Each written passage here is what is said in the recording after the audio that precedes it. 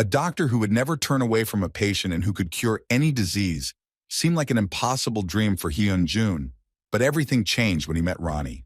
At the Aram Dermatology Clinic, a doctor was performing another laser procedure on one of the clients.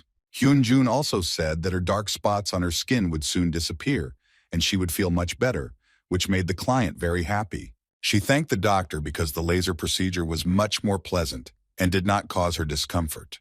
Suddenly, the electricity he could generate passed through his hands, affecting the device and causing it to malfunction.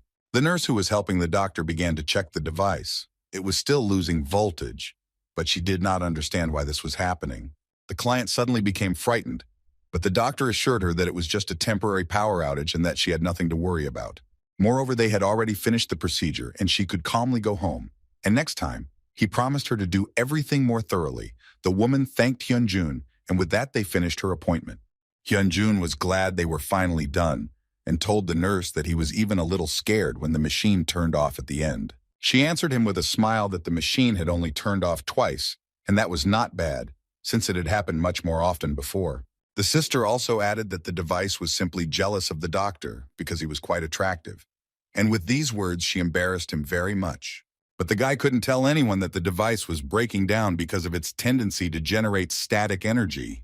The expensive medical equipment was constantly malfunctioning, but this was never a problem as crowds of patients came daily for his sophisticated procedures. The nurse said goodbye to Hyun Jun and went home since her shift was already over.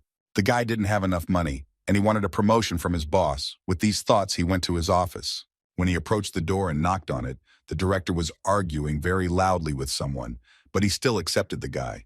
Without thinking twice, Hyun Jun immediately approached the director and began asking him for a salary increase. The director was surprised that the guy was asking for a raise again, since he had given him a raise 6 months ago. The guy explained to him that his mother's current caregiver was doing a good job, but the current rate was not enough for her, so she wanted to leave. The director sympathized with his situation and said that he would give him a bonus for the next Thanksgiving holiday, but he could not promote him. Hyun Jun was very grateful to the director, but the director was not very fond of being polite and asked the boy to stop thanking him. The guy pulled himself together and said goodbye to Director Sunbae with a satisfied face. When he left, the director sighed heavily because a guy like Hyun Jun should work as a real doctor, not a cosmetologist. When a boy lost his father due to medical negligence, he decided to become a doctor. His mother worked in a restaurant to pay for his education, but suddenly became ill and now lives in a hospice where she can be cared for. Hospital bills, treatment costs, and caregivers' fees. All of this was the price of his mother's illness, and it was very high. Because of this, his younger brother flew to Australia to earn more money and help his mother. What irritated Hyun Jun the most about this situation was that they all had to live far away from each other. 3 years have passed since then. Time has flown by, but there was still not enough money. While he was riding the bus home, he received a text message from his friend Yeon Wook, who wanted to meet him. The purpose of his meeting was to conduct a test, since he was currently working on a project and needed a test subject. Hyun Jun was reluctant to answer because he wanted to return home quickly, but Young Suk offered to pay him money for his participation. He really needed money at that moment, so he immediately agreed and went to his friend. When he arrived at the address, he saw a huge office building in front of him, which impressed him greatly. He was sure that Yeon Wook was quite successful.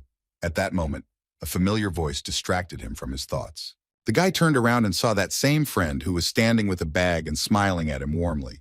He threw a can of beer to the guy and he immediately caught it, although it was unexpected.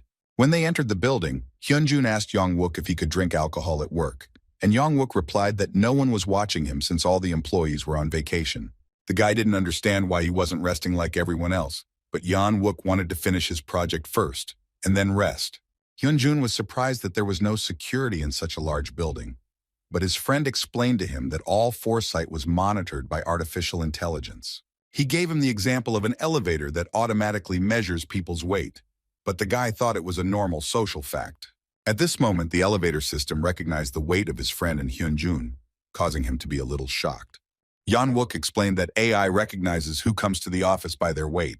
The guy was a little perplexed, because he thought that this was violating someone else's boundaries, but his friend replied that everything was legal, and the program could easily even show health indicators. Yeon Wook asked the guy if he knew about the AI Jerome, which was developed by his company, and the guy immediately remembered that he saw this news on TV. This AI could diagnose a serious illness that even the best doctors could not determine. Then his friend told him that he was working on a self-aware AI, in other words, an artificial intelligence that is aware of its own existence. Hyun Jun realized that it wasn't Chi who had his own mind, and his friend confirmed his suspicions. When they entered his office, Hyun Jun saw a platform in front of him that depicted a cube-shaped figure. The guy was shocked by what he saw and looked at her with great admiration. He began to approach the platform and noticed that it was quite large in size, which amazed him even more. He was surprised that Yang Wook had taken up an entire floor for his experiments, but he told him that this space was not enough and that he would expand the work area. The boy then asked what the experiment was about, as he was eager to know what to do. But Yang Wook asked him to take his time and first drink to their meeting. The guy, in turn, agreed with him, and they clinked glasses. At that time, Hyun Jun had no idea that the ability that seemed like a burden to him would change his life. Eagerly, Yang Wook suggested that the guy show something really cool and looked at him carefully, waiting for a reaction. Hyun Jun agreed, and then his friend turned to the cube and called him Alfred. He introduced his friend to him and asked him to say hello to him. Cube suddenly started talking and told Yang Wook that he was very pleased to meet his friend. Hearing this, Hyun Jun was a little shocked because he had never seen anything like this before. He introduced himself to the cube in response, but Yang Wook was amused by his actions because no one does that. But Hyun Jun had never seen Yi before. He also asked why Yi's name was Alfred, but Yang Wook replied that he thought that was the right name for an assistant. Yang Wook revealed that the cube's official name was Ronnie, a name he thought was more suitable than Alfred, but he didn't say anything about it. After finishing their conversation, Yang Wook walked over to the control panel and ordered Alfred to analyze his friend's emotional state. Hyun Jun was surprised and didn't understand why he needed his emotional state. He stood close to the platform and she began to scan his entire body to recognize emotions. Alfred informed them that the download was complete and an information window appeared in front of the guy. He also added that the guy's emotional state was multi-level and at the moment sadness prevailed over him. The guy was surprised how the AI was able to determine his mental state so easily, because he was really sad. Yang Wook didn't understand why Hyun Jun's sadness meter was so high. He found it strange. Then he suggested that the guy start the real test and asked him to put his finger on the control siesta. Hyun Jun began to doubt, but his friend convinced him that it was safe and there was nothing to be afraid of. When he put his finger on the remote, Alfred informed him that blood sampling had begun, which made the guy a little wary. But Yang Wook asked him not to worry, as it was just a test to check for the presence of genes that predisposed to baldness. Suddenly, static electricity began to flow through the guy's finger, which also affected the system, which was electrocuted. A few seconds later, the electricity in the office completely disappeared, which really scared them. The guy was afraid that everything turned off because of him. But Yang Wook convinced him that he had spare ones, so everything would turn on again soon, and he had nothing to worry about. And a second later, that's what happened. The lights came on again, and Alfred appeared in front of them again. An information window appeared in front of them, which showed the result of the analysis, with which there were no problems, and the guy sighed with relief. Yang Wook thought that the guy was worrying too much and asked Alfred if he thought the same. But in response, there was only silence. Yang Wook was surprised why Yi wasn't answering him and began asking him again. Hyun Jun began to worry that something was broken, but Yang Wook was sure that it was just a system error due to the power outage, and said that he would fix it later. He suggested the guy to go to some cafe and drink it, because they had finished their experiment and got all the results they wanted. The guy agreed and looked at his hand, which for some reason did not stop working. He decided that it was because he was so scared about the power outage that he started to shiver. The next day, the guy woke up to continuous notifications on his phone. When he picked it up, he saw notifications that money had been withdrawn from his account for monthly services. He got out of bed and was a little upset, but he could not do anything because these withdrawals were necessary.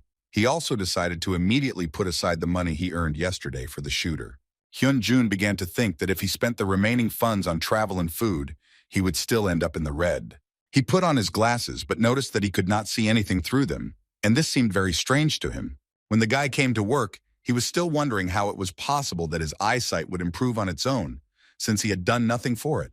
As he passed the reception desk, he was seen by a nurse who was a little shocked by his appearance. She told the guy that it really suits him to walk without glasses, and that he is very handsome. The nurse's words made the guy very embarrassed, and he thanked her for the compliment. The nurse also told him that he would soon be having his scheduled procedure, and he asked her to get everything ready for it.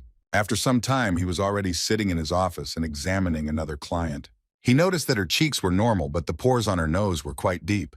The client's skin was dry and had a lot of sebum production, so he decided to give her a laser treatment. When he touched her skin with the laser, suddenly, as if an electric shock had passed through his head, he felt a sharp headache, which seemed very strange to him. A second later, several information windows appeared in front of him, analyzing the patient's skin, and a voice in his head suggested an effective treatment for her. When the guy heard and saw all this, he became very scared and was thrown back from surprise. The nurse was very scared for him and started asking what was wrong with him, and the client jumped up from the couch and also did not understand what was happening. He looked at them, but all he saw was a pile of tables that informed him about the condition of his patient, and he didn't understand what had happened to him. Meanwhile, Hyun Wook was in his office trying to figure out why he couldn't reinstate his assistant Alfred. All his attempts to do something were unsuccessful, and only an error window appeared in front of him, which meant that Alfred was missing. And the nurse kept asking the guy what happened to him, but he joked that he just had a cramp in his leg and there was nothing to worry about. He asked them to wait a little and said that he would go to the restroom to tidy himself up. When he went into the toilet, he stood in front of the mirror and tried to understand what had happened to him. Hyun Jun began to think. The voice he heard told him to use a different device and stimulate the skin with heat instead of burning the epidermis. Then he remembered that the system also said that the information was taken from a dissertation, which meant that he would be able to check it in a database of medical scientific publications. He took out his phone and started searching for similar information about his patient's treatment. When the guy found everything he needed, he saw that the voice in his head was right, and he needed to be treated exactly as he diagnosed.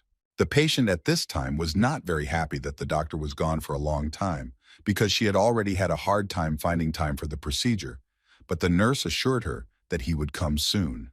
At that moment, Hyun Jun entered the office and apologized for the long wait, as he had heard everything. He explained to the patient that he had found a procedure that was more suitable for her. Hyun Jun told her that for her skin problem, another procedure would be suitable, although it would be more expensive, but she would not have to pay extra. The woman was very happy about this and could not refuse a procedure that was more suitable for her, so she immediately agreed.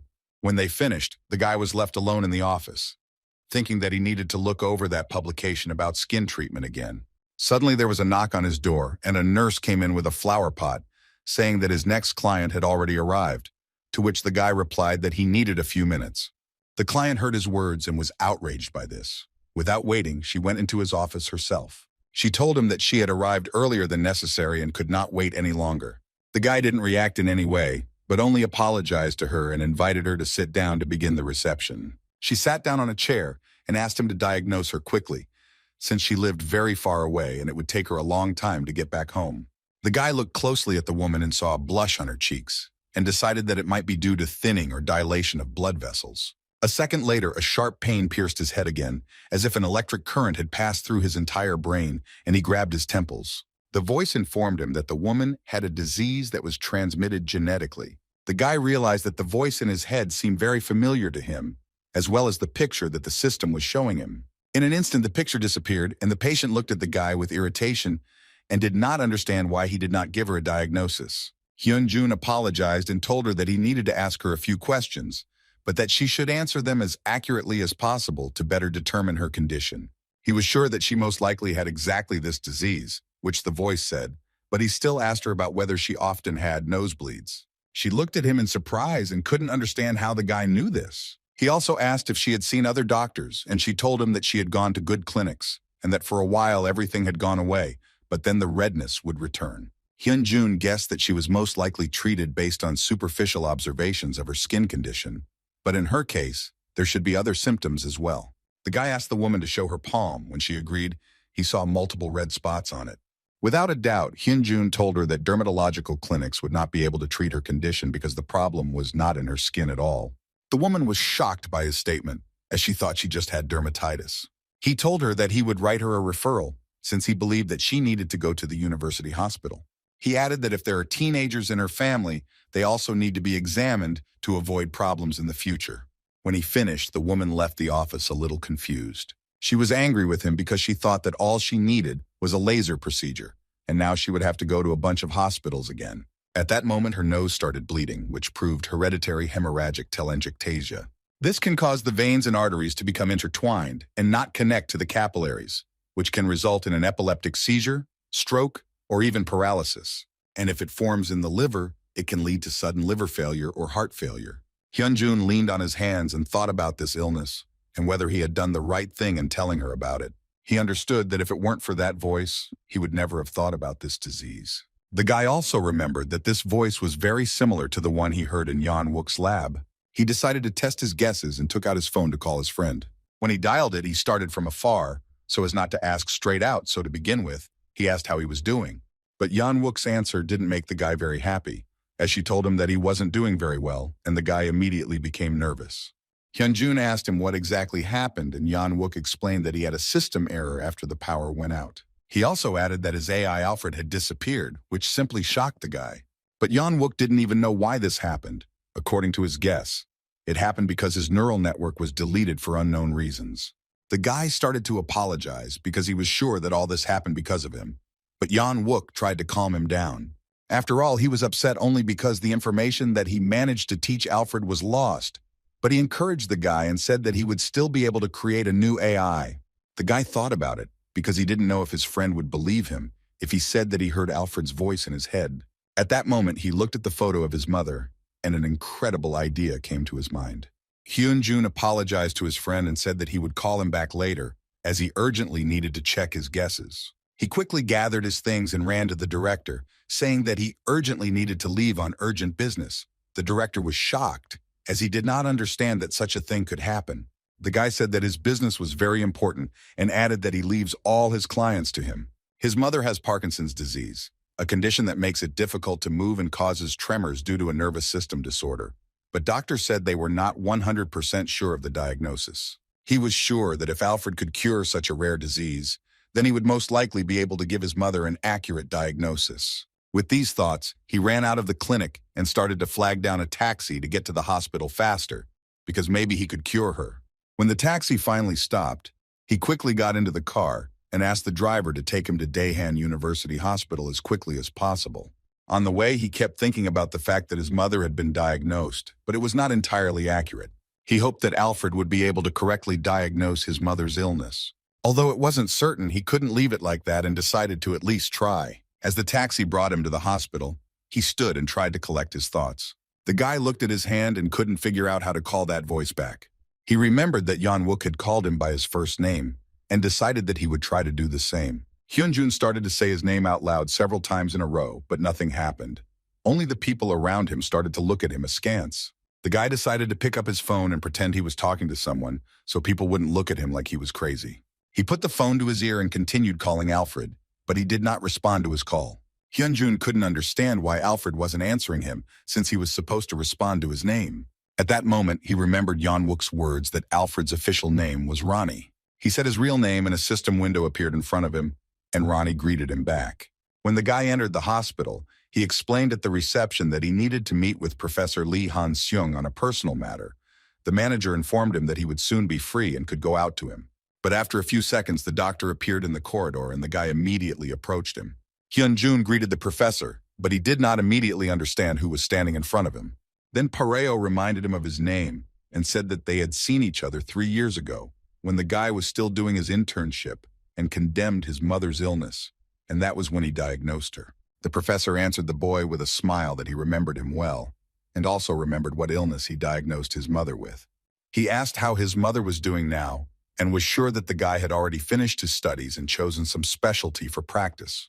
But Hyun Jun told him that due to circumstances, he was unable to continue his studies and dropped out, and his mother was now in a hospice.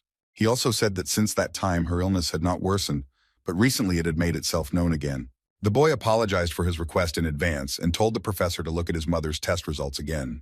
The professor smiled at him and replied that he would help him because the boy had come here, which meant that he was very concerned about his mother's condition, and he was obliged to help him.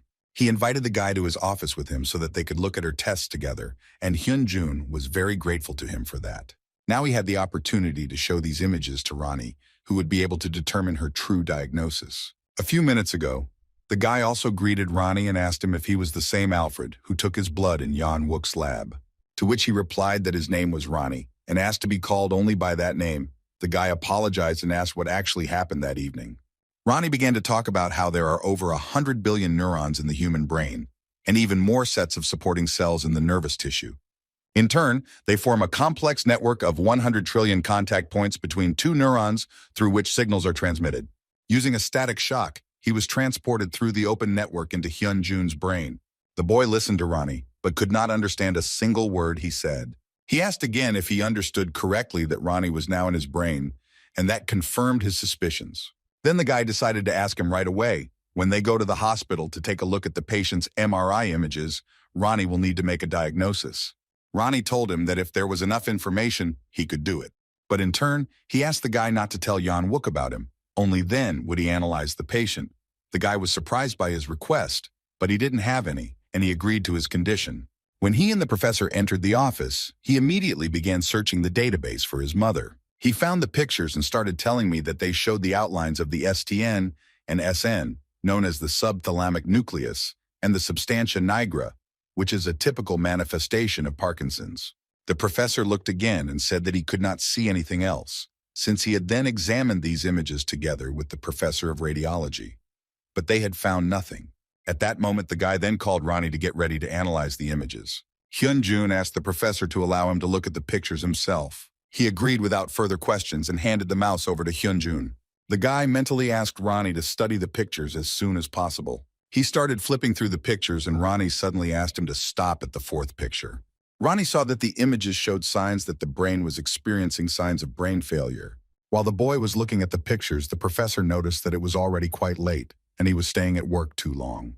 The guy tried to understand what these observations were talking about, since the shell is part of the lenticular nucleus, and this nucleus and the bridge are parts of the brain. Ronnie finished the MRI and said there was an 82% chance the diagnosis was multiple system atrophy, a rare neurological disorder.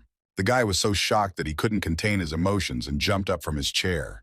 The professor did not understand why he was behaving this way and told him that he was not throwing him out and there was still plenty of time. The guy immediately turned to the professor and said that he wanted to look at the pictures again with him. He explained to him that if he looked at the image again, he could see that the brain was shrinking, which could be a sign of multiple system atrophy. The professor was shocked by his words and did not understand where the guy could have come to such conclusions. Hyun Jun realized that he had gotten too excited, and now he needed to calm down and somehow explain his words. He decided he had to trust Ronnie's judgment and stand his ground. The boy continued to point to the image and asked the professor if he saw hyperdensity in the form of a rim on the shell. Professor Han Xiong was puzzled as to how the boy could identify this and see it in the picture. He started looking at the pictures and saw what the guy had told him, confirming his diagnosis. But he couldn't figure out why they hadn't seen it before. The professor thought it was incredible that the guy could see something like that, because diagnosing such images requires a lot of experience, which the guy did not have, since he did not graduate from the institute. The guy was a little confused because he hadn't come up with an excuse at all. He began to think what to say to the professor, since he couldn't say anything about the AI. Otherwise, Han Xiong would think he was crazy. Without thinking twice, the guy replied that after his mother got sick, he spent all his free time studying neurology, mainly MRI scans of neurodegenerative diseases, like Parkinson's and similar diseases. It's an excuse, but not entirely a lie, since he did spend a lot of time researching neurological disorders. Because he had a big dream to save his mother and bring her back to normal life. Hyun Jun confessed to the professor that he had surprised himself, but he wanted to pinpoint the illness that had confined his mother to her bed. The professor answered the boy that he understood him perfectly, but in any case, the most important thing now was to confirm his mother's diagnosis. Since the 3-year-old program says that it is Parkinson's, but this is not certain, the professor started calling somewhere, and the guy just stood there waiting for the result. Hans Vian called another professor and asked him to review the pictures he would send him. Hyun Jun stood in a stupor, because any minute now he would find out the real reason for his mother's suffering. The professor continued talking, and turning to the guy, he smiled and made it clear that everything was okay. When he hung up, he confirmed the guy's suspicions and said that most likely his mother's diagnosis was MSA. Hearing these words, the boy was beside himself with joy, because now he would be able to cure his mother. The radiology professor wasn't sure either, but after taking a closer look at the images, he said MSA was much more likely than Parkinson's. Hyun Jun thanked the professor and bowed to him, as it was the best day of his life. The doctor looked at the guy carefully and thought about the fact that it was not easy to determine something like this without practice, and it was simply a miracle that grew out of efforts and a desperate desire to help her mother get back on her feet. The professor also thanked the boy and said that he would pray for his mother's recovery. The guy still had a long way to go, but at that moment, he felt a huge weight lifted from his shoulders, and he also thanked Ronnie. Hyun Jun came to his mother's hostess to visit her. At that time, his shooter was just leaving, whom he wished a good journey. When she left, Pareo turned to his mother and asked how she was feeling. His mother was lying in a hospital bed and was a little exhausted, but she told her son that she was fine. Hyun Jun apologized to her for not being able to visit her for so long because he was very busy with work and patients, and his mother nodded to him in understanding. The guy joked that everyone was fighting to be treated by him, and it even got to the point that the director was jealous of him. Mom was very happy to hear that her son was doing well, because for her this was the most important thing. She raised her hand, which was shaking very much, and brought it to Hyun Jun's face, saying that when she recovered, she would take care of him again, and even better. The guy didn't say anything in response, he just lowered his eyes. His mother couldn't understand what was wrong and started asking him. She saw his upset face and said that if he wanted to cry, then he should definitely do it. 2 hours ago, on the way to his mother's hospital, the guy talked to Ronnie, who informed him that there was currently no cure for the disease. Hyun Jun was very surprised, as the professor assured him that there should have been some kind of cure. Ronnie told the guy that there were 2 companies working together to try to find a cure for MSA. He also said that at the moment they are trying to cure MSA by alpha-synucleins using multipotent stem cells, and the treatment is now in the 3rd stage of clinical trials. The guy realized that if they were already in the 3rd phase of clinical trials, it meant that they had already confirmed the effect of the drug and even found out the side effects. Ronnie confirmed his words and said that if they pass this phase of testing, there is a high probability that they will be granted marketing approval for the drug, and it will go to market immediately. Hyun Jun held his mother's hand and couldn't hold back his tears, because soon his mother would finally be able to become healthy. When the guy arrived home, he was sitting on a chair, holding a cold can of lemonade in front of his eyes, because they were very swollen from tears, because the last time he cried like that was when he buried his father. Ronnie approached the guy and said that he had noticed strong emotional swings that were very similar to sadness, but Hyun Jun convinced him that he was not sad, but on the contrary, happy.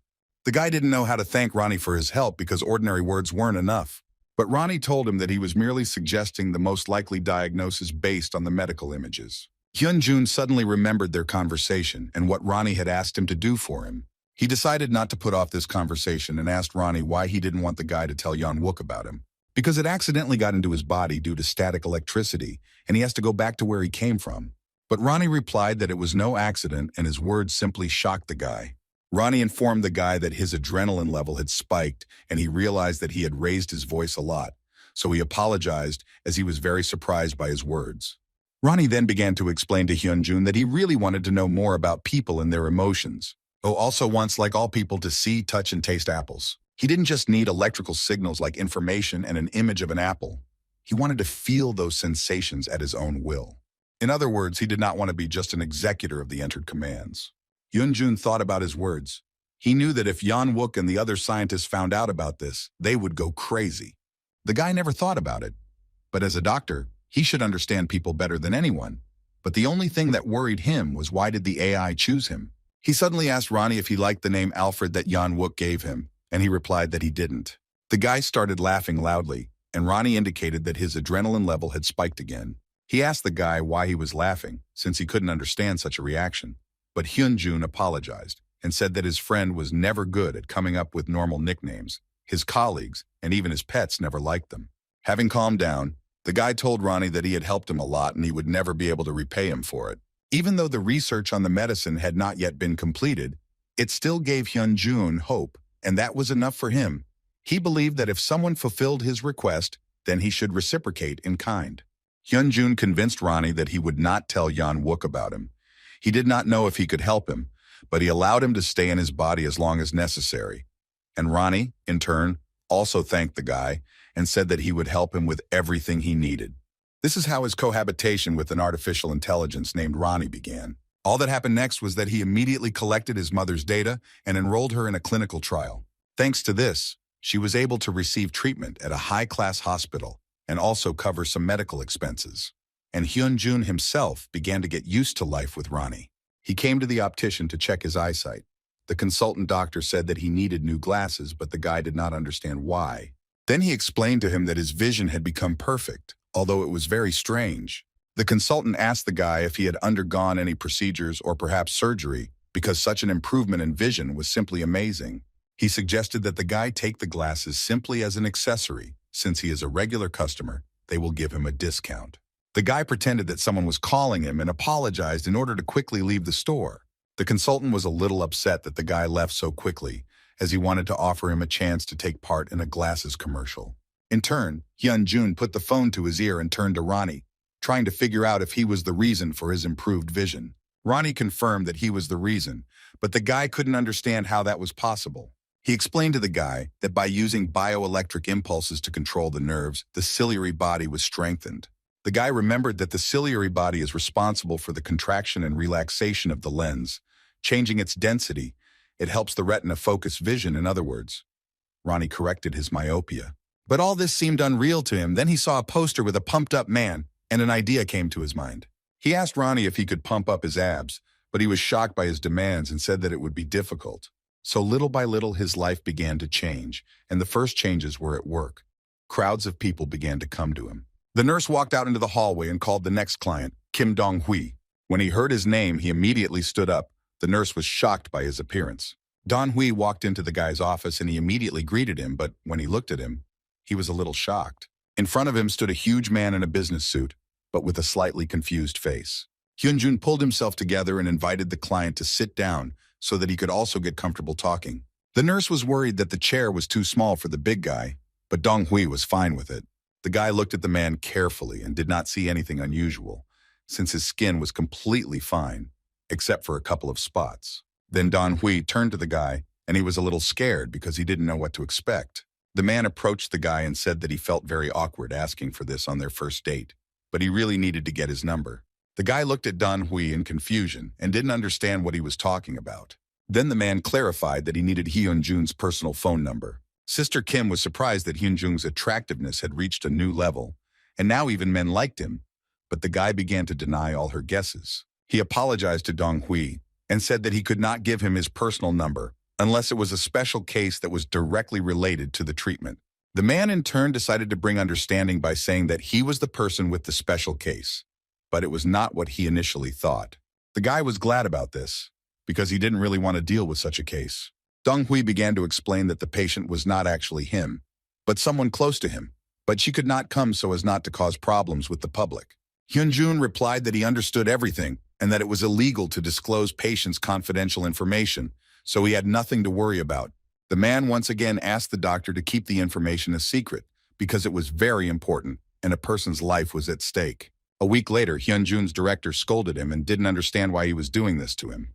The guy didn't understand why he was so angry because they deleted everything last week. But Sunbae still didn't think his decision was right, since he was the director of the clinic, but he couldn't see his precious patient. Hyun Jun repeated to him once again that this patient was not his, because she had approached the guy and not the director. But Sunbae continued to be angry at the guy, and even grabbed his chest to prove his point, because Kim Sora was an unusual person.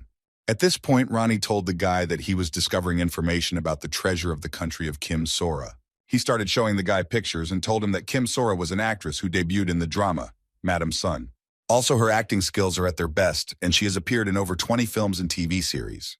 Even recordings of her voice were used to create Ronnie's speech algorithms. Kim Sora is the most famous actress at the moment, and it was to Hyun Jun that her manager came to ask for help.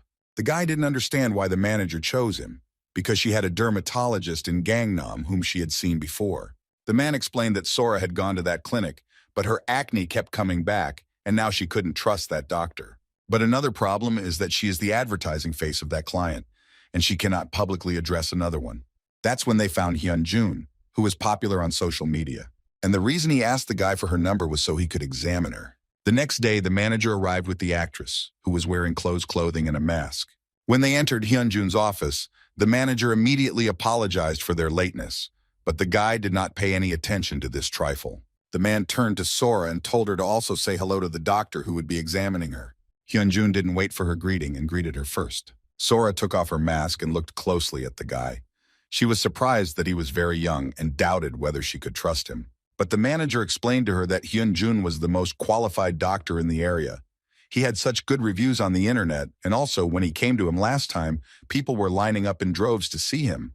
Sora was surprised and assumed that he could most likely be trusted, and the guy just stood aside and watched their discussion. He decided to hurry them up and said that they needed to start the reception immediately, as he had to be home early. When Sora sat down at the table, she began to look around and examine everything. She thought that she had foolishly trusted the manager because the office decor was ordinary and no better than in her previous clinic. The guy himself was very tense because he did not expect that the girl would be so capricious. First, Hyun Jun asked her to take off her headdress as it would be in the way. She took off her cap and told the guy that people online write about him as a friendly doctor, but she thinks that's not true at all. The guy only smiled in response, but in his thoughts he just wanted to disappear from the office because such a stop was stressing him out. Ronnie did an emotional analysis based on the patient's voice. Her fear and embarrassment levels were off the charts. The guy was shocked by Ronnie's conclusions and reacted very emotionally, so the girl also heard his reaction. She didn't understand why he was talking to her like that, but Pareo tried to calm her down. He tried to explain that he had no idea what they were writing about him on the internet, and also began to compliment her in order to somehow smooth over the situation. The girl was silent for a second, and then replied that they had better move on to the examination, since the guy was in such a hurry to get home. The guy put on gloves and began the examination. He noticed that the patient's skin was very clean and smooth. If you look for flaws, then most likely in the fact that the skin is oily and thin. However, he noticed that the layer of skin beneath the epidermis had become depleted due to frequent sanding, and the skin inside had become dry. She has had a lot of treatments done directly on her chin, which means that increasing the number of stem cells should work better than laser. Ronnie informed the guy that the main scan was complete and that the scarf from the patient's neck needed to be removed for an accurate diagnosis. The guy gently asked the girl to take off her scarf.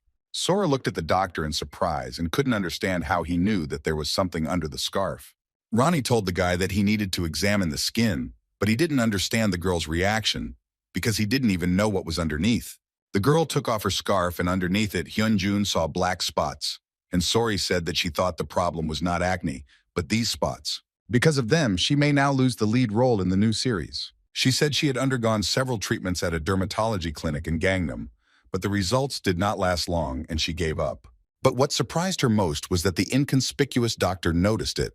At this point, Hyun Jun turned to the girl and said that her illness was black acanthosis, which is characterized by the thickening and darkening of the skin on the body. Ronnie did a physical analysis and told the guy that he needed her medical history and a report from a gynecologist. The guy thought about how to tell the girl about this, because asking her to tell him about her past medical history and the conclusion of a gynecologist because of a skin disease might seem very strange to her. Ronnie felt the boy's pulse start to rise and asked him to calm down. Hyun Jun pulled himself together and told the girl that he would ask her some awkward questions that she had never received from a dermatologist before. He convinced her that he was asking these things as a doctor, so he didn't want her to misunderstand him. Sora started to get a little worried, as she didn't understand what questions were being discussed. He began asking about her cycle and the strong spasms that accompanied them. The girl immediately blushed, but it was clear from her face that everything was as the doctor had prepared. Then the guy started asking how long her neck had been in this condition, and the girl replied that she had been walking like this for less than a year, and also that she had gained weight rapidly, but she explained that she did it for a role in a TV series. Sora didn't understand why he was asking about this in a dermatology clinic. Hyun Jun explained that he asks all these questions for medical purposes only, as recurring acne and skin problems can be caused by other diseases. The girl thought about it because everything the doctor asked was exactly what had been bothering her all this time. Ronnie said that based on the acne on her chin and all the subsequent problems, as well as the severe pain and acanthosis nigricans, they were dealing with polycystic ovarian syndrome. This disease is a fairly common disorder of the reproductive system that causes symptoms such as acne and hair loss. In severe cases, insulin resistance increases and causes acanthosis nigricans on the neck or shoulders. The guy explained to the girl that based on her story and what he saw, there was a high probability that she had PCOS, which was what was causing her acne and darkening of her skin. Sora was shocked by his conclusions and understood why he asked her all this. He also told her that her disease was not acute, but if it progressed, she would notice symptoms such as weight gain and hair loss. Hyun Jun was sure that if it weren't for Ronnie, he would never have thought to look at her neck. The last thing he told the girl was that with good treatment after the examination, her symptoms should go away. Sora asked the guy if she needed dermatological procedures now. He told her that her skin could use some help with the registration, and that she would need to go for a laser treatment once a week for a month. And Ronnie confirmed his words, as this was the treatment that was most suitable. The girl thought for a moment and jumped up from her chair, saying that she wanted to be treated by him. She agreed to any price. The main thing was that he would carry out all the procedures. The guy was a little confused by her words. After the guy agreed, the girl continued to undergo examination and came for an ultrasound. The doctor performed an ultrasound on her abdomen and noticed that she had multiple small cysts. She said the girl needed to get her blood test results checked, but it was most likely that she had polycystic ovary syndrome. The doctor also praised the girl for not being afraid to come for an examination, since not everyone at her age does this. If such a disease is ignored, it can lead to bad consequences, and even such as cancer, which naturally leads to infertility. When Sora heard the doctor's words, she was shocked by it. She immediately remembered Hyun Jun's words that if her illness progressed, it would lead to many bad symptoms. The girl asked the doctor whether her disease could cause baldness or obesity. The woman was surprised by the patient's knowledge and confirmed her words. But she reassured the girl because she had mild symptoms, and she had nothing to worry about. Sora began to worry about whether her disease was curable, but the doctor confirmed that it could be cured.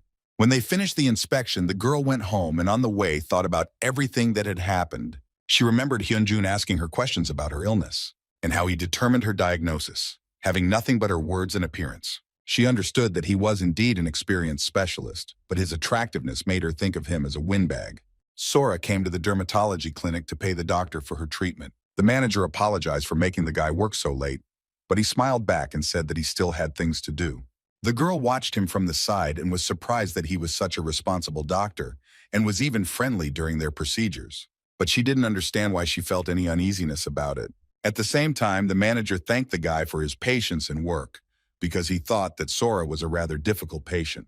Hyun Jun smiled and replied that it was not like that at all and gave them directions.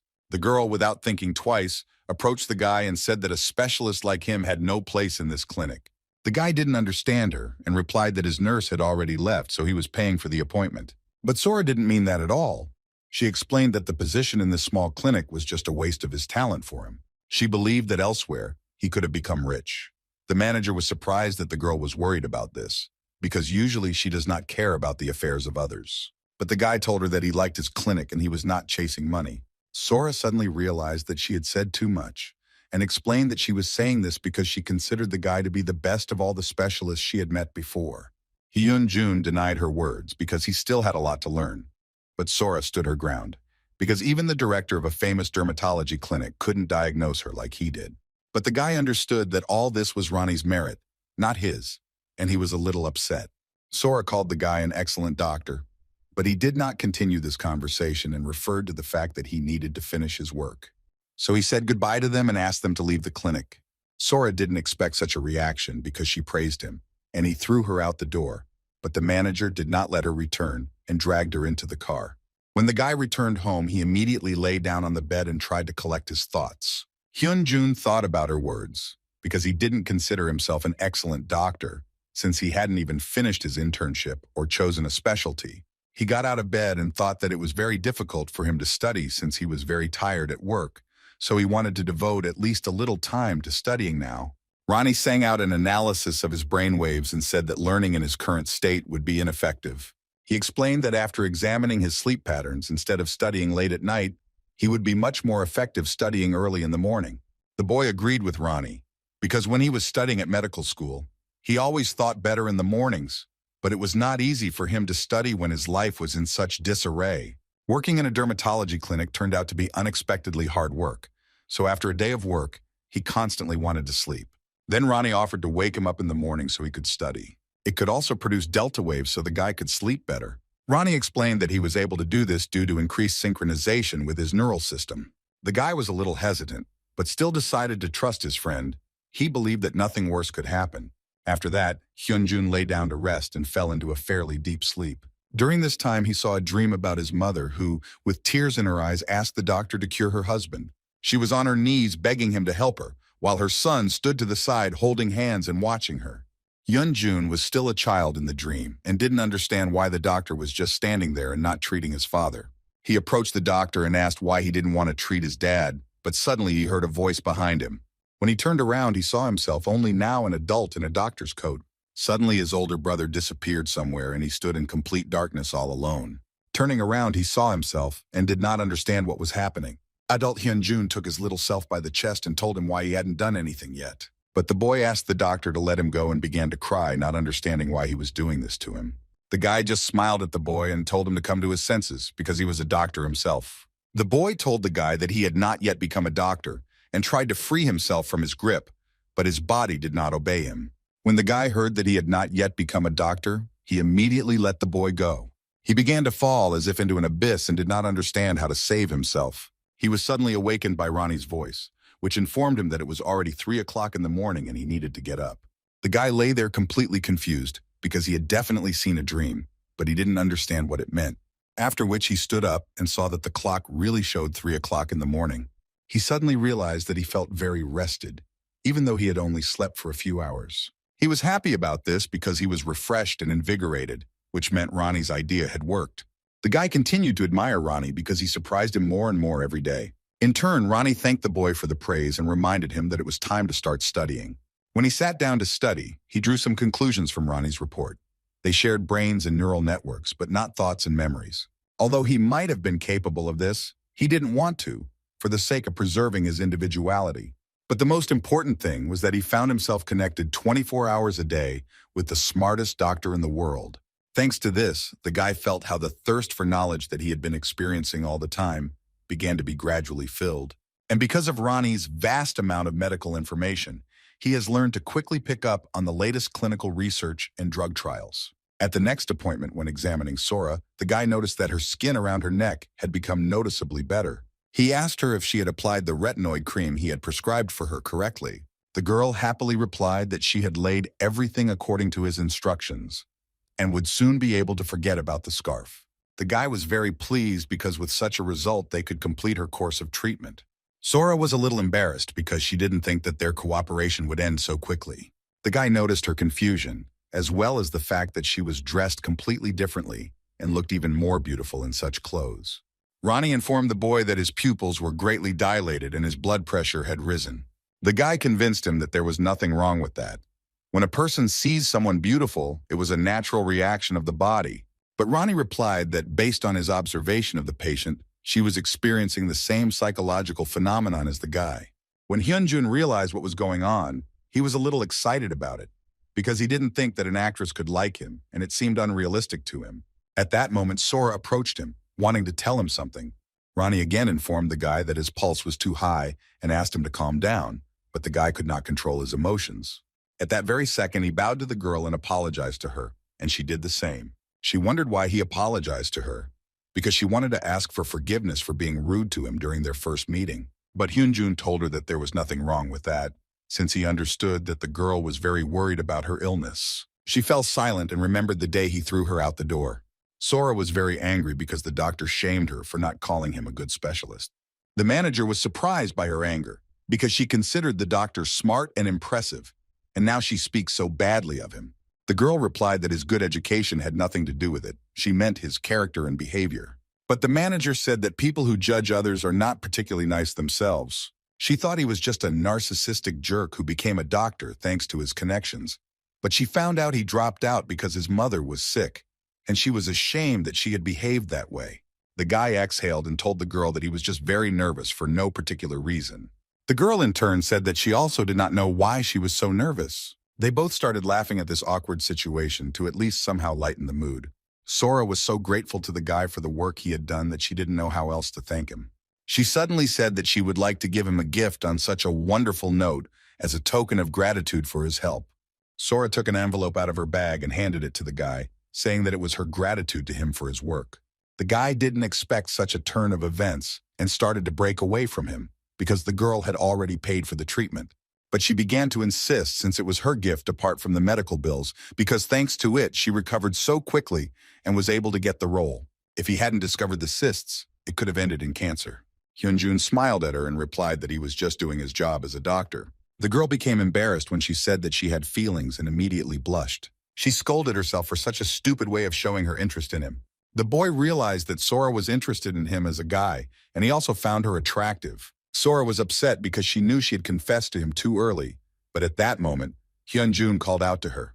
He said that he considered it wrong to accept such gifts, so her words of gratitude would be enough for him. The guy understood that he was not in a position to date a famous actress or any other girl. It was an unaffordable luxury for him. Sora knew he would reject her, so she only told him that he was very different from everyone else. At this point, they shook hands and thanked each other again. The manager also thanked the guy and bowed to him, which made Hyun Jun a little awkward. As they were leaving, Sora turned around once more and looked at the boy, and he anointed her in return. At this point, Ronnie told the guy that his serotonin levels had increased, and he didn't understand why he had calmed down so quickly. Hyun Jun thought about it and replied that it was most likely because he felt good and bad at the same time. On the way home, the manager noticed that Sora was acting very quiet, which was not like her at all. When the guy returned to the office to change clothes and go home, he received a text message on his phone. When he picked it up, he saw that the text message was from Sora, who wrote to him that she would definitely repay him accordingly. After reading her text message, Zen Jun smiled tenderly. The next day, he met his director in a cafe, who was mercilessly eating chicken legs. Ronnie told the guy that a lot of dopamine was entering Dr. Lee's body. Hyun Jun looked at him and was not surprised by his behavior. His director was outraged that the guy did not get an autograph for him, despite the fact that they had met in person. Hyun Jun explained to him that he saw the girl for a reason, but because he was treating her. He didn't think that the director liked this actress so much. He offered to ask him for her autograph now. But Lee replied that it would be better if Pareo took the chance and asked Sora out on a date, since he saw on TV that she was a very nice girl.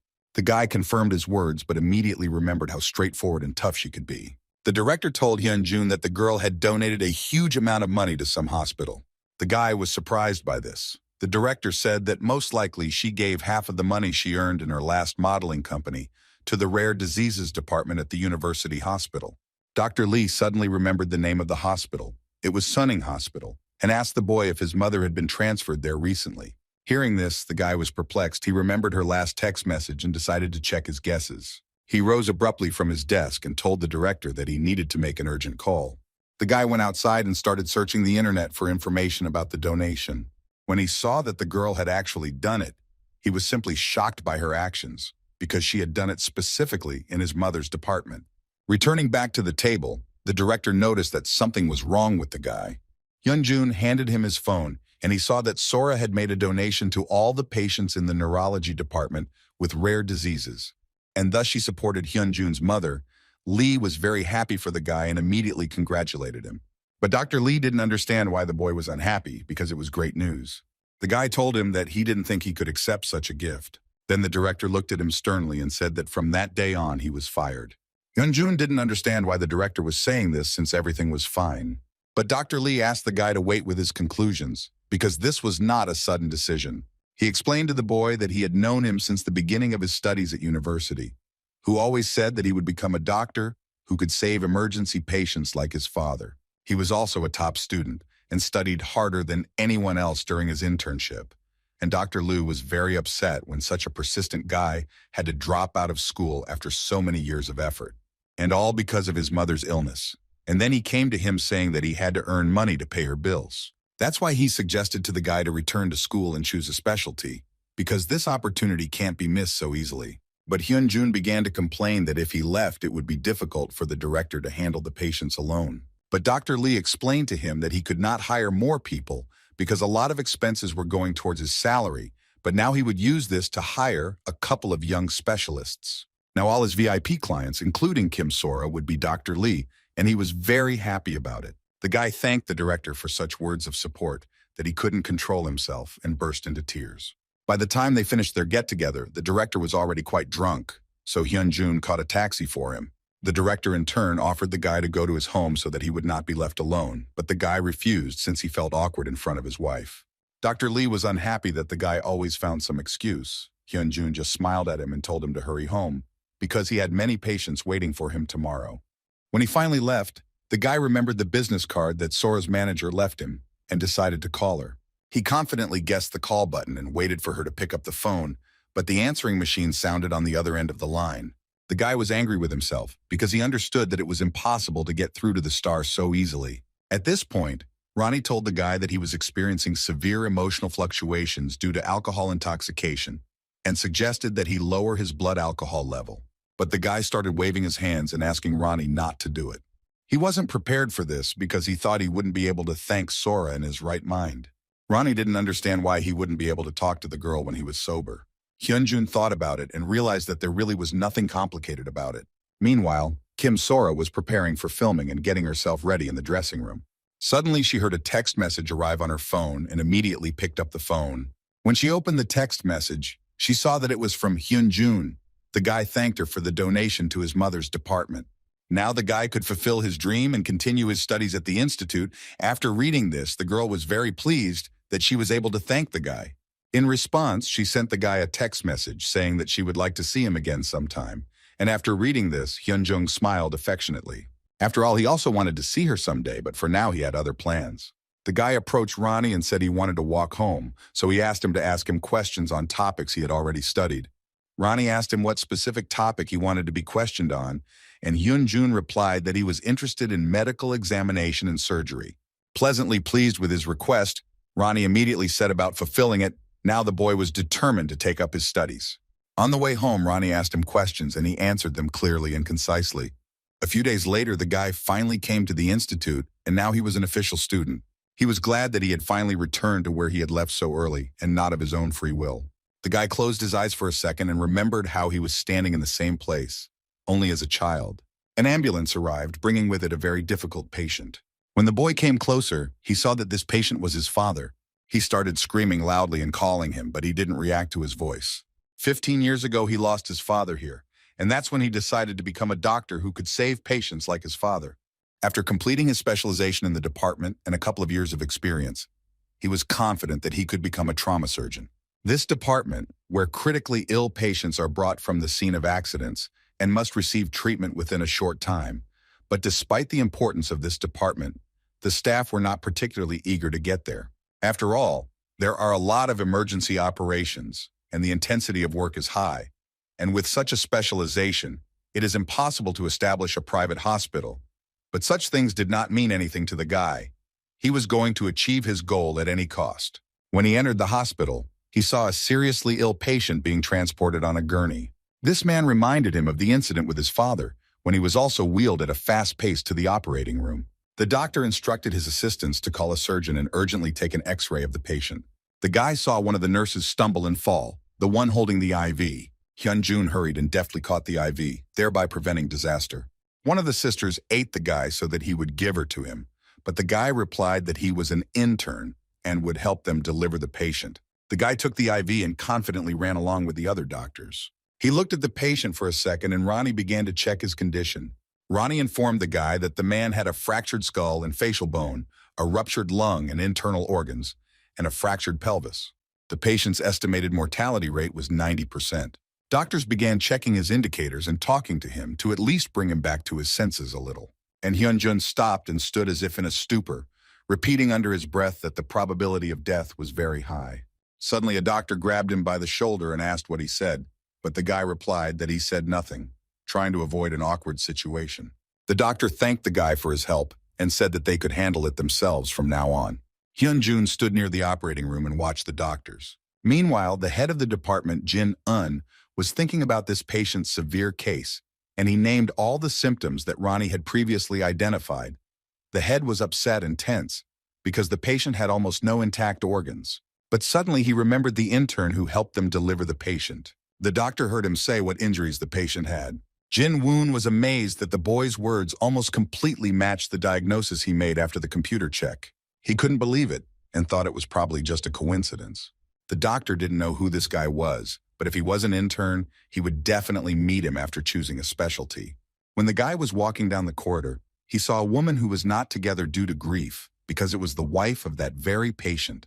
Hyun Jun asked Ronnie if there was a chance the man would survive, and he replied that there was only a 10% chance. In 13 years, the guy still hasn't changed anything, but he still has plenty of determination. Suddenly, a familiar voice called out to him, and the guy turned around to see who it was. When he turned around, he saw his former classmate, Lee Gun-suk. And next to him stood another of his former acquaintances, San-soo, who mockingly called the guy a fugitive. Hyun Jun wasn't very happy to see them since they weren't on the best terms.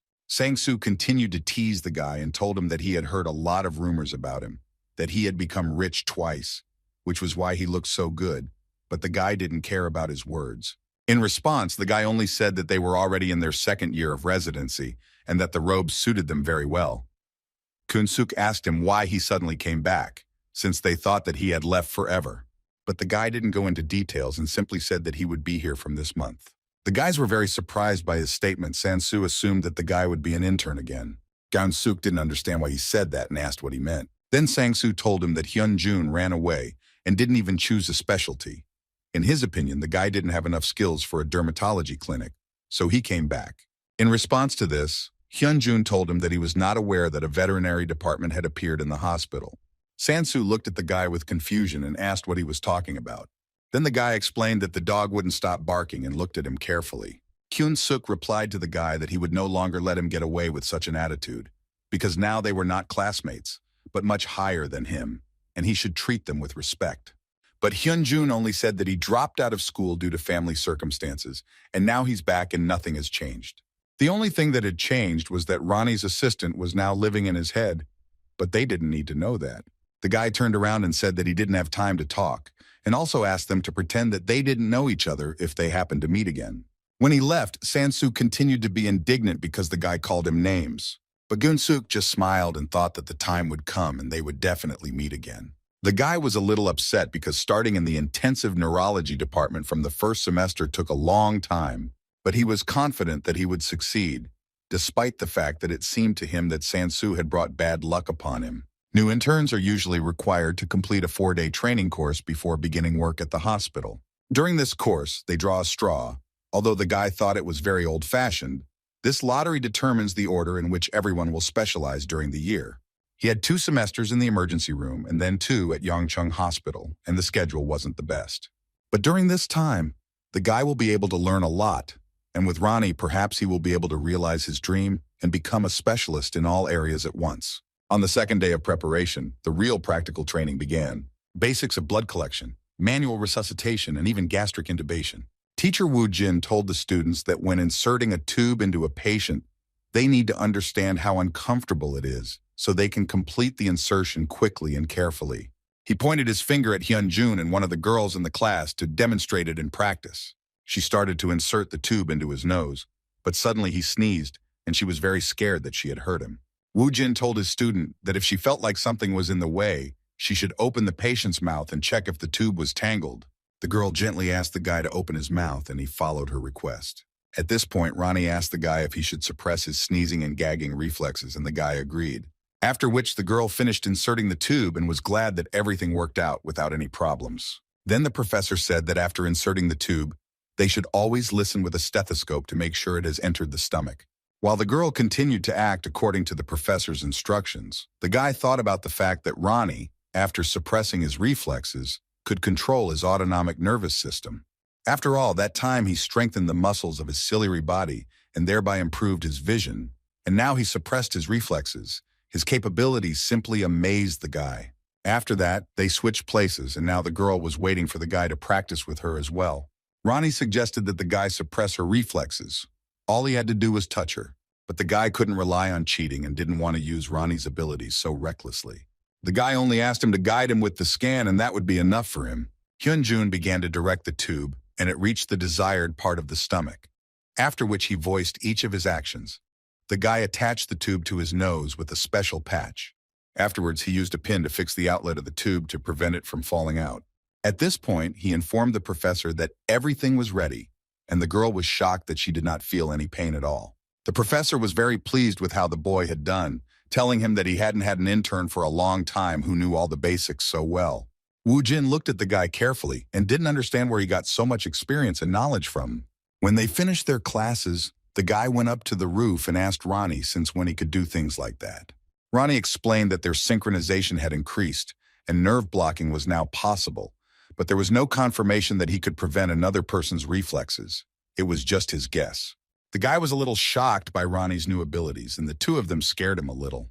After all, if he can control his body so much, then perhaps he can completely take control of him, and Hyun Jun is just a shell for him.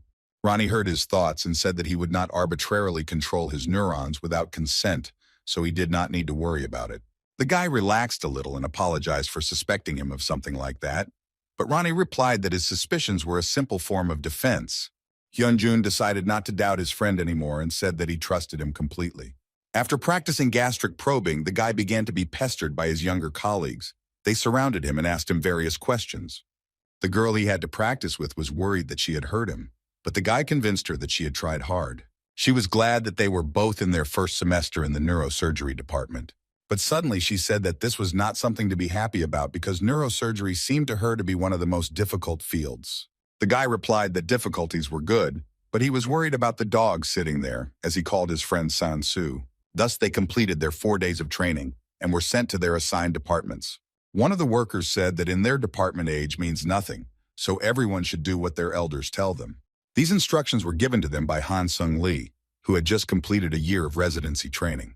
First, he had to decide their roles, where 6 would go to the operating rooms and 2 to the wards. He also added that usually the interns choose themselves, but because they were all new, he would choose everything for them. He sent the 2 girls, one of whom had been practicing with Hyun Jun, to the blood vessel room and took care of the others. The thing that a neurosurgery intern needs to avoid the most is working in a hospital, because in addition to working with patients, he is also sent to operations, and because of this, there is little time for rest. At that moment, Song Lee just called out the boy's name and said that he was being assigned to the wards along with another student. Before that, Sang-soo asked Song Lee to make sure that the guy would end up on ward duty. He ordered him that Song Lee did not give them the right to choose, but he himself determined everyone. He really wanted his former classmate to suffer. Song Lee thought about what Sang-soo had said about this guy's bad character, but so far he hadn't said anything or protested. Hyun Jun, in turn, was sure that the more difficult it was, the more new things he would be able to learn, although he also wanted to participate in the operation. But there was also a lot of interesting things in being on duty. When they finished, the head of the neurosurgery department, Sim Kuk-hyun, came into the office to see if everything was okay.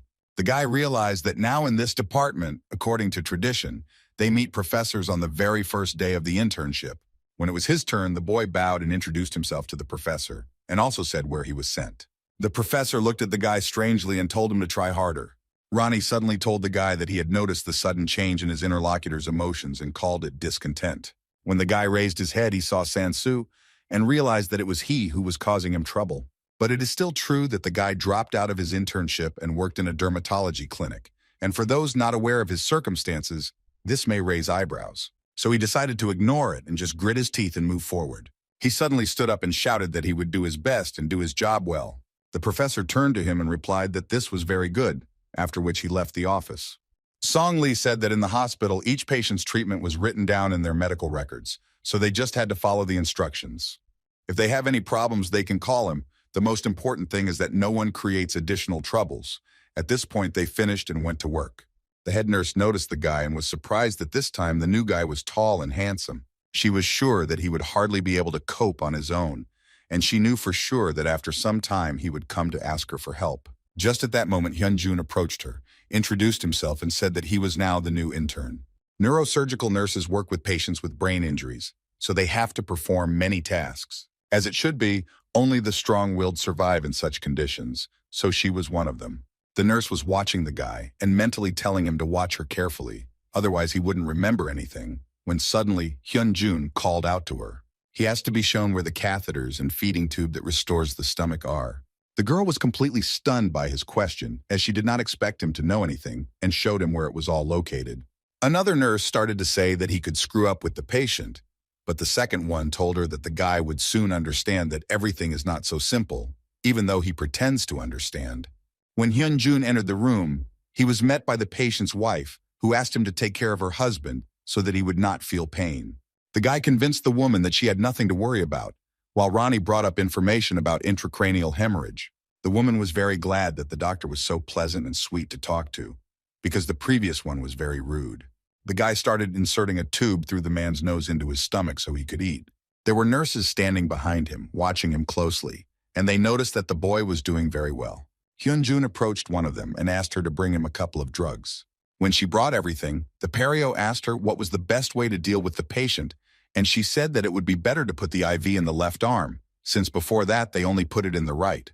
The head nurse was watching him and noticed that the guy was asking the nurses about the patients, which meant he understood that the nurse was the most familiar with the patient's condition.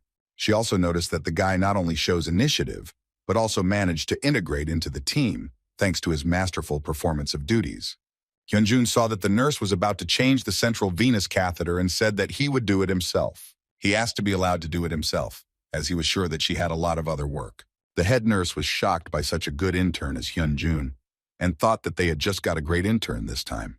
Meanwhile, Sang-soo and Song Lee were walking down the corridor, talking about how the guy had hardly had time to examine his patients. Sang-soo urged the boy to keep an eye on Hyun Jun's work and not indulge him because he was older than him.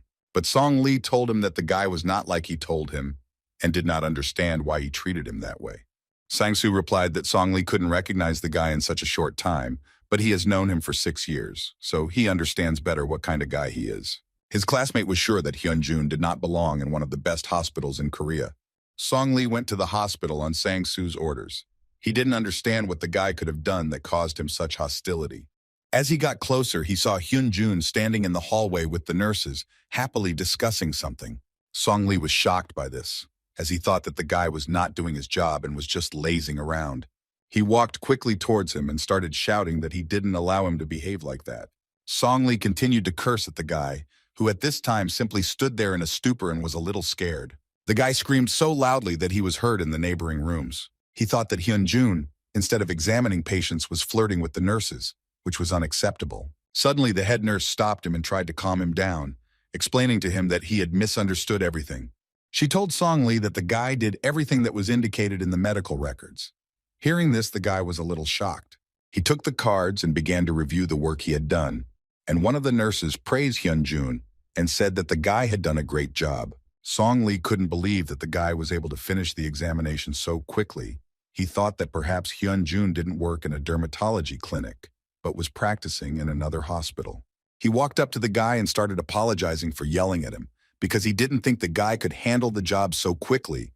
Hyun Jun only replied that he understood. Suddenly, Ronnie told the guy that he heard a patient groaning in pain in one of the rooms. While Song Lee continued speaking, the guy jumped up and ran towards the patient. Seeing this, Lee did not understand where the guy ran so quickly. Hyun Jun ran into the patient's room and began asking how he was feeling, but the man replied that his head hurt so much that it was unbearable. Song Lee asked the boy what symptoms the patient had, and he replied that he had a headache and vomiting. The doctor did not understand why this was happening, since the professor wrote in his response that the operation went normally. Ronnie also confirmed that the patient had blepharoptosis of the left eyelid, and the guy immediately told the doctor about it. The doctor began to get very nervous, and the guy was looking for a pointer to check the patient's reaction to light. When he started shining the light into his pupils, he saw that the patient's pupils were greatly dilated, which meant that he had mydriasis. The man pushed the guy away and told him to take the pointer away from him. The guy realized that he had photophobia. Then, on Ronnie's advice, the guy began to check the patient's back of the head, where the muscles were very hardened. After that, the guy needed to find out when the patient had the operation, and he asked Song Lee about it. Ronnie put all the information together, as well as the patient's symptoms, and said that there was a high chance that he was suffering from recurrent bleeding following brain surgery. The guy turned to the doctor and said the same thing, and that the patient urgently needed a CT scan to confirm the diagnosis he had voiced. Song Lee couldn't believe that the boy had diagnosed it so quickly, and the nurse told him that she would call the doctors to make sure. But the doctor stopped her and said that he would inform everyone himself and that she would better quickly prepare and move the patient for the CT scan. As they began to wheel the patient out of the room, Hyun Jun asked the nurse to monitor his airway as he might start vomiting. Meanwhile, other doctors approached the doctor and asked where the patient was. Song Lee told them that he had already sent him to the diagnostic room. Sang-soo was very angry that the resident decided everything himself without his permission, but he was interrupted by another doctor. He confirmed that if it was a recurring bleed, time was of the essence, so he asked Sang-soo to prepare the operating room just in case. When the doctor came into the diagnostic room, the doctor confirmed that the patient was indeed bleeding. Then the doctor said that they needed to look at the original source of bleeding in the artery. At the same time, Ronnie told the guy that if the main source of bleeding is an artery, then this is not a repeated hemorrhage, since there are completely different symptoms, which means that by all indications, the patient has symptoms of a rupture of the posterior wall of the communicating artery. The guy was shocked by Ronnie's findings, who had already requested an MRI to make an accurate diagnosis. Hyun Jun was sure that he needed to tell the doctors about this, but he was worried that they wouldn't take his word seriously. Without thinking twice, the guy told them that there was a chance that it was not a rebleeding. He explained to them that the patient's symptoms were different when he examined him in the ward. The doctor wondered if everything was as the intern said, then the symptoms were caused by bleeding in another area. He asked the doctor to do an MRI on the patient, as he understood that the guy's reasoning was absolutely correct. After this, the doctor called the head of the department and said that according to the results of the examination, a rupture of the posterior communicating artery was visible, and they would immediately begin the operation. Hyun Jun was amazed that Ronnie made the correct diagnosis and recognized what even the specialist had missed. When the doctor finished talking to the head of the department, he immediately turned to the guy and thanked him, because thanks to him, they avoided a huge mistake. The patient has bleeding in 2 places, so the prognosis may not be the best, but in any case, they immediately go to surgery, because the situation is not so bad, because they did not waste much time. The doctor also told the guy that he only performed laser procedures at the dermatology clinic, but it turned out that the guy did not forget about his studies. Hyun Jun confirmed his words. The doctor did not want to offend the guy in any way, but on the contrary, praised him. The guy thanked the doctor and he left with the thought that the intern had a very insightful mind and he had high hopes for him. He also didn't understand why Sang-soo hated such a worthy worker. At the same time, Sang-soo in the staff room was telling Song-lee that he didn't believe that Hyun Jun was able to determine the diagnosis himself, and it made him angry, but it was impossible to deny the facts. Then Sang-soo decided that they would tell the professor that it was Song-lee who took action on the patient and informed all the doctors. But in response, the guy only remained silent. When Sang-soo asked if the boy understood his order, he said that he needed to go urgently and quickly ran out of the room. At this time, Hyun Jun decided to go up to the roof to talk to Ronnie. As he climbed the steps, he remembered how the doctor praised him for his help. Now he clearly understood that he had been able to help the patient. But he also knew that if it weren't for Ronnie, the guy wouldn't have been able to do all this. Hyun Jun decided that he needed to study harder so that he could come to the same conclusions without his help. Ronnie suddenly felt like the guy wanted to get rid of him, but he explained that he just wanted to rely more on his own strength. After all, his ultimate goal is to become a doctor who can cure any patient.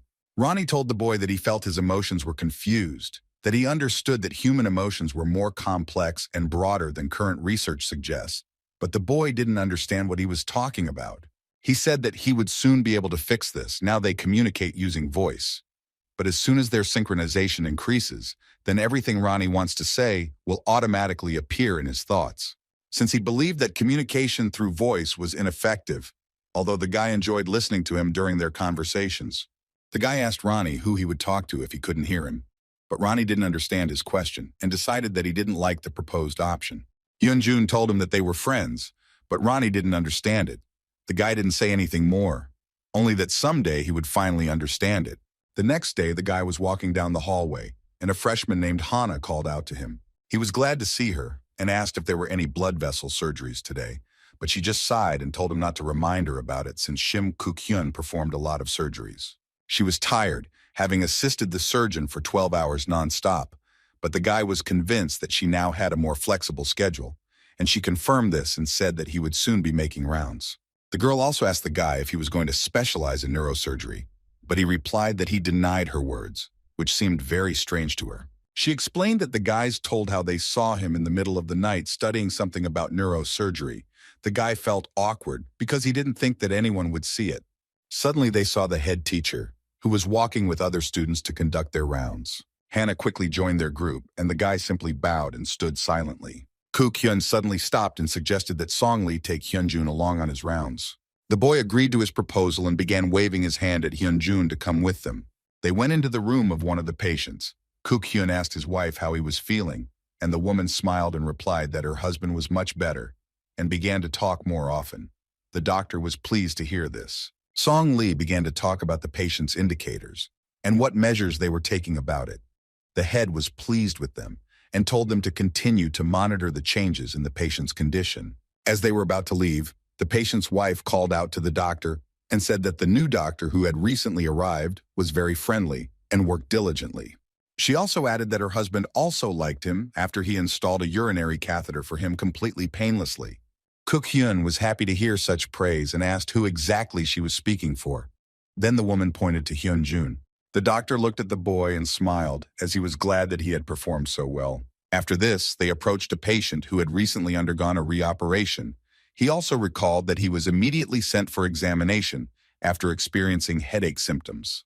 The doctors confirmed his words. Then he asked them who was the first to notice his symptoms and take action about it. Sang-soo immediately replied that it was Dr. Song Lee, who quickly requested a CT scan and assembled a team of doctors. Then Kuk-hyun asked Song Lee which nerves the posterior communicating artery paralyzes. The guy tensed up a little and replied that it was the cranial nerves. The doctor looked at him carefully and said, to answer this question, Hyun Jun tried, who was very surprised that he was asking it. The guy replied that it was the third pair of cranial nerves, and Dr. Kuk-hyun confirmed his words, because it really was the oculomotor nerve. He then asked if anyone knew why he asked these questions to Doctors Han and Chan, but everyone remained silent. He explained that if one did not know the basic facts and did not notice the sudden blepharoptosis or mydriasis that accompanied the headache, then they would never be able to stop the bleeding in the posterior communicating artery. Judging by the question asked and the answers to them, it became completely obvious to him who had actually discovered the patient's symptoms and raised the alarm, at which point he glanced at the guy. This was not the first time the doctor had heard good things about Hyun Jun during the waste, and at first he was even happy about it. But then I started thinking why they were praising a new intern and not a member of our permanent team. He told them to all think about why this was happening and take action. As the doctor passed by Hyun Jun, he asked him to come into his office when they finished their rounds. When they finished, the boy came to the professor's office as instructed, where the doctor wanted to treat him to something, but he only had a drink. Kuk-hyun asked the boy if he was going to apply to the neurosurgery department since Hana told him to. The guy replied that he was not going to specialize in neurosurgery, so he did not understand why the girl said that. The doctor was a little shocked because most students would say that they had not yet chosen a specialization area, but the guy's decisive answer simply amazed him. Then he admitted that perhaps the guy already had a direction that interested him most and asked what it could be. At that moment, there was a knock on the head of the department's office, and the door was opened by a doctor who wanted him to give him a ride to the conference. Pareo recognized Professor Lee Han-seung and greeted him, who was shocked that they met under such circumstances. Kuk-hyun asked if they knew each other, and Han-seung told him that Hyun Jun was the best son in the world. He said that he had treated Dr. Chan's mother in the past, so they were acquainted. Han-seung also added that the boy is so smart that he noticed what he missed when looking at his mother's photos. He continued to say that the boy continued studying neurology even after dropping out to earn money to take care of his mother. Kuk-hyun was surprised by this turn of events, as it was very different from the rumors among the staff. Then the doctor decided that the direction that the guy was interested in was neurology, not neurosurgery. Han-seung did not understand what was being discussed, but Kuk-hyun explained that before that, he was interested in the specialty that the guy wanted to choose. Han-seung was sure that it was only neurology, but the guy replied that he had just started his internship and should try himself in other departments. But Kuk-hyun didn't think so. He decided not to bother the guy anymore and said that he needed more time to finally make a decision. Han-seung said goodbye to the boy and told the manager that he was waiting for him downstairs. It was the first time Kuk-hyun had seen the professor act like this. It seemed like he had gotten attached to the guy, but Hyun Jun really didn't know what to answer them. The doctor told the guy not to worry and to do what he thought was right, namely to visit the ring of departments to make up his mind. But still, he didn't need to deny his fate. Kuk-hyun reminded the guy that on the first day he saved the life of a neurosurgery patient. But the guy began to deny and say that it was not he who saved him. Then the doctor told him that it was time, and the boy remembered the day when his mother begged the doctor to save her husband. But the doctor replied that too much time had passed. The doctor continued to say that in their department, the most important thing is time. For the same operation, the result depends on how many hours have passed since the onset of symptoms.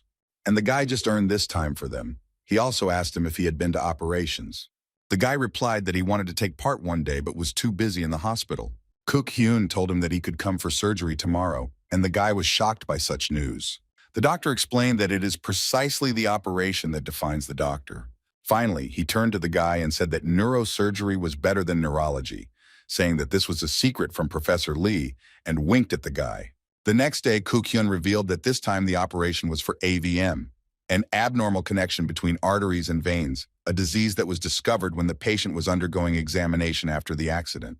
He also added that it will be a good experience for all the students, so they need to watch the operation closely. As he changed his clothes and prepared for the operation, the boy remembered that he had already been in the operating room several times during his studies, but this was the first operation since he became a doctor. He exhaled because he was very nervous, but in a good way. Sang-soo approached him and was dissatisfied. He reproached the guy that he was lucky only once, and now the head allows him to be present at the operation. Hyun Jun wasn't particularly keen on being on this operation with him. Sang-soo was furious that the guy was talking to him like that, since he was just an intern. Sang-soo called the guy names again, and said that his bad side of character should be seen by others so that they would understand what kind of person he really is. The guy sincerely did not understand why he treated him like that, because they had a good relationship at the university. But Sang-soo answered him that he would never understand it. Instead, he asked Hyun Jun not to do the surgery, since it was completely different from when they were students. When he was all ready, the doctor warned the patient that they were using anesthesia and asked him to count to 10. The patient began to count, and each time he fell deeper and deeper into sleep. The doctor asked the anesthesiologist if they could start the surgery, and he agreed, saying that the patient's indicators were all right. Kook-hyun was ready to begin the operation, as were his assistants, who began to hand him the instruments. The operation began, and everyone was very tense because they were operating on the brain. Every few seconds, the nurse wiped the sweat from Dr. Kook-hyun's forehead as he concentrated on his work. Hyun Jun also stood nearby and watched the entire process. And Ronnie confirmed that the patient had a defect in a blood vessel in the brain with a diameter of 3 centimeters on the surface. Everyone was completely focused and doing their best. And the atmosphere was a bit unnerving for the guy, as he now understood how surgeries were actually performed in this department. Kook-hyun continued to operate on the patient, and they were almost at the last step. He suddenly turned to Hyun Jun and asked if he had studied AVM a little. The guy said that due to a developmental disorder of the fetus, the arteries that become connected to the veins instead of passing through the capillaries, an AVM is formed, and in the brain, it is a craniocerebral defect. The doctor confirmed his words and asked why it was necessary to treat it as soon as possible. The guy answered that under high pressure of the arteries, blood immediately flows into the weak vein, causing the risk of its rupture. In turn, he said that there are several methods of surgical intervention for AVM, and he was interested in whether the guy knew which method he chose. Ronnie offered to help the guy find this information, but the guy wanted to try to answer this question himself. He recalled that at the beginning of the operation, Ronnie said that the malformation was on the surface of the brain, and its diameter did not exceed 3 centimeters. This meant that the malformation in this case was small and also located shallowly inside the brain, which would increase the chance of complications. So the doctor decided to opt for a microsurgery method.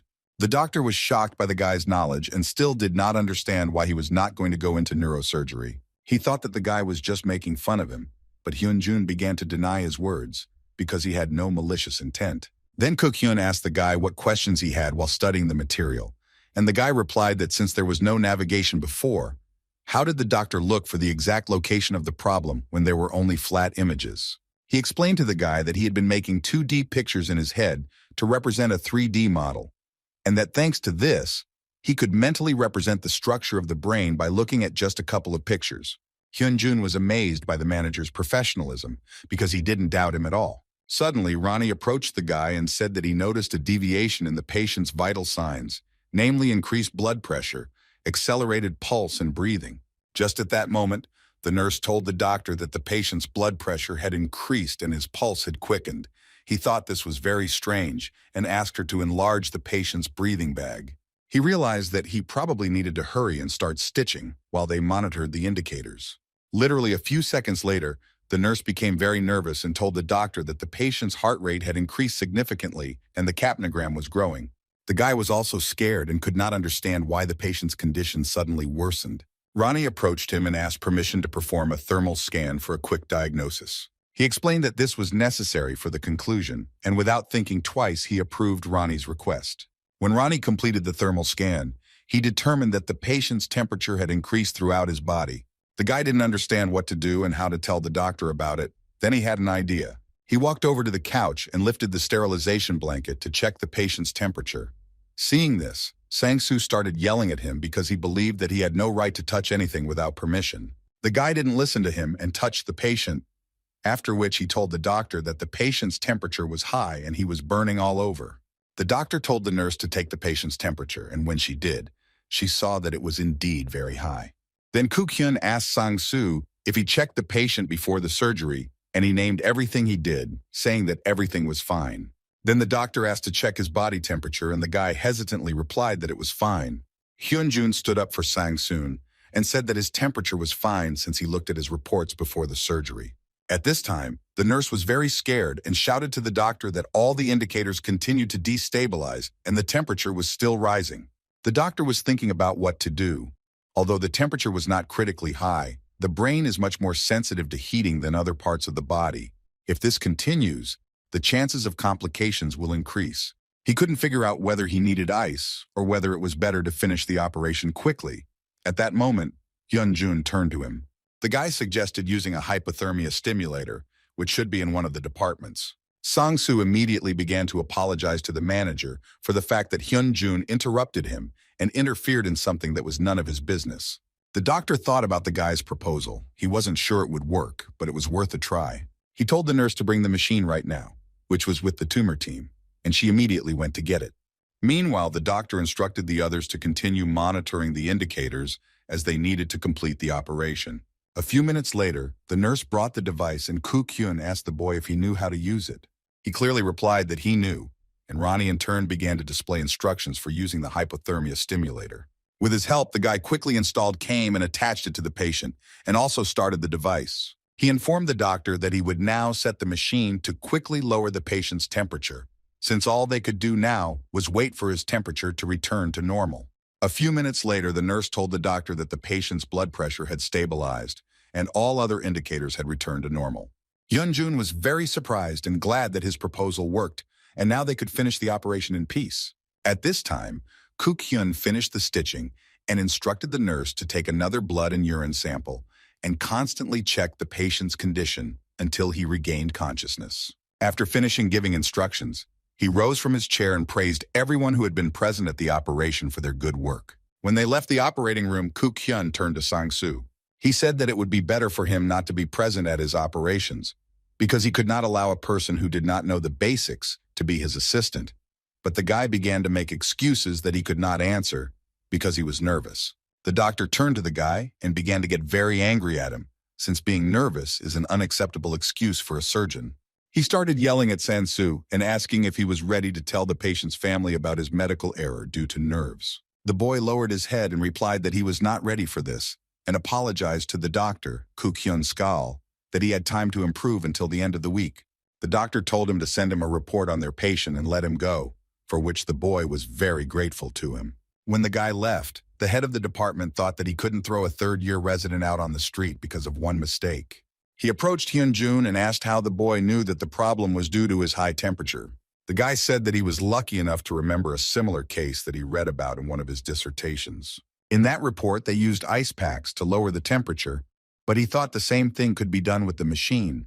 The doctor was surprised that the guy was able to completely remember the entire answer he read, but Hyun Jun said that he remembered only this part. The doctor in turn said that the guy would still quickly understand and guess. He asked him how he now felt about neurosurgery, but after such an intense operation, the guy had not yet had time to put everything into perspective. The doctor then told him that from that day on, he would be an intern on the vascular operating team. Hearing this, Hyun Jun replied that he didn't think he needed it. His words greatly surprised the doctor. He was very interested in being at surgeries and taking part in them. But since he is still an intern, he would like to use this opportunity to spend as much time as possible with patients. The doctor nodded approvingly at the guy and said that he understood his train of thought perfectly well. In response, Hyun Jun asked for permission to attend operations from time to time. Koo-kyun agreed to his request because due to his busy schedule at the hospital, he could not devote enough time to communicating with the patients. As he was going down in the elevator, he thought about how Hyun Jun had made him remember something very important. He was impressed that the boy was thinking about something like that at such a young age. The director was eager to see what a wonderful doctor Hyun Jun would become. Meanwhile, the guy's former classmate was standing at the reception desk and looking at some documents. Suddenly, someone's voice called out to him, and the guy turned around to see who it was. Turning around, he saw the deputy director of the hospital, Byung-jin Young, in front of him, who asked the boy what he was thinking about. Lee told the deputy that he was simply thinking about the condition of a patient who had recently undergone surgery, and the doctor praised him and said that he had high hopes for him. Jin Ayan also asked how his father was doing, and the boy replied that he hoped he was okay. The doctor was surprised that Pareo lived in the same house with his father and did not know how he was doing. But Lee explained that his father was very busy, and the guy himself was always in the hospital. so they did not often cross paths. Jin Yan nodded in understanding, as he knew that his father was doing important things for the entire country, and it was obvious that he had no time. Then he decided not to bother the guy with questions anymore and told him to say hello and leave. When the deputy director left, the boy thought about his father. His first memory of him was his smile. Lee was still little and brought his father the results of the dictations he had written, for which he was praised, because the boy had the highest score. But when he grew up, his father's smile did not last long, and then it disappeared altogether. He beat his son for bad grades in high school and told him that he was a disgrace to his family. His father hated people who were useless to him, and when his son disappointed him, he considered him to be just that. When he left, he told his son that he would not tolerate trash in his house that could not even win first place in high school. That's how, because of one misdeed, the boy became trash for his father. After that, the guy began to study hard to achieve first place everywhere. The boy reported all his achievements in his studies to his father, who praised him not at all because he was his son. After all, only after receiving the highest result, he again won the value from his father, and he will not allow anyone to take it away from him anymore. After that, he continued to work hard and eventually managed to enter Korea's top medical university, Daehan University, and became the top first-year student. And there he continued to hold first place, as if it was meant only for him. Everything was like that until Hyun Jun came along and took his first place and became the student with the best result. Before Lee even realized it, the black sheep, Hyun Jun, began to stand out from the crowd. One day, when Lee was seething with self-hatred and wondering how to fix everything so as not to lose his place, it was then that he first noticed a girl from his department named Yun Song-ne. All the rage that had been building up inside him paled next to her. Everything seemed perfect to him. Until one day Hyun Jun appeared and took away from him the most precious thing he had. The guy saw them in the subway. They were sitting on a bench and holding hands tightly. This sight simply tore the guy apart from the inside.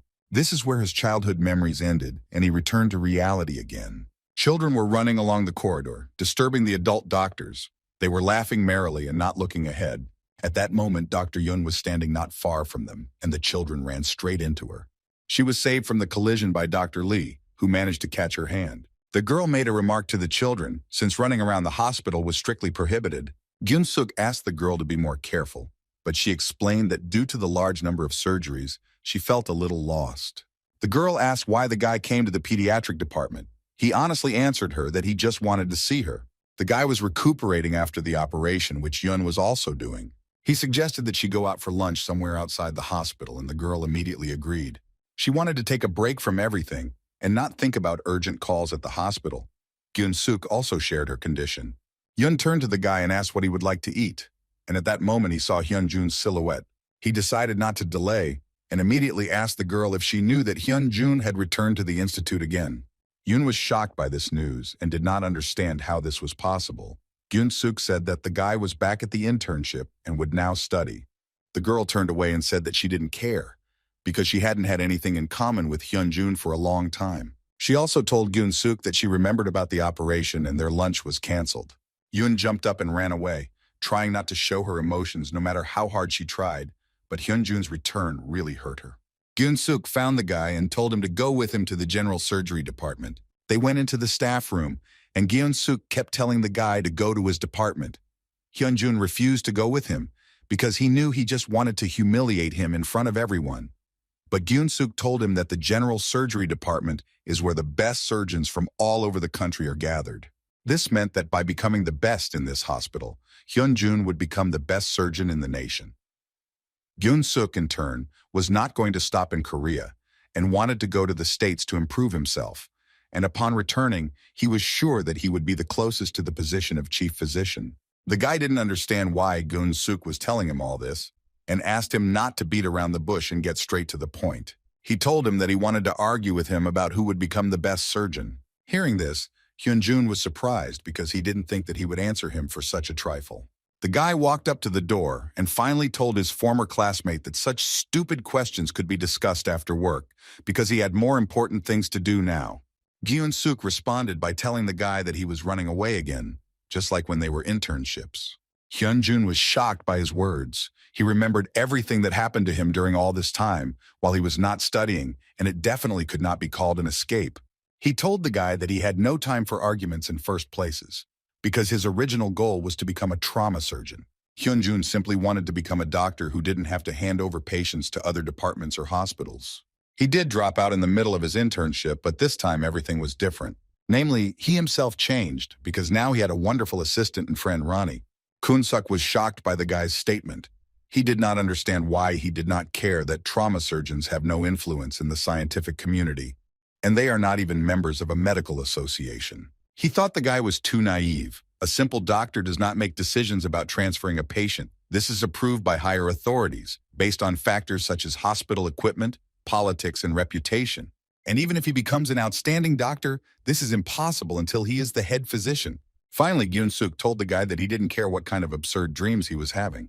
But if he becomes a trauma surgeon, he will eventually support the general surgery department. He advised the guy not to run away anymore and to achieve at least what he had planned. When the guy left the staff room, he looked through the patient's cards. Gyun-suk's words were spinning in his head, but he tried not to think about it. Suddenly, he looked around and noticed that there was no one around, and because of this, he could not go home. He asked Ronnie to track the location of at least one doctor, and he said that the doctor was just approaching him from behind. Turning around, the guy saw a doctor running towards him at full speed who was clearly excited about something. When he stopped next to the guy, he tried to catch his breath and said that they needed to run to the operating room immediately. He told the guy that Dr. Lee Han-na had passed out, so he had to take her place. As Hyun Jun rushed off, the doctor told him about a patient who fainted while exercising. He suffered from hypertension, and the suspected problem was intracranial hemorrhage.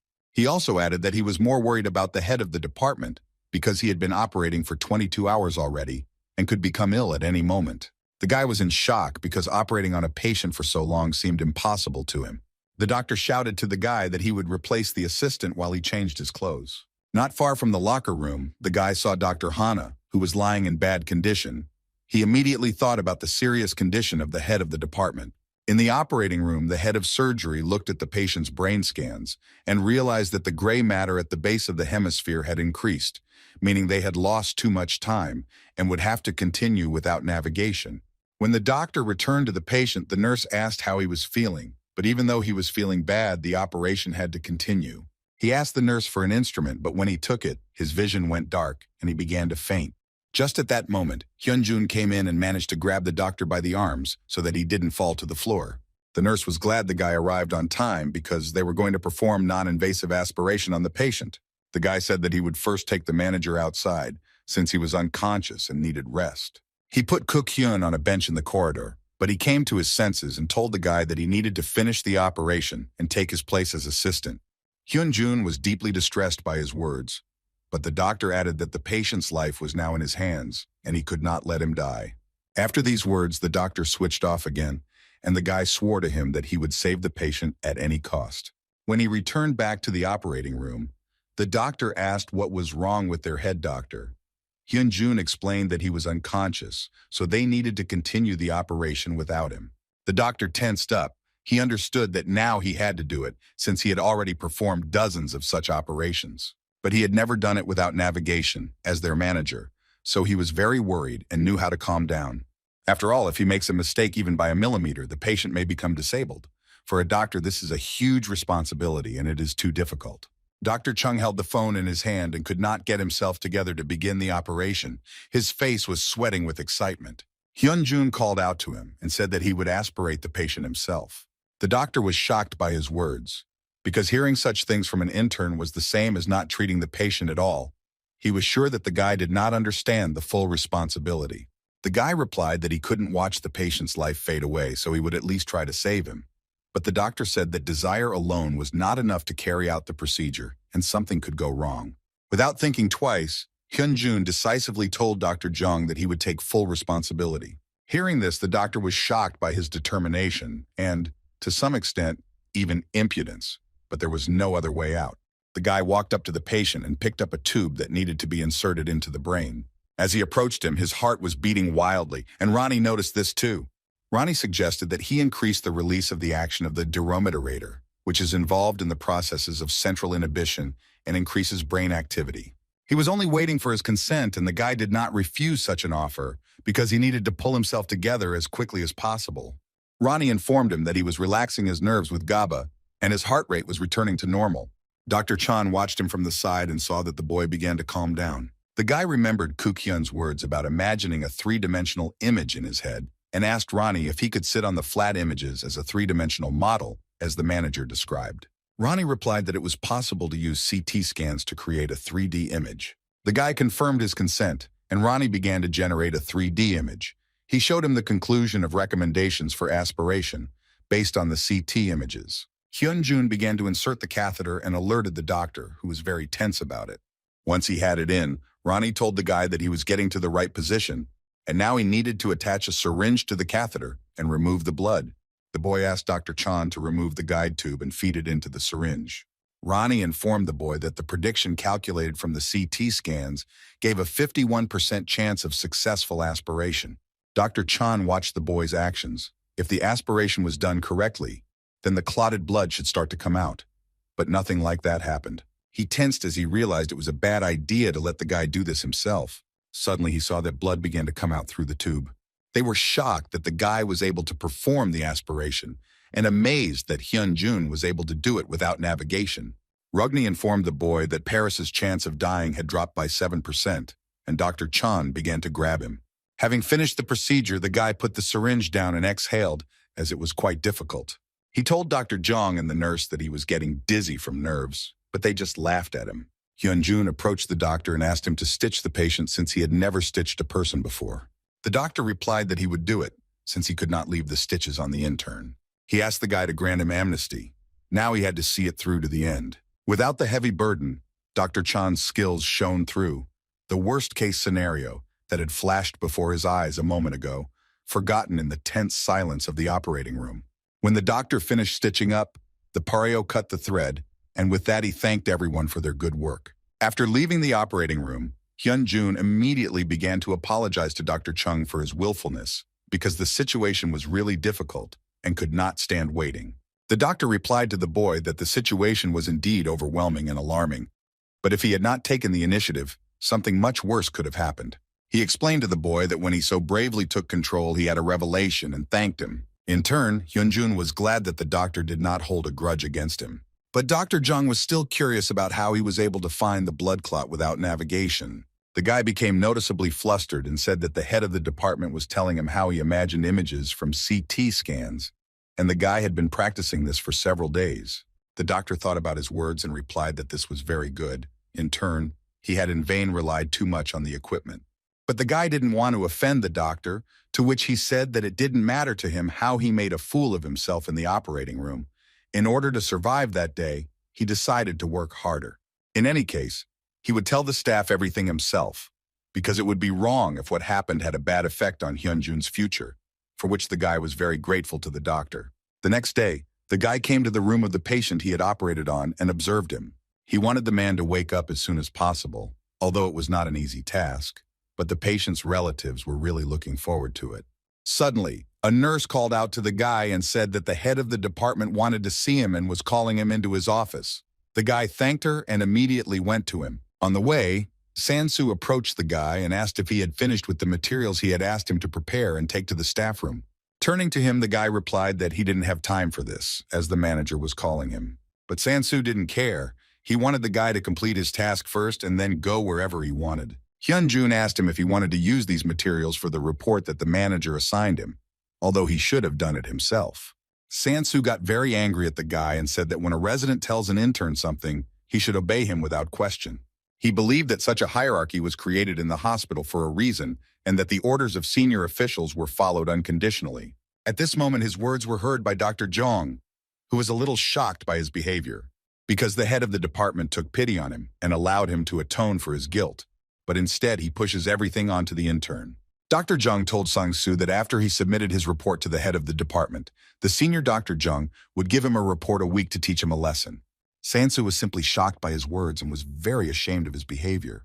But the doctor didn't give him a chance to leave and dragged him into his office to give him another job, and Hyun Jun mentally thanked him for that. As the boy approached the head of the department's door and knocked on it, he thought about how he felt after that incident during the operation. At that moment, Ronnie warned that he was just approaching him from behind, and suddenly, the guy heard the doctor's voice, who told him not to stand at the door, but to go into the office. This scared the guy a little. Entering the office, they sat down on the sofa, and the guy was a little nervous. because he did not understand whether the doctor was angry with him for the operation he had checked. He was even more nervous than during the operation. The doctor called out to him, and when the boy turned to him, he saw that Kook Hyun had bowed and asked him for forgiveness, saying that he was now in his debt. Hyun Jun began to tell the doctor that he couldn't influence the flow of emergency surgeries anyway, so it wasn't his fault. But the boy's words did not soften his mistake. The doctor still felt guilty for overestimating his endurance. He thanked the guy because after the rest he felt much better. The doctor added that in the entire history of their hospital, Pareo was the first intern to assist in an operation. The other doctors would simply explode with indignation when they heard about this. Hyun Jun thought that if he continued to pull such stunts, he would soon be blacklisted by the entire hospital. The doctor will notice that the guy is upset about something and will tell him to keep his head up. He told him that Dr. Chan had spoken well of him and said that he would be glad to see the guy continue to work in the neurosurgery department. Now he already had 2 admirers. The guy didn't understand which fans he was talking about, and the doctor explained that the first was him and the second was Dr. Chan. Hyun Jun blushed at his words and asked him not to imitate him anymore. In response, the doctor only laughed. He praised him for his good work and said that now he needed a rest. And with that, they said goodbye, and the guy left. Kook Hyun was impressed by the guy who performed the brain surgery. He wanted to ask him a lot of things, but he was sure that he would have time to chat with him later. Hyun Jun left the hospital and immediately went to the hospital to see his mother to visit her and take a walk. He told her about how he performed the operation and that the head of the department himself checked it. The hospital staff was also wonderful. Everyone was so kind to him. There are so many amazing people working there, so my mom had nothing to worry about. The guy was more interested in how his mother was doing, but she convinced him that she was fine and that it had become much easier for her to talk. He took her hand and placed it on his cheek, knowing it was a huge relief that she was getting better. Mom suddenly remembered that she heard the patient from the next room stop his treatment. Hyun Jun immediately realized that if this patient was from the next room, it meant that he was receiving the same drug as his mother. But he didn't understand why this happened. Mom replied that she didn't know for sure, but most likely he had some side effects. Hyun Jun decided not to continue the conversation about it and suggested that his mother go inside, since it was already quite cold. When he took her back to her room, he himself went to the professor who was treating her to clarify some questions. They went into his office and Pareo started asking about the side effects of the drug. Then Professor Kim said that this effect was cancer. He said that in the second stage of clinical trials, none of the patients had these cases. Therefore, they believed that people with a special set of genes responded to mesenchymal stem cells in exactly this way. The professor was sure that what was said would be difficult for the guy to understand, but he understood that the problem was not in the medicine, but in the characteristics of the patient's body, and the difficulty was that it was not clear which gene was causing the cancer. The doctor was shocked that the guy understood everything. He also added that until they identify the gene, they will not understand who can develop cancer. He also thinks the boy's mother will be fine because she hasn't shown any symptoms so far, but there's no guarantee he won't show up either. The professor sighed heavily and said that if stability in the drug was not achieved, the trials could be shut down. Hyun Jun asked the doctor if there was any way to solve this problem, but he replied that it was all very complicated, and he would not understand if everything was explained to him. But the guy was determined and ready to listen to everything the professor would tell him, even if it concerned his mother. Then the professor said that when directing mesenchymal cells to damaged tissues, they use viruses because they guarantee efficiency, but because of the possibility of developing cancer and/or immune deficiency, they changed the process using a non-viral method, but then other side effects emerged. He also talked about the circular vector, which was a product of a combination of conventional plasmids and expression vectors. And they developed a technology that allowed them to introduce the desired gene into mesenchymal cells. But unfortunately, the results are not enough to be used on a patient.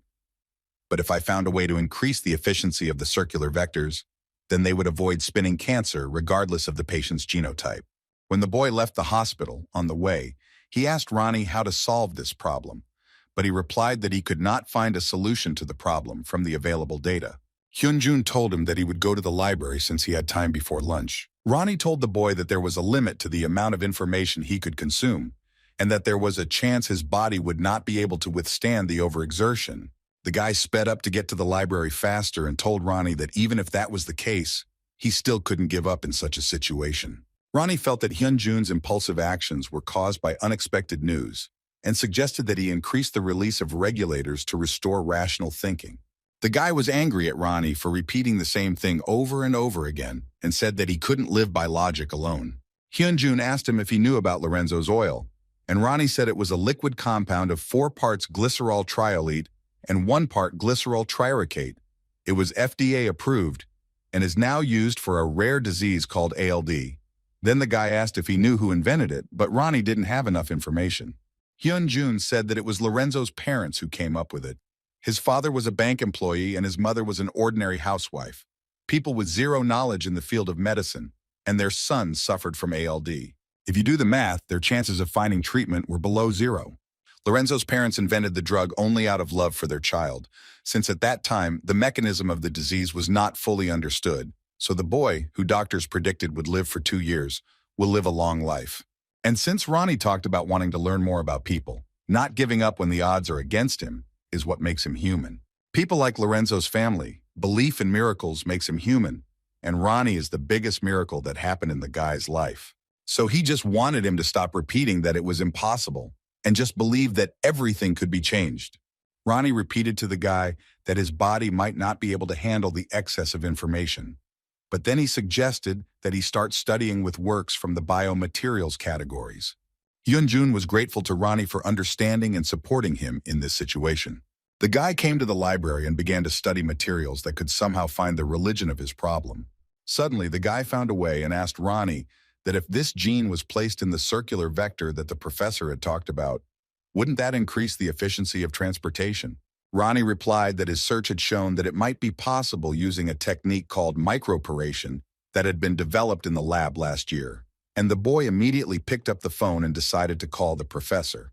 It was already late at night, but this did not stop the guy. When he finally got through to the professor, he explained to him that he had found what they should do with the drug. Professor Kim told the boy that he understood his indignation, but the problem was too big to be solved so quickly, so he wanted to hang up. But the guy didn't let him do it and shouted into the phone that this method is called microporation, which was recently developed at Duke University. Hyun Jun added that this method can be used to introduce circular vectors with a gene into mesenchymal stem cells. The professor thought about the guy's words because it was a very serious statement. After a few minutes of waiting, he told Hyun Jun to come to him immediately and they would discuss everything. The guy was very happy about this and immediately went to his office. When he arrived, they sat down at the table and the professor began to ponder how a simple intern could come up with such a complex solution in half a day. He briefly explained to the guy that there shouldn't be any problems with this method. All that was needed was to contact the universities of Cologne and Duke. But since the research had already been published, they could use it. He also said that he would talk to the people in charge at Codestem Corporation so that they could begin clinical trials as soon as possible. The guy thanked the professor for such a prompt response because many lives depended on it. When the guy came to work, he looked very tired, as he had not managed to rest properly. A nurse approached him and asked why he had come so early, but the boy explained that he just wanted to start early. He decided to get to work, but the nurse noticed dark circles under his eyes and did not understand why the guy did not rest. He replied that he did not have time for this, since he needed to study some materials. When she left, another nurse approached the guy and said that some man had come to see the guy and really wanted to meet him. The guy walked up to the reception desk and saw Professor Kim standing there, but he didn't understand why he came to him. Hyun Jun greeted the professor and asked him why he came, to which he replied that he was looking for the guy in his mother's room in the morning, but was told that he had left, so he came to the university to introduce him to someone. At that moment, a woman approached the guy and introduced herself as the CEO of the company that developed that very drug. Her name was Kang Jun Song. Professor Kim explained to Hyun Jun that after their conversation, he immediately arranged a meeting with company representatives. Mrs. Khan said she would rather meet with whoever came up with the idea to address the side effects they were seeing, as the problem of side effects was very important to their company. They were watched by Song Lee and the nurse, who were surprised that someone from such an eternal corporation came to see the guy in person. After all, it was the largest Korean company developing stem cell treatments, and anyone interested in this field knew about this company. Sang-soo came up to Song Lee and saw that Hyun Jun was talking to someone again. He wanted to go and tell him, but decided that his lunch break was more important to him. Song Lee explained to him that the guy was talking to the director of a large company himself. At that moment, the head of the department and the professor approached them and asked what they were talking about so furiously. When Director Han noticed the professor, she immediately ran to him to say hello. The professor was surprised that Han was doing in their hospital because she was very busy, but the woman replied that she had business here. She turned her attention to Hyun, who was surprised that she knew him, but the headmistress said that she couldn't help but know the best surgeon in Korea. The professor introduced Director Han to Hyun as an adventurous businesswoman with medical knowledge who had built a major pharmaceutical company. And the woman was very pleased with his compliments and became a little embarrassed. Then Hyun asked her what kind of medicine she was testing at their hospital. The headmistress replied that she had come to meet with Dr. Chang, but Hyun didn't understand why with him in particular. She told the doctor that he was likely aware of the safety and effectiveness issues with the stem cell drug, and that Hyun Jun had just come up with a method to eliminate those issues. The manager was a little shocked that the guy could do something like that. So Director Han asked to borrow the guy for a while so they could talk to him, and the doctor gave permission. When they left the hospital, they went into the nearest cafe to talk alone. Director Han said she did not have time to conduct the simulation, but his arguments convinced her of the merits of the study. The guy was happy to hear her praise, but in fact, Jong Song had already carried out all the necessary simulations. Despite the fact that it was done in a hurry, using Dr. Chan's method, the success rate jumps to a whopping 80%. She just wanted to take a look at the person who came up with this brilliant idea. Interns have very little time to sleep, but he still spent it studying such a subject. He could have become arrogant, but from beginning to end, he behaved very modestly, and this impressed her very much.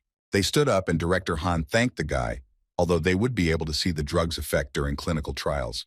He still did a great job by giving them this idea, but the guy thought he was just lucky. The woman answered him that luck was also a kind of skill and turned to her secretary. The girl began to announce how much the average monthly bill for a stay at Suning Hospital was, as well as the amount for the transaction services. Jun Song felt that it would be remiss of someone like Hyun Jun to care about such worldly issues, because in the time it takes him to earn this money, the guy could have achieved much more. She handed the guy a certificate for a large sum and said that from that day on, all expenses for his mother's treatment would be paid by her company.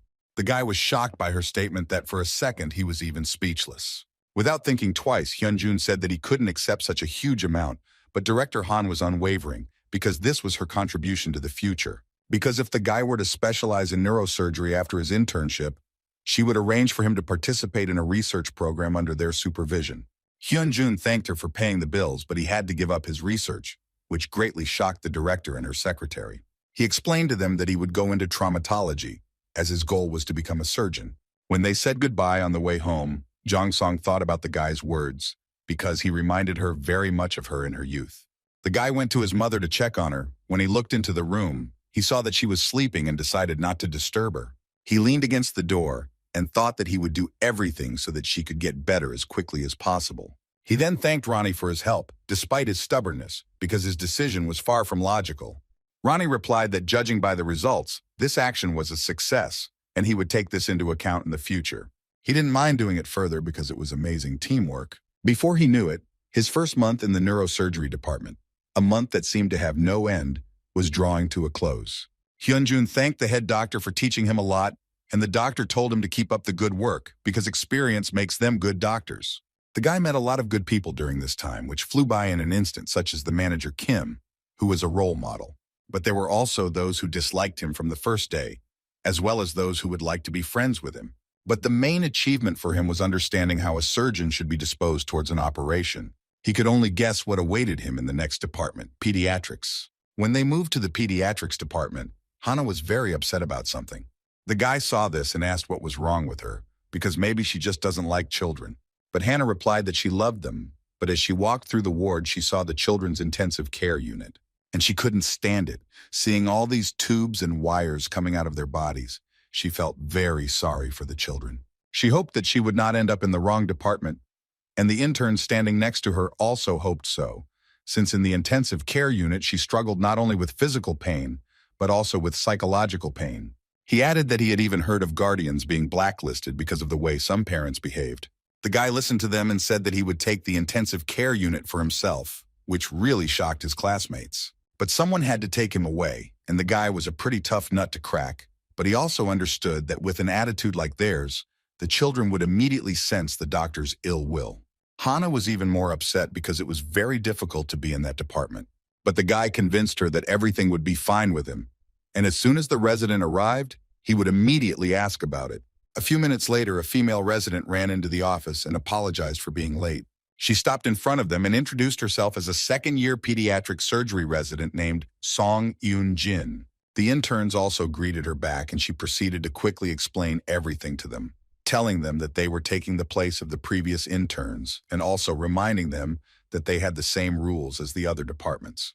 But the only thing that made them different was that there were 3 more rules they needed to know. The first rule is not to argue with the guardians, as nothing good will come of it. The second is that if they are unable to take blood, it is better for them to call the resident to avoid unnecessary problems. And the third rule was that interns were never allowed to get attached to children, so as not to lose their cool. At this point, she decided that they had no more questions and allowed them to get to work. But one of the interns told her that they still needed to assign responsibilities, which surprised her greatly since she thought that they had already done everything themselves. Dr. Song was sure that they would all keep quiet to avoid being sent to intensive, so she suggested that they draw lots to make things fair. Hyun Jun raised his hand and said that he would be going to the intensive care unit, which greatly surprised the resident. At this point, Dr. Yun approached her to see if she was free, but they had not yet assigned duties.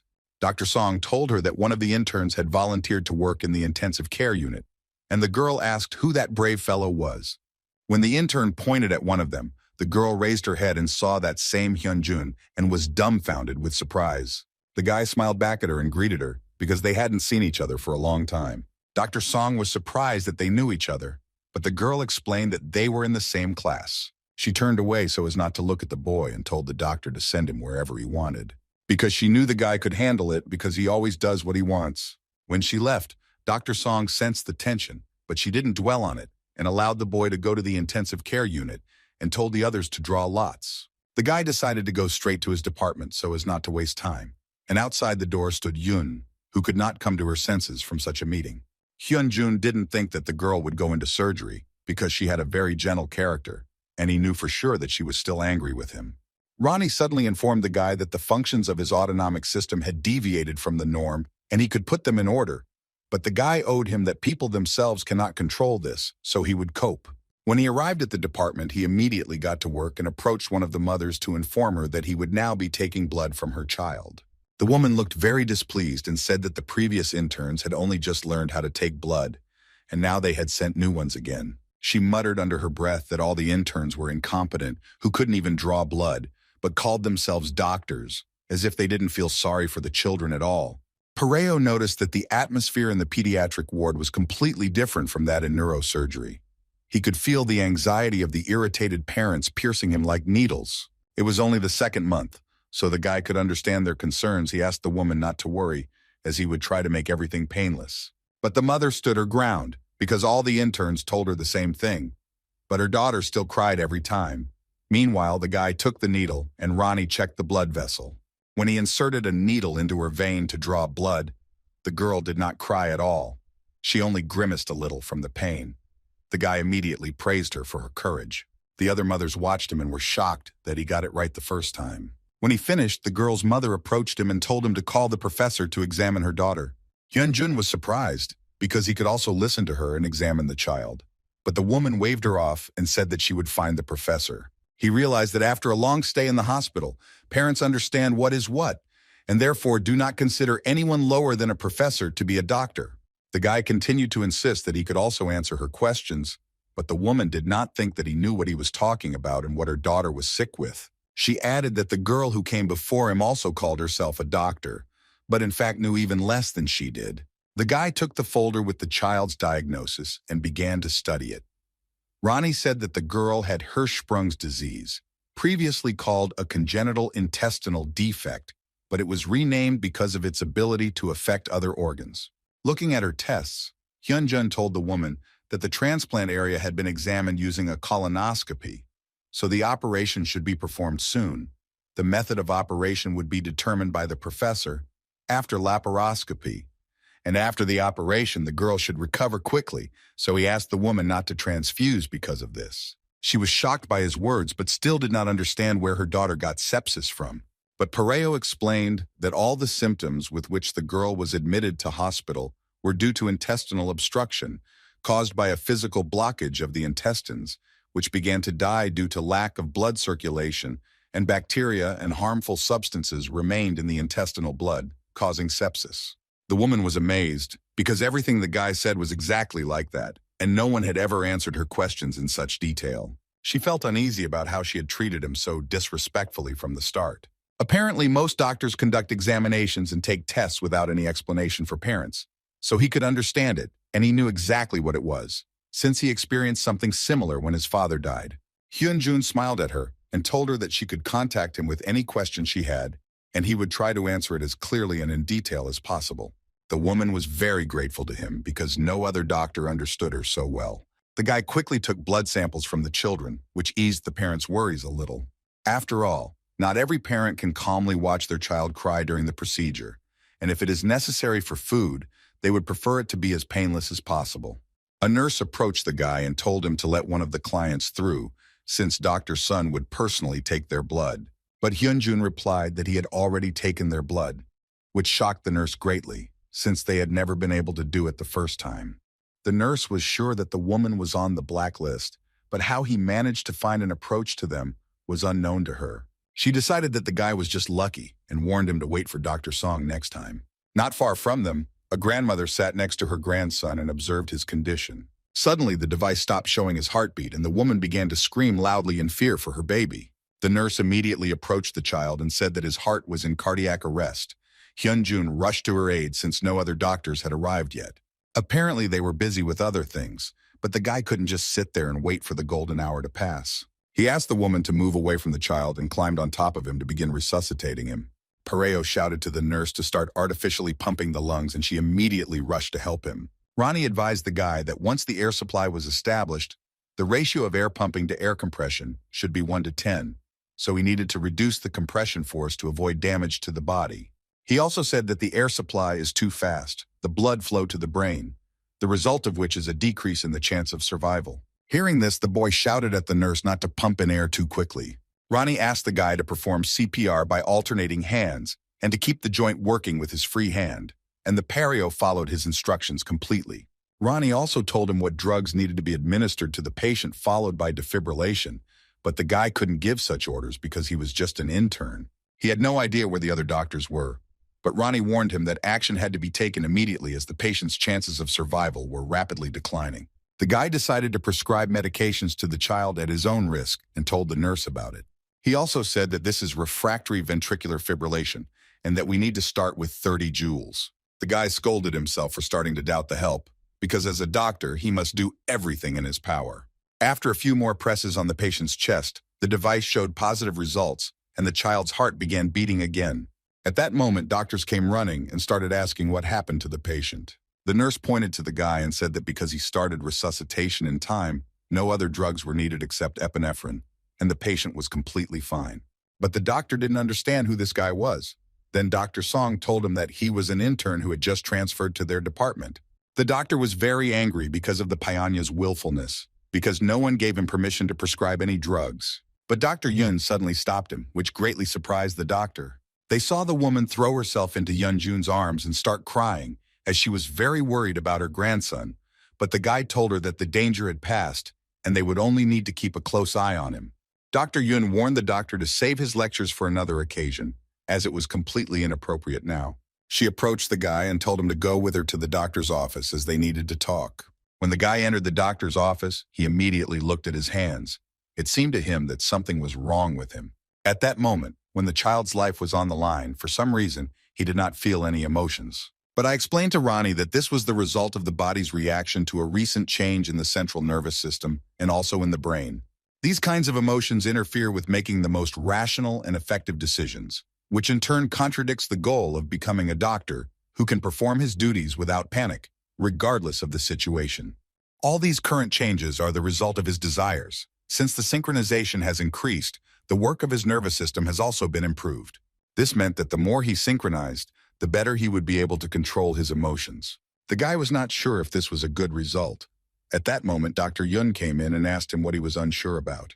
When the guy saw her, he felt a little uneasy, since it would be just right to control his emotions now. She asked the guy again what he was not sure about, but he did not answer her question, and the girl realized that he had not changed at all.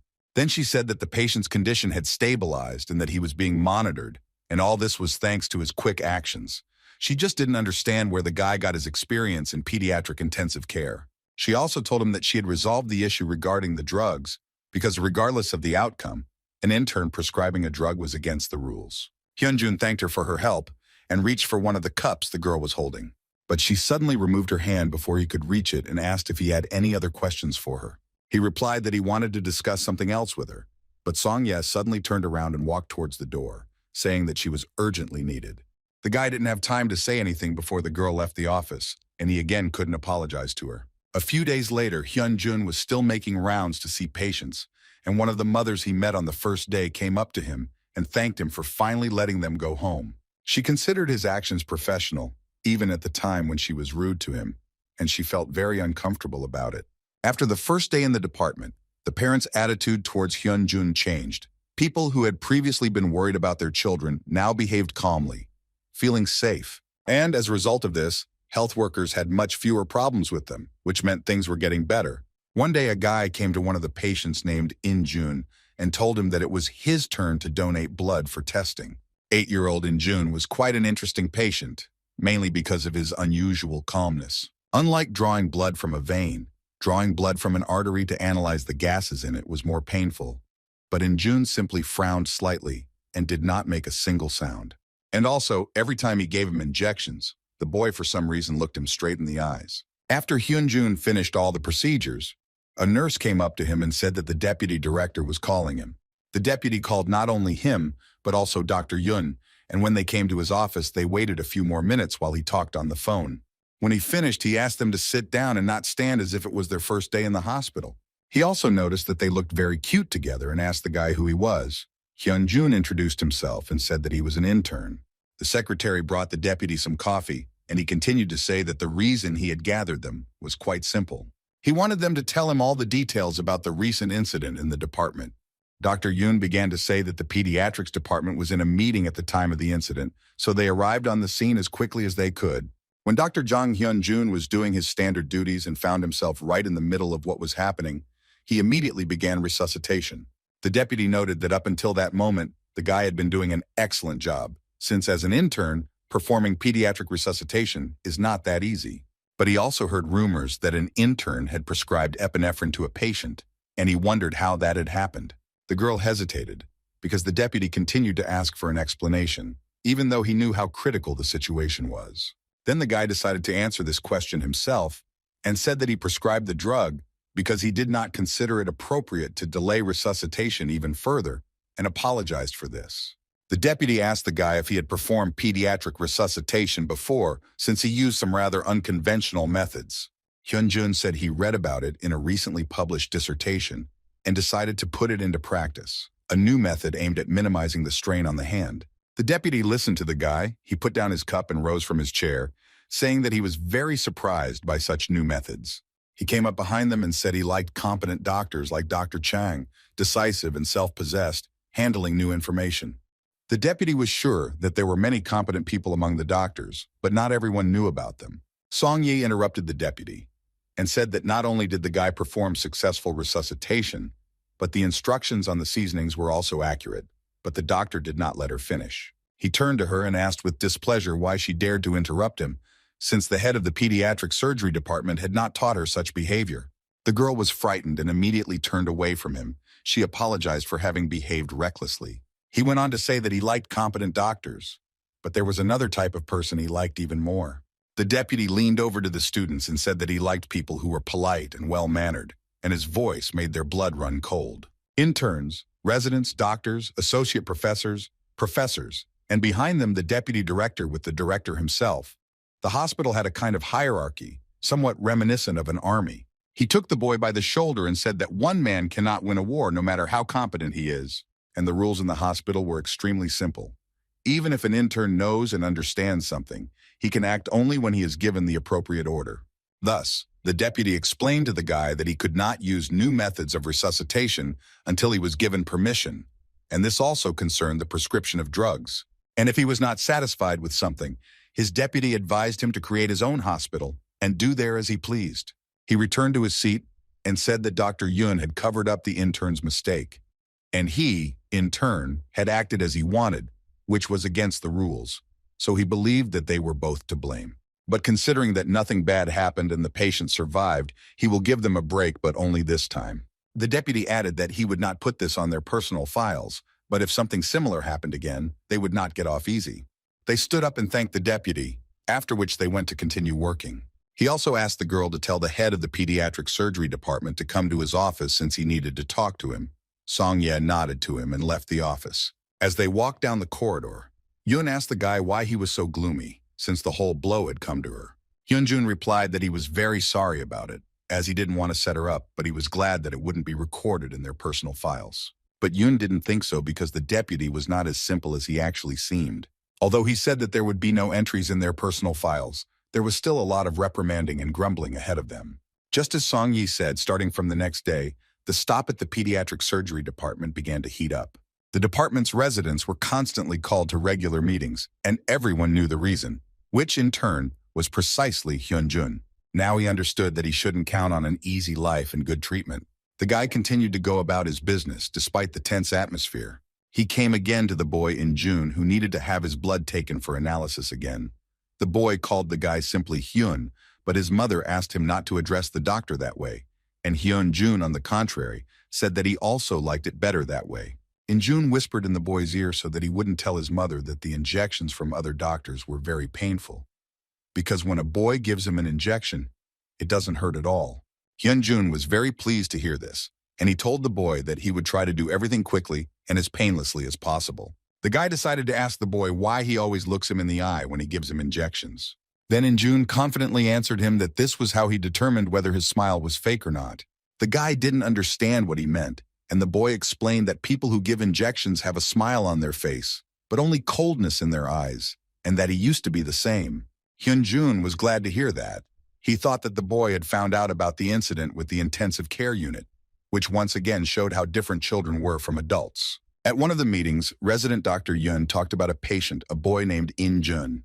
This patient, who had Eisenmenger syndrome caused by a car accident, required a heart and lung transplant. One day, a boy took part in a running competition, the goal of which was to run to the finish line faster than anyone else. The boy's mother and grandparents were rooting for him that day, and they had no doubt that In Jun would run first.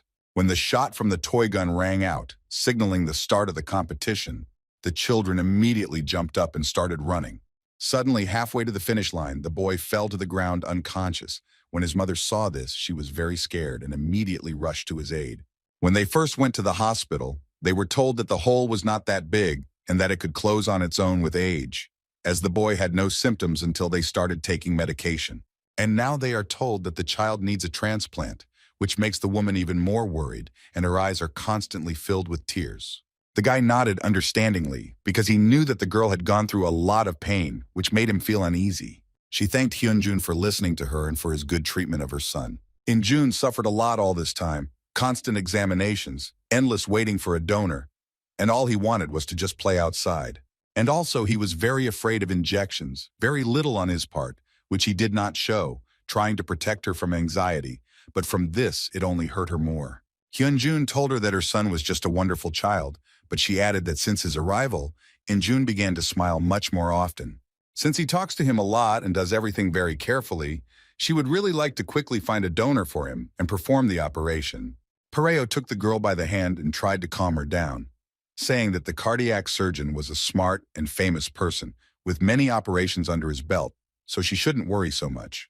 When they finished talking, the guy went on about his business, and on the way asked Ronnie if there was a chance of success of the operation. But he replied that this value is difficult to calculate, but the chance is quite low. However, the survival rate for heart transplant at Daehan University Hospital is at least 10% higher than other international transplant centers. Meanwhile, at the meeting, Dr. Yun told the professors that the chance of a successful operation in children is lower than in adults, as the mortality rate in children during transplantation is 20%.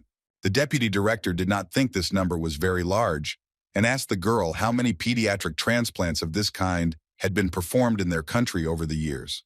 Dr. Yun replied that 4 operations have been performed so far, and a 4-year-old girl whose lungs were damaged due to PHMG was successfully given a heart and lung transplant at her hospital. As for other operations, they were performed in other hospitals. And of them, there was only one successful case. Ronnie told the same thing to the guy. 2 out of 3 operations failed, and the child did not survive. The guy noticed that in just a week, Hyun Jun's condition had significantly worsened, and they urgently needed a donor. At that moment, the mother of that same boy ran up to him and rushed to hug him.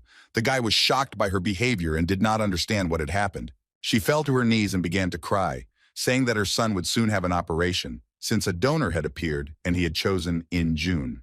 When the guy heard this, he was incredibly happy about it, because he was also very worried about the boy. He began to calm the girl down, as he knew that everything should be fine now. And the news of the upcoming transplant had caused quite a stir in the hospital. An operation of this kind was quite rare, and the chances of its success were small. So if it were successful, the hospital would receive a huge boost in popularity. And in accordance with this, Hyun Jun's medical care increased several times. And now the resident Dr. Yun also took tests from him. The boy looked at the girl with distrust and asked her where Hen was, but the girl did not understand who they were talking about. Then the boy's mother said that her son had become very attached to Dr. Hyun Jun, and that was why she was asking for him. And Jun also said that his mother also likes the doctor because she hugged him, but she asked her son to be quiet and Yun not to pay attention to it. While the boy was busy, a nurse approached him and said that Dr. Yun had asked him to take blood from a patient, Hyun Jun. Hen was a little surprised because she told him that she could easily handle it herself. Without thinking twice, the guy went to the boy and started taking blood, while Hyun Jun told him that he wanted to become an athlete when he grew up. The boy said that when he wins a gold medal, he will shout his mother's name right into the camera for the whole world to hear. Hyun Jun asked what about his name, and the boy replied that he would shout his name too. Dr. Yun watched them quietly, really enjoying seeing how well the boy got along with children. Hyun Jun told the guy that when he found out about the operation, he was very happy, but now he is a little afraid, to which Hyun replied that he is also worried. The boy did not understand why Hen shaved, since he was not a child, but the perio replied that he would understand when he grew up, since it was much harder for adults than for children, and he wanted the boy to support his mother properly. When the boy turned around to leave, Hyun Jun suddenly asked him if he could perform the surgery on him, because if he did it, the boy would not feel any pain at all. Hearing this, the guy replied that the operation would be performed by doctors who were much better than him, so the boy would definitely not be in pain because he was in the best hospital in Korea. When night fell, the boy went to rest in the duty room and, lying on the bed, asked Ronnie if the boy's operation would be successful. Ronnie told him that there were too many variables in the equation that were calculated, so the probability could not be calculated. Hyun Jun told him that in situations like this, he should say that everything will be fine, and Ronnie repeated the guy's words, although it was not so sincere. The guy started thinking about the boy again and couldn't sleep. He got up and asked them to go over the heart-lung transplant again. Ronnie began to initiate the simulation. He informed the guy that he needed more information to improve the quality of the simulation. Without the appropriate experience, or at least without observing such an operation, the coincidence of the simulation with reality is less than 80%. He began extracting information about the boy and details about his transplant. He also activated the life support systems that replaced the heart and lungs for the duration of the operation, and the guy began the stimulated operation. Meanwhile, the real operation was already in full swing, in which the doctors also had their own experiences. In the morning, the guy came to the boy's bed and saw that he was gone. The operation had already lasted 6 hours. Dr. Yoon approached the guy and he greeted her according to the rules. But the girl replied that such formalities were not necessary. She asked the guy if she was worried about the boy and why he was so worried. Hyun Jun told Song-ye that the boy reminded him a lot of himself when he was a child, and when the girl heard this, she was a little surprised. He said that it was not easy for him. After his father died, everything went wrong. So in the end, he just learned to keep quiet and endure, so as not to worry his mother. And in June does the same thing now, in front of his mother, every time he doesn't show it, even if the injection is quite painful. The girl looked closely at the guy and realized how sincerely he was worried about the boy. She started squeaking at his back and telling him that he needed to take a break, but the guy assured her that he was fine. Song-ye stood her ground, because the children wouldn't like it if he walked around the ward with such a sad face. So once the operation was over, she would let him know so he didn't have to worry. The guy went to rest on the instructions of the girl. On the way, he saw In-jun's parents, who were also worried about him and were waiting for a quick result. Suddenly, the doors of the operating room opened and the deputy director who was performing the operation came out. He approached the boy's parents and told them the news, at which point the boy noticed a smile on their faces. The guy realized that the operation was successful, and he was very happy about it because he was worried about him more than about himself. After the surgery, Hyun Jun was placed in the pediatric intensive care unit. Hyun Jun came to the boy as soon as he could to check on him and asked how he was feeling, to which he replied that he felt that I was okay. The guy praised the boy for doing well, and Hyun Jun wondered if he would now be able to run and play with his friends. Hyun explained that he wouldn't be able to do it for the next couple of months, but if he took his medication and listened to his mother, he would definitely be able to. The boy suddenly told the guy that he didn't want to leave the hospital, which surprised Hyun Jun a lot. After all, once he was discharged, they would never see each other again. But the guy calmed the boy down and said that now he would be his staff doctor to us. This meant that he could turn to the boy if he suddenly felt unwell, and he would take good care of him, and the boy happily agreed. As the boy left, he knew that in June would have a period of adaptation to his new heart and lungs ahead of him. If you take immune suppressants throughout your life, you won't even have the strength to go for a walk in the park, let alone jogging or professional sports. But as long as he was alive, that was enough. Hyun Jun came to the store to buy the boy a gift. He chose one of the pairs of shoes to please his little friend and headed back to the hospital. When he returned and went to the boy to give him the gift, what he saw shocked him.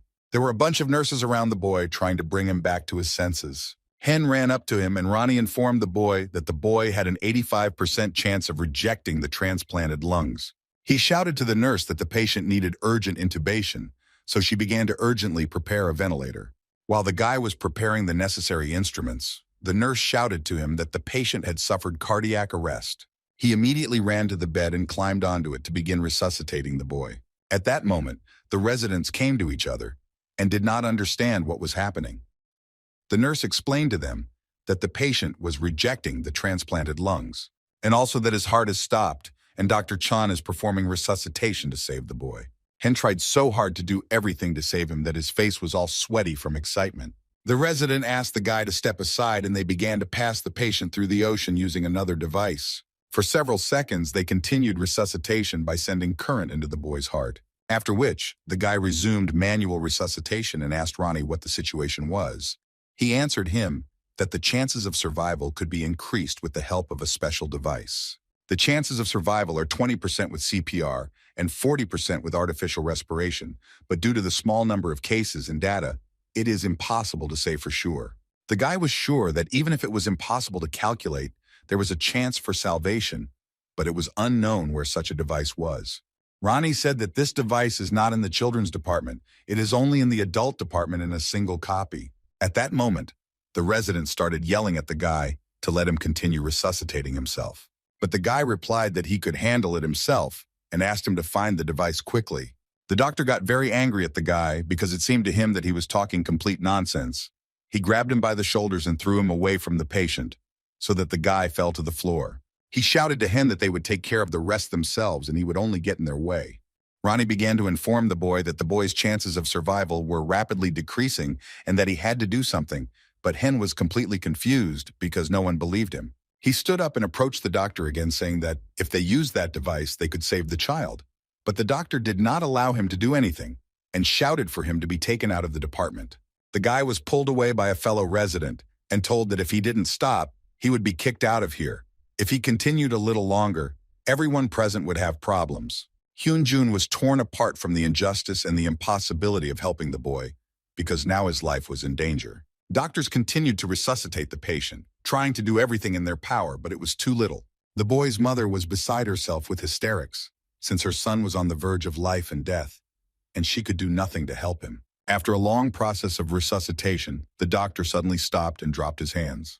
They stood silently by the patient's bed while the nurse checked his pulse, everyone knowing it was the end. The doctor announced the time of death, and at that moment, Hyun Jun's mother began to lose consciousness. A nurse ran up to her and hugged her, and the doctors apologized for not being able to save her son. As they began to take her away to calm down a bit, Song-ye looked at the boy and asked how he was. Hyun Jun suddenly jumped up and started running away. Song-ye didn't understand where he was going and started running after him. The guy ran out onto the roof of the building where it was raining heavily. Ronnie informed him that he had discovered changes in his emotional state, but he did not react to his words. Hen fell to his knees and began to apologize to the boy for not being able to save him. The guy started screaming and crying. He blamed himself and his indecision for everything, because if he had not hesitated, he could have saved his friend. At this moment, Song-ye ran up to him and hugged him from behind to somehow calm him down. She believed that the guy did everything he could, and she was sure that Hyun Jun knew about it too. Song-ye began to brush the boy's wet hair away from his face and said that the boy had not yet been sent to the morgue and that he could not part with him without saying goodbye. After all, the boy would definitely be upset. So she called him with her, and he followed her. When they went back to the department, the girl saw that the boy had already been taken away. Hyun Jun walked to the bed and was torn apart by pain. He continued to cry because it was unbearably painful. He promised Hyun Jun that from now on, he wouldn't just stand by and watch while people talked. So he told the boy not to be sad anymore and to go towards his dreams, at which point he burst into tears again from the unbearable loss. Song-ye came up to him and hugged him to somehow ease his suffering. A few months later, autumn arrived outside, captivating us with its beauty. Interns walked along the hospital corridor and discussed the large number of shifts that fell even on holidays. One of the guys said that other students had already started congratulating and giving gifts. His partner did not understand who they were talking about. He explained that they needed to congratulate the heads of their departments, and they would soon have to do this too. A guy walked past them, and one of the interns recognized him, but the other didn't understand who he was. It was Hyun Jun. The intern knew that he was known for constantly getting into trouble. He also said that after the resuscitation incident, the boy was transferred to Yeoncheong Hospital for 2 months. But in this hospital, all he could do was resuscitate people. And with this kind of success, he wouldn't have time to prepare for the tests. But his partner thought they were better off, because now they had one less opponent. He also said that he heard Hyun Jun get into conflict with every department head he visited. He is definitely different from the other interns. His partner replied that the rumors were quite varied, and some were the direct opposite of what he had said, since the guy had spent the last month in neurosurgery. The nurses told him that Hyun Jun was the best intern they had ever had. He was sure that they would still have a chance to verify the veracity of this or that information. Meanwhile, in the emergency department, the head of the department gathered the interns to tell them about the specifics of their work. He greeted them in the department, even though they were in the midst of the most hectic time of the year, which was the Chuseok holiday, and the doctor introduced himself as a third-year resident in the emergency department named Ju Yeonta. To begin with, he explained to them the rotation schedule, where for the first 3 days they work from 8 in the morning until 8 in the evening, and then have a day off. After that, they work from 8 in the evening until 8 in the morning and also go to rest for the whole day. There will be 3 people in a shift. Ju Yeonta walked up to them and separated with his hand those who would work the day and night shifts. The boys were happy that they got the day shift, as they considered themselves very lucky. The resident looked at them and asked why they were so happy. The night shift was considered the golden time for their squad, so he advised them to get in while they could. At this point, he finished with the instructions because they had been interns for more than 1 day, which meant they had to cope with the tasks set before them. Meanwhile, patients with various symptoms began to arrive in their department. Some came with their children and complained that their child was sneezing non-stop, while others came because their nose was bleeding. The resident didn't even have time to finish his morning coffee before real hell was already happening around him. The nurse slapped him on the back and told him not to joke like that, because these people needed their help. This department had 3 divisions, each of which had a team of 9 nurses, 1 doctor, 2 residents, and 1 intern. When a patient arrives, the nurse brings the intern, and he in turn determines which unit to send the patient to. They also prescribe basic treatments for the patient and contact the appropriate department. And because it was a holiday, the emergency room was completely overcrowded. A woman with a child came to one of the doctors and said that he wheezed with every breath. The doctor started to panic a little, but didn't think it was anything serious, so he decided to contact pediatrics first, while the baby continued to cry loudly. At that moment, Hyun Jun approached them and said that perhaps her child had a foreign body in his stomach. He showed them that the baby's skin had turned blue, and given his wheezing, it could be concluded that something was preventing the baby from breathing. The doctor standing nearby looked at the child's fingers and noticed that they were indeed blue.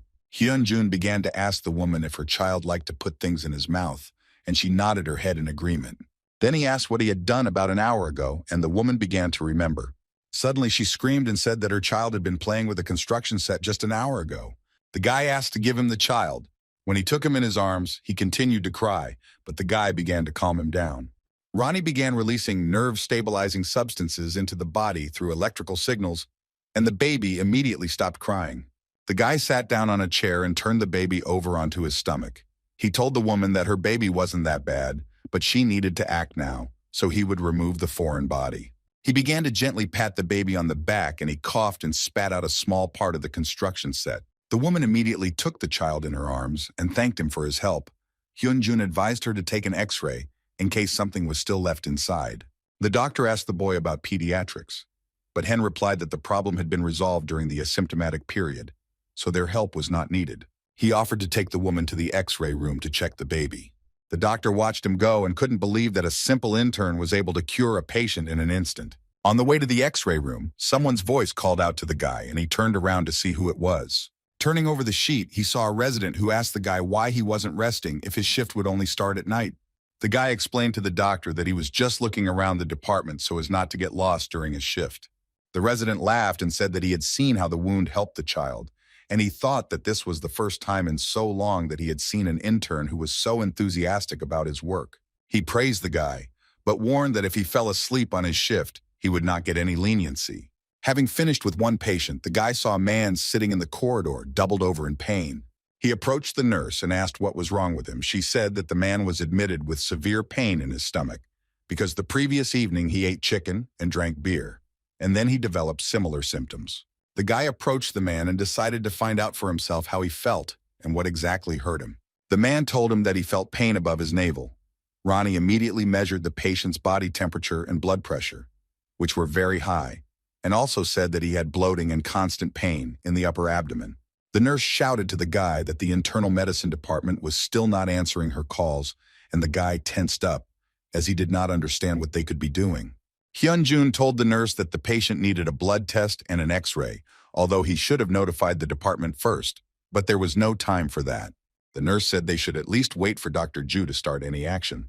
The guy smiled at her and told her not to worry about it and to do what he asked, and he would take care of the rest. Ronnie asked Hen why he was looking for trouble again, but he was confident that everything would be okay this time. But Ronnie reminded him that last time he said the same thing, but it didn't end so well. The guy answered him that despite this, he still wasn't thrown out on the street. Once they had done all the tests, the nurse approached the boy to tell him the results. At that moment, the resident doctor, Dr. Ju, approached them, not understanding what kind of tests they were talking about. He took the report from the nurse and, looking at the guy, realized that he had scheduled the patient for an examination on his own. Hyun Jun, in turn, was a little tense, since he didn't know what to expect.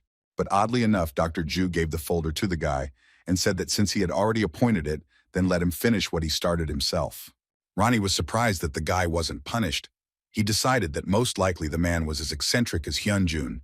The guy started reading the test results from Dr. Ju, where the X-ray showed a small amount of pelvic effusion, and judging by the presence of leukocytosis, hypoxemia, and an increased amount of amylase in the blood, the guy said that it looked like pancreatitis, and Ronnie confirmed the diagnosis, which was identical to his.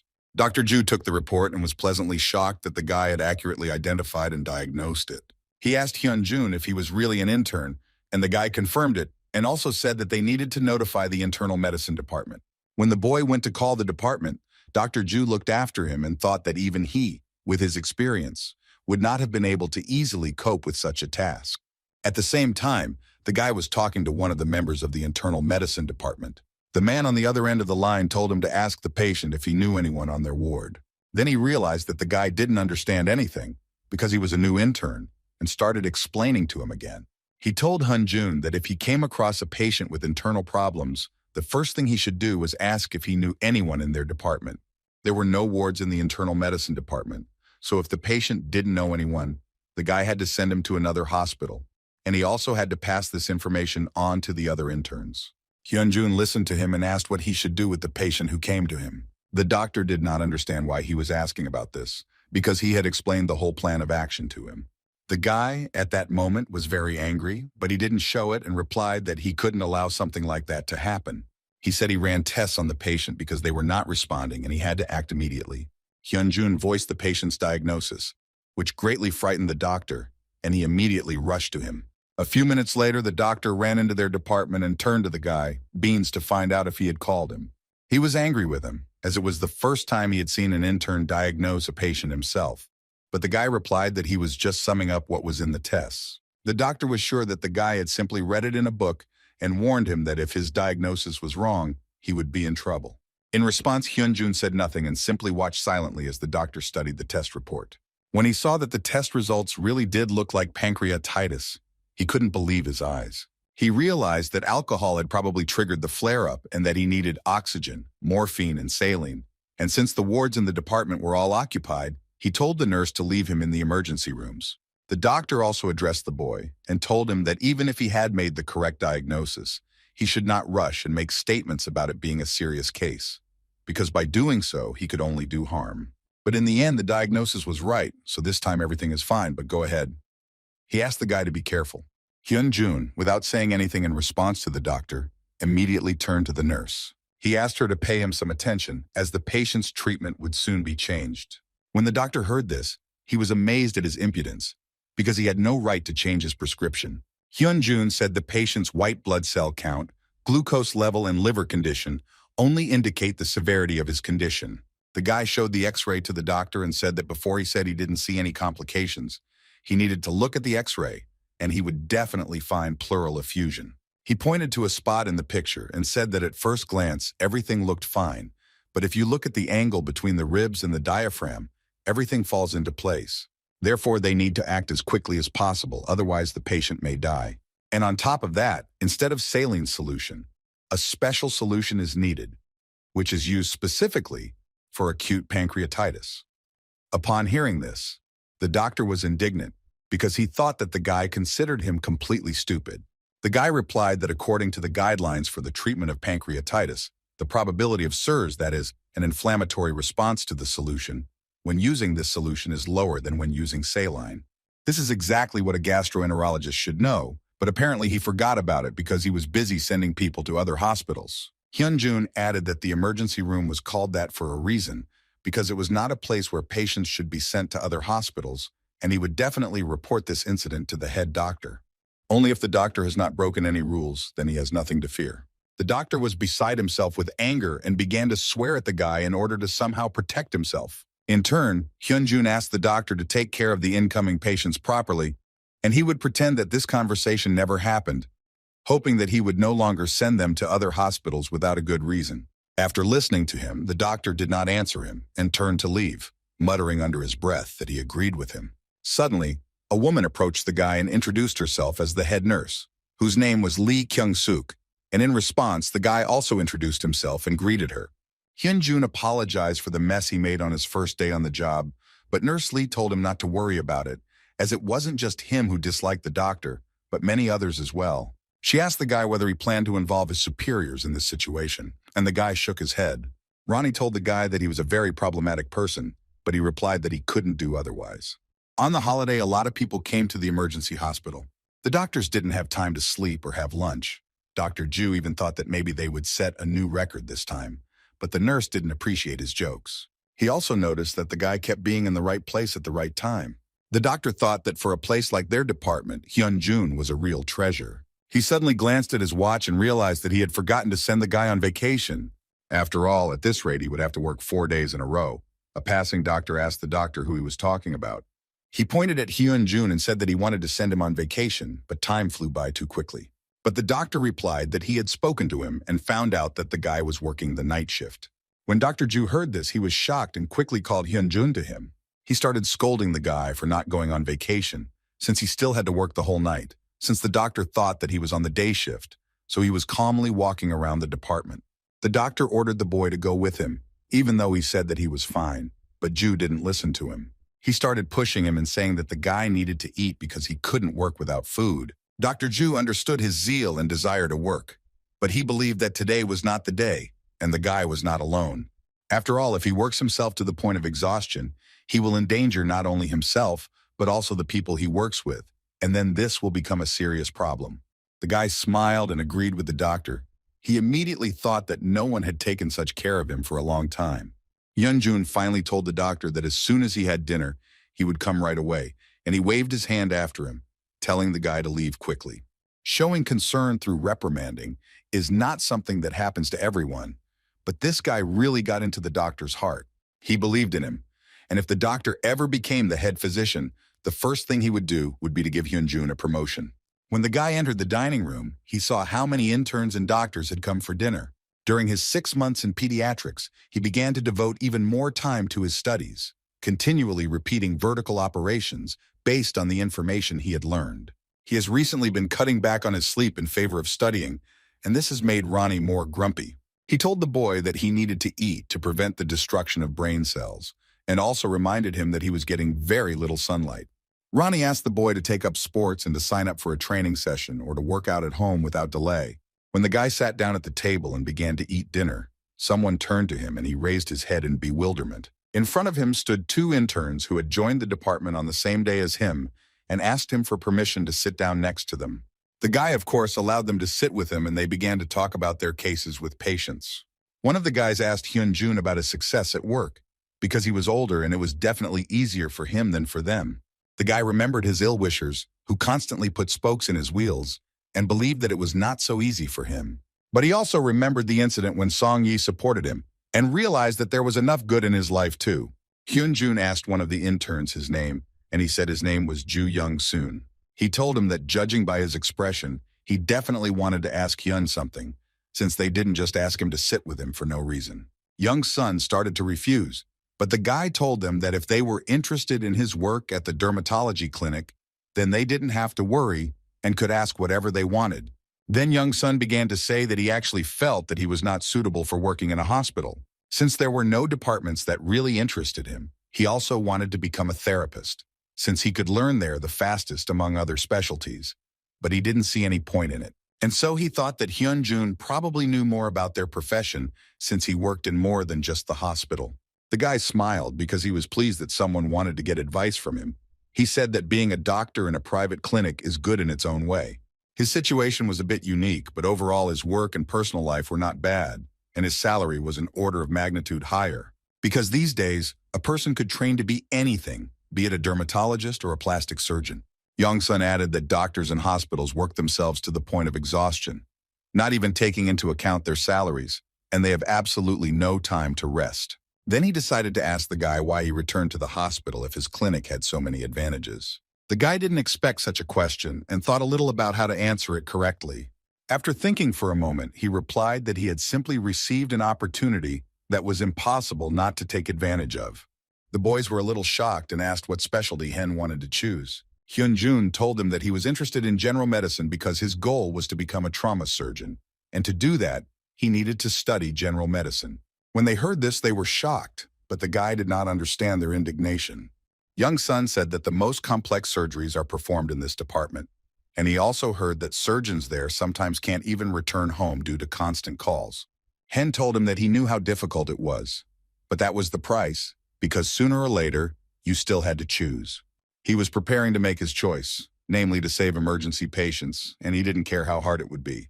The guy also added that he was in no way saying that traumatology was better than other departments, and they finished talking and went to accept the night shift. When they returned to the department, Young Sun walked behind everyone and thought about Hyun Jun's words. He didn't understand how the guy could be so confident in his choice because he didn't even know what it was. Young Sun decided that everyone can talk big, but when it comes to reality, they run away. Entering the emergency room, the intern saw how many people had arrived with various injuries and was a little stunned. A professor named Cho Yeon-soo approached him and asked the boy why he was standing still, since he should have acted quickly and taken his position so that his knees could go home. As the professor passed by Dr. Ju, he reminded him that it was time for him to hand over his day shift. He also saw that the night intern had been working since early morning and asked the doctor what the reason was. He replied that the guy was just getting acquainted with the department, but ended up working all day. Dr. Ju pointed to the boy and asked what to do with him, but the professor replied that they cared about every person, so they would have to leave him for the shift. The professor watched Hyun Jun closely and was pleased that he was so attentive to all his patients. He knew the guy was an enthusiast, but he thought he was doing pretty well for an intern. At that moment, the doors of the department opened, and emergency doctors ran in, informing everyone about a seriously ill patient after a traffic accident. The professor called intern Young Sun with him, and they went to examine the arriving patient. The first thing he asked was what happened to the man, and the doctor explained that he had fallen asleep at the wheel on the highway and crashed into a car and was then hit from behind by a truck. The doctor said that the second passenger was the patient's wife, but she died. But the professor did not let him say these words. He believed that such information could wait, since the patient could hear everything and there was no need for additional panic now. And the doctor immediately fell silent. Professor Yong-soo ordered the patient to be transferred to the intensive care unit for examination and further treatment.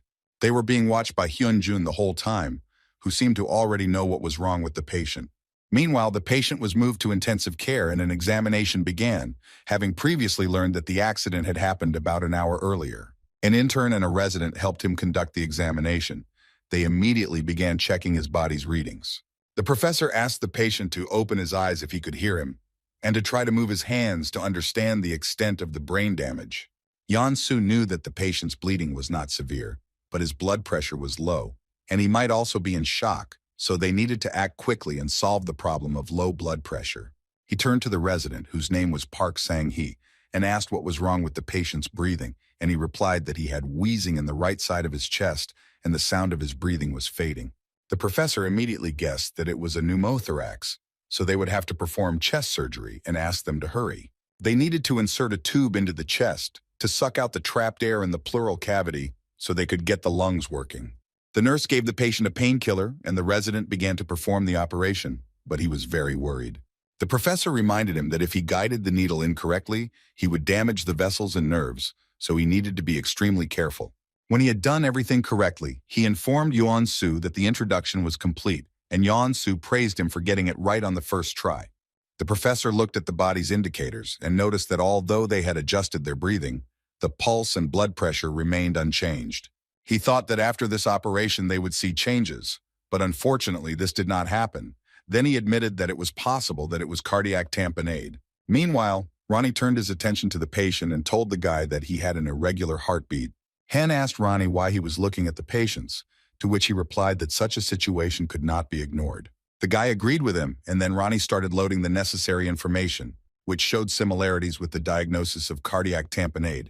So the patient needs additional cardiac auscultation and pulse checking. But Hyun did nothing, which surprised Ronnie greatly, and he did not understand why the guy did nothing. He answered him that the professor was observing the patient, and even if he tried to say something, he would be immediately driven away. Ronnie then suggested that they drop the diagnosis in passing, but the guy wasn't sure that would work. Just at that moment, the doctor called him and told him to take part 2, which was to the boy's advantage. Hyun Jun approached the professor and asked him if the patient could be diagnosed with cardiac tamponade. The resident started yelling at the guy and told him that the patient was not showing any symptoms consistent with this diagnosis, so he better mind his own business. The professor interrupted the resident and turned to the guy to find out why he thought that way. Hyun explained that symptoms may not appear with low blood pressure, and given that the patient has low blood pressure and an irregular heartbeat, there is a high probability of this diagnosis. He also added that the patient had a paradoxical pulse, and the professor looked closely at the guy at that moment. He decided to check the veracity of his words and began to feel the patient's pulse, which was quite weak, but the guy turned out to be right. But the professor simply did not understand how the intern determined this, since this requires more than 1 year of experience. In that case, Professor Yong-soo decided to ask what the guy was proposing to do next. He replied that the patient needed to undergo pericardial paracentesis, because if this continued, the patient could experience cardiogenic shock. So they needed an ultrasound. The professor did everything as the guy said, and confirmed without a doubt that it was cardiac tamponade. Yong-soo asked the boy if he had performed a pericardial paracentesis procedure, and he replied that he had never done anything like that before. But Hyun Jun confidently added that he would really like to try to carry it out. When the resident and another intern heard this, they were simply amazed by his courage and impudence. This is a highly complex procedure that can only complicate tamponade if the artery is damaged, and now there is an intern who fearlessly says he wants to try it. The professor wondered if this meant that the boy saw this as a great opportunity to gain experience, and without thinking twice, he allowed him to do it. The resident was shocked that the professor agreed so easily, but Yeon-soo looked at him with a stern gaze and said that he had no right to tell him what to do. Hyun took the tools and Ronnie began to stabilize the boy's concentration, as well as his breathing and heart rate. The guy did everything according to Ronnie's instructions. First, he had to go around the xiphoid process and insert the needle at the right angle. When he did everything as needed, he immediately looked at the body's readings, but the heartbeat still had not changed. The guy began to calm himself down, because he had performed such operations during virtual training with Ronnie. He relaxed his hand so that the needle itself would go to the required depth and did not apply much force to it. After this, Ronnie informed him that he had done everything correctly, and the needle had reached the pericardium. Now he had to pump out the fluid that was putting pressure on the heart using a syringe. The professor observed Hyun Jun and noticed that the machine showed a stabilization of the heartbeat and a decrease in pressure on the heart. He was simply amazed by the intern's skills, because he had seen something like this for the first time in his life. The guy was clearly no slouch. When Hen secured the needle, he informed the professor that he was finished with the procedure. The resident didn't understand how the intern was able to cope, because this procedure was an order of magnitude more complicated than the one he did. He stood behind the guy and was a little angry with him, and Hen, in turn, told the professor that the situation with the heart was resolved. Yeon-soo praised him for his good work and told the other interns to notify the cardiologists, orthopedists, and contact the radiologists to get the patient a CT scan. Intern Young-sun looked at the guy and was surprised how he could be so calm, because even though he graduated 3 years ago, he was still the same intern as the others. He remembered how confidently Hen had spoken those words and knew that he himself could not have done the same. Young-sun decided that he shouldn't compare himself to him, since Hyun wants to become a trauma surgeon and they have completely different paths. He was distracted from his thoughts by the voice of the resident, who told the guy to pull himself together, since there were a lot of such cases in their department, and he needed to get used to it. The resident also added that the patient was lucky to have survived such an incident, especially when the second person in his car died. At that moment, he was standing right next to the patient who heard his words. He began waving his arms to get up from the couch, but the nurse tried to hold him back, although it was difficult for her to cope alone. Doctors and a professor came to her aid, asking the resident what had happened to the man, but he himself did not understand, as if the patient had simply gone mad.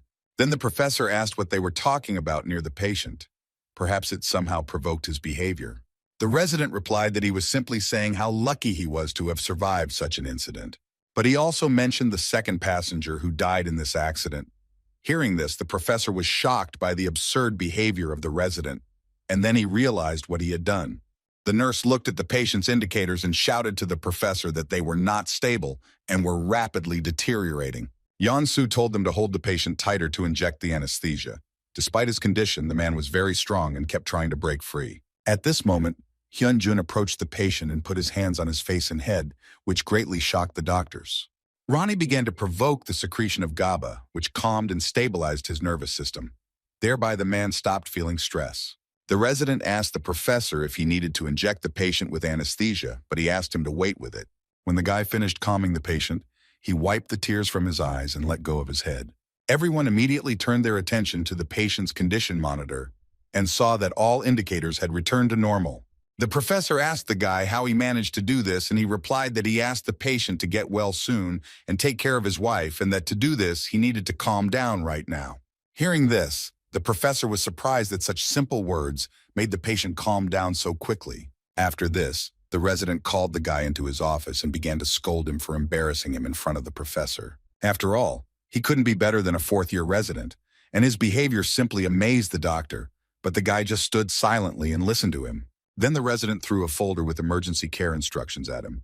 She fell to the floor, and he ordered the guy to pick her up and read the second page.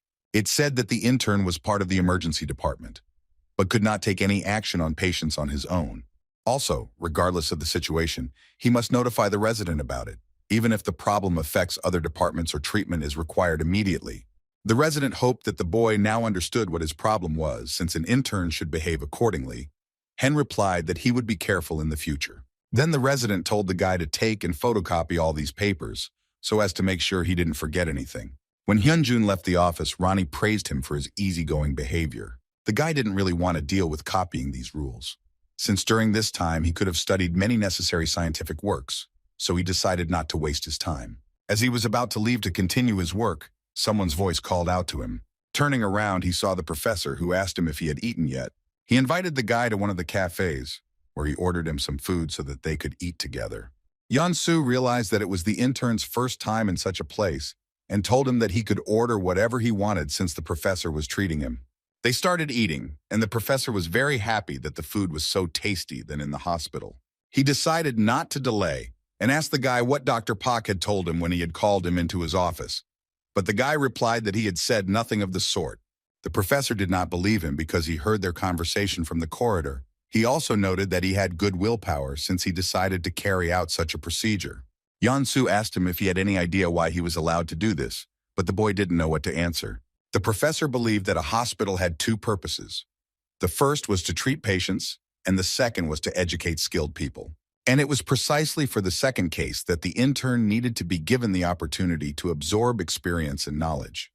This was a good reason to allow him to act independently. Hen listened to him and smiled, because he knew that the professor had another reason for this. Yeon-soo was surprised that the guy was not only brave but also smart. He asked what the second reason was. In Hyun Jun said the second reason he allowed the intern to perform the procedure was because the patient's condition was not as critical as it might have seemed at first glance. And he was absolutely right, the professor laughed, because the guy was just a godsend. He asked Han how he knew the patient's condition was not critical. The guy assessed the patient's wounds and the marks on his face, which suggested a head injury, but since he was reacting to the doctor's words, it meant that the case was not that serious. The patient also had breathing tubes inserted, which allowed us to determine his oral reaction to such procedures, which was minimal. The professor had the impression that he was reading a detective story, because the guy had deduced a whole picture of what was happening from a list of different facts and guesses, without missing a single detail. The guy laughed because he certainly didn't look like a detective, but the example was very interesting and even funny. When they finished and headed towards the exit, the professor told Hen that what happened to the resident only showed how important it was to him, so he didn't need to be angry. The guy nodded approvingly, but the professor understood that he would not change his methods of approaching the patient. The professor was also very interested in what exactly Hyun Jun said to the patient to calm him down, since this was one of the reasons why he paid the bill at the cafe himself. Hyun Jun replied that he said the same as before, but Yeon-soo told him that he wouldn't fall for such nonsense, so he cannot hide it and tell him the truth. The guy was a little stunned because he didn't think he would be so persistent, but he also couldn't say that he was manipulating the nervous system. Even if he tries to wriggle out of it and say something that is only half true, the doctor will only continue to dig for the truth. He didn't know whether the professor would buy it, but he decided to do so and said that he whispered the patient's wife's name. When Yeon-soo asked how he knew her name, the guy replied that he had called the morgue prematurely, since they were supposed to be delivered at the same time, since they were traveling together. But the professor didn't understand why the guy did it. Hen explained that he saw a case where a doctor stopped an orderly so that he wouldn't say anything about a patient's wife. So he thought the patient would trust the guy a lot more if he told him his wife's name. So he lied to the patient in such a way that the professor thought about the fact that he had seen many different cases while working in the States. But this was the first time he had seen anything like this. Hen decided to change the subject before the professor sent him to dig even deeper and asked him about his work in the States. He told him that he would be glad to hear about it, and so they talked about it all the way. Returning to the hospital, the professor thanked the guy for their conversation and went about his business. Hyun Jun was finally able to relax, as he was tired of listening to the doctor's stories, and Ronnie noted that people were very painful to talk about themselves. The guy went to the duty room and asked Ronnie if the professor believed him. He analyzed his facial expressions and intonation of voice. The probability of this was 5%. Hen thought so too. He needed to be more careful in the future, especially in front of the professor. Ronnie warned him that people would likely reject and misunderstand his abilities, but the boy didn't think he was anything special. But even though he wasn't special or even an alien, he still fell under the definition of a person with superpowers. The guy had super intelligence, which is not typical for an ordinary person, but Hen believed that only Ronnie had super intelligence. But it didn't matter, because the fact that they work together means it can only be called superintelligence. Still, the boy believed that Ronnie's existence should remain a secret, and he also realized that the professor was quite smart. Professor Cho Yeon-soo was a worthy man, and his stories show that he was unusual. He successfully completed 3 stages of the professional examination in the States, and even founded his own emergency department at the University of Maryland Medical Center. Yeon-soo told him that when the news of his abilities died down in the States, his race no longer meant anything. In the States, there were still prejudices on this basis, but all the students followed him as soon as they were convinced of his knowledge. Their hospitals were very different from the Korean ones. Since there was no strict hierarchy there, although experienced and old doctors were respected and listened to, this happened only because everyone knew about their achievements and skills. In the States, they didn't bully people just because they worked in the hospital longer than others, like they do in Korea. When the guy asked him why he came back, he replied that it was because of Korean food, which he really loves. The professor's answer shocked the boy, but he knew that the truth was completely different. With the construction of the new emergency center at Daehan University, he went here to scout out the area as a talented specialist. So with thoughts about pants, the guy also once wanted to study there, but he knew that it would not happen to him. The holidays are over and the endless stream of patients has finally stopped, and the urgent care center has returned to its normal operating hours. Another patient arrived at the hospital, and the nurse told the doctor that he had lost consciousness while having a bowel movement. The doctor asked her if the patient had taken any anti-inflammatory drugs, and she replied that the man had not taken any medications. Kun-suk thought about the patient's further treatment to speed up his recovery. Hyun Jun stood nearby and watched him. Ronnie managed to assess the patient's condition and was sure that he needed to have his stomach washed. At this point, Dr. Kun-suk also suggested to Mom the action that Ronnie had previously mentioned.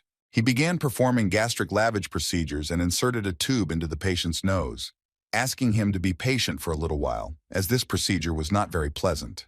When he sucked the liquid out of the stomach with a syringe, he realized that the patient had gastric bleeding, and judging by the increased heart rate, he had a large loss of blood. With cobra, the heart is not able to pump it normally throughout the body. The patient required a full body examination from the inside, so the doctor asked the nurse to immediately contact the necessary department and move the patient. The man got up from the couch and asked Gyun-suk if everything would be okay with him, but he replied that he would get an exact diagnosis after the examination. Hyun Jun thought about how this was the first time he saw his former classmate treating someone. The fact that he was a surgeon already said a lot. The guy didn't like his behavior, but he understood that people are all different, and this is just his special character. Gyun-suk noticed Hyun and asked why he was standing around doing nothing, to which he replied that he didn't have to start their conversation on a bad note. Then he reminded the guy about a patient with stomach inflammation who ate chicken with beer, and the guy nodded approvingly. Kyun-suk said the patient had a CT scan of his stomach, and his inflammation had barely reached 50%, but the symptoms were getting worse, so he was sent for surgery. Han asked how it went, and the guy replied that it was good because he himself performed the operation. Hearing this, Hyun was shocked, but for Geun, the dimple was a normal thing. Unless the patient's condition was critical, the professor often allowed him to perform the operation. Hyun Jun thought he was very arrogant, but even so, he was very envious of him. He hoped that one day the day would come when he too would have the opportunity to perform an operation, and for that he would need to study harder. Gyun-suk told him to worry more about himself than the patient, since he knew about his conflict with the resident from the internal medicine department. Hyun Jun explained that the doctor said he wouldn't accept a patient if he didn't know anyone from that hospital. And also, this doctor was going to leave the patient in the waiting room. For such an attitude, he couldn't even be called a doctor. After listening to him, Kyun-suk understood that the patient was in great danger, but that was not so important. The most important thing was that Hen was just an intern, and that man was a resident.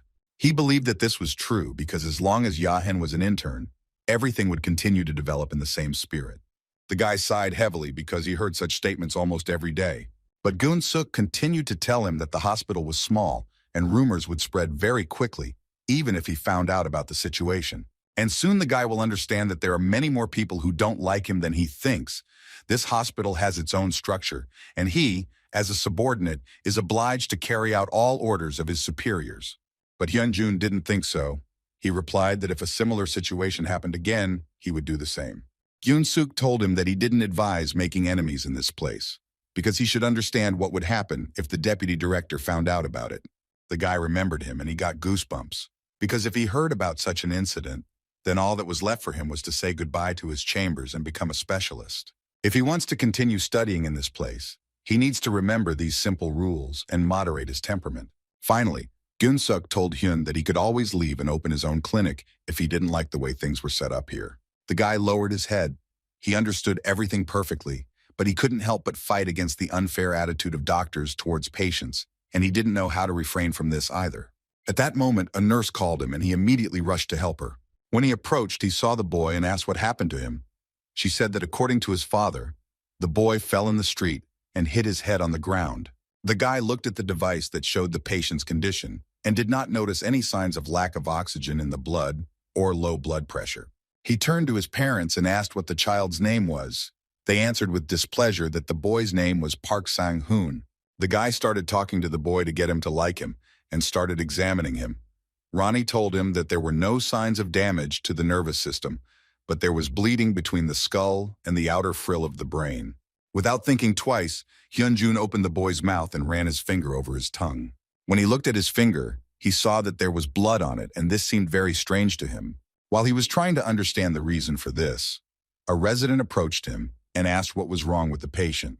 The boy told Dr. Pak that the child had a hemorrhage in the head and that one of the pupils was greatly dilated and reacted slowly to light. The boy had a cut on his forehead, a bruise on his left temple, and bleeding from the inside of his cheek. After listening to the guy, the resident told him to notify the neurosurgeons about this and turned around to leave.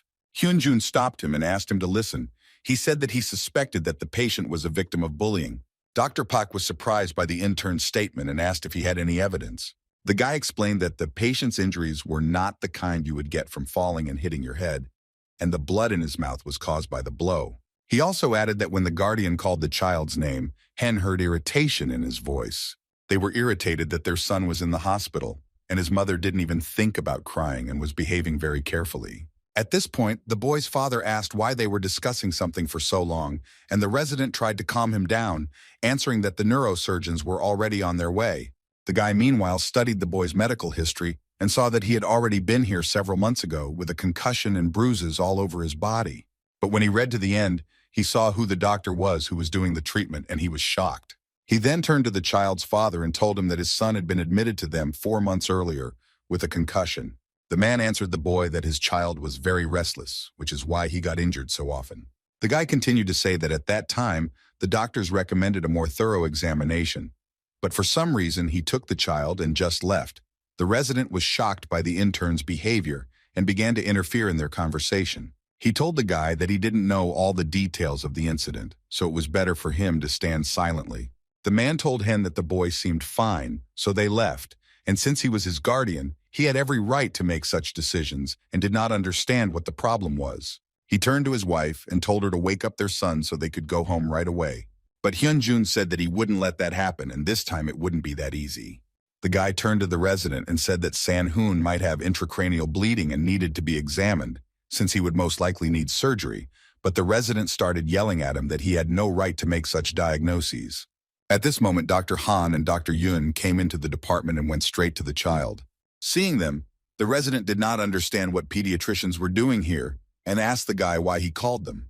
Dr. Khan approached the father and said that his child had a head injury and that they needed to perform a CT scan.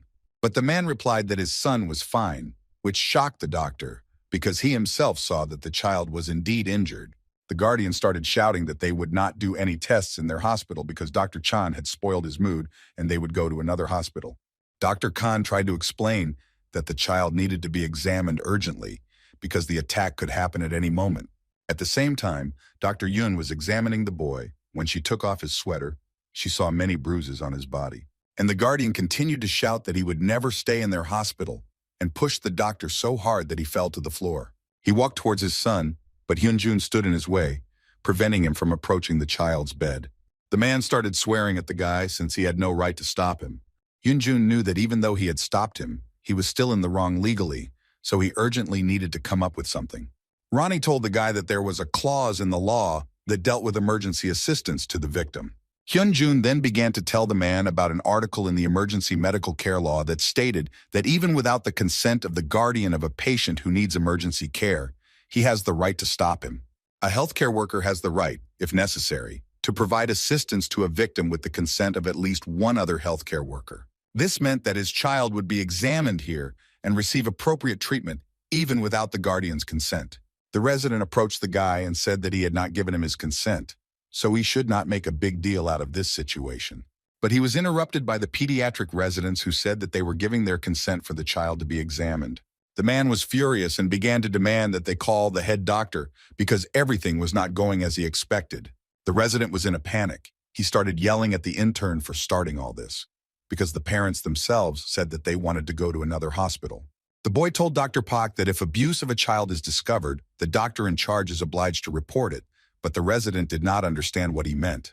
Hyun Jun explained that Sun-hoon had been admitted to the emergency room 4 months ago with the same accompanying symptoms. He asked the resident if he knew who examined the child that time, but he shook his head, so the guy pointed at him and said that it was him. But the resident began to justify himself by saying that he examined several dozen people every day, and should not have remembered this. The boy agreed. But when he read the medical history, he saw that the doctor had only noted a couple of bruises on the boy's body. He was sure that this was enough to understand the violence, but instead the doctor simply took the parents' word for it and did nothing, which made the boy very angry. Dr. Park didn't know what to say in his defense, because everything that Hyun said was true. Hyun Jun shouted to Dr. Han that he could take the child and examine him. Turning to Song-ye, he asked her to report this situation to the social workers. The man was very angry and did not understand why the boy allowed himself such antics. But Hyun Jun convinced him that this time he would not be able to take his son. He looked his father in the eye with all his hatred and said that he would report it to the police and convey his opinion from the doctor's position about what happened. So he had to wait until the police contacted him, and upon hearing this, the man was very scared. His wife came up to him and said that they had to leave immediately because they were attracting too much attention. Without thinking twice, they immediately jumped up and started to leave, trying to avoid further conflict. At that moment, Professor Choi appeared and asked what had happened and where all the noise was coming from. Hyun Jun approached him and began to tell him about what had happened in all details, while the resident watched them. He was very scared, because he understood that if the professor found out about everything, it would be the end for him. When Hen finished telling his story, the professor praised him and went off to do his own thing. The resident was surprised that the guy didn't tell him anything and asked why he did that. Hyun Jun himself didn't know the answer to this question either, because there was no justification for Dr. Park's actions. But at the same time, he didn't want to ruin his life because of it. After that, the guy went to the next patient, and the resident remained standing and thought about his behavior and the intern's words. Walking down the hallway, the boy thanked Ronnie for his help, and Ronnie replied that he should read up on emergency aid laws so he knew what to do in situations like this. Ronnie asked him why he didn't tell the professor about the doctor's mistake, to which he replied that Song-ni had spent 6 years in internship to become a resident. He probably didn't want to make a fuss because there was very little time left before the promotion, and this situation was quite dangerous. Ronnie thought it was strange not to do what he was supposed to do, but people are like that by nature. They often do nothing even when they find mistakes. If they take the wrong side, they will face a lot of trouble, and when there is a family, making decisions is much more difficult. Therefore, he understood Dr. Park's feelings perfectly. He would not want to lose what had not been so easy for him. But Ronnie didn't understand why the guy didn't sit in the shadows then, because he also had a family. Hyun replied that his mother wanted the best for him, but he doubted she wanted the boy to achieve success by turning a blind eye to injustice. At that moment, Dr. Yoon came to the reception and said that she had informed the social workers and they would pass on all the information to the police. The guy decided to thank the girl for taking his side, but Song-ye replied that he already owed her a lot. She told him that if he was so grateful to her, then he should invite her to dinner. The next day, Hyun Jun's shift ended and he was about to leave when he suddenly met one of the interns. He stopped the guy and asked who he was dating because he was wearing a white shirt and shoes. He thought it was very strange. Hyun Jun laughed and said that it was not what he was thinking. In turn, he asked why he himself did not go home. The intern said that his uncle came to him, who had been treated by them last year, but was now fine and he was just passing by to invite him to dinner. Hyun Jun realized that the intern had a close relationship with his uncle and told him that his uncle was like a father to him. The intern realized that the guy was simply changing the subject and began asking him again about where he was going dressed up so nicely. While they were arguing, Song-yi approached them and asked if they had finished their work. Turning around, they saw how good the girl looked when she approached them. The intern immediately greeted her, and as the guy left, he waved goodbye to him. Intern Song-tae now understood why Hyun wanted to go into general surgery, since he had no problem dating, which he was even a little jealous of. On the way, Hyun asked about Song-ye's health, since she had undergone a lot of operations, but the girl replied that she was fine. They continued walking in silence. The guy felt awkward because they hadn't talked for a long time. He suddenly stopped and pointed to the small theater they had gone to see the singer on Song-ye's list perform. The guy remembered how much fun they had at that moment, and the girl also confirmed it. He reminded her how loudly she screamed, and Song-ye explained that she screamed because the singers were doing an encore, which she was very happy about. They had a lot of fun at the time, but looking at the guy, she couldn't understand how they had gotten to the point where all of that was gone now. When they arrived at the restaurant, they immediately ordered food and began to dine, because they had not dined together like this for a long time.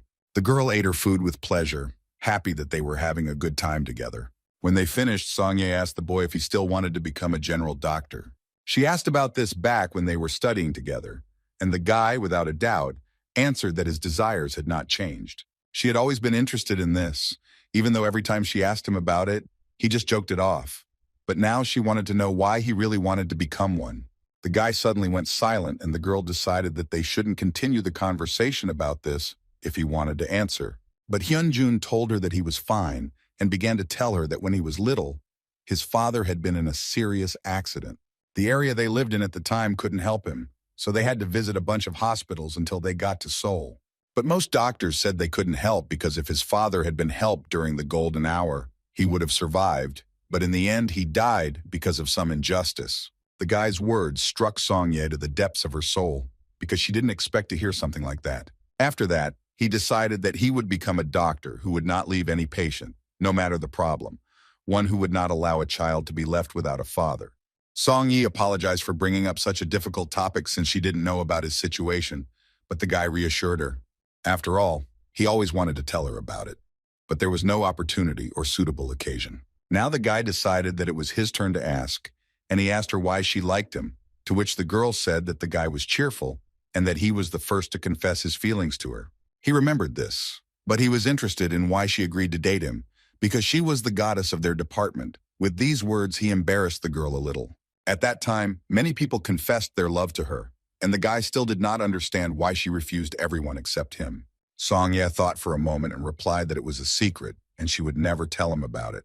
Hyun Jun thought it was unfair that he shared his story, but Song-ye wanted him to suffer like she did. As Hen continued to speak, memories of that time came flooding back to the girl. Their first task was to operate on a rabbit to find out how its organs differed from those of humans. Song-ye watched her classmates make fun of this and then be scolded by the teacher. She at that moment felt guilty and she could not cope with this feeling. When they finally finished their operating lessons, she washed her hands and headed to the staff room. As she passed one of the classrooms, she noticed a guy leaning against a desk and looking at something. She remembered that his name was Hyun Jun, and she also saw that there was a rabbit on the table for their dissection classes. Song-ye watched as the boy wrapped the rabbit in a towel and stood over it for a long time. At that moment, she realized how kind he was, because he felt sorry for the poor animal that was being used for the students' practice. When they arrived at Song-ye's house, she thanked the guy for taking her there. He asked her to be careful and turned around to go home, but at that moment he heard the girl call him. Song-ye thanked him for the dinner and for telling her about his father, which was very important to her. The guy smiled back at her, and with that they said goodbye. He was very pleased that they had such a good time together. On the way home, Ronnie told the guy that he could feel his complicated emotions, but the guy himself didn't understand what it was. Then he asked him why the guy sent her home, because it seemed to him that their relationship had improved again. Hyun Jun replied that he was glad because their relationship had improved again, since he lacked the courage to take the first step because he had hurt her so much once. At that moment, he remembered how he broke up with Song-ye because of his mother's bad billing situation, and he felt uneasy again. But despite such rudeness on his part, walking with her made his heart flutter again. Although he thought it was very selfish for the guy to dump her, Ronnie told him that the past was in the past because now they could fix their relationship. But Hen replied that he couldn't do that because his path was different from the worldly one, and if they started dating, he would hurt her again. So it was enough for him that Song-ye opened up to him again, because now the weight on his chest was lifted. The next day, half the emergency room heard the screams of one of the patients. The drunk man argued with the nurse that if he was brought to the hospital by ambulance, then he should be taken home in the same way. The nurse began to calm the man down and asked him not to be nervous and to give her the contact details of his relatives so that she could contact them. Without letting her finish, he swung his hand at her and shouted at her to shut up while he was speaking.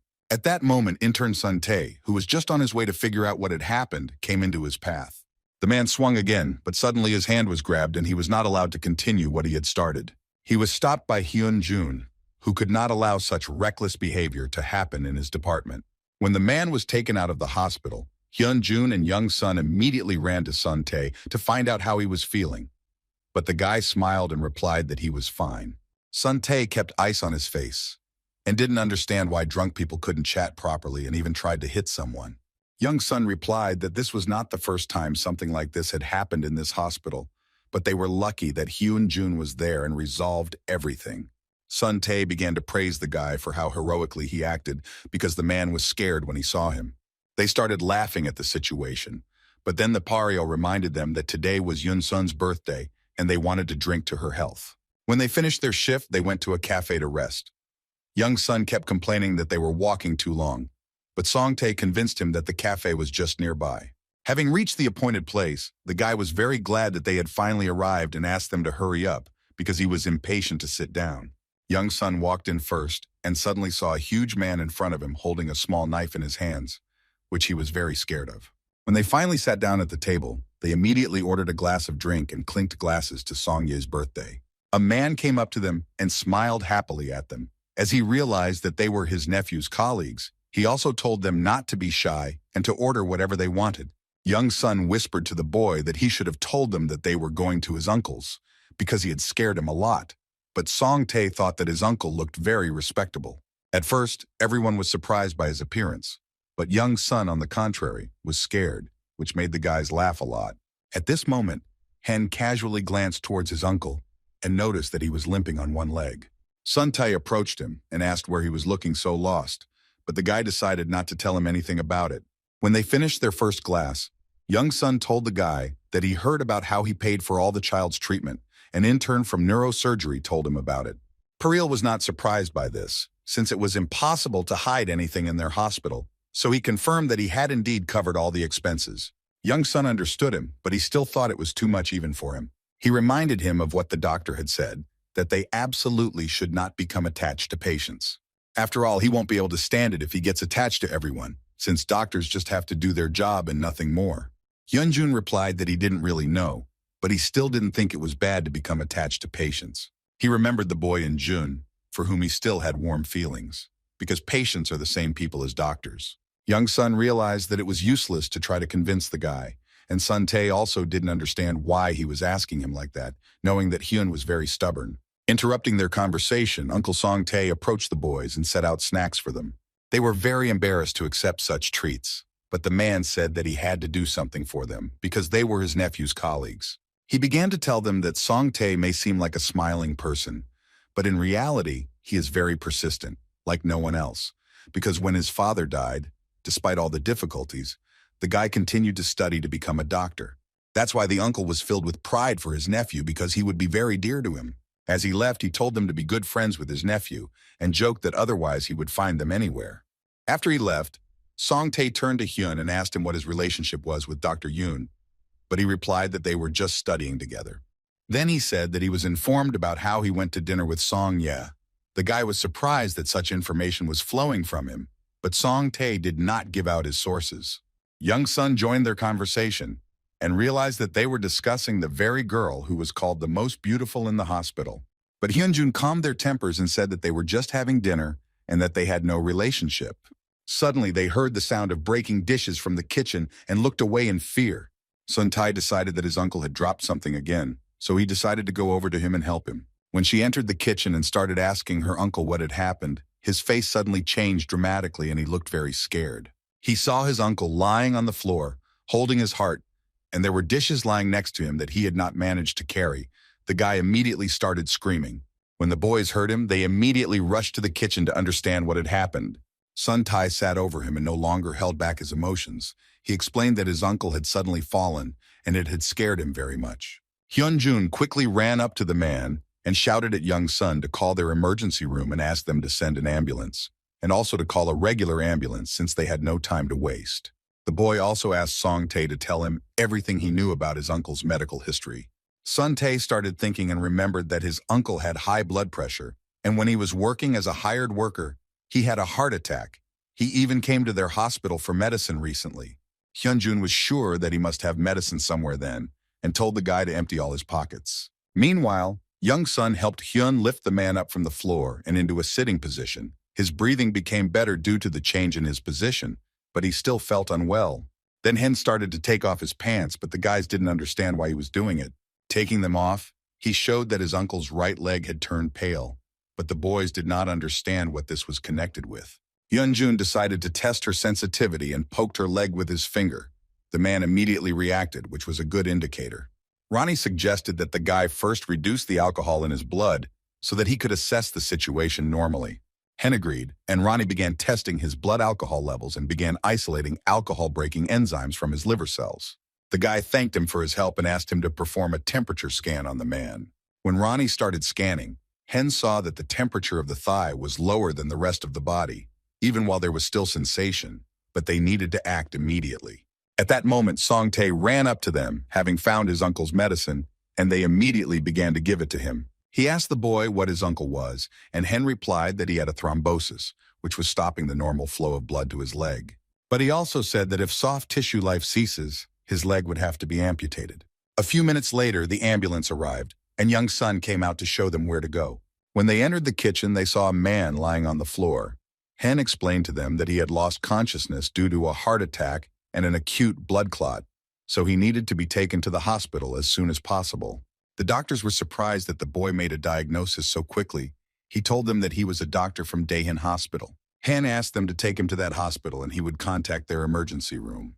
They put the man on a carrier and carried him into the ambulance, and Sun-tae, who wanted to go with his uncle, ran up to them. But Hyun Jun told him to contact Lou's family first and then come with them to the hospital, and he could leave the rest to him. On the way to the hospital, the guy called Dr. Ju, who was shocked that something had happened to him again. He asked him to explain the situation in detail. The guy explained that he checked his pulse and thought he had a blood clot in his upper right thigh. And he also found out that the man had already had a heart attack a few weeks ago. The doctor was surprised that the man had two problems at once and asked which was worse. Hen replied that they couldn't ignore a heart attack, but a blood clot was clearly worse. Dr. Ju replied that he would contact the cardiology department to have it checked and also asked what the signs of blood clots were. The guy said that when he checked it the first time, the pulse was very weak, but it was there, and so far there have been no complications. Then the doctor asked him to check again, and the guy put his fingers on his leg to feel his pulse. But there was no pulse. He informed the doctor that the man was in the stage of sensory disorder. It seemed that a complete blockage was occurring. They needed to get there as quickly as possible, but the doctors told the guy they still had 10 minutes to go. Dr. Ju dropped everything and ran to prepare the operating room, although it was not as easy as it seemed. When the guy hung up, Young Sun realized he was talking to their doctor. Hyun said he was already preparing the operating room. Young Sun was also very worried and shouted at the doctors to come as quickly as possible, because the matter was very urgent. Ronnie called Hen and said that he had calculated the time for the operation upon arrival at the hospital, and the probability of amputation of the leg was over 30%. Hearing this, the guy was shocked, because the chance that the man would lose his leg was too great. But Ronnie also added that if you try to insert a needle into the affected area now, the chances of amputation drop to less than 1%. The guy thought about it because if they want to understand how to insert it, they will need ultrasound for this, since without it, it is impossible. Ronnie believed that with their level of synchronization, such an introduction was possible and would definitely be successful. But to direct further treatment on his own would clearly be an abuse of power, and Hen did not know whether he was doing the right thing. He suddenly remembered how happily Song-tae told him about his uncle and how he replaced his father. The guy realized that he couldn't just sit back. Hen went to the doctor and asked for something to slow down the affected area, as they needed to act as quickly as possible. Young Sun was shocked by the guy's statement, but Hyun told him that if they waited, it would be too late. But the intern knew that even in the acute form, they had up to 4 hours. It all depended on the lateral or bypass routes of blood flow. Hen explained to him that if the blockage was partial and the blood flow to the heart was sufficient, then there was time. But if it was complete, then the chance of saving the leg was decreasing with every second. But Young Sun didn't understand why he was in such a hurry if it was only 10 minutes to the hospital. The guy said that even upon arrival, they won't be able to start the operation right away, since they'll first run tests and give anesthesia. At this rate, the only option left will be amputation. Young Sun still couldn't figure out how he would find the blockage, since it was difficult even with ultrasound. If he tried to do this, he would be kicked out of the hospital immediately. But Hen remained silent and continued to draw up the drug, preparing for the procedure. He received a call from Song-tae, who was very worried, but he told him that they had not yet arrived at the hospital. Hyun then asked Song-tae to listen to him carefully and said that if nothing was done, even if his uncle went to the hospital and underwent surgery, his leg would most likely be amputated. So he said that he was going to inject a drug to temporarily block the clot, although it would be difficult to do, but he would try and only with his permission. Young Sun started yelling at Sun-tae not to listen to Hyun and asked him to come to his senses since they were almost there. But the guy replied that everything was fine, because he knew that Hyun had a reason for such actions. He was sure that if Hyun took care of this, he would definitely be at peace that his uncle was in good hands, and the Pario thanked Song Ta for his trust. When they finished talking, the guy took out a syringe with the drug and began injecting it into the man's leg. A few minutes later, they arrived at the hospital, and someone started opening the back door to take the patient away. It was Dr. Ju who smiled at the guy and said he wasn't particularly happy to see him after just a couple of hours. The guy had just finished administering the drug and also asked the doctor with a smile if he was ready for the operation. To which Dr. Ju confidently replied that he was always ready, because that was his job. Once the patient was transferred to the hospital, Dr. Ju told the boy their next plan of action. He asked the guy what the man's condition was now, and Hen replied that his breathing was normal, but after taking the medicine, the pain in his chest did not go away. He also added that the blockage had caused the absence of a pulse and numbness in the limb, but now he is feeling a little better. But the doctor did not understand how the pulse could recover on its own. He turned to another doctor who examined the patient, and he replied that his blood vessels were not in the best condition, and they needed to urgently call a professor and take the patient to the operating room. The doctor asked the guy if they had taken any action on the way to the hospital, and he said that he had injected the drug into a blocked vessel. The doctors were shocked by his answer, but the boy decided that any delay would greatly increase the chances of amputation. But the doctor started yelling at him, because how could he do this if there was no ultrasound in the ambulance? Suddenly, he fell silent and said only that the operation was now in first place, so he did not have time for such clarifications. He and the nurse took the patient to the operating room, and Dr. Ju watched them go, not understanding why the doctor was behaving so strangely. The doctor turned to the guy and started sniffing him. Then he remembered that they were in a bar and hoped that the guy hadn't been drinking. But Hen admitted to him that he had, after all, drunk alcohol before delivering the patient. The doctor was furious because it is very difficult to carry out such a procedure even when sober, and he tried to do it while drunk. And it was not surprising that the doctor from the other surgical department did not look so happy, which was a very bad sign. The guy said that he had only had one glass, but the doctor replied that he would try to remove this question, and if someone asked him about it, he should say that he had only had about a glass. Meanwhile, all the necessary doctors gathered for the operation and began operating on the patient. The operation was also performed by Gyun Suk. He asked the doctors to pay attention to his actions. The professor surgeon saw that the guy was able to extract a completely intact thrombus and told him to inject the drug into the vessel. Gyun Suk replied that the drug was administered to the patient on the way to the hospital.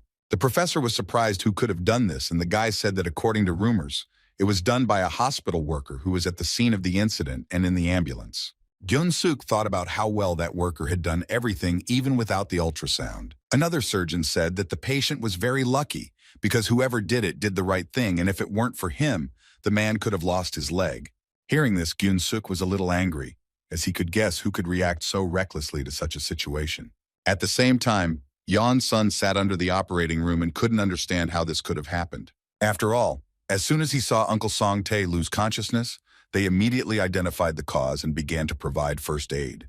The main factor in first aid for illness and treatment of thrombosis. He could not remember anything that he had learned. He was distracted from his thoughts by Hyun, who asked if Song Tae's family had arrived at the hospital. Young's son asked where he had been for so long, and the guy replied that he had been in the reception area. He had to leave everything and come to him, since he needed to wait for Song Tae's relatives, although it would be best to rest. The guy was shocked that in such a situation, Hen was thinking about how to go to sleep.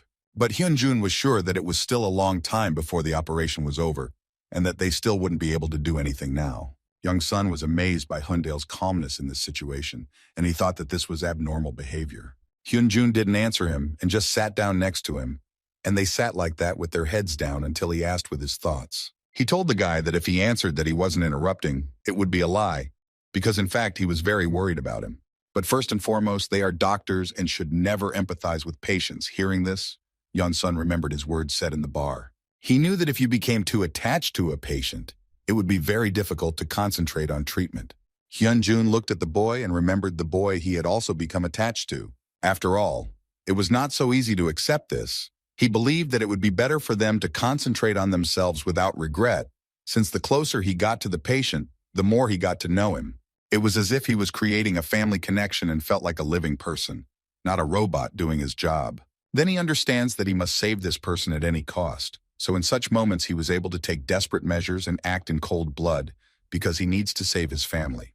When the boy finished his story, they were approached by Song Tae, who had come with his family to visit his uncle. Young Sun began to calm the guy down, saying that he was in the operating room, and they were removing a blockage in a blood vessel. He added that nothing extraordinary had happened, so he would be fine. After some time, the professor and the doctor came out of the operating room and said that the operation was successful, and there was no longer any reason to worry. Hearing this, Song-tae and his relatives were very happy that the tests were finally over and thanked the doctors. Hyun Jun praised Gyun-suk for successfully carrying out the operation, but instead of thanking him, Gyun-suk called him crazy.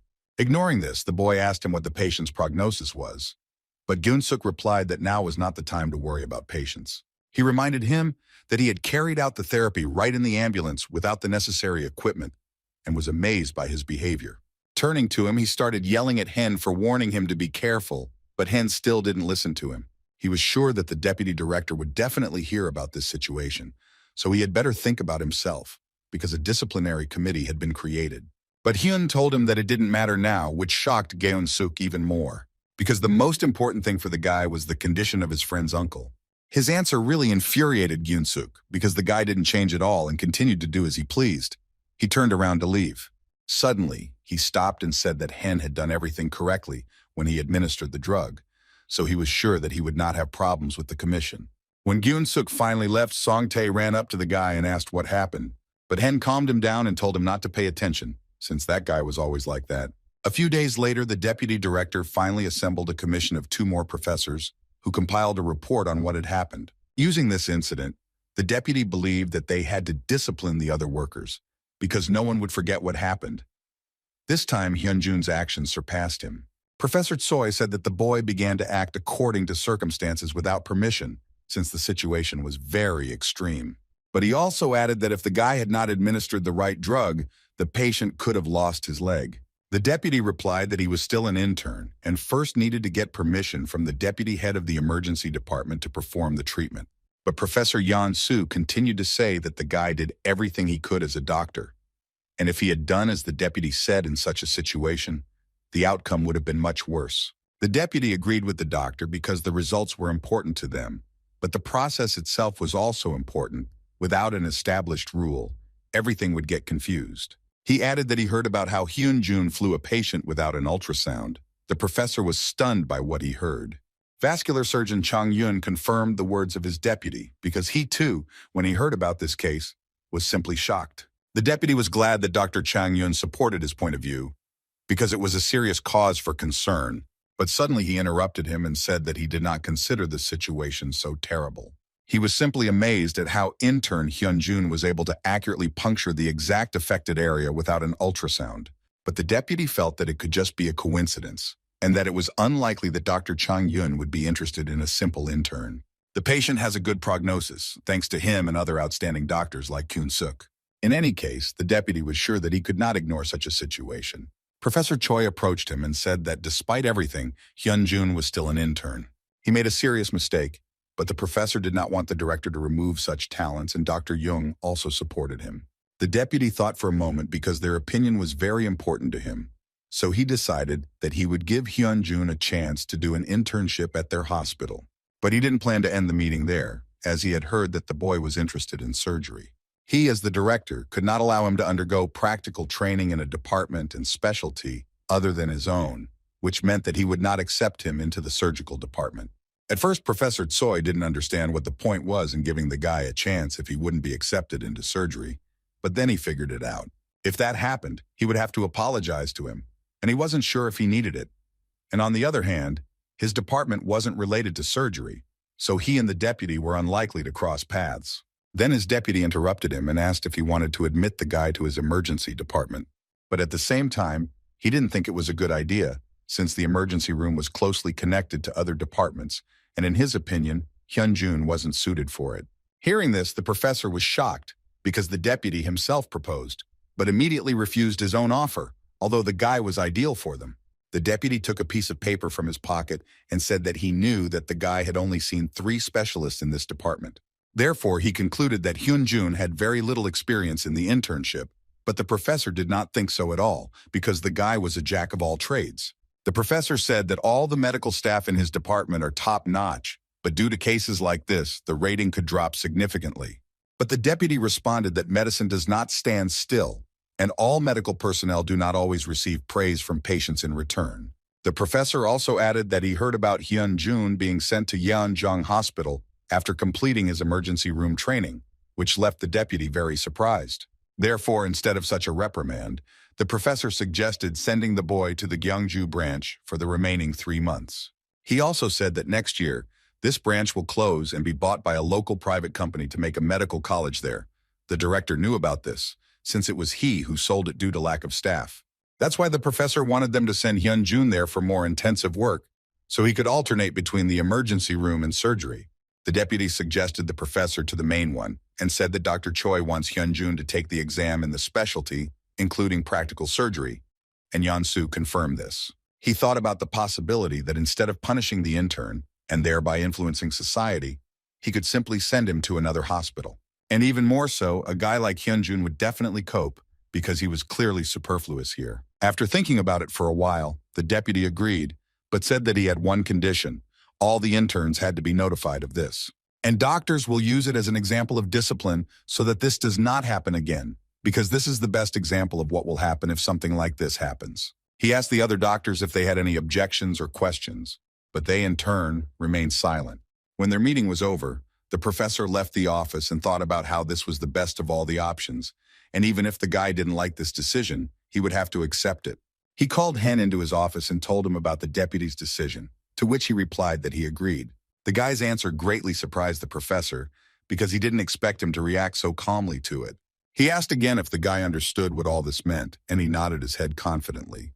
The professor also said that the branch is not such a simple place, because when Yeon-soo was there last time, there was a case where the medical staff was very weak. The guy realized that there were many more patients there than he was, which meant that if there was a shortage of medical personnel, he would be able to do an internship in surgery. But the professor still felt guilty towards him and tried to somehow dissuade him because he hadn't even prepared for the exams yet.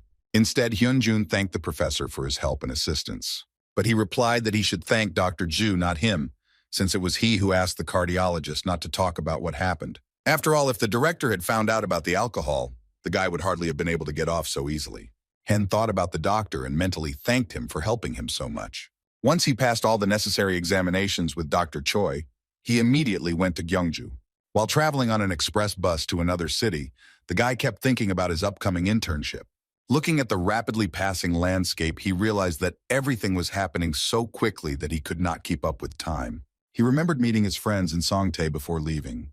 The guy was very upset because he thought that because of him the guy was being kicked out of the hospital. But Hyun asked him to stop crying because everything was fine. Sun-tae decided that he, like Hyun Jun, would go there and do an internship there. Also, after this incident, young Sun completely changed and began to approach his studies more responsibly. The guy hadn't yet decided which department to go to, but he knew for sure that everything would be fine for him. When he returned from his thoughts to reality, he noticed that the city was visible outside the window, which meant that he was almost there. After getting off the bus, the guy confidently headed to the hospital because both he and Ronnie were ready for new challenges. Upon arrival at the hospital, he approached the nurse at the reception and said that he was a new intern, but the woman did not show any emotion and replied that it was the first time she heard about this. The guy looked around and realized that there was not a single patient in the hospital, which scared and alarmed him very much. He didn't understand how this could happen because he had been told that the place was short of staff, but there were no patients at all. The boy suddenly remembered the chief surgeon named Songwon Gyu, whom Dr. Ju had told him about. Hen turned to the nurse and asked to call the chief surgeon. The woman immediately called the doctor and said that he had a guest. A few minutes later, the chief surgeon came out to the guy and was surprised that he actually came to the hospital. The surgeon turned around and waved at the guy, saying that he would be his handler. Hen was shocked by his friendliness. On the way, the surgeon told the guy that the building looked more like an abandoned one, which is why it was so quiet. Then Hen asked why there were so few patients. The surgeon turned to the guy and looked at him. He said that the branch would close next year and was surprised that he didn't know about it. He added that Hyun wouldn't notice how quickly time flies here, since this wasn't the main office, so it could be considered that he was given a vacation, while Hyun Jun couldn't understand whether he would get a chance to go to the operating room. Van Gyu suggested that the boy say hello to the rest of the staff for now, since there were only 3 fourth-year students in their hospital, including him, Dr. Jur, and Hen. Hyun Jun was amazed at the small number of people, but the surgeon explained to him that after the 3rd year, Everyone was transferred to other hospitals since they would not have been able to complete their specialty course while working here. Then Hen asked about the operations and Van Gyu replied that they didn't have enough stalkers for that, so they didn't do them. Hearing this, the guy felt as if he was struck by electricity because he had expected a completely different outcome of events.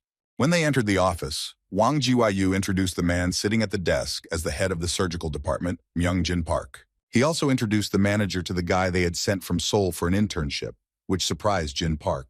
The manager replied that he didn't need any help, so he sent the boy to rest and get some fresh air. When they left the office, Ronnie told the guy that the reaction of the doctors in this hospital was very strange, and that unlike those doctors, he did not feel any tension at all. The surgeon also told Hen that they don't have an emergency room now. 3 surgeons come to them if needed, but since the guy is still an intern, he won't be able to be on duty with them. He asked him if he wanted to give it to another department, but the guy didn't care at all where he worked. The only thing he wanted was to be able to work the night shift. Van Gyu was pleased with his request, since he had just been working at night this month, and the guy still had 3 months to work with them, so he told him to look around and come to work tomorrow. The surgeon asked the boy if he had decided where to stay, but Hyun Jun was very surprised by his question. He wanted to stay in the duty room, but the surgeon could not allow him to live there for more than 3 days. So today he allowed him to leave his things in the duty room while he looked for an apartment. When the guy left, the surgeon looked after him and thought that the guy looked like a decent and educated intern, but he still didn't understand why he was sent to them. Meanwhile, Hen settled in the duty room and suggested that Ronnie go for a walk, as it was a good way to get to know the area. The guy came to a tourist spot and bought a ticket to walk around and see everything. On the way, he thought that he didn't care how many patients there were in the hospital. He was sure that he would have something to learn here, and there was no point in jumping to conclusions. Suddenly, he felt a slight vibration and began to look around to see if anyone else had felt it. Noticing that people continued to behave calmly, Hen asked Ronnie if he felt the same, but he replied that he had not detected anything like that. The guy decided that he was just imagining things and continued his walk, when suddenly someone called out to him. When he turned around, he saw a man who looked like a foreigner. He asked the guy if he was a traveler, but Hen replied that he was a local. The man explained that he noticed the guy looking around, which is why he thought he was also a tourist. Hyun Jun said that he just suddenly felt a vibration under his feet, so he looked around to make sure he was the only one who felt it. Then the tourist told the guy that he spoke English very well because he had never met anyone who could speak to him so freely in Korea. Hearing this, Hen was simply shocked because he didn't even realize that he had been speaking a different language all this time. He immediately asked Ronnie, but he replied that his language program was disabled. Ronnie explained that the boy could speak English because his central nervous system was synchronized, which meant that he could now speak foreign languages with ease. At that moment, the man extended his hand and introduced himself. His name was Jay Allen. The guy on the report card repeated his gesture. When the guy shook his hand, he felt a strange feeling, but he couldn't understand what it could be. Allen noticed the confusion on Hen's face and asked what was wrong, but Hen replied that everything was fine. The man then told him that he was a very sensitive person, as he had mentioned earlier that he felt the vibration. Allen replied that he felt it too. He began to take off his glove and showed the guy his hand, which was completely prosthetic. He said that his hand had many functions and vibration detection was one of them. The man also showed that all the information collected in his hand goes straight to his ears. Hen was very surprised because it was the first time he saw something like this. He could not believe that technology had reached such a level of progress. But Ronnie explained to him that technology hadn't developed things that good yet, so it had nothing to do with it. He said that if you look at his hand as a prosthesis, it looks very similar to the Olympus prototype. The guy remembered that this company offers treatment for congenital diseases using artificial genes. Allen turned to him and said that he was the first person who, upon seeing his hand, did not show any sign of surprise. Hen laughed and said that the man didn't look like a ruthless robot who wanted to take over the planet. He said that he had actually encountered medical robots several times during his work, so he was not particularly surprised. Allen realized that Hyun Jun was a medical worker, and the guy confirmed his suspicions, even though he was only an intern. Hen noticed that the man reacted strangely to this.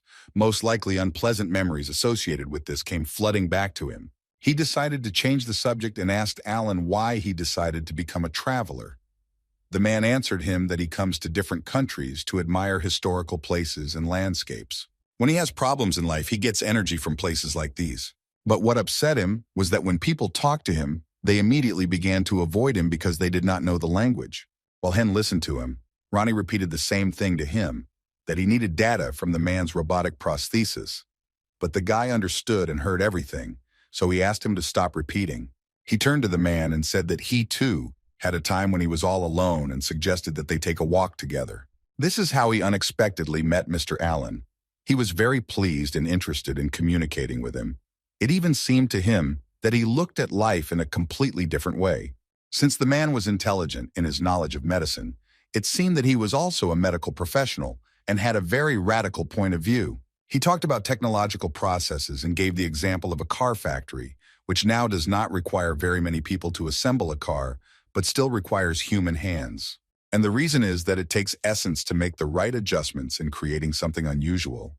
But even that will soon be a thing of the past. After all, technology is evolving very quickly, and the development of technologies that can make decisions based on complex data is inevitable. He apologized to the guy and said that, like many professions in the future, the profession of a doctor will finally disappear. Hen smiled at him and replied that he had very interesting thoughts and arguments, but he knew for sure that Ronnie was in his body. The impossible was already possible. Ronnie told the boy that Alan's words were true, but he had him, so his abilities would be limitless. Hyun Jun was very pleased to hear such words from Ronnie and thanked him for his support. The man was sure that his words might have seemed too absurd to the guy, but in any case, reality would not stand still. Chronic diseases of the brain are difficult to treat with modern medicine, but soon new technological electronic networks will open the way to its treatment. It is possible to prevent the disease itself by blocking the gene that causes it using gene scissors. There will come a world in which people will not be able to keep up with the technological process, and Alan's question was whether the need for a doctor will still exist after the new world has come. Hyun Jun replied that although technology could cure terrible diseases, communication with the patient was necessary, because only a person with a beating heart could support him. He also knew that the clinical results were not yet satisfactory. The man was surprised by the guy's knowledge. Hen explained that he was still studying and his mother suffered from a brain disease. He felt guilty because even with modern technology developed to treat rare diseases, the electronic network would still not cover enough areas of the brain. Alan didn't understand what the guy was talking about, so he said he was talking about neural lace. After all, it would be more effective if it were injected in a liquid state deep into the brain, since all of this is connected to the vessels.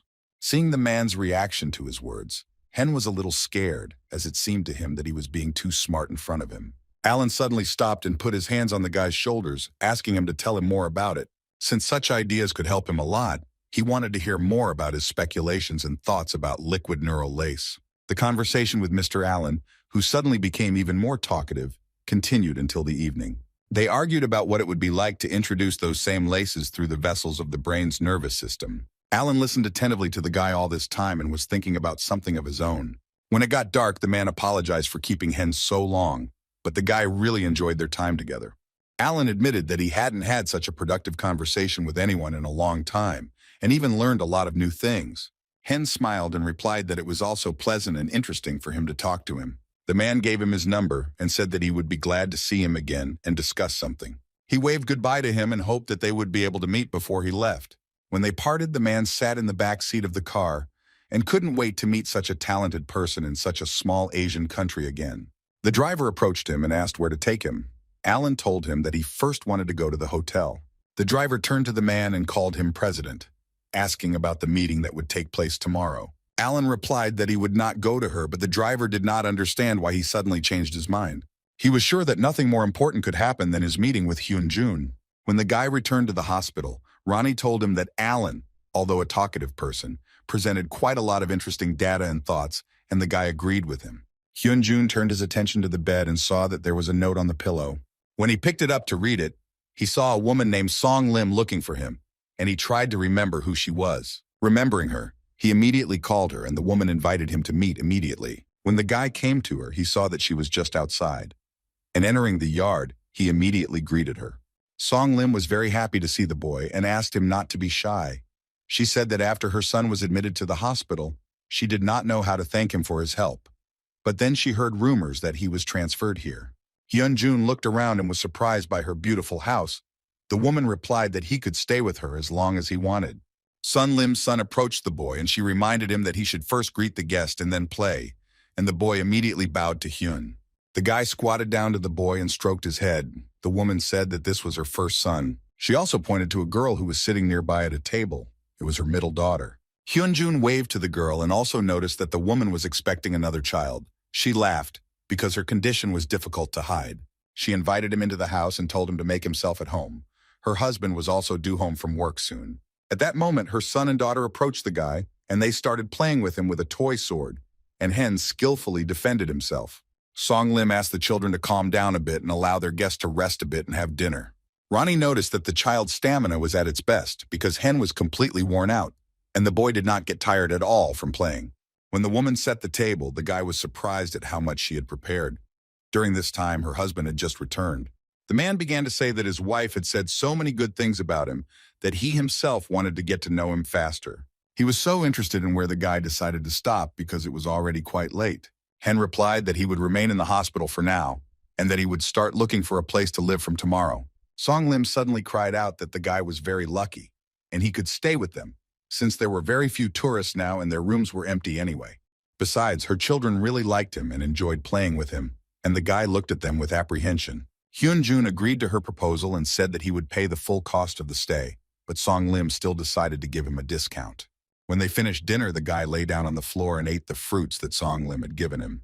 He thought that he had not had such an atmosphere at home for a long time, and he was overcome by the feeling that he was missing something. The boy really wanted his mother to get well soon and come home so that they could have the same atmosphere. Suddenly, he heard a blow, and then the sighs of his grandmother, who was sitting nearby. Hen asked what hurt, but Grandma replied that she was fine. Her legs just went numb sometimes. The guy asked how long this had been happening, and she said that her legs had been numb for a long time, and in recent days it had started to bother her even at night. Ronnie did a full-body analysis of her body and said that she might have restless leg syndrome, where the legs move during sleep. He asked Hyun Jun to place his hand on his grandmother's head so that he could prepare to paralyze her nerve endings and take away the pain. The guy sat down next to the grandmother and put his hand on her head. He asked her to wait a little, and she would feel better. The man saw this and did not understand why the guy was doing this, because there was nothing wrong with the grandmother's head, but Song Lim told him not to distract him. After all, as Hyun Jun himself told her, this is his special method of treatment. She remembered how he put his hand on the crying child, and then, in that same second, the baby's face became calm, which simply amazed her. Hyun Jun asked his grandmother how she felt now, and the woman replied that she felt much better than last night. He then asked her if she had taken any medication before going to bed. The grandmother replied that she didn't remember, but the guy admitted that perhaps she drank a few glasses of alcohol to help her fall asleep. Song Lee heard this and began to scold her mother, because she promised that she would not drink anymore. The guy said that this had long become a habit since she lacked dopamine and all other indicators were stable. He told his grandmother that the cause of her leg obsession was restless leg syndrome, because the numbness happens at night, not during the day, and the guy was sure that her legs start tremoring in her sleep. Song Lim's husband remembered seeing his grandmother's legs shaking in the morning. Hyun Jun asked his grandmother not to take anything else before bed and advised her on a suitable diet. Song Lim was surprised that now they didn't have to go to the hospital. The guy replied that if they followed his instructions exactly, there would be no need to go to the hospital, and the woman thanked him for his help. After that, Song Lim led the guy to his new room, where he could calmly settle in. Hyun Jun looked around. He really liked the room, as it was very cozy and spacious. Ronnie also confirmed that they could not find a better one. He also added that the natural environment here has a great impact on reducing Hen's stress. The guy looked out the window and enjoyed nature. He realized that wherever he went, there would be something good. The next morning, Hen went outside where his grandmother met him and immediately asked him for forgiveness. A second later, other older women surrounded him and began to speak admiringly about the guy, which greatly embarrassed him. When he turned around, he saw Mr. Allen, who also could not escape the grandmother's attention. Allen noticed Hen and asked him to help him because he didn't know how to get out of their hands. When they let him go, Hen told him that he had called as soon as he had settled in, but Allen was a little nervous about the number of people. Hen explained that there weren't that many people here. Most likely they all came to get some treatment. Allen asked if there were any rooms available in the guest house for him to stay in, and Song Lim immediately showed him one of the possible ones. She also told the man that if he lived there longer, he would get good discounts. Allen thanked her, and hearing the noise outside, he looked out to see where there were a large number of people who were eager to approach Hen. While examining one of the grandmothers, he told her that her kidneys were not functioning well, which is why she had high blood pressure. He advised her to change her medication to another one and also undergo an examination at the hospital, and she nodded approvingly, saying that she would do so. After her, Other people approached the guy, who also talked about their problems and complained about various symptoms. While checking another patient, Alan approached the guy and asked why these people don't go to the hospital, because there should be a clinic in this city. Hen replied that perhaps the local hospital had lost people's trust in it, and now they were all here. Alan was glad that their thoughts coincided, because he believed that if the diagnostics were carried out by a robot, there would be no reason to lose trust. But if the guy doesn't have the tedious equipment at home for the examination, he'll still have to go to the hospital. Hyun Jun told him that he was going to become an outstanding doctor, and all his persuasion would not work on him. Alan realized that he had gone too far and apologized to the guy for his stubbornness. But Hen told him that there was no problem, and he could say whatever he wanted because his discussions were always welcome. Not far from them, a woman stood and watched how the guy was helping others, but she herself did not dare to approach. Song Lim noticed her and asked what she was doing there. The woman replied that she came to see the doctor to ask him something. Song Lee was surprised that her friend came because she was always busy and warned him that he needed to go to work soon. Hen heard their conversation and shouted that he would have time to check on one more patient. When she approached him, she told him that strange spots were appearing on her hands. She lifted her sweater and showed him her hand. At first, she thought they were bruises, but each time they got bigger. Although they didn't hurt, they still bothered her. Hyun Jun took her hand and began to carefully examine the presence of spots to understand what they were.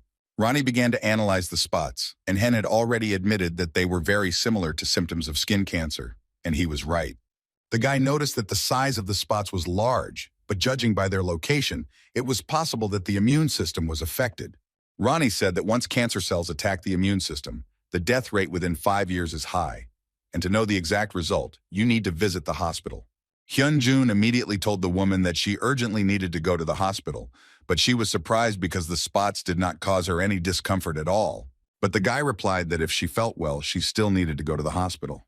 She was a little scared by such pressure and decided not to stay any longer, as she had to go to work. Ronnie analyzed the patient's voice, and there was an 80% chance that she would not visit the clinic, but she needed to be examined. Song Lim approached the woman and asked her to take advantage of this opportunity to get checked out, since she was constantly working to educate her children and thought about herself last. Moreover, they had an older brother, and if she got sick, it would be really bad. Listening to them, the guy began to remember. The woman smiled and said that she felt fine anyway, so she had nothing to worry about. Hen remembered his mother, who had behaved in the same way and worked to feed and educate her children. He suddenly shouted at the woman that everything she was doing was wrong, and it shouldn't be that way. The guy explained to her that the spots on her hand were a type of skin cancer, and upon hearing this, the woman was very scared. Mr. Allen also heard his words and did not understand how the guy was able to make a diagnosis just by examining the patient. Hen continued to tell her that such a tumor could be removed with simple surgery if treatment was not delayed. The woman reacted quite violently to the operation, but most likely now she is seriously thinking about the consequences. Hen told her that his mother was in the hospital because she lost her husband early and had to work days and nights for him and his brother. But at one point, she suddenly felt ill, and the reason for this was a rare brain disease, which has still not been fully studied. More than 5 years have passed since she was in the hospital, and all this time his heart is very heavy, because he constantly thinks that all this is because of him. Therefore, for the sake of the children, he asked her not to ruin herself because while there are no symptoms, everything can be fixed. The woman looked at the guy with regret and hope. She realized that the guy only wanted the best for her. He said that he had to go to work soon, and the woman decided to go with him to start the examination right away. Alan watched them from the side. He thought that the diagnosis could have been premature, but the fact that the guy managed to convince the patient to undergo treatment simply amazed him. He remembered that Hyun Jun was going to become a good doctor and save all people without exception. Alan decided that the boy's dream had almost come true, because he would help him with this. When they finished their examinations, they went with the woman to the guy's work. She thanked the guy, because if it weren't for him, she would have simply gone to work, since her goal had always been to raise children. The guy wished her a speedy recovery and asked her to spend more time with her children, because the saddest thing for him was that he had few memories with his mother. As she left with the nurse to get checked out, Hen looked at her and decided that he too needed to call his mother to see how she was doing. After the guy changed into his work clothes, he went to the machine to drink some water. Suddenly, he felt a micro-vibration, which Ronnie also detected. Pareo approached the nurse at the reception to find out where the emergency medical services were. The nurse replied that she had no idea where the doctors might have gone, which simply amazed the guy. No matter how much they said that the hospital would soon close, there were still no responsible doctors there. Hen thanked the nurse for the information and decided to take a look around himself while no one was around. Walking down the corridor, Helaire heard someone's cries for help and decided to see what was going on there. Not far from him in the ward lay a patient who was writhing in pain and screaming loudly. A nurse approached him and said that she could call a doctor, but the man was sure that no one could help him. Hyun Jun approached the nurse and asked for the man's medical history so he could see his symptoms. He took the patient's card and saw that he had been hospitalized with severe abdominal pain, but they had not written down what he had been treated with before. The guy asked Ronnie to determine the cause of his stomach pain, but he replied that there were many reasons for this, so Hen said to choose the most likely ones. When Ronnie had analyzed all the existing reasons, he had named several of them, and the guy had to narrow the list down to identify the exact one. The nurse reminded him that he hadn't had any tests done, so it would be better if they did an examination first. Hen asked the nurse if the patient had been given an enema, but she said the procedure had not improved his condition.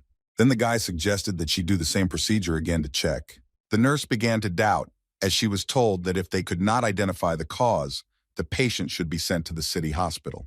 Hearing this, Hen raised his voice and asked who could say such a thing since they were already in the hospital. He was infuriated by the doctor's attitude towards patients, because it was completely wrong.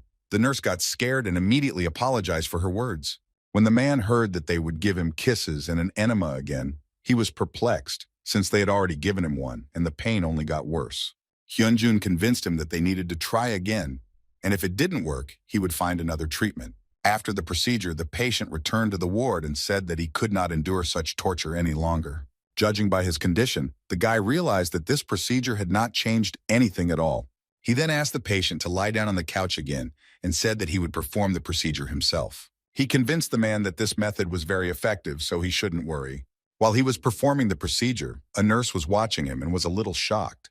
When it was all over, the patient went to the toilet, and upon returning, the guy asked how he was feeling. The man looked very happy as his stomach pain had completely disappeared, and he was now feeling much better.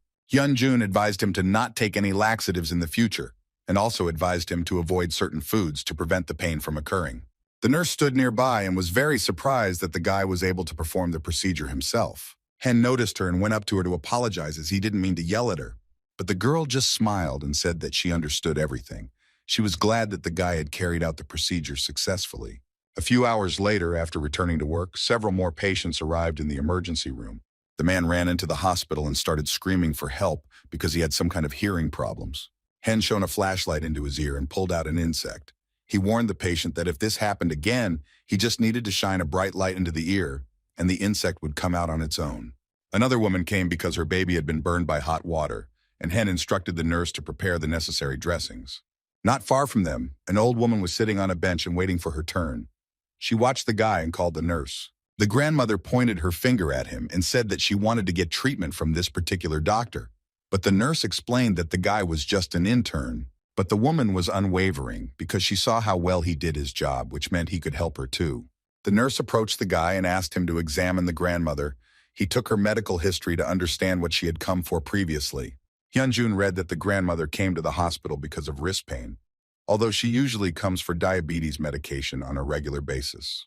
Pareo leaned over to her and asked if she was experiencing pain anywhere else and offered to examine her. While he was examining her hand, a doctor came in and saw what the guy was doing. He came closer to him and asked what he was doing here. The man looked quite menacing, so he was a little scary. Hyun Jun stopped examining the woman and stood up. He introduced himself to the doctor and said that he was an intern from the department. The man examined the guy and asked where all their interns were and why he was pretending to be a doctor. Hyun suddenly glanced at his name tag and realized that the person standing in front of him was emergency room Dr. Jung Hwan. A nurse approached them and explained to the doctor that the boy was their new intern, who had been transferred from a hospital in Seoul. The guy confirmed her words and said that he was sent to their hospital for 3 months. Dr. Hwang was surprised because he too had once been an intern and had worked in this branch for 5 years. He added that before, he had never seen medical personnel sent from the main office to an early location. The doctor asked the nurse to keep an eye on the guy while he called the office and checked the veracity of his words. When he called the Seoul office, the information was confirmed, and the doctor realized that the guy was not lying to him. Jung Hwan approached him and said that he should have come in and greeted him first so that situations like this wouldn't happen. But Hyun knew that there was no way he would have done that since the men weren't at work. The doctor also noticed that Hyun Jun had already accepted several patients, even though he did not have permission to do so. The guy replied that, based on the patient's case histories he had read, he had performed basic actions that were entirely within his responsibilities. The man suddenly got angry and started shouting at him, as he did not like such impudent behavior. He told him that before treating someone, he must always ask the doctor's permission, no matter how much he wanted to help them. Hyun Jun didn't understand what was wrong with this doctor, and decided not to enter into conflict with him, but simply silently agreed. Young Hwan also warned the nurses to keep a close eye on the boy, and he, in turn, had to ask them everything. He told them not to anger him anymore because it could end badly for them. Hyun Jun stopped the doctor as he was about to leave and said that patient Ko had been diagnosed with carpal tunnel syndrome. Dr. Huang was surprised because he had prescribed her anti-inflammatory drugs. Grandmother told about her treatment in this hospital. Her pain appeared about 6 months ago, and then she was prescribed only such drugs, but the condition did not improve. Hyun Jun told the doctor that a case like this would most likely not respond to medical treatment, as he should have seen a sprained ligament in the wrist. Dr. Huang abruptly snatched the folder containing the patient's medical history and began to study it carefully. As he read, Hen continued to explain that after a patient experiences similar symptoms in one arm, the pain moves to the other arm. In the patient's case, there was partial numbness in her wrist and almost all of her fingers did not move. These are symptoms of a cyst that need to be removed surgically, not with pills. The doctor wondered if the guy meant his treatment was wrong, but he was sure that the drugs he prescribed were helping. He went to his grandmother and asked if the medications he prescribed were helping her. The woman hesitated a little, but confirmed it. The doctor then told the boy to keep saying the opposite when the patient said everything was fine. Hen was so irritated by this situation, as well as such a senseless attitude towards patients, that he was ready to explode. He wanted to tell Dr. Huang everything, but his grandmother suddenly stopped him and asked him not to quarrel with him. She told the guy that she would be fine as long as she took her medication, because all people experience pain almost every day as they age. When she left, Dr. Huang, with a satisfied face, told the boy that he would soon understand that it was better not to argue with him. Hyun Jun didn't understand where he was going, but the doctor wasn't going to report to him and told him to call him only when patients arrived. A few seconds later, ambulance workers ran into the hospital and brought in an emergency patient. Dr. Huang was shocked that they brought him to their hospital and told them to take him to the city hospital. But the doctors couldn't do that because there were no vacancies there. He looked at the patient and saw that he was not bleeding, which meant he was not seriously injured, so he told them to leave. The doctors replied that it would take them more than 40 minutes to get to the nearest hospital, and during that time anything could happen to the patient. But the doctor stood his ground, and Hen intervened in their conversation and said that they would accept the patient. He told the doctors where to take him, and at that moment the doctor started yelling at him and didn't understand what he was going to do. The guy told him that a doctor like him, who does not provide assistance to patients, cannot be called a doctor. When the doctor heard this, he was simply furious and could not allow the intern to speak so rudely. He swung his hand at him, but Hen managed to intercept it. He held her so tightly that Huang was amazed by his strength, even though he didn't look that powerful. In turn, Hyun Jun told him not to interfere with him while he was doing his job and not to tell him what to do. He returned to the patient and asked the nurse to call Dr. Van Gay while they checked the patient's condition. The ambulance doctor said that the man's car crashed into a tree, and the victim hit the steering wheel, losing consciousness, and the airbag also exploded. Hen asked Ronnie to help, and he began to model the approximate outcome of the situation based on the words of the rescuers. He said that because of the impact of the airbag, most of the impact would have been on and underneath the chest. The most likely diagnoses were blunt chest trauma, contusion, rib fracture, and rupture of a major vessel. The guy started checking the patient's indicators and measured his blood pressure and pulse. Meanwhile, behind Hyun Jun stood Dr. Huang, who was very angry and watched his actions with hatred. The guy continued to listen to the patient and touched his chest. The man immediately made it clear that this was causing him discomfort. Hen said he had chest pain and a crunching sound and soft tissue damage, and before the CT scan, he needed to have a tube inserted into his lungs to drain excess fluid. Dr. Huang did not understand how the intern could make such diagnoses and ordered him to stop. The guy turned to him and told him not to distract him since he had no intention of helping, and also that he would take full responsibility for the patient. After finishing the procedure, the guy told the nurse that the patient urgently needed CT scans. Dr. Huang was amazed, because such a procedure with a tube was quite difficult, but an ordinary intern did it so easily. He was distracted from his thoughts by Dr. Van Gyu, who inquired about the patient's well-being. As he got closer, he saw that they had performed a procedure on the liver, but Huang was told that he had nothing to do with it and that all questions should be asked to the intern. The doctor was surprised by this answer, so Hen began to fill him in on the matter and explained why he had performed such a procedure. The nurse gave the boy the results of the CT scans of his chest, and he immediately showed them to the doctor. Van Gu saw that the patient had no ruptured blood vessels when his first rib was broken, but there was an accumulation of air in the lungs due to a small fracture. He turned his attention to the patient and noticed that the first aid was provided simply excellently and without a single mistake. Van Jiyu realized that the boy was most likely transferred to the hospital for a reason, but he felt like there was some kind of catch to it. The doctor turned to the nurse and praised them for the good first aid they provided. He asked to move the patient to the ward right away. Hyun Jun suddenly stopped him and asked him to look at the chest x-ray again. He showed that if you look closely, you can see that the area of the middle part of the chest is widened. Pareo also added that this is most likely a suspicion of a dissection of the main vessel. Ronnie also confirmed that the vessel was hit with a short, strong blow that caused many small wounds. This tiny wound appears because the vessel cannot withstand the increased blood flow and strong pressure leads to its rupture. 80% of patients die, even with timely first aid. Such a diagnosis could only be confirmed through additional research, such as computer scanning.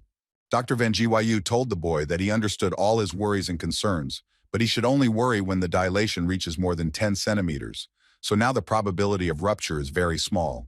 Hen agreed with him, but he was sure that while there was a small possibility, it needed to be checked because it could become a threat to the patient. The doctor agreed with him, but Huang started shouting again that they didn't need to listen to the intern because he didn't understand anything in his opinion. He continued to swear at the guy because all his diagnoses seemed simply ridiculous to him and were in no way related to the truth. Hen paid no attention to him, and in turn asked Van Jiyu if they would confirm the diagnosis in their hospital. But he replied that this required special equipment and personnel. The guy realized that if the diagnosis turned out to be correct, the patient might need surgery. But the doctor replied that this was impossible in their hospital because they did not have enough specialists for this. The guy was very upset because he was sure that there had to be an option to carry out the operation. Time passed, and with each passing minute, the risk of leaving the patient in this state became dangerous.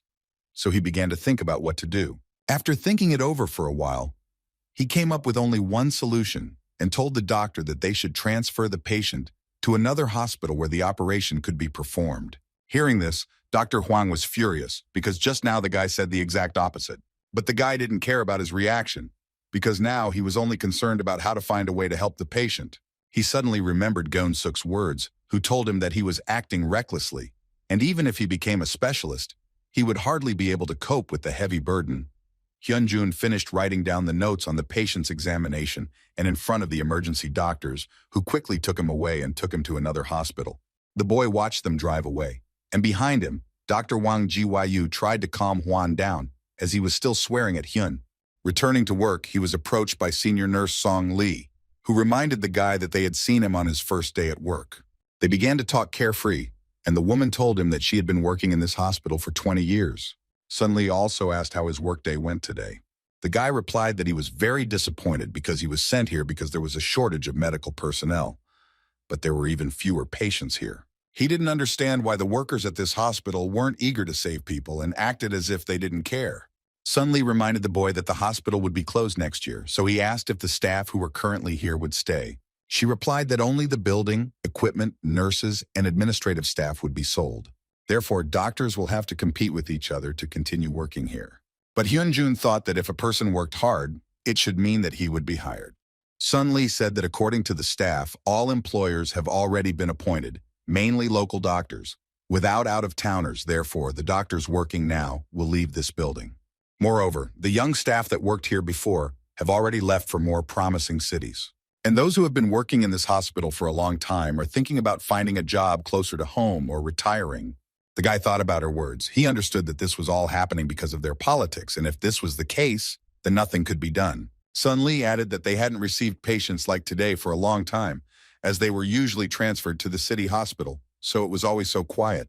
Then Hen asked the nurse if she liked this job. The guy's question seemed strange to her, and she looked at him in surprise. He explained that he had always thought of working in the emergency room as something easy, and he wondered why people there were so angry. Song Lee thought for a moment, but then replied that she herself was a little nervous. since it had been a long time since she had taken on someone's treatment seriously. Early in the morning, Song Lim woke up because of the noise and went out to see what was going on. When she saw Hyun Jun, she was very surprised that he was going somewhere so early. The guy apologized for waking her up, but the woman couldn't understand what kind of work they were talking about at such an early hour. Hyun explained to her that he was going to Seoul to take exams, and that was why he got up so early for the bus. She immediately asked how many days it would take for him to come back, but the guy said he would be back in the evening because he had to go to work tomorrow. Song Lim was glad that he would arrive so soon and wished him good luck in his exams, for which he thanked her. A few hours later, the guy arrived in Seoul and immediately went to see Professor Young-sun. The professor asked Hyun Jun if he still wanted to apply for general surgery. The guy, without a drop of doubt on his face, answered that his desire had not changed at all. Then Yeon-soo asked the guy how long he had been working in Gyeongju, and he replied that it had already been a month. The professor said that if he had only known what condition that hospital was in, he would never have sent him there. But it happened so quickly that there was simply no other choice. Hen nodded understandingly and said that he was already used to the area, and for now, everything suited him. Then he asked the guy how the exam went, and Hyun replied that he had a lot of free time, so he prepared well and passed it. The interview for a job at the hospital was scheduled for December, and Yeon-soo was certain that Vice President Pyo would never accept him. He decided to ask the guy what he would do if he didn't pass the interview. Hyun Jun replied that he would most likely simply apply to other institutions. And even if it wasn't Daehan University Hospital, he would be satisfied with any option. The professor was glad that the boy was in such a good mood. He was sure that he would be fine no matter which hospital he ended up in. In turn, Hyun Jun began to get used to the monotonous life in Gyeongju. It was already December, which meant that the guy would soon have an important day in his life. The hospital staff finally became his real colleagues, not strangers. However, there was still one person who was still unfriendly towards him, namely Dr. Hwang. Every day, the number of patients in the hospital decreased, so he spent more time walking than treating patients. While walking once again, he met Dr. Van Gyu, who also decided to get some fresh air. The doctor remembered that the guy had an interview soon and asked him to remind him when exactly, and the guy said that it would happen tomorrow. Van Gyu praised the guy because he thought he had great potential, and it would be better if he went to the main branch for an interview. But Hyun Jun replied that it was too difficult for him, and he would not go there. Hearing this, Wang Guayu was surprised by his answer. Then the guy told the reason why he so categorically refused, and now the doctor knew what the problem was. The guy was sent away for a disciplinary offense, but he didn't regret it one bit, because of his actions, the patient is now in excellent condition. He was glad that everyone in this hospital treated him very well, but he knew that despite this, he would not be accepted into this hospital due to the sale of the branch. However, he still had no intention of giving up and abandoning his business. After thinking about the guy's words for a bit, the doctor replied that he was on his side, which surprised him greatly. Van Gu believed that anyone who cared about patients as much as he did could not do anything wrong. He admitted that he had thought about many things in the past while watching Hen professionally perform his duties at the hospital. It made him wonder what kind of doctor he really was. After all, he may have begun to forget the basic duties of a medical worker because he was too busy with hospital affairs. But thanks to Hyun Jun, he realized everything again. His words confused the guy and he felt a little awkward. The guy replied that he was just doing what any doctor should do. The doctor looked at Hen sarcastically and said that then he was not a doctor if he did not do the same as the guy. But he began to justify himself because that was not what he meant at all. Van Gyu calmed the guy down and said that he was just joking. He also asked him if he liked fried meat, but the guy was surprised by his interest. That same evening, Wang Gyu gathered Hyun Jun and Dr. Hwang in one of the cafes, which created quite a tense atmosphere. He told them that it had been quite a while since Hen had arrived, and they had not had lunch together, so he thought it would be a good opportunity to gather them. Hwang told him that he only came because he lured him with drinks, but he never thought that this guy would also be with them. The boys suddenly bowed and asked for forgiveness from Dr. Hwang for the stupid mistake he had made.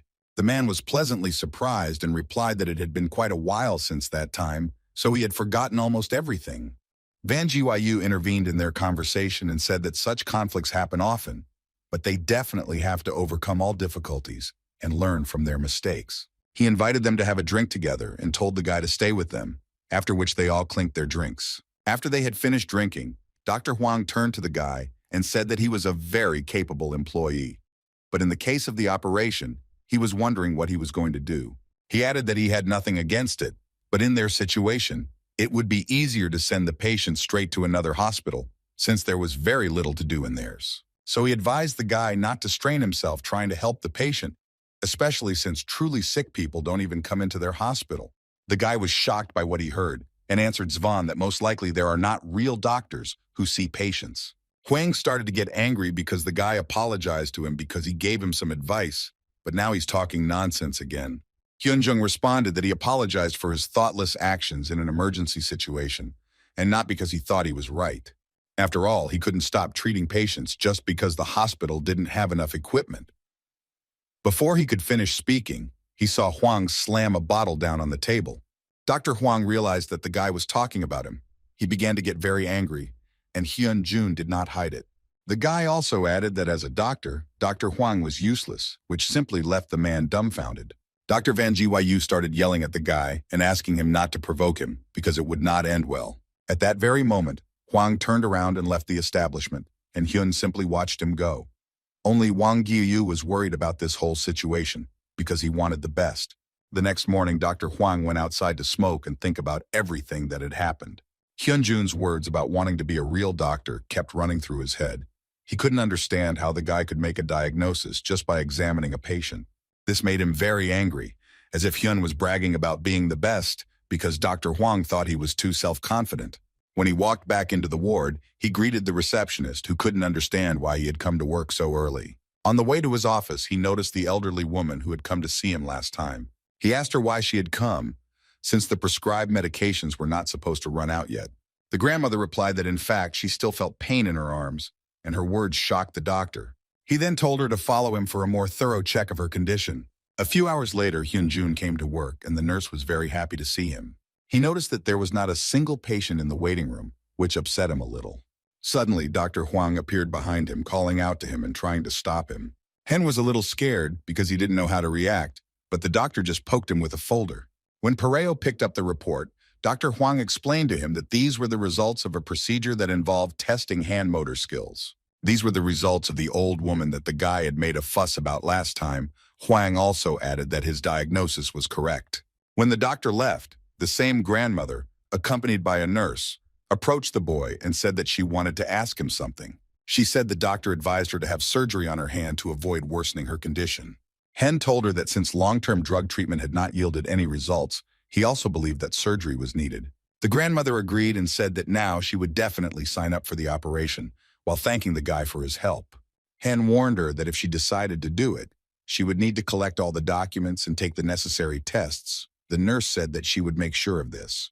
As he was leaving, the guy noticed Dr. Hwang and thought that he had treated him wrongly, because after all, he was also a doctor. After some time, Hen and Dr. Wang Gyu were disinfecting their hands before the operation. The doctor told the boy that Hwang wasn't so angry before. He was one of the best doctors in their hospital. Although it seemed unrealistic to us now, the doctor still hoped that the guy would understand him and would not be so categorical. In response, Hen said that he had been too harsh with him. Van Gyu suggested that the boy try to get ready like that again, but for now they had to go to the operating room. Once they were assembled in the operating room, the doctor marked the necessary points on the arm and administered anesthesia to the patient to begin the surgery. Half asleep, the woman asked him if it would hurt because she was very afraid of it. Hen told her that under anesthesia she would not feel anything at all and that it would all be over soon. As the professor began to perform the operation, Hen watched as he performed each of his actions with precision. He turned to the guy and asked him to give him the device so that they could look at the wound from the inside.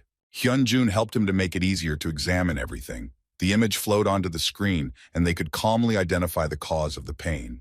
But the guy didn't take his eyes off the doctor. His movements seemed to him to be quite fast and precise. He even thought that it would be a good idea if he stayed at the university hospital. The doctor delayed Hen's request to give him a saline solution, and the boy immediately began to fulfill his request. When he reached for the syringe, he suddenly felt the same vibration as last time, and it confused him a little. Dr. Sun approached him and asked why it was taking him so long. The patent immediately pulled himself together and handed him the solution.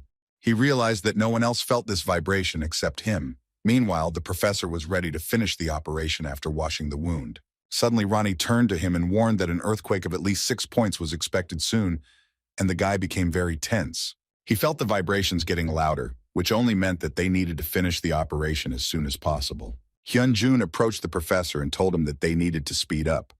But the doctor didn't understand why the guy was in such a hurry. He didn't know what to feed the doctor so that he would trust him and definitely complete this operation.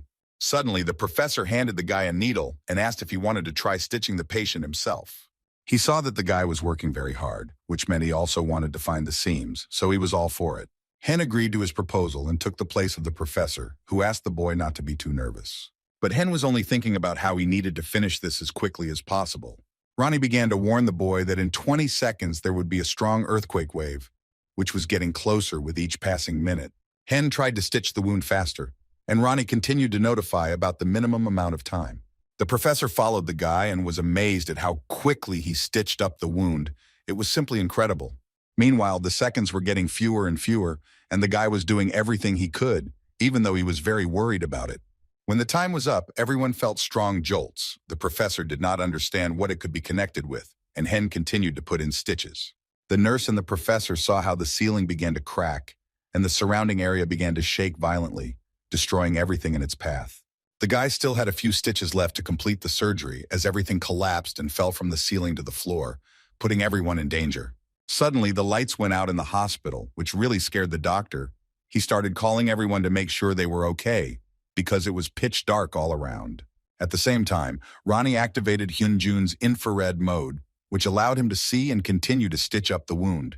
A few seconds later, the hospital's emergency system went off, and the lights came back on. The professor began to look around, because he could not understand where the pallet had gone along with the patient. Suddenly he saw him at the other end of the operating room, but how he got there was unclear. Hen responded to his call and said that he and the patient were fine, so they needed to get ready quickly. The professor ran up to the guy and asked how he was feeling, because he had bleeding on his head, but he replied that most likely something fell on him, but he was fine. When the doctor turned his attention to the patient, he noticed that her arm was bandaged with a special bandage, but he still saw that the guy did not have time to stitch it up before turning off the lights. He looked at him and couldn't understand how he was able to complete the operation without electricity.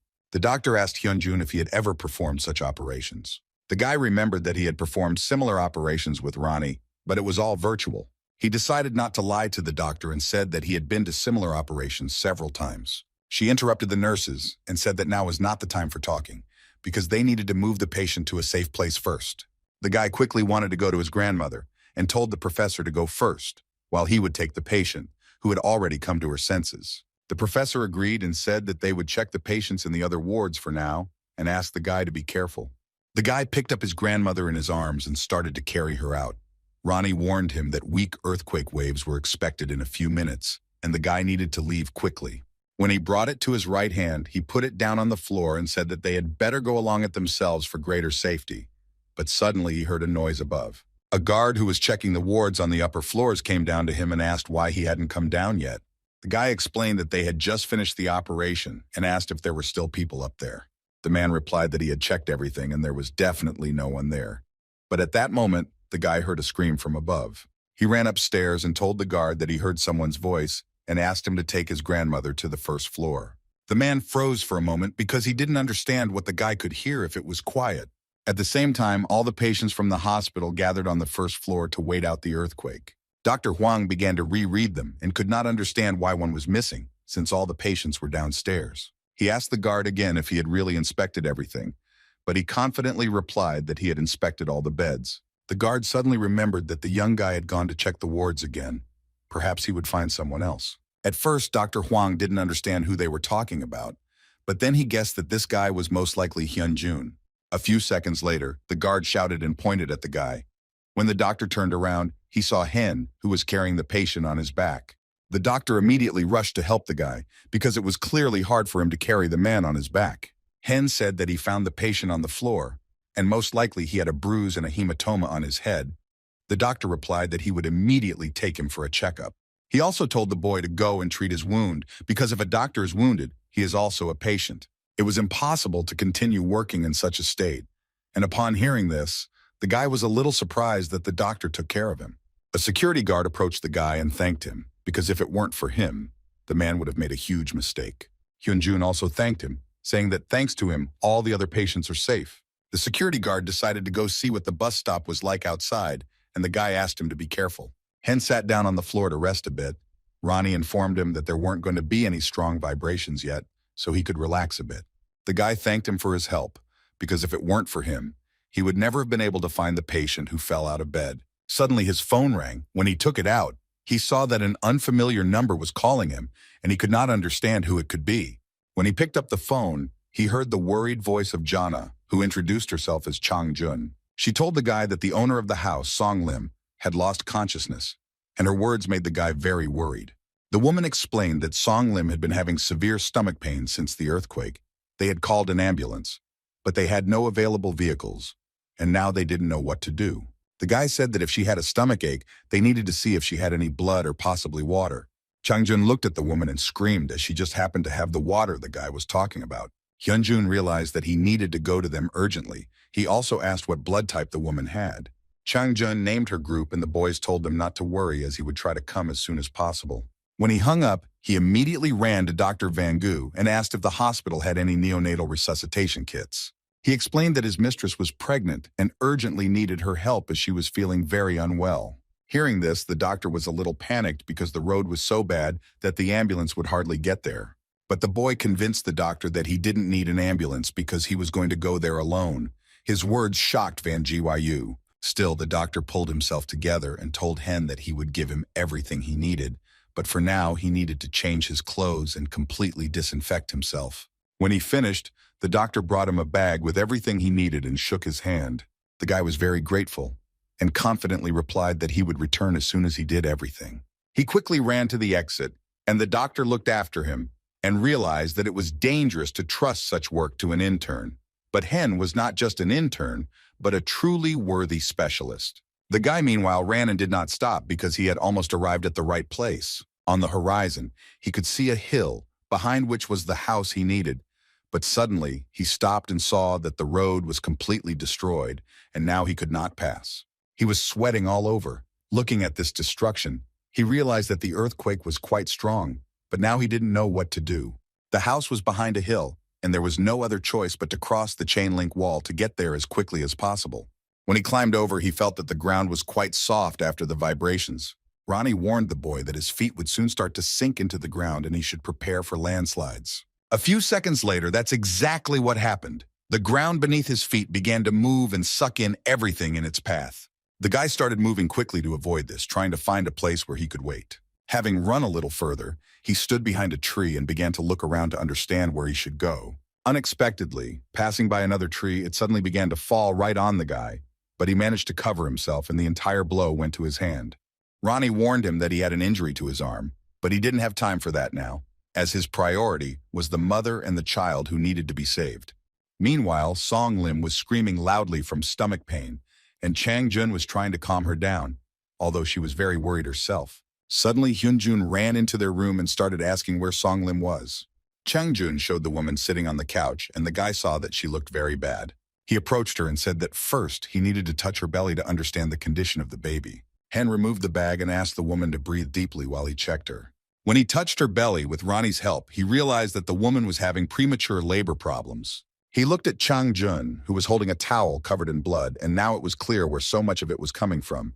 He needed to first stop the bleeding and give her a transfusion.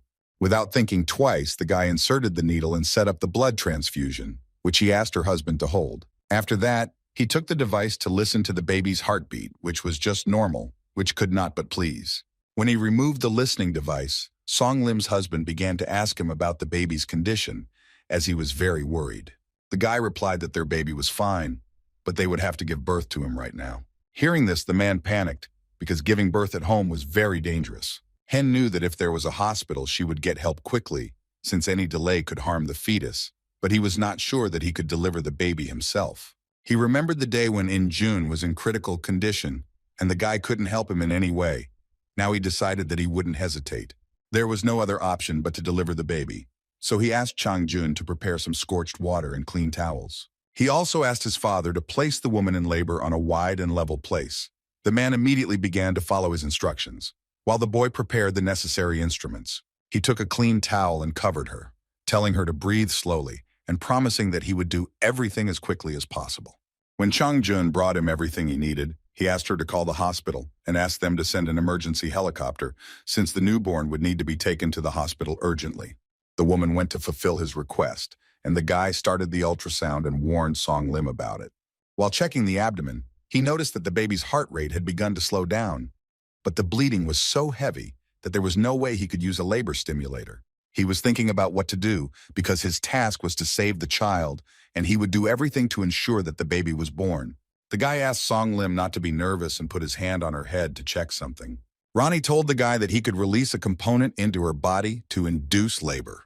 He did so. The guy moved on to delivering the baby, and the woman began to scream louder, indicating that her husband was very worried. After Ronnie induced labor, the baby still hadn't come out, which the guy found very strange.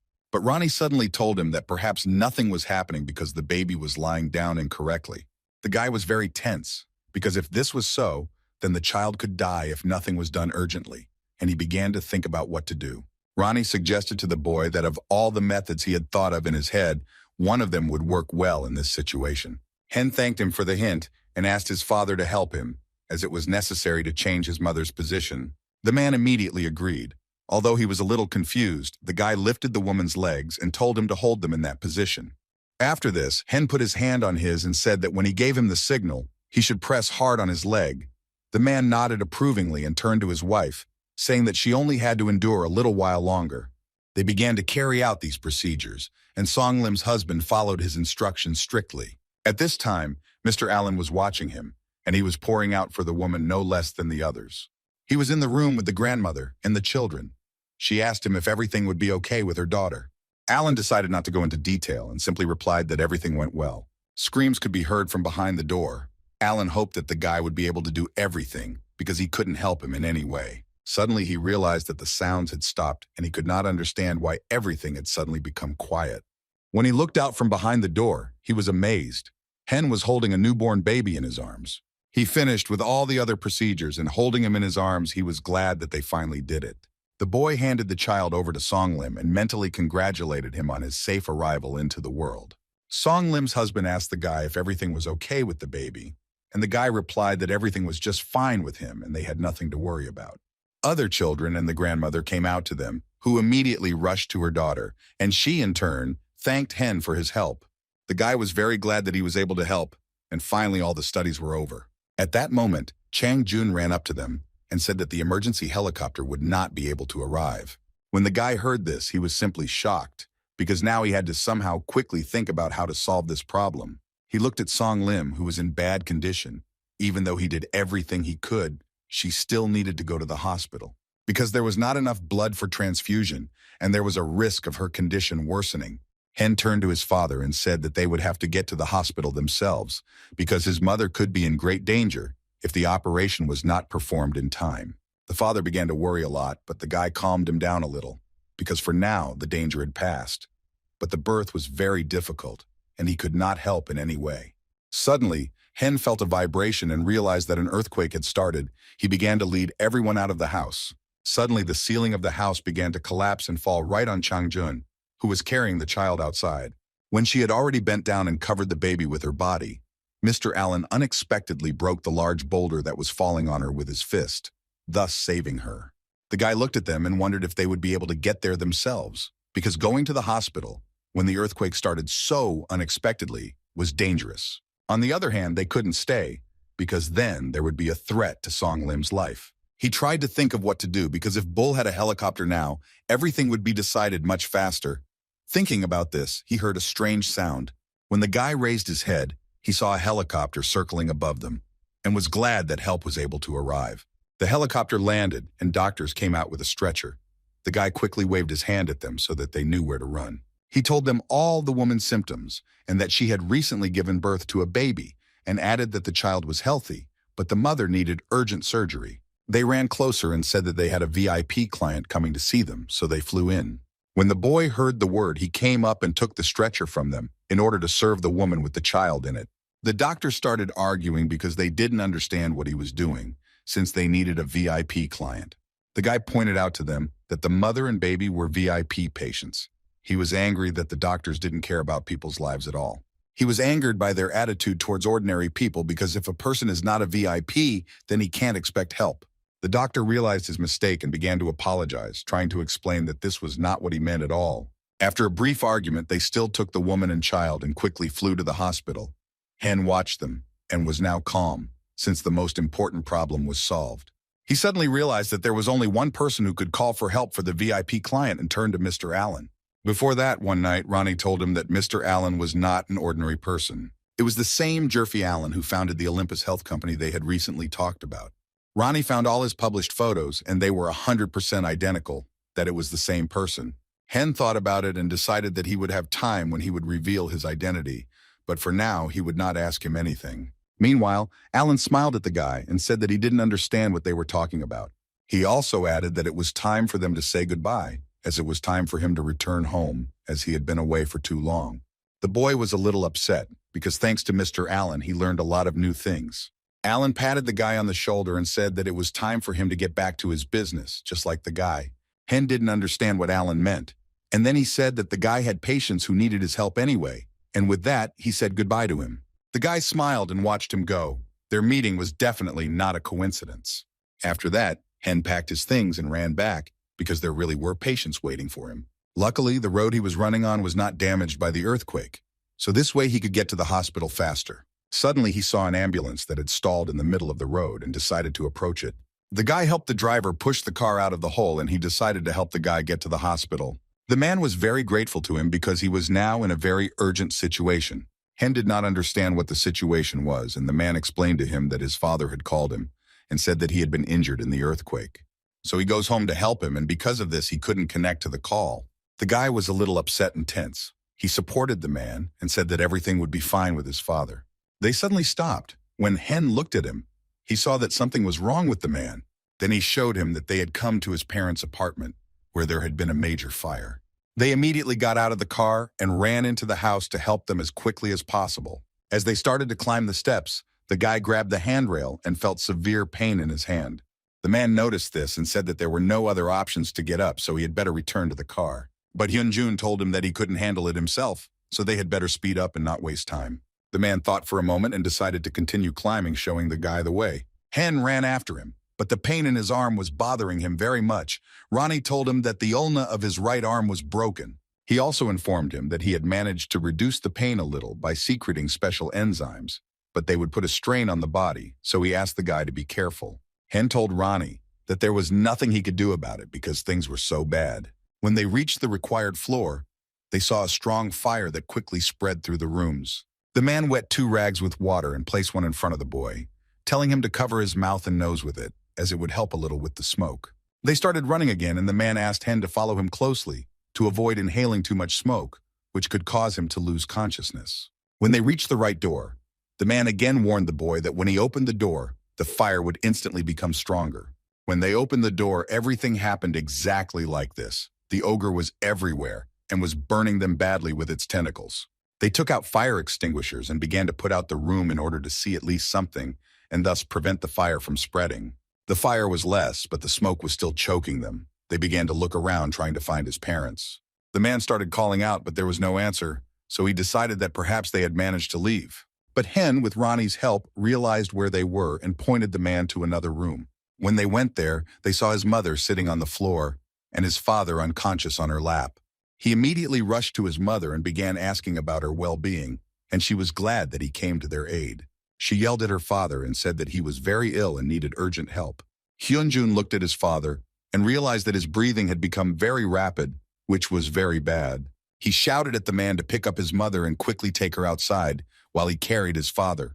When he left, the boy picked up the man and put him on his back so that it would be easier to carry him. On the way, his arm began to hurt badly again as it was very tense. Hyun asked Ronnie to re-release the enzymes into his body to reduce the pain symptoms. Ronnie began to warn the guy that this could end badly, but he asked him to do what he was asking faster because he didn't have time to think about himself. When they ran out into the street, the people around them breathed a sigh of relief and ran up to them to help. After placing his father on a stretcher, the man and Hyun moved him into the ambulance. Hyun told the man that his father's condition was critical and he would immediately begin providing first aid. First of all, he needed to restore his ability to breathe independently and eliminate the obstacles that had arisen. Suddenly, he saw that his airways were burned by hot air.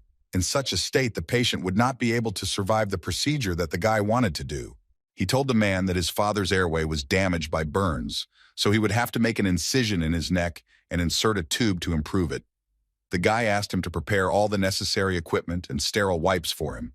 The man immediately began to fulfill his request. When he handed the tool to the guy, the sharp pain in his hand made itself felt again.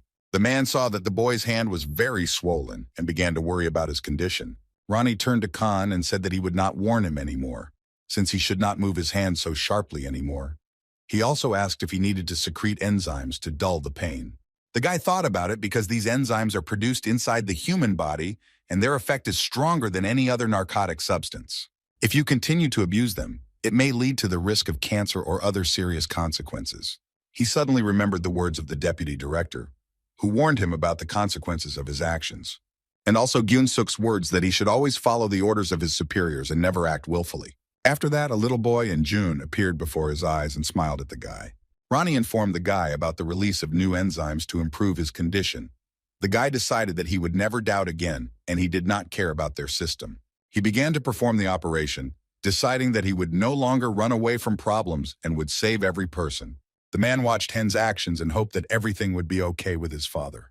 When he finished the operation, the man reported that his father's breathing had returned to normal.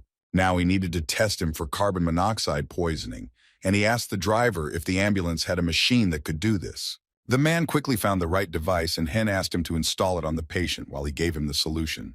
He calculated that the extent of the patient's burn was approximately 20%, and his weight was about 70 kilograms, so the prepared dose of solution should have been sufficient. The boy turned to the man and asked how much of the gas-poisoning enzyme was in it. People who smoke constantly have about 10% of this enzyme in their body, but if it exceeds more than 30%, it means that the body is poisoned by carbon monoxide, and more than 60% of such an enzyme in the body will lead to death or coma. The man looked at the device, which showed 16% of the enzyme presence. The guy breathed a sigh of relief because the number was less than he expected. When he opened the ambulance doors, the man's mother approached him, worried about her husband, but Henry assured her that he was fine. He also realized that it was all thanks to his wife, because when the fire started, she dragged her husband to where there was less smoke. His mother was simply a heroine, although she herself also felt a little uneasy, because she also inhaled smoke, but she still thanked the guy for such help. When they finished, they left again because they needed to get to the hospital. On the way, the man noticed Hen's hand and was a little scared. His arm was very swollen and looked very bad, but the guy reassured him and said that his injury was minor, so he had nothing to worry about. But the man understood that the wound was quite serious, as he noticed that perhaps his bone was broken. He thought about how, despite such an injury, he had carried his father out of the fire and even operated on him. After all, if the car hadn't fallen into a hole then, he wouldn't have met Hyun Jun. And if this had not happened, then he would not have been able to save his parents, and they could have died. The man realized that the guy was simply a guardian angel for him, since he was able to save and protect his life from trouble. Suddenly, the guy got a call. It was a doctor from the hospital who was interested in where exactly the guy was now. He explained to the doctor that they were going to the hospital by ambulance with an emergency patient, even though the roads were terrible. But the guy didn't worry about it, because he was riding with the best driver he knew. The man was very pleased to hear this, although he didn't show it. Hen explained that he was able to provide first aid to the patient, but he needed to be admitted to the hospital, and the doctor asked him to come as quickly as possible before all the beds were filled. Dr. Van Gyu said that their hospital was in total chaos.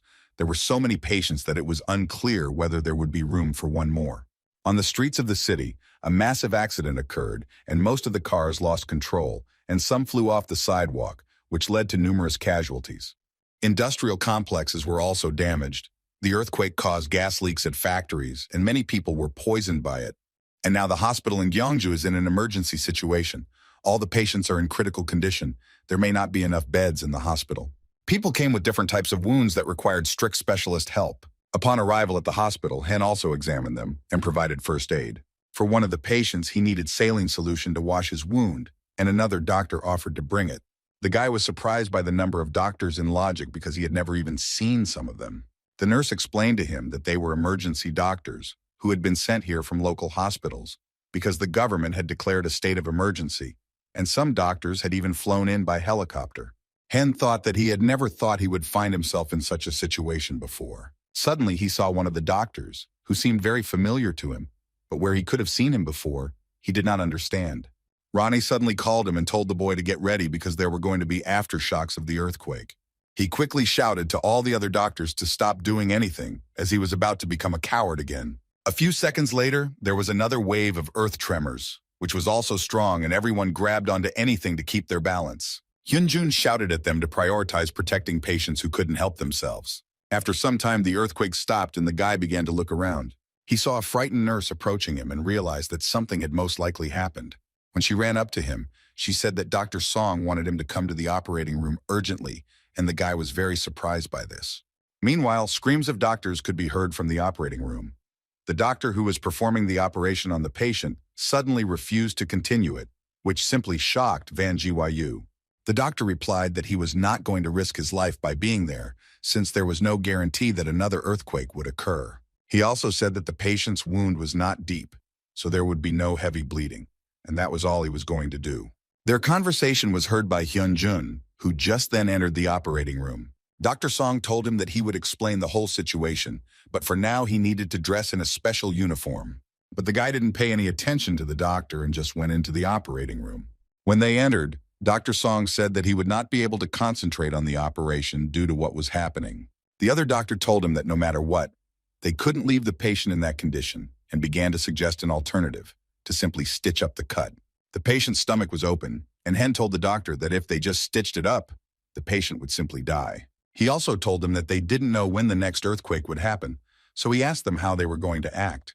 The doctor replied that the surgical staff would leave the room only after the operation was completed, and the nurses also confirmed his words, saying that they would stay until the end. Hen sighed with relief, since with their help he should definitely be able to cope. The patient on the operating table was a man who had a ruptured blood vessel in his neck, and the operation was interrupted because he started bleeding. The nurses said they needed to stop the bleeding first and finish the surgery to avoid causing another one. Hyun turned to Dr. Sun and said that they needed to proceed with the operation. When there was no answer, the boy turned to him and saw the doctor standing there, unable to pull himself together. He told Hen that it would be difficult for him to continue further, because it was not as simple as damage control surgery, but a completely different level. The guy started to support him and said that he would succeed because he had to do it. After all, if they escape from the operating room, they will most likely regret what they did for the rest of their lives. The doctor thought for a bit and decided that the guy was completely right because it was his hospital and he couldn't just run away. He looked at Hyun Jun and told him to start the operation himself. The doctor came closer to him and said that although he did not understand what was happening, he knew for sure that the guy was an unusual intern. He also admitted that Hyun Jun's skills were much better than his, although that couldn't be true. Doctors and nurses from other hospitals, none of them know that the guy is just an intern. Dr. Sun admitted that although he was acting like a coward at the moment, he would place all his bets on the guy's skills. Hyun Jun agreed to his proposal. He approached the patient and told the nurses that they needed to first determine the location of the bleeding and also prevent infection of the stomach. He turned to Ronnie and asked what condition his arm was in and whether it would cause him any problems with the operation. Ronnie began examining his fracture and said he would restrict his movement of that arm so that he would not strain it. The guy was glad that there were fewer problems now and asked him to help and support him with the operation. Ronnie immediately found the instructions for performing the necessary procedures, and they all appeared in front of the guy. Meanwhile, at the Seoul hospital, people in the waiting room were watching TV, which was showing news about what was happening in Gyeongju. Song-ye passed by and stopped for a second. She thought about Hyun Jun and was a little worried about him, hoping that he was okay. At the same time, the boy continued the operation and asked the nurses to add more bags of blood for the transfusion.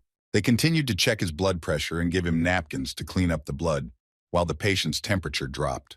Hyun Jun couldn't understand why the bleeding wouldn't stop, because they were doing everything right, and Dr. Song was worried about whether he could handle it. Ronnie told the boy that the intestinal contamination was critical, and he realized that this contamination had to be removed first. He told the doctor that he had now solved the problem with the bleeding, and Ronnie had changed the guy's vision so that he could see as if under a microscope. Hyun Jun cleared the intestine in question of any dirt and began to stitch it up, with the nurses assisting him.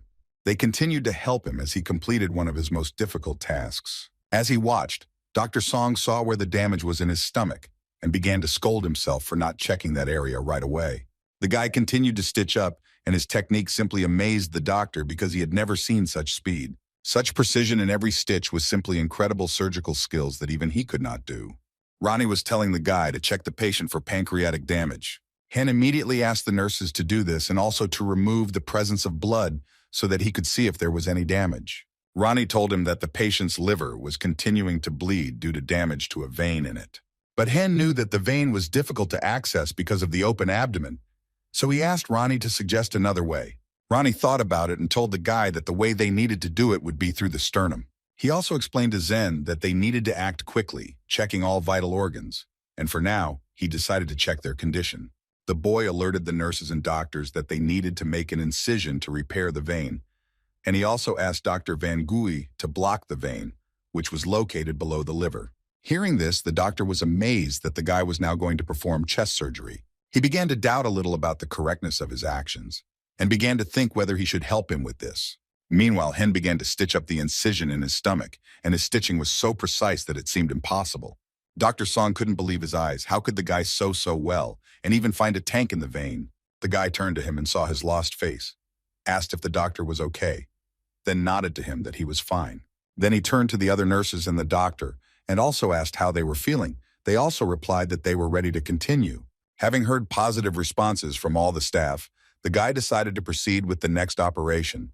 After some time, they completed the operation, and the patient's condition indicators showed that he was in a positive condition. Hyun thanked the entire staff for their work, and the doctor, who was also present, also expressed his admiration for the boy's precision. The guy smiled and replied that the operation was successful thanks to good assistance. Dr. Song watched the boy and couldn't believe that he managed to complete 2 surgeries at the same time, because he never thought he would see something like that from a surgical resident. Hyun also thanked Ronnie because all this was only thanks to him, and he also praised the guy. When they left the room, Dr. Van Gyu wondered how the patient would cope with all this. But Hyun told him that they had done everything they could, and now all they could do was wait. The patient with a sutured abdominal wall was immediately sent to intensive care. The next day will be decisive. If the body temperature and blood clotting increase, it will be possible to send him for surgery again. Then the chances of survival will greatly increase. With these thoughts, the guy left the operating room. Near the door, he saw a woman and a guy who were the patient's family, who were very worried about him. The guy told them that the first operation was successful, but the woman did not understand why he was saying that. He explained that this meant the crisis was over, as the heavy bleeding had made him focus on scaring her and he had to remove the tear. The guy also told them that this is not a final conclusion, but it gives a better chance than before the surgery. So he will have another surgery, which they will perform late at night. The woman started crying and asking the guy to save her husband, and the son tried to calm her down. Hyun hugged the woman and said that although the operation was difficult, her husband had endured it well, and they would try to do everything to save him. He thought that with such a big problem behind him, he would not be able to entrust the second operation to someone else. But on the other hand, he needed to get to the interview. He decided that he could pass the exam in his specialty next time, because he had to get another chance. Meanwhile, in the corridor, the doctor was arguing with the ambulance doctor. He demanded to send him back by helicopter, since he had arrived by helicopter. But the doctor refused him, since it was very difficult due to the situation in the city. He was suddenly approached by Hyun, who knew that the doctor had been sent from Daehan University. But the man did not understand who the guy was. Hyun was not surprised that the doctor did not remember him, so he told him that he had seen him when he was leaving the operating room. He was very angry and did not understand how the doctor could abandon the patient during the operation and just leave, because after that, he should be ashamed to call himself a doctor. The guy reminded him of the words from the oath of all doctors who undertake to put the health and life of their patient first. The second doctor who was with the doctor started yelling at the guy because he didn't know the reason for such an act. But the doctor stopped him and asked him not to do anything in their conversation, since he himself could answer yes. He admitted to the guy that he had indeed neglected his medical duty, but he said that he was the same person. The doctor said that he did not want to come to the city, but he was forced to, since a state of emergency was declared. When the earthquake happened, the man was very scared, and the fear that the building could collapse at that very second has not left him to this day. At that moment, he had a lot of questions in his head, whether he would be able to survive and get back to his family. He asked the guy to just understand him. He didn't even care if the guy called him a cowardly fugitive, but as a doctor, he would be guilty all his life. But as a human being, he simply asked not to touch him, since his deed had already been done and there was no turning back. As he was about to leave, the guy suddenly said that the patient he had abandoned was also someone's family. He also added that if the doctor was interested, The patient was in the intensive care unit with his stomach temporarily closed.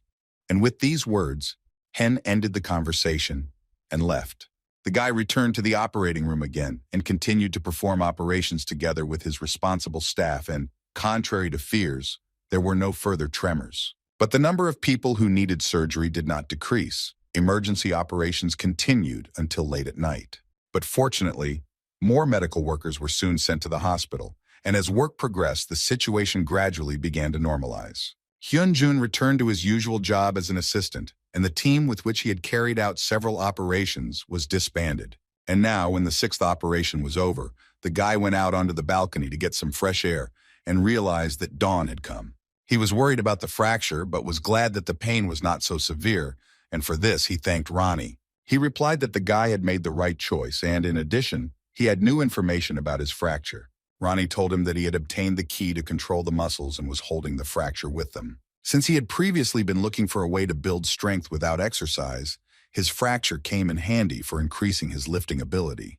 As the boy was about to enter, he saw Professor Yoo Chul-hyun from Daehan University in front of him, who had also come out to get some fresh air. The guy greeted him, and the professor told him how he heard that the guy had come from headquarters. He stood next to the guy and started asking how his internship was going, but the guy replied that it wasn't going as well as he would have liked. The professor was also interested in whether the guy had decided on a specialty, and Hyun said that he had applied for general surgery. But he added that he would not go to the interview tomorrow, since he could not return to Seoul in this situation. So the boy decided that he would stay in Gyeongju and save as many people as possible. Professor Yu looked at the guy in surprise and did not understand what he was talking about, because the interview for the specialty was postponed for 3 weeks. Hyun Jun was very surprised and glad that the circumstances turned out this way. He immediately took out his phone and saw an SMS in which they wrote about this. The professor smiled at the guy and said that he was very lucky because he helps people, and for this, he was thanked from above. Hyun thanked the professor and asked whether the state financed a trauma specialist. He was surprised that the guy wanted to go there because it wasn't that easy there. Hyun Jun told him that after completing his general surgery course, he wanted to switch to specializing in traumatology. Professor Yu told the guy that all the information about this was in the letter, but he still decided to tell him that the state would now provide support to both traumatologists and hospitals with emergency rooms. Hyun wondered why they suddenly decided to support them. The professor explained that after the earthquake, there was criticism from journalists due to the lack of trauma surgeons. Hospitals are short of specialists whenever patients with severe injuries are admitted. At such moments, it attracts public attention, but no concrete changes occur, and this upset the professor a little. When Hyun returned to work, Dr. Won Ji-Yu shocked him with the news that the patient he had operated on was being transferred to Seoul.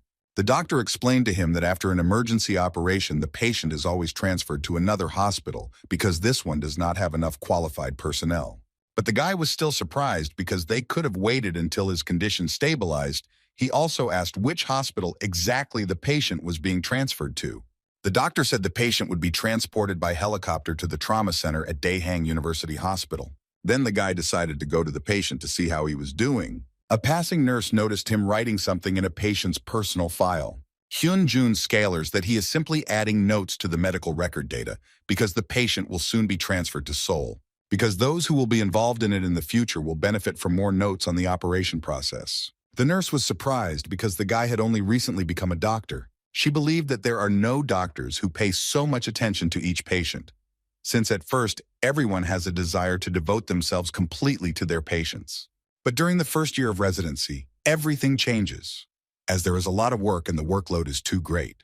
Hyun replied that he was not aware of such a thing. But despite this, he certainly wanted to do everything possible for his patients. The nurse smiled at the guy. She had never seen such responsible doctors before. After he finished, the patient was still taken away for transportation to another city. Reporters gathered outside the emergency room to document the event, which once again drew attention to the problems of emergency rooms. They also said that the person who will perform the surgery on the patient is very well known in the field of traumatology. Meanwhile, at the hospital itself, the doctor gathered the residents and gave them instructions. This is the first time they have transferred a patient from Gyeongju, and people will be watching the case closely, but there is no reason to worry. After all, for Professor Seok Jin-woon from the Department of Traumatology, all people are equal, and he taught this to his students, so he asked them to focus on their work. The boys listened to him attentively, and when he finished, they answered in chorus that they understood everything. One of the doctors brought Professor Seok a folder with data on the problems of a patient from Gyeongju. When he started reading, he saw that there were many notes added to the information. This surprised him very much, because he had never seen such medical records before. The professor saw that the doctor had written down even things that he had not had time to check during the operation. The doctor was unable to cure all the organs during the procedure, and the professor felt that the notes emanated strong regret about this. He was curious about which surgeon had passed it on, and found information in the folder that the surgeon was teaching general surgery at Daejeon University branch. At this time, a doctor approached him and said that the patient was ready for surgery, and since the information was more than sufficient, they decided to proceed with the second operation. When they started operating, they first checked the accuracy of the notes, and everything was exactly as written there. One of the doctors drew the professor's attention to a suture that another surgeon had made. The professor saw that the distance between the seams was uniform and narrow. They could understand how this was possible. Such even seams were surprising, but what amazed him even more was that this was done during a state of emergency. But although the work on each organ was ideal, the overall process of this cannot be overstated. The professor felt the hand of a not very experienced doctor in this. Despite this level of skill, the professor was interested to know who it could be. The subordinate was surprised, since the professor most likely wanted to lure this surgeon to himself. But he doubted that the professor of general surgery would want to join them. Jin-ung, in turn, decided that it was still worth asking. After the operation was completed, the professor decided to call the branch and find out all the details about the first operation. He explained to the doctor that he had called to report on the progress of the operation of a recently arrived patient from their department. But from his voice and answers, it was clear that he had no idea which patient he was talking about. He replied to the professor that he was just about to read an article about the results of the operation. Jin-woon was grateful to the surgeon, because thanks to him, he successfully completed the operation, and with that, they said goodbye. The professor did not understand what was going on and why the doctor answered like that, but he knew for sure that this was not the person he needed. He thought that if this surgeon had not performed this operation, then it was unclear who it could have been. Suddenly, the professor remembered that the medical record also indicated the name of Professor Yu. Without thinking twice, he called him and began asking questions about the surgeon who performed the operation on the patient. Meanwhile, in the emergency room, Zen tried to calm the child down so he could take a blood sample, but he wouldn't come to meet him. The guy told him that he would make it so that the boy would not feel any pain at all, and he trusted him. When he began to apply gauze to the wound, the boy was happy because nothing really hurt. The child's mother was surprised how the doctor managed to get along so well with children, but the nurse replied that for them, it was also mystical. Ronnie joked and told the guy that highly advanced science is hard to distinguish from magic. The boy calmed down thanks to the adjustment of the timbre of his voice. His abilities surprised the guy more and more. Dr. Sun distracted the guy from his work and said that they needed to talk in private.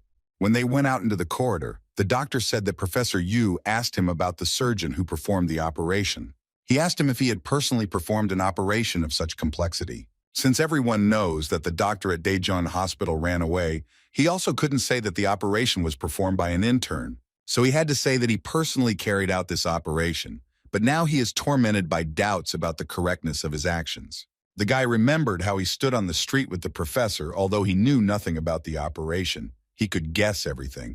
Then it was not clear why he was asking about it. Meanwhile, Professor Seok was riding in the elevator with Deputy Pio, who felt awkward in the silence. He decided to ask the professor if he had already had lunch, to which he replied that he was busy with operations. Then the deputy forced a smile and invited him to have lunch together, but Professor Sok ignored him and answered the phone. Professor Yu called him and told him about the incident with the surgeon who left the operating room in the middle of the operation. When he finished the conversation, the deputy realized that the professor was talking to surgeon Yu Cheol-hyun. The deputy did not understand why the trauma team had not hired medical personnel for Gyeongju, but he replied that they had no shortage of personnel. But he still didn't understand, because the situation was critical. And how could Dr. Sok not care that the patient was transferred to another hospital? The professor only said that these patients should have been helped in any case. As he exited the elevator, Dr. Sok added that he hoped the deputy did not say this because he was not well versed in trauma surgery. After all, he knew for sure that all he needed was news coverage, and for that it wouldn't hurt for him to go to that hospital in person. The elevator doors closed and the deputy did not have time to answer the professor. It infuriated him that Dr. Sok was constantly bragging about his operations, but one day he would definitely take revenge on him. That same evening, Dr. Sun received a call and was talking excitedly to someone, while the staff simply watched him, not understanding anything. The person who called him was Professor Seok, who told him that he would like to invite him to the trauma department of a hospital in Seoul. The doctor told Hyun Jun about this conversation, and he was simply delighted that such luck had smiled on him. But the doctor doubted it, because if he was caught in a lie, he would be in trouble. But the guy began to convince him that there was no lie, since they had performed the operation together. Dr. Song was very upset. He really wanted to work at the main branch, but he couldn't operate like Hyun, and he didn't have the skills to live up to expectations, which made him even more upset and started crying. In turn, Hen did not think so. He told the doctor that he saw all the good moments that were associated with the doctor. During the operations, his characteristic accuracy and diligence in work were visible, and it was also important that he cared for each patient. But Dr. Sun was sure that despite all the good reviews, he was not capable of performing operations so well. It was hard for the boy to see him in such a depressed state, and he decided that the doctor would refuse the professor's offer. But suddenly the doctor rushed to him and asked the boy to teach him some skills. The guy started to refuse because he didn't understand what he could teach the resident. But the doctor began to explain that if the hospital was closed, then who would need a specialist doctor who had a wife and child because he could not afford to open his own hospital? He also said that he had actually given up on being a surgeon, which simply shocked the guy. However, the doctor hoped that he might be able to stay at the university hospital because he did not want to miss such a chance. So he asked the boy again and again to help him, clinging to his clothes. Hyun Jun was familiar with his despair because every time he went through this, there were people who helped him, and if it weren't for them, he wouldn't have gotten this far. The boy told the doctor that he would not be able to teach him, but they could definitely study together. The doctor was so happy and grateful that he wanted to hug the guy, but he started running away from him since he didn't really like hugging. A few days later, the guy was already sitting on a bus on his way to Seoul for an exam in his specialty. Dr. Sun went with him to an interview for a specialty of trauma surgeons. He slept the whole way because he was very tired. And all because they studied every night, despite the large number of patients. 3 weeks have passed since the earthquake, so the city of Gyeongju is quickly rebuilding its streets. Song-Wong's father, who was at the scene of the fire, was also finally discharged and was very grateful to the guy for his help. And the head nurse told him that his grandmother, whose wrist he had operated on, was also doing well and was recovering. These weeks were so eventful that the guy will have a lot to remember for a long time. On the way, the guy received a text message from the family he lived with. They also wished him good luck on the exam. And yet he was glad that he became a doctor. Now he needed to gather his strength to continue his difficult path. When he arrived, he immediately went to take a test on translating an English article. After a while, the test was over and the guys handed in their work, hoping that he had written it well. Suddenly, a familiar voice called out to the boy, and when he raised his head, he saw his friend Song Lee in front of him. When they left the class, it turned out that they were both going to an interview for general surgery. But Hen suddenly remembered that the guy had applied for plastic surgery. Song Lee told the guy that he came to this decision after much thought. Hen remembered that his friend had been very thoughtful the last time they had shared, and thought he had made a safe choice. Suddenly, their conversation was interrupted by a girl who asked them to be quiet, as they were really disturbing her while she was reading. Hyun Jun immediately apologized, but Song Lim didn't understand why this girl was giving orders since they weren't in the library. Suddenly, a man came out to them and invited Hyun Jun, a girl named Song Hui, and another guy named Gi Won to an interview. When the three of them entered, they immediately took their seats, and the doctors greeted them. The doctors gave them a task to read the pieces of paper that lay on each of their desks. Hen began to carefully study the information with Ronnie about a fictitious patient who had various kinds of symptoms. After they read, they first asked Gi Won about the more likely diagnosis of the patient he had read about. The guy thought for a moment and replied that it was similar to a disease that causes gallstones, and upon hearing his answer, Song Hui smiled, knowing that he was wrong. The doctor asked the guy whether he meant inflammation of the gallbladder or something else. With doubt on their faces, the doctors wrote down his answer and moved on to another student. The next to answer was Song Hui, who did not agree with the guy's words, since in her opinion it was an inflammation of the sac due to a weakened esophagus. She explained that if it were a gallbladder disease, the pain should be in the upper right side. Then the doctors asked if this was really the diagnosis she was saying. Then what type was it? The girl replied that it was complicated, and the doctor asked why she thought so. She explained her answer by the fact that the number of blood cells exceeded the maximum normal value by more than twice. The doctor continued asking her what tests the patient needed to confirm the diagnosis. Song Hui started to get a little nervous and replied that he would most likely need a CT scan, and the doctor asked what exactly she was going to confirm with this scan. The girl thought about it, and then the doctor asked Hyun Jun the same question, and she in turn knew the answer, but did not understand why the questions were so quick. The doctor answered her that he had heard enough of her answers, and that was enough to draw conclusions. He turned to Hyun, who had some comments about Song Hui's answers. The guy started saying that he agreed with the diagnosis that the girl had voiced, and at that moment, she was very angry that he was using her answers. But he began to supplement it with his own answer, saying that it looked more like the signs and symptoms of a relapse of the inflamed sac. The doctor asked what indicated this diagnosis to him, and the guy replied that these were the symptoms of pain and fever. He also explained that this disease could be considered a relapse due to the patient being in a chronic state of illness. While being treated with antibiotics, reading the text, Song Hui did not understand where the guy was getting such conclusions from. The doctor asked again what tests the patient needed and why exactly those tests. The guy replied that computer diagnostics should be used to assess complications of disease symptoms. Each answer was immediately followed by a new question from the doctor, to which Hen answered clearly. The girl was shocked. How could he know all this? When the test was over, Song Lee was already waiting for the guy outside, and he started asking how everything went. The guy was a little afraid of the doctor named Young Jae-won, who asked question after question without giving him even a second to think. Hyun Jun told him to worry less, and then everything would be fine. Just at that moment, he was called in for an interview. Sun Lee had already run into the office, and Hyun wished him luck. He was sure that the guy would cope. Hyun Jun suddenly wondered how Dr. Song was handling the interview. At the same time, Dr. Song just came to Professor Sok's office. The professor noticed that the doctor was very nervous and asked him if he could operate in such a condition. The doctor confidently replied that he could handle it, and then they decided not to delay and to start right away. Dr. Sun was shocked that he would go to perform the operation so quickly, but despite this, he tried to concentrate on the matter and do everything clearly, as he had learned. Precise instructions without errors, the best assistance in first-class technology from a professor with an impeccable reputation. This feeling was different from the one he had during the operation with Hyun Jun. The professor approached the doctor and asked him to complete the operation himself to see his skills. After the operation, they went to a cafe to rest a bit. Dr. Song mentally thanked Hyun for his help, because everything ended well without any mistakes. The professor sitting opposite apologized to the doctor for calling him to operate so suddenly. He also remembered the operation at the Gyeongju branch and told the doctor that he most likely did not perform it. Dr. Song was a little scared because he didn't seem to have made any mistakes during the operation. The professor explained that he realized this as soon as he saw the area of the operation. His style was very different from what he saw then, but still not bad. He reassured the doctor and said that he was not going to scold or reprimand him, but Van Jiwayu did not understand what he needed then. The professor was amazed by the precise processing of the scene, without a single error, so he just wanted to know who did it.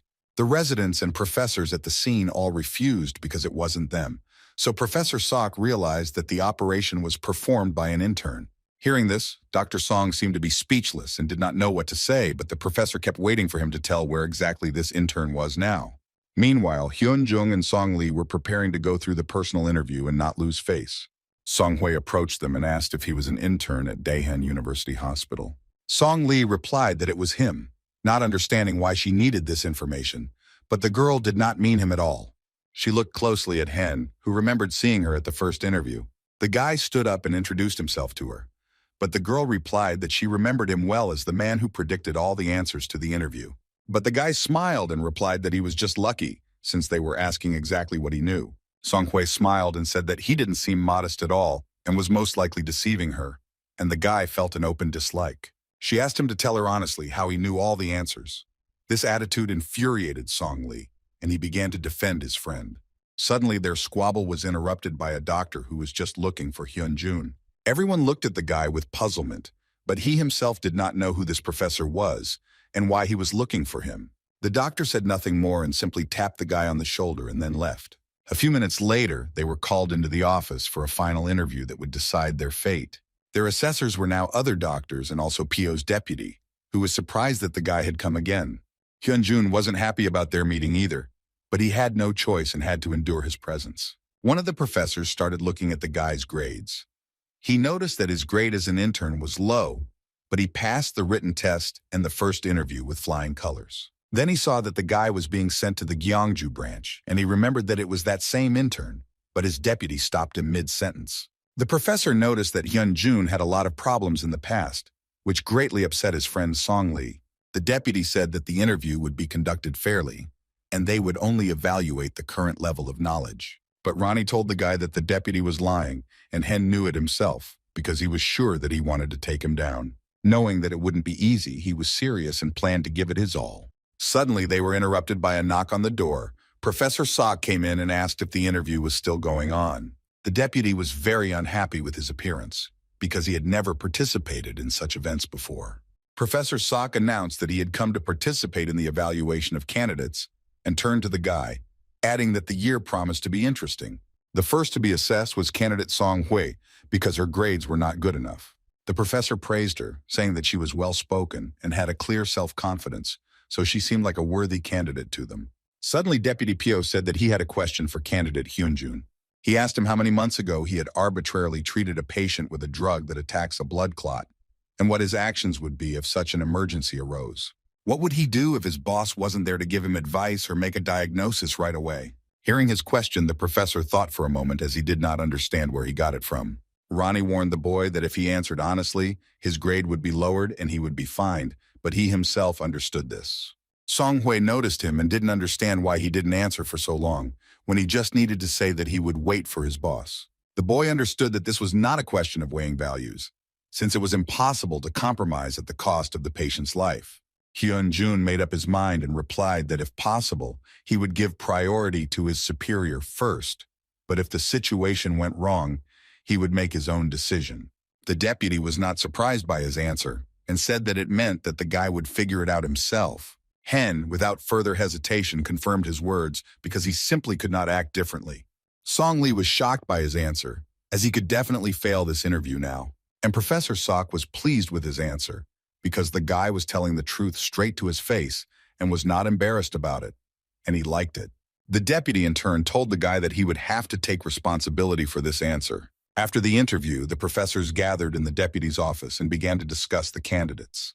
The deputy announced that if there were no objections, they could confirm the passage of more than 10 people. Professor Seok interrupted him and said that Hyun Jun, who was also in the top 10 in the test results, was not on the list.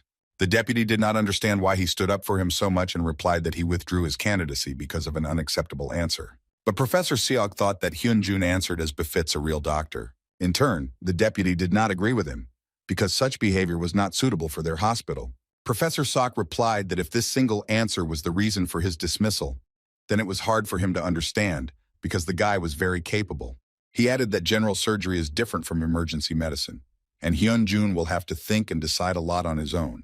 The deputy didn't understand what was so special about this intern, but the boss was very persistent and didn't give up so easily. He decided that they would do something different, and told the doctors who agreed to eliminate Hyun Jun to raise their hands. We had to decide this issue by voting, where the majority was on his side. Standing outside the office door was Goon Suk, who heard that Hyun Jun's fate was being decided there. Meanwhile, Ronnie himself understood the guy's behavior, because he knew what answer the judges were expecting, but he still didn't say it.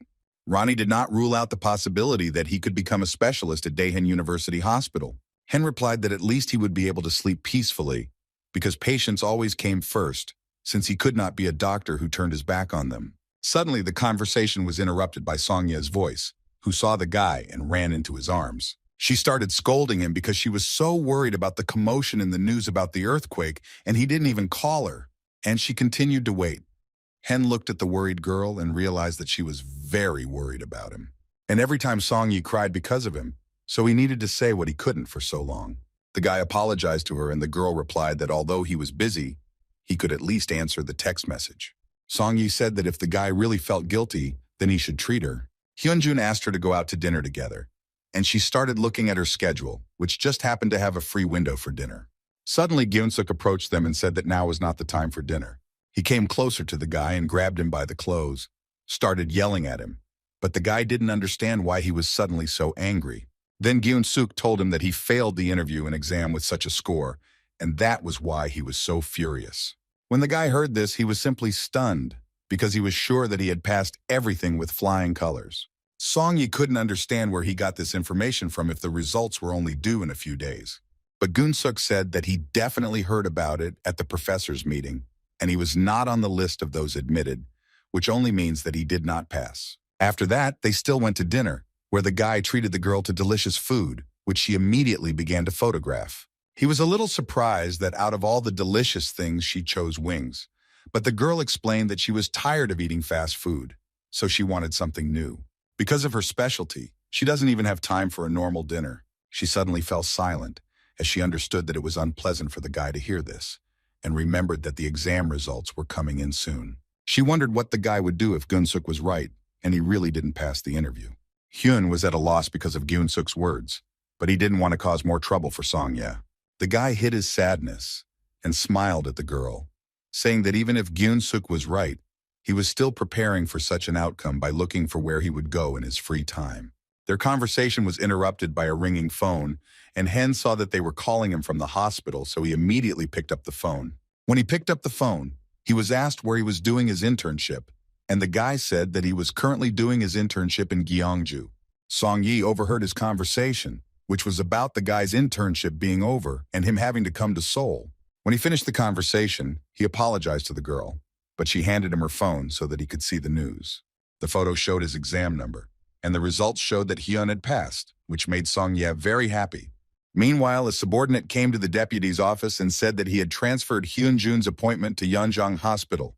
He also added that they had prepared all the documents for entry and asked to refrain from contact with journalists. The deputy praised him and allowed him to go. When the subordinate left, the deputy turned on the video, which gained a lot of publicity. In this video of Hyun Jun saving one of the patients, the deputy thought about how he sent the guy to Gyeongju to reconsider his actions, but he continued to behave as he pleased. There were a lot of comments under the video supporting the guy, and the deputy realized that the situation was not getting better, because if he removed him now, there would be a fuss. The only thing that made him happy was that while the guy was in the Yeonjong branch, interest in him would cool down, and then he would be able to kick him out. The deputy cherished the thought that one day the time would come, and he would make it so that the guy would be left completely alone. The boy returned to Gyeongju to pick up his things, although he was sorry to leave this room. This made the owners even sadder. The man took the boy's bag to help him get down, even though he thought the boy would stay with them for a few more months. Hyun Jun apologized to him because this decision was very sudden for him too. When they came out, he walked the guy to the gate and they said goodbye. Hen thought about how much had happened in this city. He was glad that most of the past were good memories. He also met Dr. Sun at a cafe where Wang Jiwyu thanked him for his help. After all, the doctor entered the trauma department at a hospital in Seoul, but the guy thought that it was not his merit, because Wang Jiwyu worked hard for this. Rumor had it that when Director Sok saw his technique, he decided to hire him himself. At the moment when they wanted to drink to the meeting, a very familiar voice interrupted them, and when they raised their heads, they saw who it was. Dr. Hyun approached them and was told by a nurse where they would be sitting, so he was able to find them quickly. He brought them a bag of alcohol, but Dr. Song did not understand why he did this, as it looked like a bribe. Dr. Hyun approached the boy and said that he too would not mind working at the main branch. They were a little tense at his unexpected request, but after a second he calmed them down and said that he was just joking. Anyway, he brought a set of 2 bottles, where the first one was a congratulation for Dr. Sun on his return to his hometown. He hesitated a little and said that the second was gratitude to Dr. Chan for his hard work. Dr. Song was glad that he had finally decided to get along with the guy, but Dr. Hyun still kept his distance, as it was difficult for him to express such emotions. Hyun Jun always thought that Dr. Hyun hated him, but the truth always wins. He was glad that he was recognized. Now his goal is to try hard in the main branch as well. He spent the remaining months of his internship at Yeonjong Hospital, as he left Gyeongju forever. The work itself was not much different from my previous work in the Gyeongju department, but due to the large number of patients, I had to work without breaks. Working tirelessly, he finally became a specialist and completed his assignment at Yeonjong Hospital. When his things were already packed, he thought about how he had lived in such a hectic life and had not even noticed how time had flown by. Ronnie explained to him that in large part, this was because he had become famous. But Hyun was a little embarrassed by this celebrity and the videos from that time. Because of this, the guy was often recognized in the hospital, which made it difficult to work. Ronnie was also confident that this video helped him pass the main exam. It was no coincidence that the timing of the call from the vice president's office coincided with the public outcry surrounding the video. The guy guessed that the advice to refrain from contact with journalists was so as not to attract even more attention to himself. Hyun thought that if Ronnie's reasoning was correct, then it was for the same reason that he was sent to Yeonjong Hospital in a hurry. Maybe, as Gyun-suk said, the guy didn't pass initially, but the result was the opposite. On his first day of work in his specialty, the deputy left the guy on duty for 100 days. The guy was very surprised by this, as he thought that his punishment should have ended. The deputy opened the video and turned the laptop towards the guy, asking if these were fishing rods.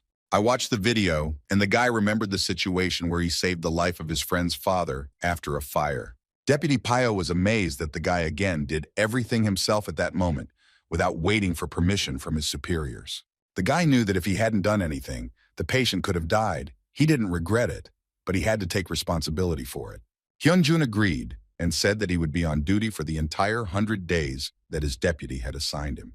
He also added that the guy was prohibited from attending any surgeries during these days, which simply shocked Hen. Deputy Pio was surprised that the boy did not agree, because he thought he was a man with strong convictions. He thought that the boy's responsibility now seemed unnecessary, but Hen refuted his words. Hen thought for a moment and asked if he could go out in case of emergency operations. The deputy didn't think it would be so hard for the guy to give them up. He was obsessed with surgery even more than it seemed. He answered him that if the professor in charge of the operation allowed him, then there would be an exception, and the guy thanked him and left. When he left the office, the deputy was thinking that the guy would be unhappy with such a decision.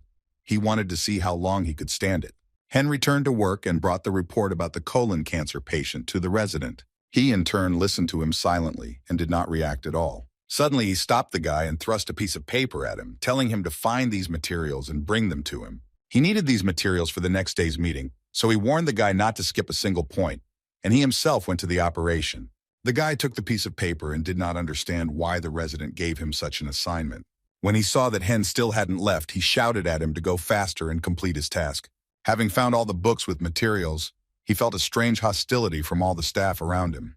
He remembered how good it was in Yeonjong and how kind everyone was to him. But here, everything was different. Entering the office where he could study and write in peace, he saw Dr. Kim Byung-seok, a second-year residency student, and greeted her. She was surprised that the guy was going to study so many books at once, and admitted that perhaps Dr. Hwang Jiayu's son asked him to do so.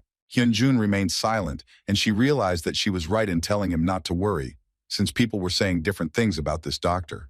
As she was leaving, Byung-suk also said that there were some not very pleasant rumors about the guy as well. Many people were unhappy with his celebrity title. Some even called for disciplinary measures to be taken against a high-ranking person like him. But the resident didn't think that everything was as bad as they said and wished the guy good luck. When she left, Hen stood there in confusion about what rumors she was talking about, because he had never heard anything bad about himself. After he finished, he was called to make his rounds, the first of which was a colon cancer patient who had been admitted that day. The doctor was also told that the patient had had bad substances removed from his intestines 7 years ago. The doctor asked if they had done any tests after that and turned to Dr. Hwang, but he replied that he had been in surgery, so he had not done that. The resident pointed to Hyun Jun and said that as the attending physician, he should know about this. Then the doctor noticed the guy and his name seemed very familiar to him. The boy began to answer and Dr. Hwang watched with glee as he became confused. After all, he had been keeping the guy busy all day and was sure that he hadn't had time to get to know the patient's history, so he wanted the guy to feel ashamed of it. When Hyun Jun told the full details of the patient's illness and treatment, the doctor praised him, but Hwang was simply shocked. He couldn't believe that the guy was able to find the time to study the information. The doctor came back to him and asked what treatment method they should choose for the patient, given the location of the tumor.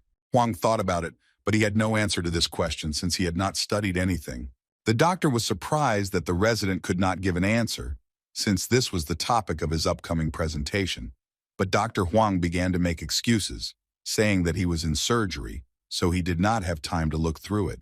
The doctor was stunned by his slip of the tongue since he was not the only resident who was busy in this way. Then he turned to the patient and asked him to complete his treatment so that there would be no recurring problems. Leaving the ward, the doctor asked the resident to prepare for the presentation properly in order to avoid mistakes. Hyun Jun thought that at a time like this, he definitely didn't want to get caught in the crossfire. On the way, he asked the doctor about daytime rounds and also learned that the resident was scheduled to have an operation in the evening. When they left, a nurse suddenly ran up to them and told the professor that one of the patients needed urgent surgery. The doctor asked what patient they were talking about, and she said that the patient had intestinal obstruction, since she was told that he had a hole in his intestine that was spreading to other organs. The professor thought for a moment and assigned one of the interns and resident Huang to the operation. But then Hyun intervened and said that he also wanted to feel during the operation. But the resident began to stop him and reminded him that he was prohibited from performing operations. Then the professor remembered why his name seemed so familiar to him. He apologized to the guy and said that his participation was impossible. But Hyun did not give up and said that he was allowed to participate in emergency operations, so he asked to be given the opportunity to participate.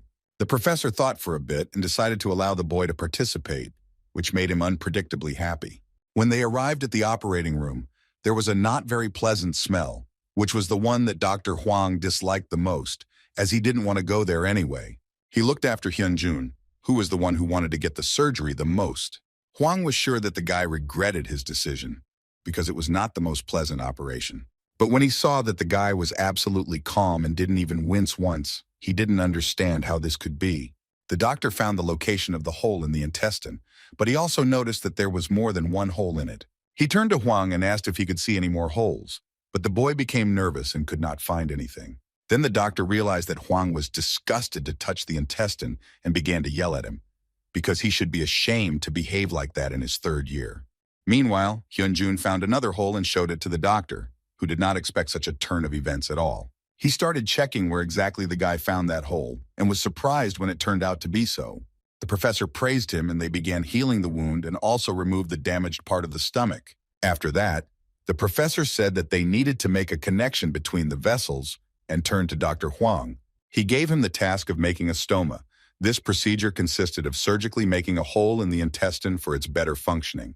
Hearing his task, Huang was not particularly happy.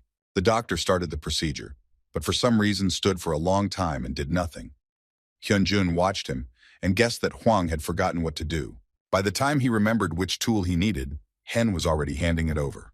This continued the next few times. The guy handed him the necessary tools, although he didn't even have time to tell him about it. Huang was tense because he didn't understand how Hyun could know what he wanted, and he found it suspicious. When they finished the procedure, they informed the professor, who was watching Hyun closely.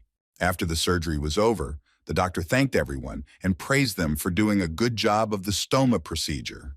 Dr. Huang thanked the professor for the praise, but he said that he was not praising him at all, but Hyun Jun. He turned to the guy and said that he had excellent skills to be the perfect assistant, so he called him to the evening surgery instead of Huang.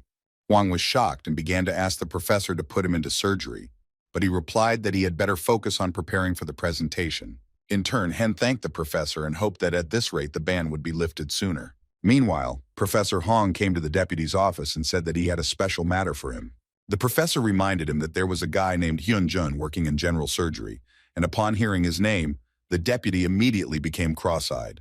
Despite this, he continued to say that he was aware of his ban on attending surgeries, but despite this, he said that the guy's skills were worthy of attention. He wanted the deputy to allow him to be at the operation, and for the professor to look after him, but he was not happy with that arrangement.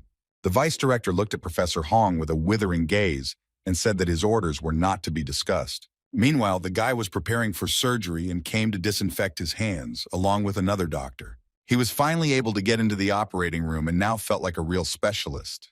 Professor Hong came to them and asked where Dr. Huang was. The doctor replied that he was preparing for a presentation. The professor asked to call him, but the doctor did not understand why he was suddenly calling him if they had taken Hyun in his place. Then he told him that today they were operating with the same lineup and that Hyun was not participating in it. Professor Hong approached the boy and said that if they had the opportunity, they would perform the operation together, but not this time. The guy was very upset, and after that day, there was no chance to get into the operating room. All he could do was perform virtual operations as before, since he couldn't do without them at all. Ronnie was called in for a successful operation and wanted to prepare the next patient, but Hyun asked him to stop there. After Ronnie finished the simulation, the guy sighed heavily and again plunged into his thoughts. Ronnie didn't understand why Hyun was upset because the surgery went perfectly. But for the guy, it wasn't a real surgery anyway, and he was just repeating what he already knew. The reason why Daehan University Hospital is the best is because it has great doctors. Because first of all, people come here to learn the technique and skill of performing the operation. He thought about the fact that his 100-day sentence, which his deputy had given him, would soon end. But if suddenly such a situation happens again, then perhaps there is no point in continuing to work in this hospital. Suddenly, he was distracted from his thoughts by Dr. Kim, who entered the office and asked how he was feeling.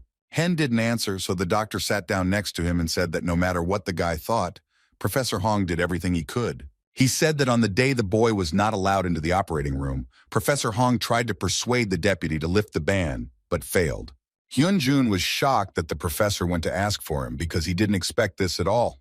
Seeing his surprised face, Dr. Kim said that the professor thought very highly of him, so he did it.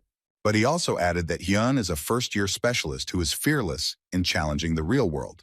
So Dr. Kim supports him in this. The only bad thing was that the guy worked constantly, without proper rest, because in the future it would be hard for him too. But Hyun didn't understand what to do with it. Then Dr. Kim said that they would confront the deputy together, even though there weren't many of them yet. And even if it doesn't work out, the guy can become a famous person who will have the right of immunity. When they finished talking, the guy left the office and thought about the doctor's words on the way. He tried to understand what exactly a doctor should do to become famous throughout the world. Ronnie told him that the most famous person in Daehan University Hospital was Seok Jin Woong. The boy didn't recognize the professor when they ran into each other before the interview, but he had heard his name even when he was in preparatory school.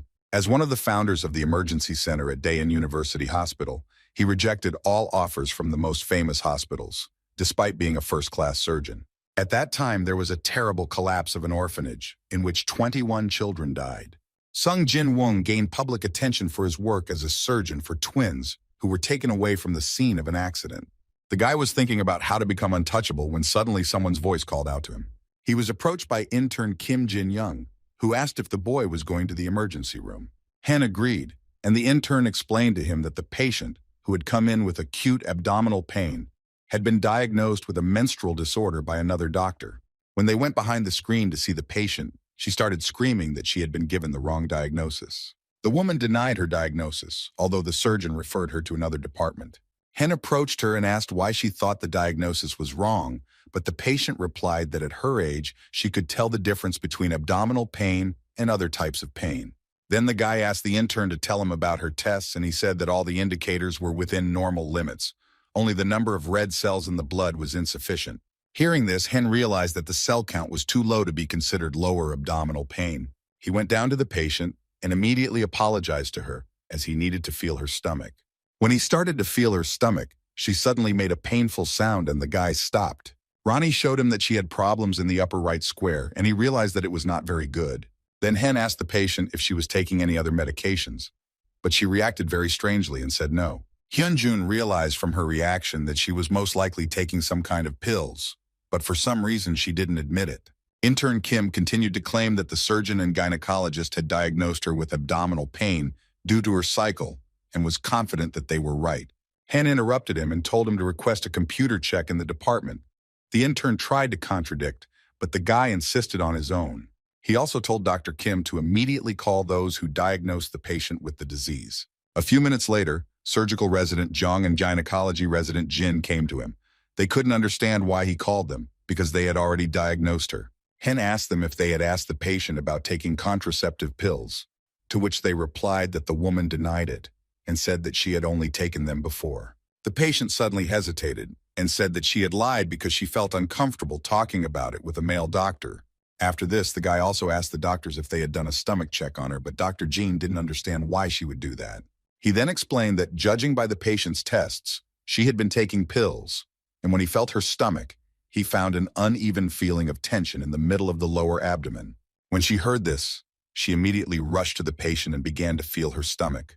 The guy asked her what she thought now, and the girl replied that the probable diagnosis was a tumor that appeared due to hormonal dependence.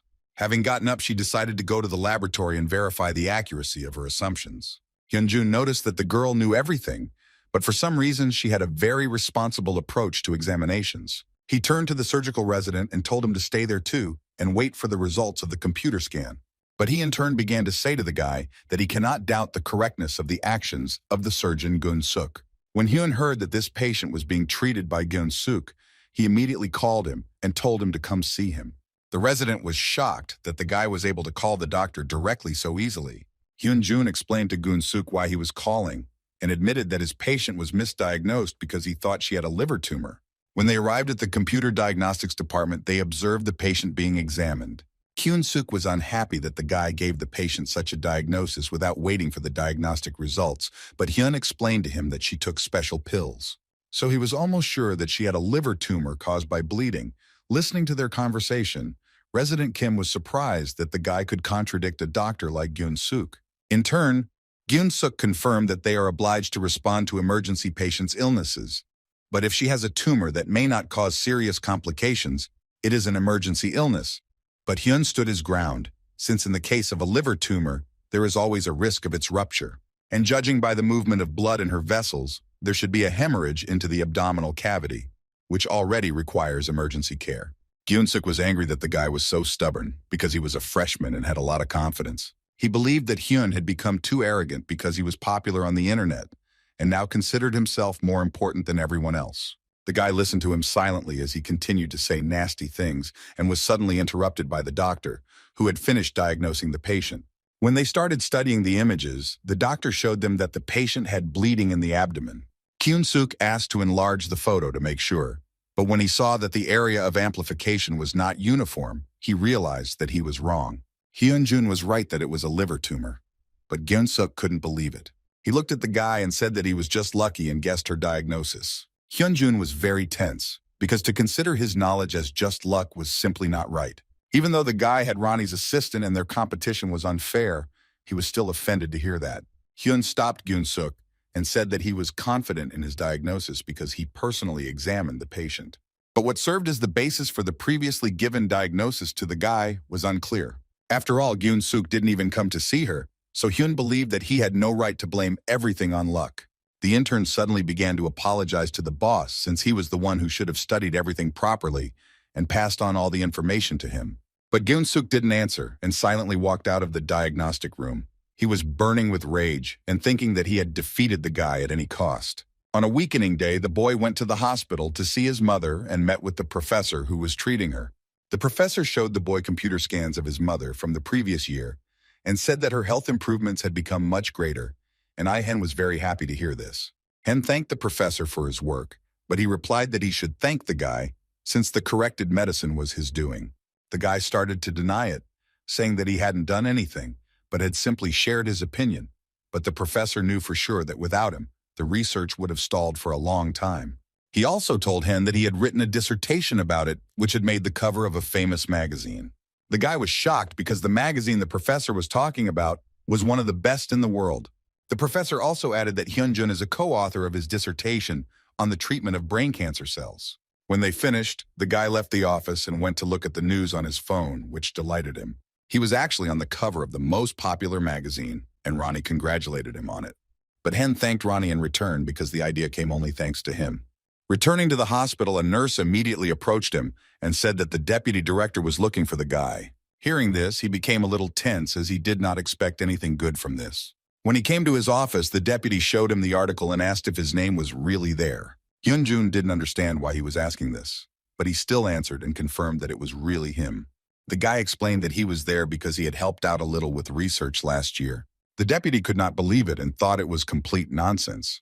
The guy asked him again, but he did not repeat his words and said that his 100-day shift was canceled.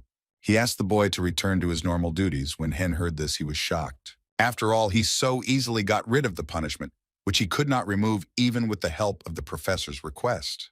Then he realized what Dr. Kim's words about a celebrity who couldn't be touched really meant. The deputy needed an outside perspective, so he couldn't put himself at a disadvantage. As he left the office, the guy now understood what it meant to be famous. After the news spread throughout the hospital, it was even discussed during operations. They couldn't understand how a first-year student could participate in such research. One of the doctors said that the guy was his classmate, whose skills were simply something. Their discussion was interrupted by Deputy Pyo, who said that it was not only his skills that were highly respected in their hospital. He also told them that Dr. Lee Gyun-suk would be in charge of the Olympus project at their hospital. One of the doctors was amazed by his words, because this was the same cooperation with the world's leading company providing medical services, Olympus Healthcare. It can help to get good financial investment if you win the biggest competition in the medical field. The deputy confirmed his suspicions and said that they were going to develop technologies related to robotic technologies. Therefore, this project will be led by Gyun-suk, since he not only has the technology, but also the research, because he is also an extraordinary person. He also said that their hospital now has 2 such people, and their hospital has a bright future. After the operation was over, Gun-suk quickly left as he was irritated by hearing Hyun Jun's name. He was sure that as soon as he was chosen for the Olympus project, he would immediately show him who was the best. Suddenly, Gun-suk stopped and saw the guy talking to the director of a popular company, Kang Young-soon. He didn't understand why they were talking and decided to follow them to the cafe where they were going to go. When they arrived at the cafeteria, the headmistress began to congratulate the guy on the publication of the magazine, while Gun-suk sat at the next table behind a screen and listened attentively to their conversation. Hyun Jun felt that his name was not deserved to appear in the magazine, but Mrs. Kang was sure that he had every right to do so. After all, thanks to him, the development of a new drug is in full swing, and they will soon be able to release it for sale. She also said that her company has a program that sponsors 2 neurologists each year. But this year they changed their rules and decided to sponsor a doctor from another department. Listening to her, Gun-suk remembered that he had also heard about it and the reward there was quite large. The headmistress pointed at Hyun Jun and said that he was the doctor from another faculty. Hearing this, the guy was simply shocked, and Gun-suk was even more shocked. She said that the guy would be paid prize money, not a research grant. Hyun thanked him for the honor of participating, but replied that he couldn't accept the money. Gun-suk was simply killed by his answer. The guy added that he wants to become a doctor who can treat all diseases, so that patients do not suffer from a shortage of medical personnel. Therefore, he believed that it would be right to choose someone who needed these research funds more than he did. Gun-suk did not understand why he was refusing the prize money. Principal Kang realized that the boy really wasn't greedy at all, just as Professor Kim had told her, and Hyun apologized for the inconvenience. But despite his apologies, Mrs. Khan began to yell at the guy that he deserved to get even more of this money.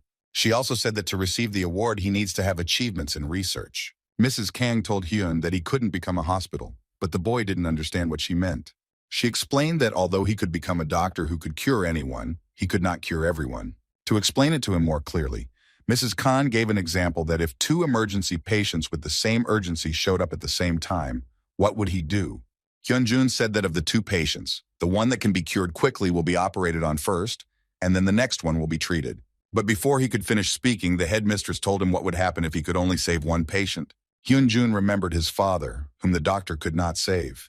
And now he was faced with the choice of abandoning one of the patients. But he became a doctor to prevent this from happening, and told her that he could not abandon any of his patients. Mrs. Khan told the boy that he didn't need to leave anyone because this could be entrusted to other doctors. Because it is impossible to ensure equal treatment opportunities for all patients on our own. Hyun thought that Gun-suk had also said something similar to him about not being able to help everyone. The director explained to him that without money and people, she would not have been able to create her company because these are 2 integral factors. So she had to make realistic decisions to achieve her dream, and after saying that, she waited for Hyun Jun to respond. The guy understood that simply developing his skills in the medical field was not a way out of the situation. So he said that he wanted to start his own hospital and he was 100% sure of it. The headmistress was surprised by the guy's answer, but he also added that if she ever wanted to help him, he would like to ask her for an investment. Hearing this, she started laughing so much that she couldn't hold back, and the guy didn't understand what he said wrong. But she explained that she was very pleased that he was such an unusual person, and she really liked his audacity. After this, Mrs. Khan extended her hand to the guy and said that she agreed to his proposal and would wait for him when he needed her help. Meanwhile, Gun-suk was furious that the guy was acting so brazenly and dared to think about founding some kind of hospital. When Hyun finished their conversation, he stood up from the table and saw Gun-suk behind the screen. He realized that he had heard their entire conversation, but Gun-suk said that he was nearby by chance. Gun-suk thought the guy's actions were stupid, but these antics surpassed everything. In response, Hen smiled at him and asked him to tell him such things more often. Lee didn't understand what he meant and told him to get on with his work, at which point the guy left the cafeteria. Hen watched him go and thought that until now he had been giving him realistic advice. Maybe this was what he really needed. Hyun's attention was drawn to the book that Gun-suk left on the table. He picked it up and, leafing through it, realized that it looked like some kind of program. On the way to the department, Ronnie told the guy that it was a network program developed for robotic surgery. Suddenly, Dr. Song approached Hyun, looking very tired, and the boy was very happy to see him. Even though they worked in the same hospital, he was still not visible at all. The doctor told him that all his free time was taken up by work and operations, so much so that he did not even have time for his family. The doctor noticed the book in the boy's hands and thought that he was also participating in the Olympus project, but he did not understand what kind of participation was being discussed. Dr. Sun said that a competition had started in Olympus Healthcare, so he thought that he needed this book for that. Hyun Jun remembered this famous company and also its owner, Mr. Allen. He offered to talk to the doctor about this in more detail, but was suddenly interrupted by a call. He was called away for work, so he said goodbye to the guy and quickly left. Hyun Jun thought about this competition, which seemed very interesting to him, and he offered Ronnie to find out all the details, and he happily agreed. At the same time, at the Olympus company, its general director, Rona Allen, came to the office. She was met by a security guard, and she began to ask about what happened that night. The man began to tell about how an unexpected visitor had come to them. When she heard his name, she immediately jumped up and ran to the office, where she saw the director. The man stood with his back to her, and Rona continued to talk about how she had been looking for him for a very long time, for almost 5 years, and it was all in vain. Without answering any of her questions, he only asked how their competition was going. Rona replied that everything was going as it should, but she was waiting for him to explain what made him return and what he saw in Korea. This man was the same Mr. Allen who was Rona's father. He told her that if he had told her everything earlier, it would not have been a surprise, so her wait was worth it. Meanwhile, in the university cafeteria, there was talk over lunch about Lee Gyun-suk's robotic surgery yesterday. Song Lee's classmates were furiously discussing the fact that Gyun-suk's father was a lawmaker who openly supported the Olympus project. They saw Hyun Jun and started discussing him now, saying that the guy is not simple either, and that there are various rumors about him.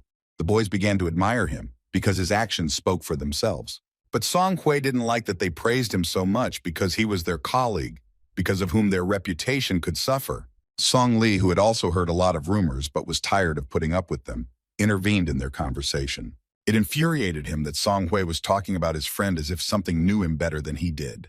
But the girl did not consider herself guilty, because there is a lot of talk about the guy, and an example of this is the incident in the emergency room when he injected a patient with a drug without permission. Song Lee was very angry with them, because if they knew that the guy saved the life of his friend's uncle, who could have simply died, they would not have spoken about him like that.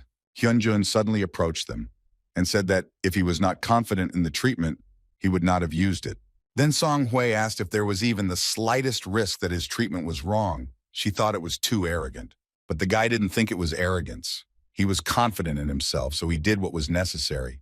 The girl decided to leave, but before she left, she managed to remind him about the situation at the exam.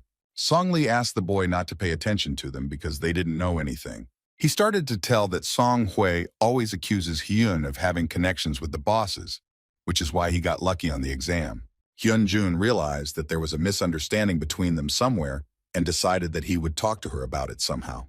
Sun Lee noticed that the guy was in his robe again, and he told him that he was having his first operation today. Hen said that his ban was lifted by the deputy director, but he believed that the professor who called him for the operation did not belong to any of the departments. The professor's name was Chu Guan-wook. He was rumored to be a liver transplant master. When Song Lee heard his name, he was very scared. When Hyun Jun saw the boy's reaction, he couldn't understand why he was reacting like that. But Song Lee told him that it would be better if he didn't know this doctor. Before the operation, Professor Chu told the doctors to be very careful if they did not want to be heavily criticized. He looked at the guy and told him that he would be keeping an eye on the intern. The professor added that he had heard about the guy's skills, so he didn't have to participate in the operation. Hearing this, Hen became angry. The guy told him that he would very much like to participate in the operation personally. But the professor was adamant. He believed that if the guy sucked up to other doctors, that's why they treated him so well, but it wouldn't work with him. After that, he ordered everyone to get to work and headed to the operating room. Hen watched him go and realized that he was not an easy guy. As they began the operation, the boy watched the professor's movements and was amazed at his speed. But he also saw that the assistant was very nervous and therefore could not do everything as quickly as the doctor did. Professor Chu suddenly sent the assistant away, but he immediately began to apologize and said that he could do better. But the professor scolded him, because if he couldn't assist normally, then he certainly wouldn't get to the operation. The guy was very upset by his words. He continued to yell at him. Now Hyun understood why Song Lee reacted like that when he heard his name. The professor turned around and told Song Hui to hand the instrument to Hyun Jun and go over and continue assisting him. But the girl told him that she was still a first-year student. When the professor started scolding her, the first-year student was also a doctor, and she had to be able to do everything. Then Hen intervened in their conversation and said that he would associate with the professor. The professor asked if the boy could cope with such a difficult job. Hyun Jun had undergone this operation several times with Ronnie during virtual training, which consisted of removing the gallbladder. Therefore, without thinking twice, he confidently answered the professor that he could do this job. This patient was not critical, and if everything had been as before, the guy would have avoided unnecessary quarrels, but now the situation was different. He remembered a conversation with Mrs. Khan, who claimed that the boy deserved more and did not need to hide his abilities, even though he faced the envy of other doctors. So he decided it was better to set a good example than to hide behind other people's backs. He couldn't continue to act like he did before. Even though his skills were good, they wouldn't matter if the circumstances changed. Hyun Jun decided to show himself if that was what was required, and scandalized the professor that he was ready to begin. He prepared the alloying forceps, which were also called the doctor's hand. The guy saw them for the first time, and for him this procedure was a little exciting. Song Hui followed the guy and was sure that in a few minutes he would be kicked out, because an assistant in such an operation is too difficult a job. The professor constantly told Hen what to do, and he strictly followed his every request. The girl noticed that the guy began to move even faster, and the professor had not made a single remark to him yet. This could only mean that Hen was assisting perfectly. The guy followed the doctor's instructions and watched the monitor. His task was to carefully attach the forceps to the bladder and avoid its delamination. This technology of the operation ensured maximum efficiency with minimal movement. Hyun Jun decided that he needed to catch every second of the professor's skill, who was simply a pro at his job. First, they had to secure the entrance to the bag so that the gallbladder could enter it, and then close the entrance. The guy didn't have to make a single extra movement, and that was the convenience of assisting. When they finished, the professor gave out assignments to the others and told Hyun Jun that he wanted to assign him his first operation. First surgery is an event where one of the first-year residents, selected by the faculty, conducts his or her first internship. And this means the attention of the teaching staff to the talent of the selected candidate. And this increases the chances of remaining in the hospital as a specialist after completing the basic course. Hyun Jun was overjoyed by this and bowed to thank the professor. Song Hui stood behind and was very angry because she was supposed to have the first operation. After this, a meeting was held in the deputy's office to decide who would perform their first operation. Dr. Hong told the deputy that he was voting for Hyun Jun since his punishment was over, and they should give him a chance to prove himself. The deputy looked at him with displeasure and raised his hand, saying that he was voting for Song Hui. The doctor sitting on the other side also voted for her, which the deputy was clearly pleased about. Then another professor approached him and said that although Song Hui was a good candidate, she was still too nervous during the operations. He mentioned Hyun again and said that the guy was able to act quickly, so he was more suitable for the first operation.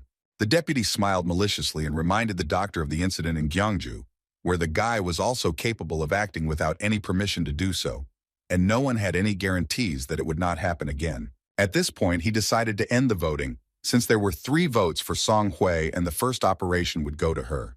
Professor Ju suddenly interrupted them and said that he was also voting for Hyun Jun. He entered the office hoping that the voting had not yet ended. His deputy did not expect him to come either.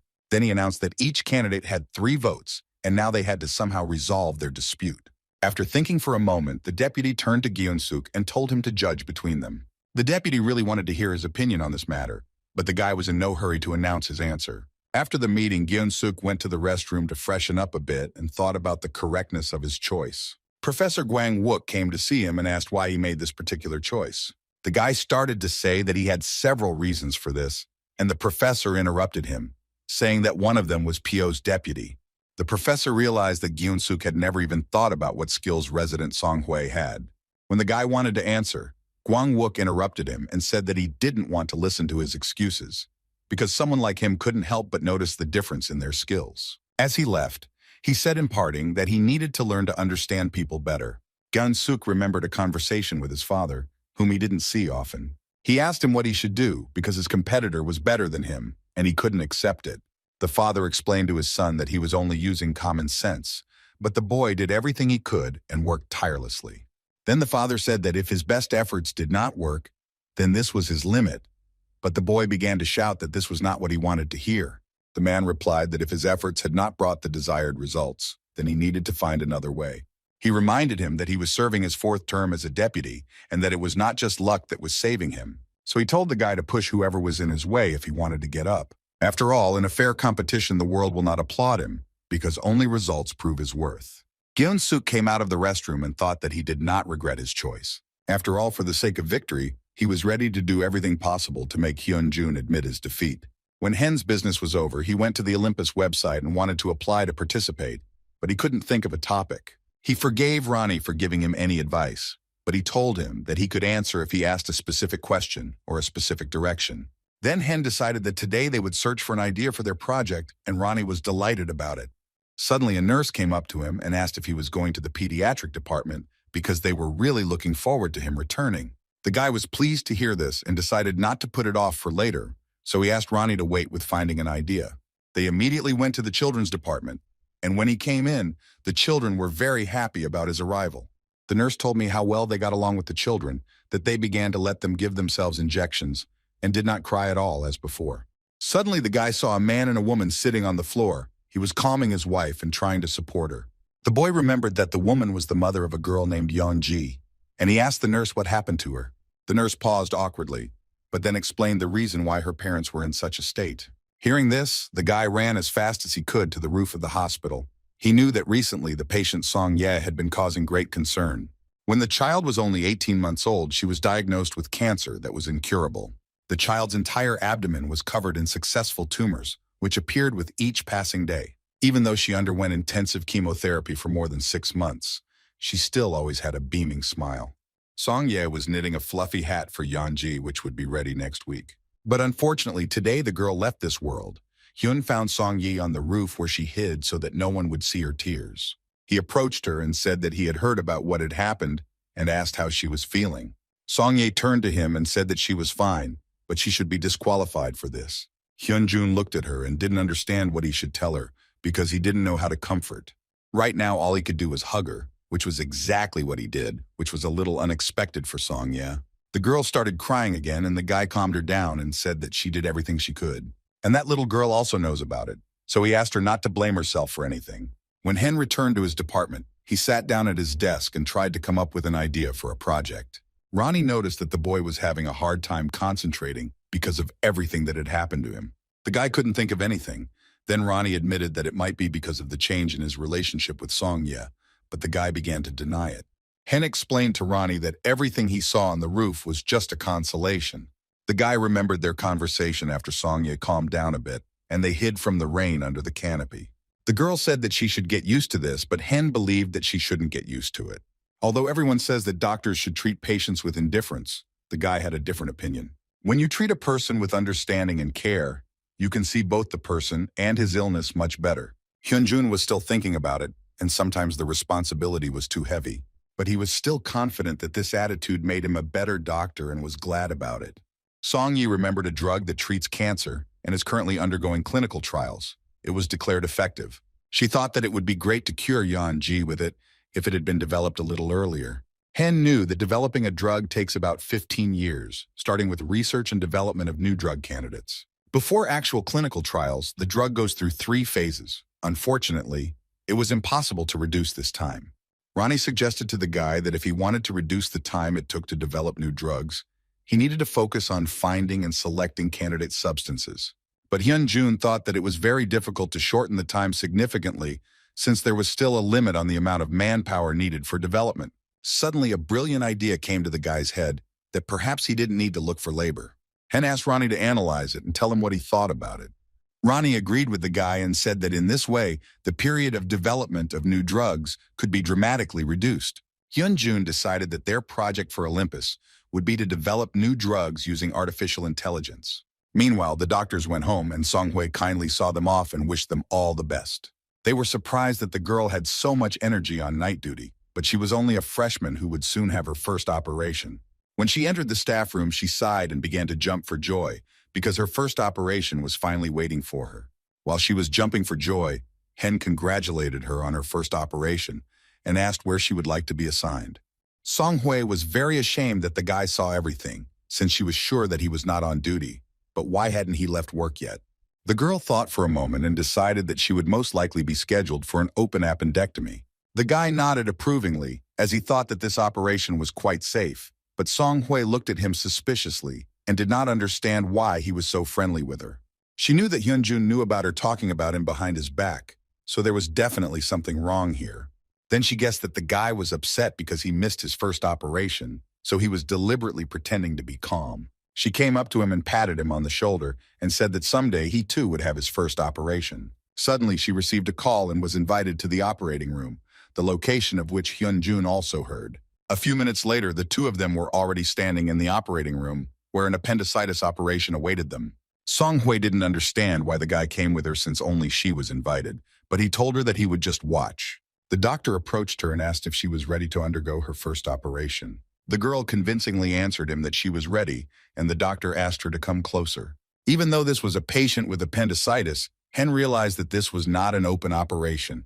When Song Hui approached the patient, she saw that she would have to perform the operation without opening the abdomen, but with special equipment with a camera. Hyun Jun knew that it would be difficult for a freshman who was not very good with forceps to handle such an operation. In addition, the patient was injected with a special gas, but the abdomen was also swollen and there was excess weight. As soon as the guy realized what was going on, the doctor announced that the patient was pregnant and son ulcer needed to be careful and attentive. The girl was very tense, as the operation was not easy. First of all, she needed to find the appendix. Hen had been watching her and quite a bit of time had passed since the operation began, which only made the situation worse. Song Hui's hands were shaking because she was nervous about taking care of the baby, so she took her time. If she touches the fetus with forceps, it could be fatal. Han also knew that if she continued to delay, there would be complications. Without thinking twice, the guy intervened and told the professor that they shouldn't delay the operation any longer. He felt very sorry for Song Hui because she was quite focused, but it had been a long time since the anesthesia. In this situation, Hyun Jun felt that the professor had to take matters into his own hands in order to finish things quickly. The professor thought for a moment and told the boy to stand up and continue the operation. Hen tried to explain that this was not what he meant, but the professor insisted. He noticed the disappointed look on Song Hui's face, who had high expectations for her first operation. The professor didn't understand why the guy wasn't doing anything, since he himself said that they had little time. Hyun Jun decided not to delay and approached the patient to continue the operation. When Song Hui handed him the forceps, the boy asked to change the patient's position, and within seconds, he had located the appendix. He began to isolate him, and the professor watching him did not even expect that the guy would be so fast.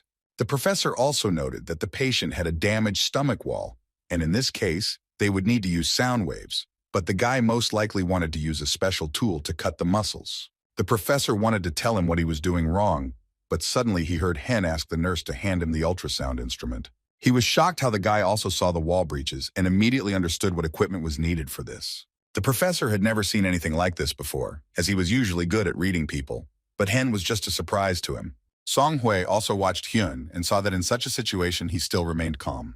She was sure that first-year students were not capable of doing the job so well, or rather, not every specialist was capable of doing it. The girl was amazed by his skills and was ashamed of her behavior with him.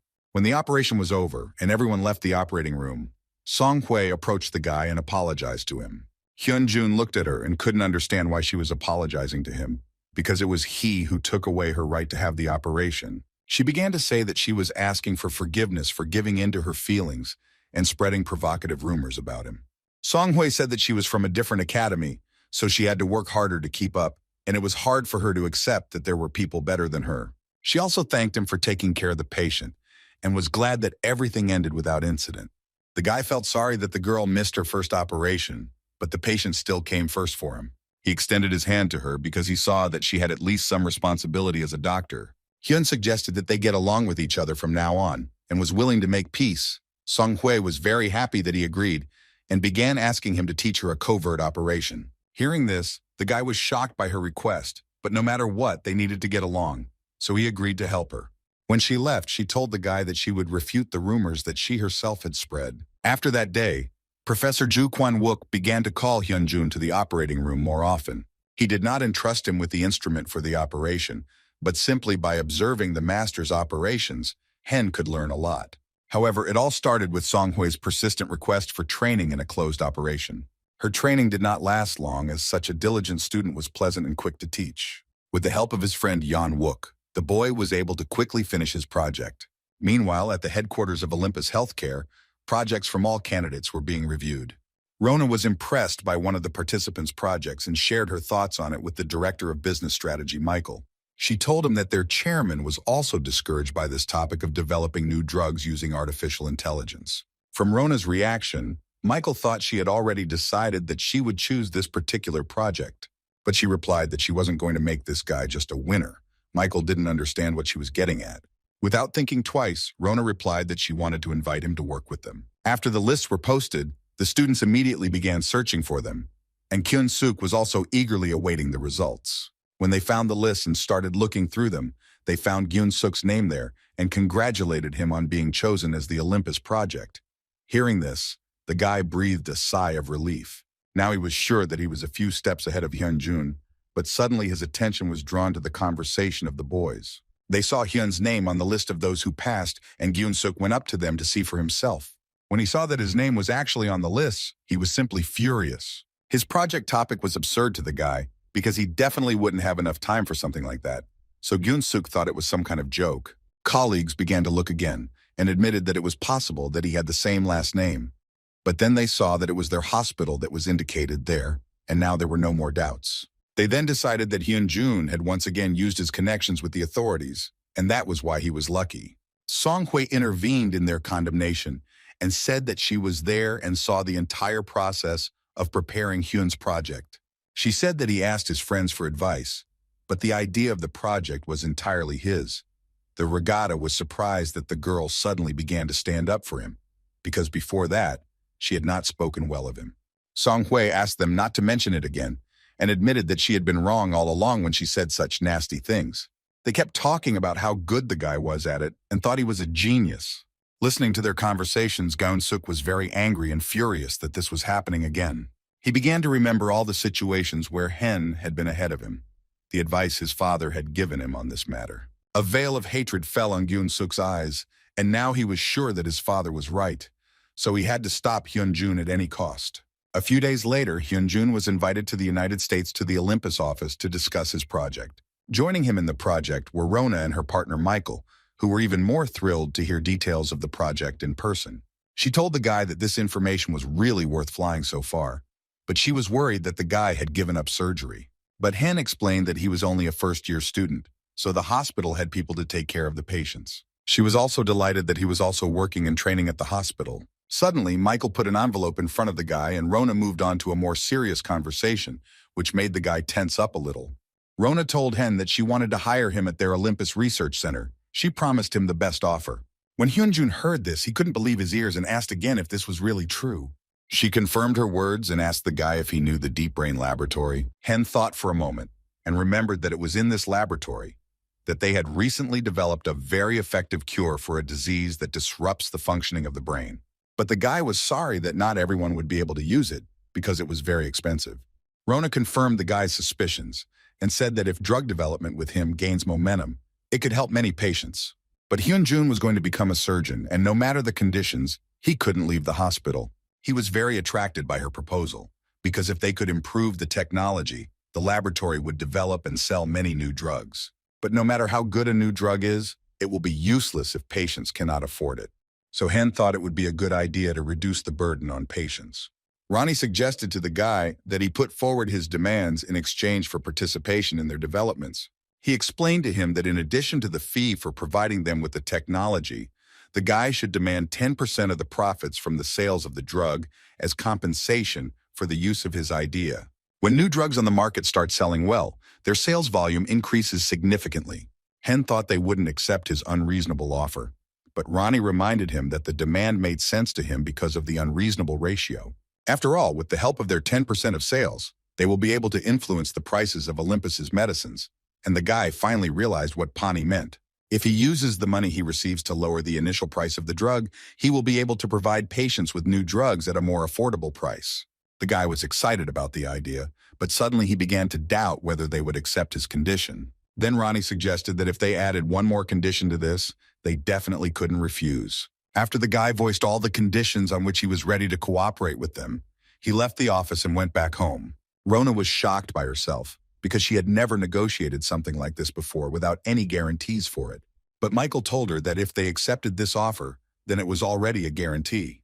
Rona was serious as she had decided that if the guy did not have any results within 3 years, his project would be handed over for free. She didn't know how appropriate this charity was, but she still had faith that the guy would cope with it because he didn't seem like an empty talker. A few days after their meeting, they officially visited the hospital to sign a contract with not only Hyun, but also Gyun Suk. Hyun Jun was genuinely happy that his former classmate was also chosen. While reviewing his contract, he noticed that there was another sheet in it. The guy raised his head and looked at Rona, who winked at him and thus confirmed his suspicions. He started signing the documents, and the other sheet of the contract, it was an unofficial contract for his payments. After they had all signed and handed over the documents, Rona informed them that all that was left was to turn their ideas into reality. She approached Gyun Suk and said that once he completed his program, it could be applied to surgery, and she asked Hyun Jun to hurry up and prove the value of his idea. After all, the faster he develops a completely new medicine, the faster he will get his money. Hen understood the risks because if he didn't finish everything in 3 years, the project would be given to them for free. Having finished with the parting words, they said goodbye to the guys because they were about to meet other winners. The guy still had 3 years ahead of him, and he knew he would have to work hard to combine his hospital schedule with development work.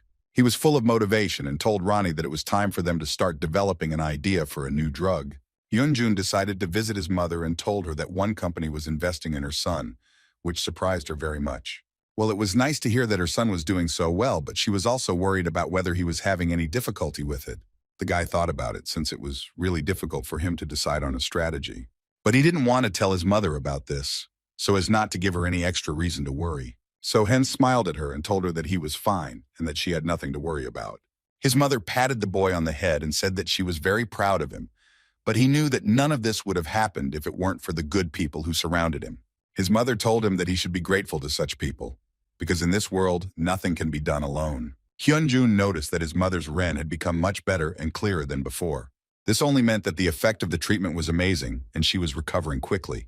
But this would not have been possible if Professor Kim had not been involved in this personally.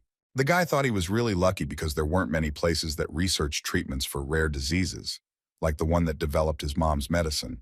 But he was also tormented by the thought that there were other patients with rare diseases who were suffering due to the lack of a cure. Suddenly, he came up with an incredibly crazy idea to create such a cure for rare diseases. When he finished his visit, he came to the bus stop to wait for his bus. He asked Ronnie what he thought about taking a new drug for rare diseases as a topic for the project.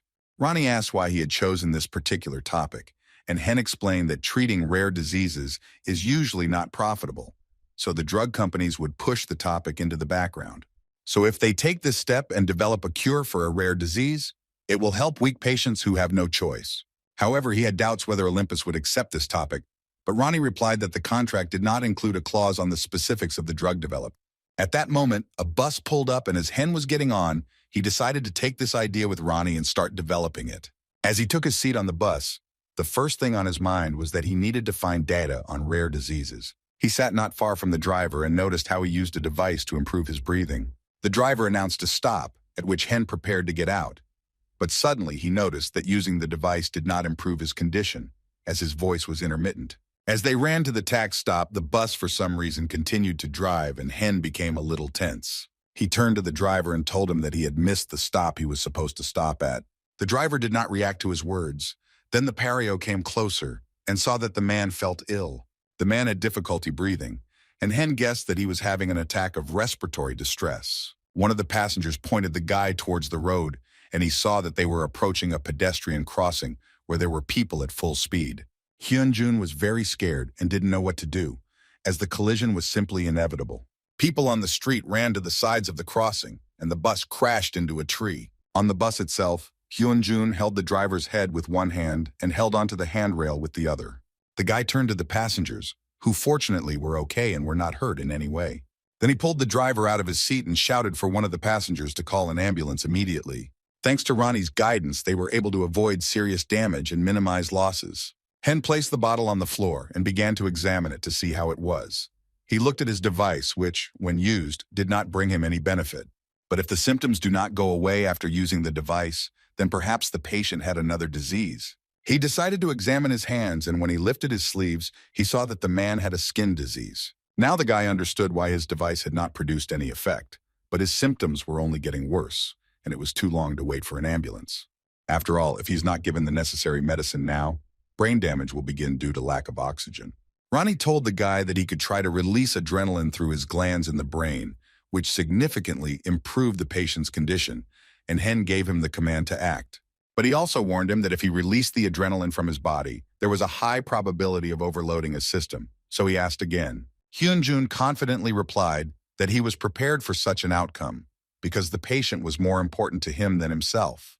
The guy put his hand on the man's head and Ronnie began to release the necessary enzymes to stabilize his condition, at a time when the guy was a little uneasy.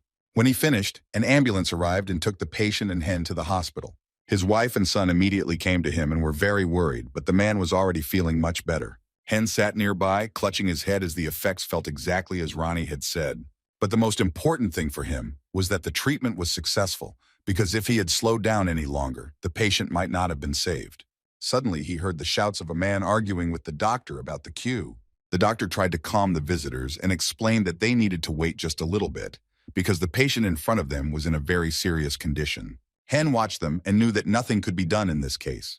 Emergency care had priority in helping the most needy patients first.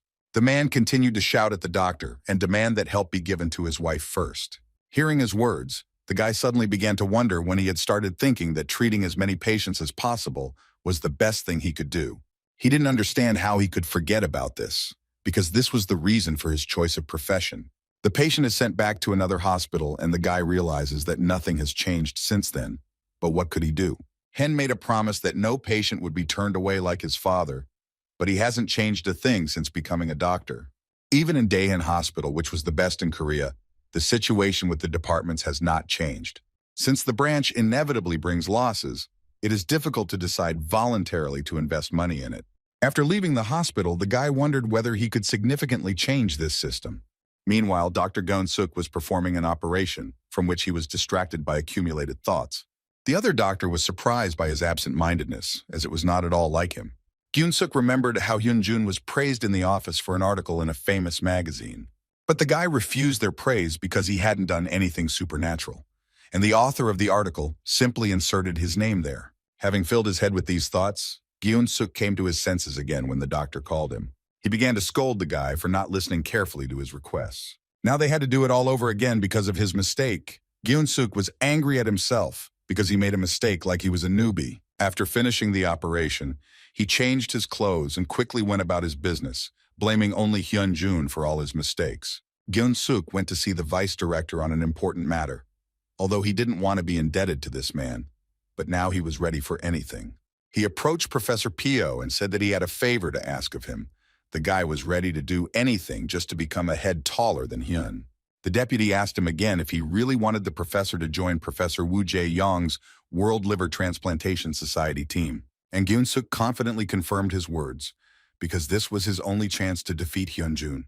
This society is a world-scale conference that brings together hundreds of surgeons from different fields. OTP Color is a program that broadcasts surgical procedures live, and until last year it was won by Professor Ju Kwan-wook's team, who is a liver transplant pro. However, a large number of staff members had recently left his team for unknown reasons, and most of the doctors felt that it would be difficult for them to participate again. At the moment, one team is still preparing to participate in this conference on liver transplantation using a surgical robot, and the head of this team is Professor Woo, who is close to Vice President Pio. If Kyun-suk could get into this team and show off his skills, he would be able to make a big impression on the community. Now is the best time and opportunity for him.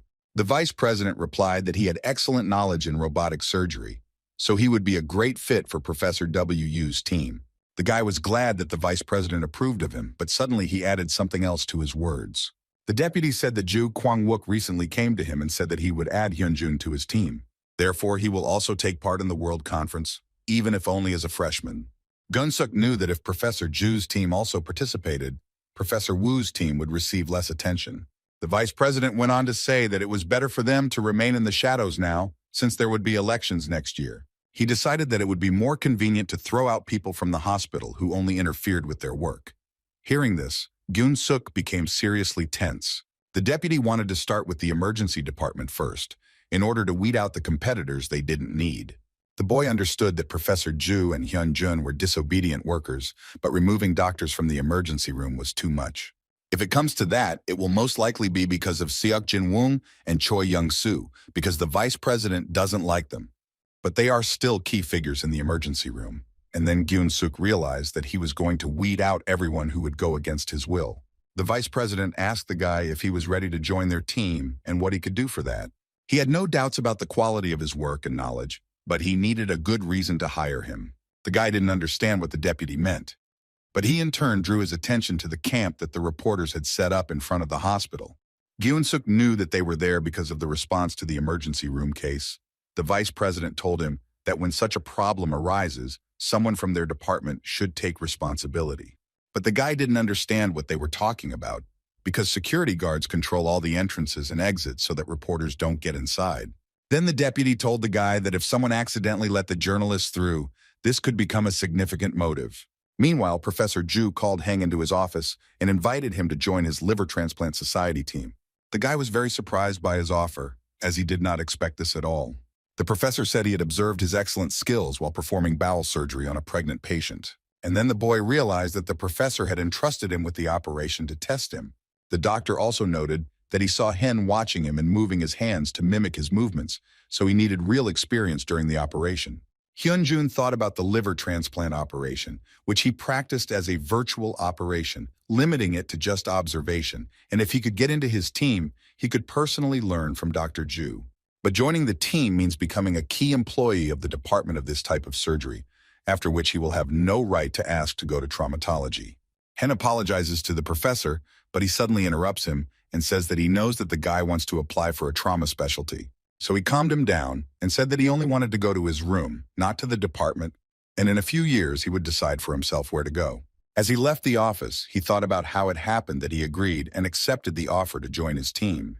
The guy told Ronnie that they now needed to practice more so as not to become a burden on the team. Ronnie agreed, and Hen decided that when he returned home, he would focus on watching videos of Professor Ju's operations. Suddenly, someone grabbed him by the robe and pulled him back. The guy turned around and saw Song Hui, who asked him to speak quietly. The guy didn't understand what was going on. Then they looked out, and the girl showed that journalists had entered the hospital to report on the overcrowded emergency room.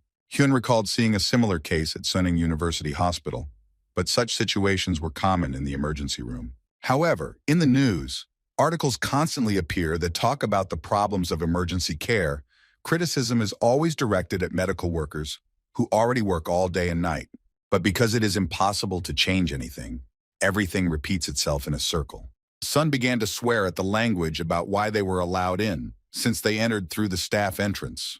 Hearing this, Hen wondered how they could get through there if the passage was only for employees, and one could not enter through it without a special key card. While they were wondering how this happened, an irritated CPU Ju walked past them and started chasing the reporters out of the department. Hyun Jun and Song Hui were in a panic because they knew that this would reflect very badly on the hospital's reputation. In the days following this incident, the news was abuzz with reports that emergency departments were running out of beds for patients. And journalists filmed the situation when the professor tried to throw them out the door. Because of this news, the vice president called an emergency meeting to consult with the professors. Since the hospital is not shown in the best light, they need to react quickly in such moments and improve their image. Professor Ju raised his hand and said that if it was a matter of responsibility, then he said he should bear it, since it was his fault that the hospital had attracted attention. Vice President Phi confirmed that in this situation, the blame falls on Professor Ju and smiled at Gyun-suk. He added that the incident occurred due to a general problem in the emergency care system. The deputy approached Professor Choi and reminded him that the current emergency system was introduced at his suggestion, and he confirmed this. He then stood up and announced that the person who made the mistake would correct it, and suggested that Professor Choi present a plan to improve the emergency system. The professor thought about it, because it was not so easy and would take a lot of time, since there was a lot of work this year, but his deputy suddenly interrupted him. He told him that the deadline for implementing the new plan was within 1 week. The professor was shocked by his statement because something like this was simply impossible to accomplish in such a short time. But the vice president was adamant that if a plan was not ready within the time allotted to him, he would be held accountable. When he left the office, Professor Ju apologized to Yeon-soo, as he was now in trouble because of his thoughtless actions. But the doctor answered him that he should not apologize, since they had conceived this task a long time ago, and it had to be started sometime anyway. Therefore, he was ready to fulfill it since it was the will of the boss. Geun-suk eavesdropped on their conversation and was sure that the professor would not succeed because he was not the one making all the decisions. After they all left, Geun-suk stood in the hallway near the drink machines and thought about his decision. He felt that he had no choice but to put pressure on Hyun Jun, so he chose to take a drastic action and let those reporters in, causing this situation. Geun-suk thought that he was old-fashioned and would do anything to win, but for some reason now, he felt very heavy in his soul from his actions. Suddenly, Hyun Jun called out to him and asked if he had been at the professor's meeting. The guy confirmed this, and then Hyun said that he came because he heard about the punishment against Professor Choi, and he was interested in what he knew about it.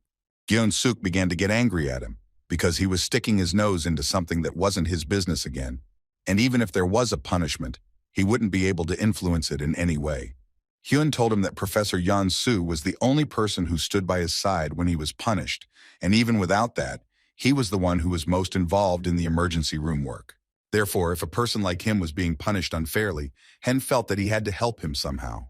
Geun-suk was furious that Hyun would say such things. He grabbed him by the robe and said that he couldn't do anything anyway. He added that this was clear from the moment journalists were called to the hospital. Hearing this, Hyun did not understand how he knew that they were the ones who were called and began to demand an explanation. Geun-suk let the guy go and said it didn't matter anyway. He turned around to leave. Hyun Jun stopped him and told him to explain everything to him, but he only repeated that he couldn't do anything anyway. He told him that Professor Choi had to hand in the emergency room improvement challenge in a week, and was surprised that the boy didn't know about it. Hyun Jun tensed up because if the professor failed, then he would face a punishment even worse than this. He turned around and thanked Geun-suk one last time for telling him, but Geun-suk didn't think it would make much of a difference. Hyun Jun ran to the professor's office and stopped at the door, not daring to enter. He decided that if he thought about it calmly, Geun-suk might be right. There was nothing he could suggest or do right now. But despite this, Professor Choi supported him in a friendly moment. Therefore, he believed that he also could not give up now and had to come up with something. Suddenly, Ronnie called him and presented the table in front of him, and the guy fell to the floor in surprise. Hyun Jun asked Ronnie what it was, and he explained that it was a plan to improve emergency services that could be implemented right away. In turn, Professor Choi sat in his office until the evening trying to come up with a plan for improvement. He felt exhausted because many days had passed and the plan was still not ready. Suddenly his phone rang, and when he picked it up he heard Hyun Jun's voice. The guy told him he had an idea for a plan and asked the doctor to check his mail.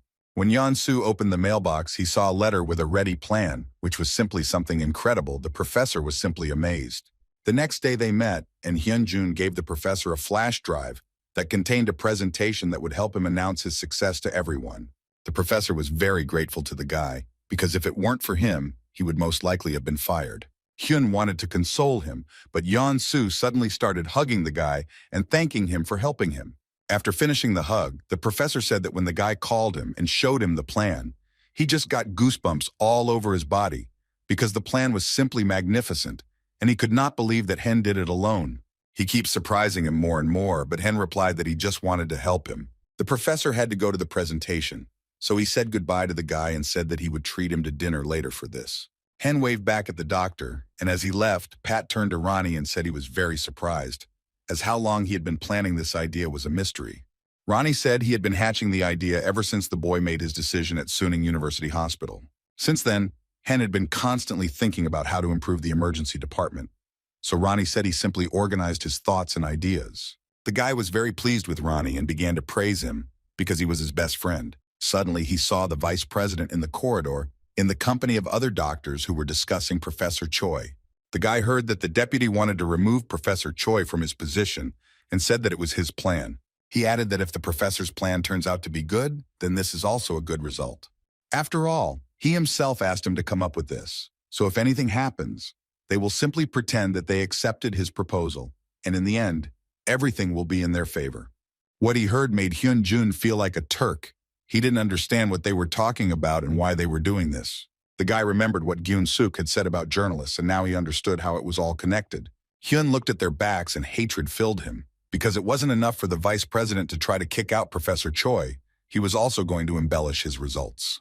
The guy was determined because he couldn't let this happen, no matter the cost. The professor began his presentation by talking about how the biggest problem in their emergency department was the waiting time, which caused congestion. Continuing his report, he was suddenly interrupted by the vice president, who was not at all satisfied with his story. He believed that efforts to reduce wait times were something the hospital did all the time. Although their budget was large, there were no positive results at all, so this method no longer suits them, which means his proposal will not suit them either. The professor did not lose his composure and replied that the deputy was right, because no matter how much their capacity and workforce increased, there would still be a lot of patients and the situation would repeat itself. So in his improvement proposal, he tried to address this problem and asked all the doctors to pay attention to the slides.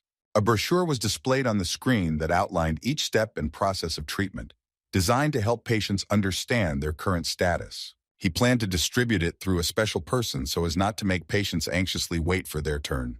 He also planned to install monitors that would display the wait time in real time, and because of this, the queues would also decrease. The doctors began to discuss the idea animatedly since it suited them even in terms of budget, but the vice president was not particularly pleased. One of the deputy's partners raised his hand and said that although the idea was not bad, it still would not solve the problem of queues at the department. He approached Professor Choi and asked if this was the final idea, since the number of patients admitted to the hospital was not decreasing. The deputy smiled sarcastically, realizing that the professor had no more ideas, which meant he had lost. But Professor Choi responded that they might think this is the final plan, but in fact it will not stop there. A mobile app has appeared on the screen that provides information on the situation at nearby emergency departments, allowing patients to choose those with shorter wait times. In this way, patients are distributed across several hospitals, and this will significantly reduce the overload of the department. The doctors began to congratulate the professor for his excellent report and good preparation. But the doctor who asked the question last was very annoyed, as their plan had failed. The professor thanked everyone for their attention and was glad that it was finally over. But suddenly the deputy stood up from the table. He started clapping his hands and said that his work was absolutely magnificent. The deputy thanked him for the good report and said that his office would take responsibility and do everything as stated in his plan. He asked everyone to applaud Professor Choi for his good work, and the doctors immediately began to congratulate him. The professor was very pleased, but the deputy was upset that he had not been able to get rid of the doctor, although he did not show it. But despite this, he did not waste his time because the work is really excellent, which will be a good addition for the director's elections next year. The professor thanked everyone and the vice president for the kind words, and also added that the plan had been sent to the planning equation for review, so they were waiting for the results. When the deputy and his accomplices heard this, they were shocked because this department is completely subordinate to the hospital director. In that case, the vice president's plan failed, but he didn't show it and replied that he would eagerly await the director's decision. Professor Choi smiled and mentally apologized to him for letting him carry out his plan, since Yeon-soo had a strong ally. Before the faculty meeting, Hyun Jun managed to find the professor and told him what he heard in the hallway. Hearing this, Yeon-soo was shocked because now the plan that Hyun came up with was no longer needed because it wouldn't help him. He was already upset because he thought that there was nothing more that could be done, but Hyun convinced him that there were places that the vice president could not reach. When the deputy left the office, his accomplice ran after him, and the guy carefully followed them. Hyun remembered Vice President Pyo's words that he wouldn't let things go his way. But the hospital wasn't his kingdom. It was created for the patients, and the boy was going to protect it to the end. He was distracted from his thoughts by Professor Choi, who put his arm around the boy's shoulder and invited him to dinner with him. They came to his favorite cafe and ordered his favorite soup, celebrating the victory over evil. The improvement plan was unanimously approved after a board meeting and approval of the allocated funds from the hospital budget. Under Professor Choi's leadership, a major redesign of the emergency department began. An entire season passed, and by the time the new system was fully operational, Hyun Jun was a sophomore. The guy thought that the second year of study in the specialty would be better than the first, since he participated in a lot of operations. Taking care of patients, he was so busy with mouths in his first year that there was not a moment's respite. In addition to all this, serious preparations have begun for Professor Ju Kwang-wook's World Liver Transplant Conference. The guy didn't even suspect how much work and everything else awaited him ahead. After another operation, Surgeon Oh Yeon-jin thanked everyone for their good work. He approached a guy named Lee Dong-shin, who was also a member of the team and a third-year specialist. The doctor asked him to pick up the parcel at the office, which the courier would bring if he refused to pick it up there before the professor. And he told him to take it to their laboratory. Dr. Lee nodded approvingly in response. He didn't show it, but he was very annoyed that after 2 years of being on their team, He was still at their beck and call. Another doctor came up to them and praised Hyun Jun for learning everything quickly. He joked with Dr. Lee, saying that he would have to be nervous to keep his position. Dr. Lee was very angry because he was loyal to his team as the most junior in position, and now he would have to compete with a second-year student. When everyone had left, Dong-shin threw his robe at the boy's feet and told him to do what the professor said. Hyun Jun didn't react to his behavior in any way. He replied that he would do everything, but Song Hui was unhappy with this. She went with him and asked why he was doing this. Since he was not assigned to do this, the guy replied that he just wanted to have a conversation rather than argue with someone. But the girl was infuriated by his attitude towards such things because she couldn't allow him to sit on her neck. They went into the lab and decided to open the box to see what was in it. When they opened it, they found 3 glasses in there. Song Shui admitted that perhaps these were glasses for the cinema, but she did not understand why doctors needed them. Hyun Jun explained to her that the glasses were needed to see the screen during a closed surgery. These glasses allowed the image to be magnified, so with its help, the operation would be more accurate and faster. He told Song Hui that this new technology was developed by Professor Zhu, and the girl was delighted because these glasses would be presented at a conference on liver transplantation. She dreamed of working on their team, so she was looking forward to the conference, but Hyun Jun thought that the glasses would hardly attract much attention. He explained that it was like seeing robotic surgery from another professor's team. At that moment, Dong-shin entered the lab, heard everything, and decided that the guy was talking behind the professor's back. Hyun began to make excuses, but Dong-shin didn't care because he definitely couldn't say these words to the professor's face, but only behind his back. He told the guy that he was behaving very badly and did not respect his team.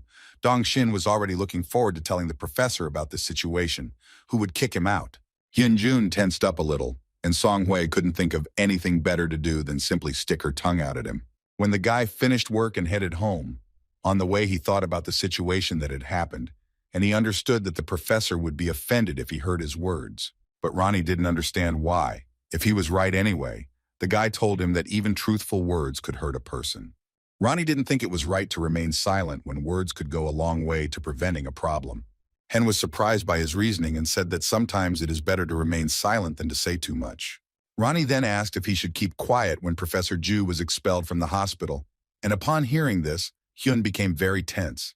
They came home, and Ronnie explained to the guy that he analyzed the voices of the doctors at the hospital and realized that the vice president was more hostile to Professor Zhu than to Professor Choi. So there was a possibility that they wouldn't be able to speak at the world meeting, because if the vice president had something in mind, then this meeting was his best chance. Hen realized that without Professor Zhu, robotic surgery would become mainstream. But also the high cost of this direction would be a huge problem for ordinary patients. Because of some struggle, the best liver transplant specialist in the world can be kicked out, and patients will not be able to influence this. The guy understood that in order to prevent this, he needed something that would distinguish their team from the others, and he still needed to convince Professor Zhu of this since he had no evidence. He suggested that he and Ronnie might come up with a new surgical technique that would be worth considering. But so far he had no ideas that could help him. Hen stood up and confidently told Ronnie that he would come up with this new method that would win. And while they were getting ready, the guy decided to be more careful in his words. The next day, their team was back together, and the professor said that they had not yet decided which patient they would operate on. But on the board, he drew their rough plan for the liver transplant team and showed it to the others. The professor asked everyone to prepare well, because everyone would be involved in the process. Dong-shin was glad that he would be the first assistant. Professor Zhu approached him and asked if he was confident in his abilities. The guy became a little nervous and replied that although he still lacked a lot, he would make every effort. Then the professor asked Hyun Jun the same thing, and he confidently agreed, which really irritated Dong-shin. Suddenly, another doctor told Professor Zhu that Dr. Lee was older than Hyun and had more experience.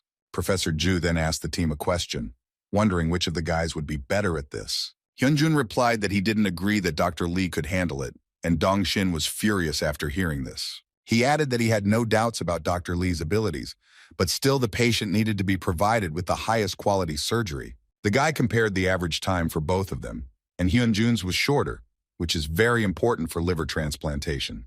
Therefore, he believed that it would be the best choice to trust with fast hands. The professors thought about his words and began to decide which of them would do the best job. Suddenly, Dong-shin approached him, who couldn't allow Hyun to take his place. He turned to him and smiled wickedly, saying that he had some important news. When he got excited about the incident that had happened that evening, the professor, who had overheard his conversation, turned to the guy and asked if he really thought as he had said. Hyun Jun started to justify himself by saying that he didn't mean that at all, but the doctors were simply shocked that he could say such a thing. Their indignation was stopped by Professor Ju, who said that their meeting was over and turned to leave.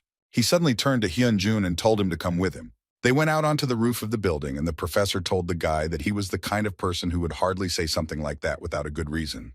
So he was interested in what exactly Hen wanted to convey with this. But the guy suddenly hesitated because he couldn't say that all this was because of the vice president. He started saying that he didn't see the difference between their 3D screen and the robotic surgery in the other room, since their entire procedure was in 3D mode, and it would be difficult to attract attention because of that. The professor asked him a little why the boy wanted to become a surgeon. Hyun Jun replied that he wanted to save the lives of as many patients as possible with his own hands. Professor Ju thought so, because he saw that the guy was a doctor for whom the safety of the patient was more important than recognition and reputation. In this, they were very similar. But the professor also noticed that he began to pay more attention to external assessments. The doctor turned around and said that his too big ambitions could lead to bad consequences. But the guy tried to justify himself, because he was not like that at all. But he didn't listen to him at all, but only hoped that the guy would back down from his position. Hen was very angry, because if the professor didn't succeed at this meeting, a bad end awaited him. Finally, he told Hen not to disappoint him, and the boy mentally asked him for forgiveness. Despite the four understanding the danger that awaited them, Hyun Jun could not stay away. Before the professor could leave, the boy shouted to him that if he developed a new surgical method that would convince him, he asked if the professor could show it to his team at the world meeting. Hearing this, Gwang-wook was simply furious. When he ran up to the guy and grabbed him by the shoulders, he didn't expect that Hen was going to talk about the new method on his own behalf. But the guy replied that thanks to this method, there would be no problems with surgery. The professor realized that Hen would never give up. He didn't know that he had such a strong desire to become famous. The guy replied that he would not disappoint him, and the professor let him go, saying that he would reconsider all actions. He also warned Hen that if he made a mistake even for a second in the operating room, he would be kicked off his team in an instant. After all, he didn't need a doctor who forgot about his duties, so the guy simply thanked him in response. When Professor Ju left, Ronnie asked the boy how he felt, since now the doctor would no longer be friendly with him. But Hen himself knew this, since he could not act otherwise, and he had to use these 3 months before the world meeting as needed. Meanwhile, Professor Ju received a call from Young Mule, who had made the glasses to his order, and asked if he liked them. The professor thanked him for a job well done, and with that they said goodbye. When he hung up, he saw a man come into his office, take the very glasses, and say that he would like to buy them, but there was nothing special about them. This man was Vice President Pyo, who came to make sure that Professor Gwang-wook's invention would not help him in any way. After another operation, Hyun thanked Gwang-wook for his good work and asked when their next operation would be. Without stopping, the guy replied that the operation was scheduled for the next morning. The guy was a little upset, and Dong-shin ate it but smiled at him and said that it was his own fault. 2 weeks ago, Hyun Jun promised to develop a new surgical method for his team. In order to find a new idea, he tried very hard and worked every day and night. But he had not yet achieved any results, which upset him greatly, because time was passing and he still had no idea. He even considered that he didn't need to sleep that night in order to devote more time to the materials, but suddenly his phone rang. When he looked at his phone, he saw a bunch of missed messages and calls from his friend Young Wook, who he promised he would come to his high school reunion. At the same time, Young Wook was sitting at the table at that very meeting and scolding Hyun for not being there yet. Not far away at the same table sat Geun-suk, who was already quite drunk. After some time, Hen finally arrived at the meeting and apologized to his friend for being late. He noticed Geun-suk at the table, whom he hadn't seen for a long time, and Young Wook said that he came and sat silently all evening. Young Wook asked Hyun what could have happened to him that he drank so much, but the guy didn't know the answer to this question. The guy thought that something had happened after his encounter with Professor Choi Yeon-soo, but he told his friend that they hadn't met for a long time, so he didn't know why he was in such a state. Hyun Jun looked at Geun-suk and thought that maybe something really had happened to him. His thoughts were interrupted by Young Wook, who asked him what he called his new project. But the guy replied that he hadn't thought about it yet. Then he started to suggest his own names, but Hyun said that he would think about it himself, and Geun-suk intervened in their conversation and said that it seemed like his project in Olympus was going well. After finishing his glass, he asked if they had already invested 10 billion in it, And upon hearing this, Hyun Wook was shocked by such a huge amount. But Gyun Suk was not going to end the conversation there and said that Hyun grabbed a rotten rope this time. Hearing this, the guy asked what he meant. He replied that this world meeting would be the last for Professor Ju Kwang Wook's team. Hen thought about it because he couldn't understand how he knew about this. He says it as if he knew it a long time ago, and if this is not an accident, then he is in cahoots with the vice president. Then Hen shouted after him that this time he was lucky and was able to grab the right rope. Hearing this, Gyun Suk became even more tense, but without stopping, he headed towards the exit. Young was worried about the guy because he was very drunk and something bad could happen to him. Meanwhile, Kun Suk went to the toilet where he became ill from the large amount of alcohol in his system. He remembered how the vice president had shown him Professor Ju's equipment that he was going to use in the operation. The deputy threw down his glasses and said that there was nothing threatening to them in this device. Gun Suk decided that they could do nothing then, because victory would definitely be theirs. But the vice president did not agree with him and showed that he had given the plant director an envelope. The guy was shocked. He didn't understand why the deputy bought the glasses factory and immediately guessed that he did something with that surgical equipment. But if everything is as he thinks, then the operation will go wrong, which could lead to the death of the patient. This thought frightened the guy. The vice president saw Gyun Suk's strange reaction and asked him what he didn't like. He didn't like it because he could hurt an innocent person, but the guy didn't tell him that and just smiled, swallowing it. Gyun Suk didn't understand how things had gotten this bad. He was just trying to be a good doctor. He left the bar and thought only about whether he could fix everything and somehow get out of this situation. At the same time, Hyun Jun was talking to his friend about how it was the first time he saw Gyun Suk in such a state. Young Wook began to ask the guy about what happened at the hospital because from their conversation, it was clear that he knew what they were talking about. Hyun thought that Gyun Suk was usually always a little angry, but there was something different about him this time. He thought that the guy was probably tormented by something, but he didn't know what exactly. But he also thought that he needed to quickly come up with a new method to keep the professor in the hospital. Suddenly, two girls approached the elephant with beer in their hands and started advertising it. His friend immediately approached them to take part in their action. He had to pull out a lucky ticket from a box where a girl was drawn, who seemed very familiar to Hyun. While he was wondering where he might have seen her, Yan Woo asked him if he was a fan of Kim Sora. And the guy had an epiphany. He remembered that this was the same Sora that he once treated, and he didn't recognize her because of her new hair color. Suddenly, he thought about what he himself had said about dyeing the strands. The guy suddenly jumped up from his seat and shouted loudly, which scared his friend a little. He immediately jumped up and shouted to Yan Wook that he had a great idea and he needed to run immediately. His friend was a little upset, but suddenly the doors of the bar opened and he saw Kun Suk. The boy could barely stand on his feet, so Yan Wook had to hold him down so he wouldn't fall. Gun Suk asked where Hyun Jun was, but he replied that he had just left, but where he was going was unknown. The guy was upset because most likely he wanted to talk to him about what happened. His head was clouded by alcohol, but even now he was thinking about how he was one step behind Hyun Jun again. He suddenly started to fall and Yan Wook couldn't hold him back, so he fell to the floor. The guy started to hand him the glasses he had dropped when he fell, but when he looked at him, he saw that he had fallen asleep. The next day, Hen had already arrived at work and was finishing something on his laptop. Ronnie reminded him that not sleeping all night was very harmful to his body. But the guy showed him that he had finally found the article that would become the key to creating a new method. The only problem was how to apply this method to liver transplant surgery. The moment he saw Sora's dyed locks, he remembered the brain tumor removal surgery he had once heard about. In that operation, the tumor area was painted to make it more visible.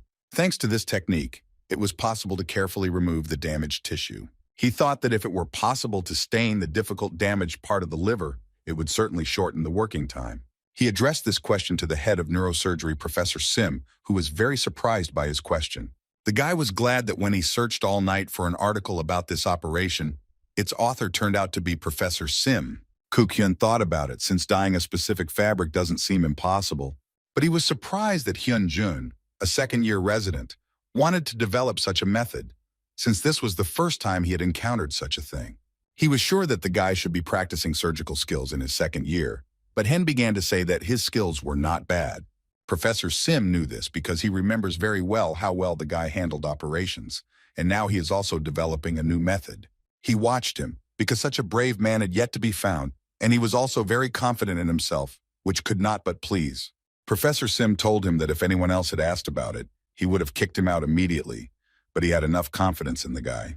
Hyun Jun thanked him for his trust, and the professor asked what exactly he was interested in. The guy was interested in how it was possible to apply the staining of brain tissue with a special preparation that the doctor used to liver tissue. The professor asked if the boy had any reason to use the drug, but Hen did not understand his question. Then he explained that the drug was designed to specifically target the stolen brain tissue, and instead of using it, the guy needed to do something else. Namely, he had to look for a substance that would react with the tissue of the very organ that he needed. Hyun Jun knew that it was unknown which of the many substances would react with the organ tissue he needed, so he would have to test each substance. The boy told the professor that this process would take too much time, and Kook Hyun agreed with him, because it was not that simple. Professor Sim really wanted to help the guy find the right substance, but it was not his specialty, so he apologized to him. But Hen said that he helped him a lot, and his friend would help him with finding candidates. After this, Ronnie launched a search for suitable candidates and entered the virtual reality.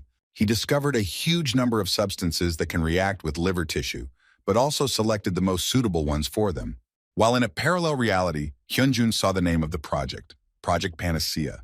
Panacea is a goddess in ancient mythology who healed all diseases in people. If he applies it, artificial intelligence and investments from the Olympus company, then this is how he could name a project to find new drug candidates. Moreover, Panis exceeded all expectations at the time of the first launch and found 3 suitable substances for his method with an accuracy of 80%. After working until the evening, they found the candidates they needed.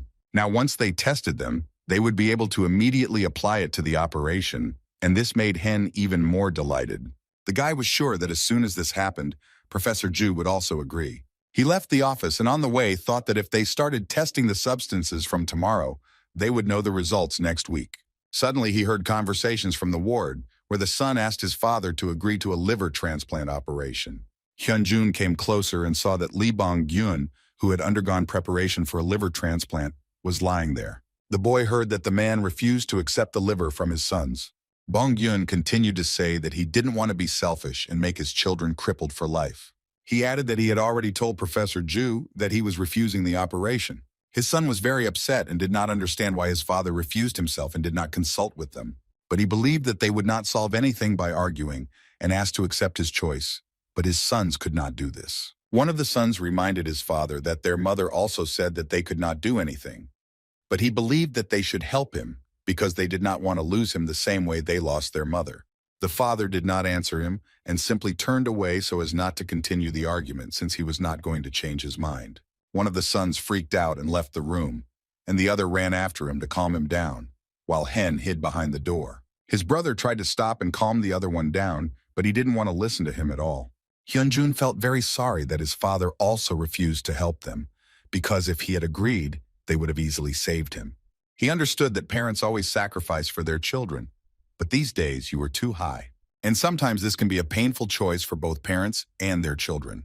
But as the patient said, there is a possibility that after transplanting parts of the liver, there may be consequences. Hen wondered whether even if people were willing to donate their liver to another person, it was right to abandon a patient who could be saved. At the next team meeting, Professor Oh pinned 2 patients named Lee Bong-gyu and Kim Hyun-suk on the board. Between them, there is a choice of which of the team will operate at the upcoming meeting. He took Lee Bong-gyu's name off the board and said that their choice would be the second patient. Professor Ju approached Professor Oh and asked if they could change his mind. He believed that the patient who needed their operation more was Lee Bong-gyu.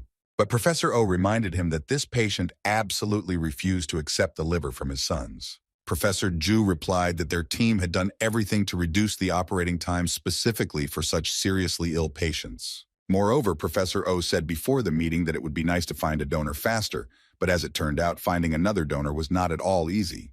Professor Ju thought about how even when he was with Bong-gyu, he said that he would never accept help from his sons. So in this situation, they were simply powerless.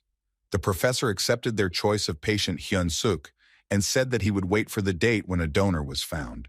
When he returned to his office, he couldn't get the thought of patient Bong-gyu out of his head. He heard that the man was a single father whose sons were probably very upset that he was refusing the operation. Suddenly, his wife called him and they started talking to her. He asked to give him talk from his daughter, who was just getting ready for classes. The girl spoke English very well, so listening to her was a pleasure for Gwang-wook. They talked quickly because the bus had already arrived for their daughter, so the wife said goodbye to him and he hung up. The professor thought about how he understood the patient Bong-gyu very well as a father because he also had children. But as a doctor, it was hard for him to accept his choice because he had to save him. Suddenly, there was a knock on his office door, which seemed very strange to him, since no one usually came to see him at this time. He allowed entry, but when he saw who was there, he was simply amazed. In front of him stood the same patient, Lee Bong-Gyu, who immediately apologized for the late visit.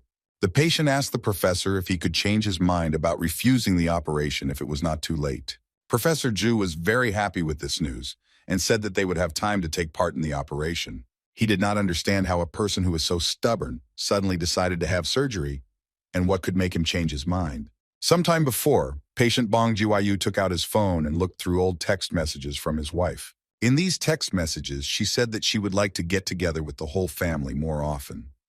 She was sick, and because of this, she felt guilty towards her husband. She also asked him that if something happened to her, he could calmly find another person with whom he would be just as good, but Bong-Gyu loved only her. He believed that there was no one better than her, so he did everything possible for the children. Bong-Gyu wrote her a reply text message in which he told her about the successes of their children. The eldest son was very similar to her. He became a teacher, and probably because of this, his students loved him so much. And the youngest graduated from university this year. He thought about this, and also about the fact that he himself had very little time left. Bong-Gyu looked at his phone where there was a photo of his wife and asked her for forgiveness because he could no longer protect his children and hoped that she would understand him. He hoped that they would meet again soon, and then he would be able to apologize to her properly. Suddenly, someone's voice distracted the man from his thoughts. When he turned around, he saw a guy and asked who he was. The guy was Hyun Jun, and he introduced himself to the man and said that he was a member of the liver transplant team. He apologized for disturbing him so late and asked for some of his time. Bong-Gyu told him that if he came about the liver transplant, it was in vain, since he had already refused to take part in it. Hen called the man his father, which shocked him greatly, and began to talk to him about his mother. He told him that his mother also suffered from a rare brain disease, and about how it was difficult for her to raise her and her brother alone, and one day she suddenly lost consciousness. The day this happened, the guy stopped being a doctor who treats people because he needed to earn money urgently to cover the costs of treatment. And at that time, he wondered where he could comfortably take care of his mother. Hyun Jun explained that he realized all this by accident because at that moment, he even lost hope of curing his mother. Bong-Gyu listened to the guy and said that his story was very sad, but he did not understand why the guy told him about it. Then Hen said that if his mother had not been patient and waited for him to develop a cure for her, he would have had to live in regret for the rest of his life. So he stood up and asked the patient for the sake of his sons to give them a chance to save their father. Bong-Gyu understood that even though he was an uneducated single father, he had tried his whole life to raise his children well, and now he could not put pressure on them with this. The guy replied that Professor Ju was the best liver transplant surgeon in the world, so their team would do everything to ensure that his sons did not suffer any consequences. But the man said they couldn't be 100% sure. Even though he had cancer, he knew that the body of a person whose liver was taken would not be healthy. He believed that if not now, then someday they would definitely regret this choice. At that moment, his sons came in and said that they would never regret it.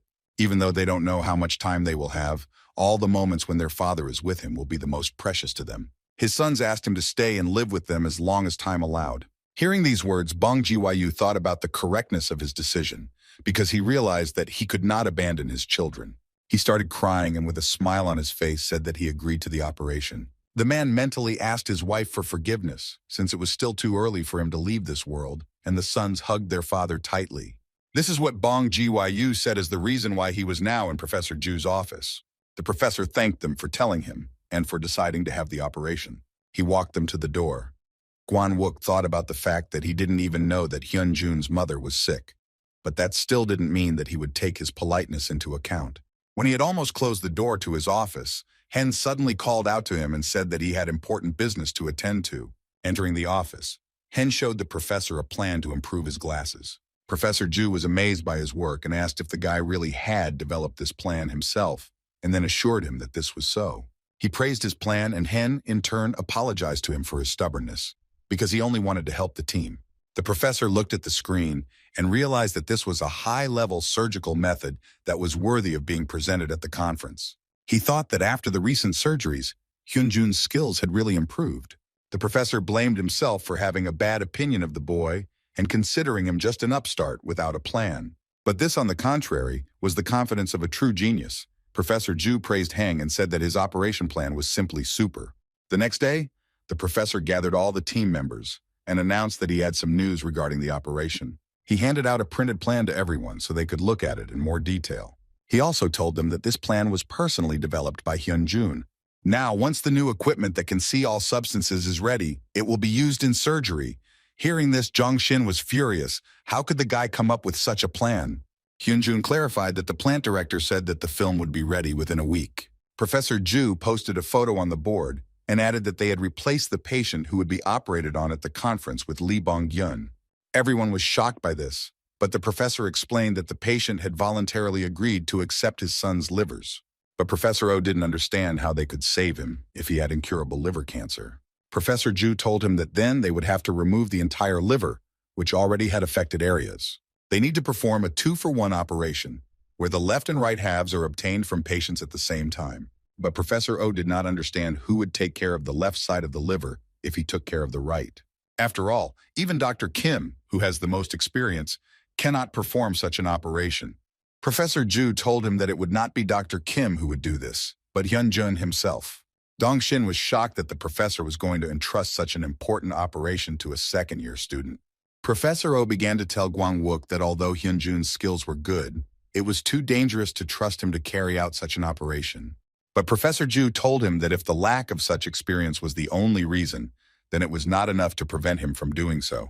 Suddenly, Dong-shin stood up as he could no longer sit idly by. He told Professor Ju that he would handle the operation himself and asked him to trust him with it. Professor Oh began to scold the boy for interrupting them, but was stopped by Gwang-wook.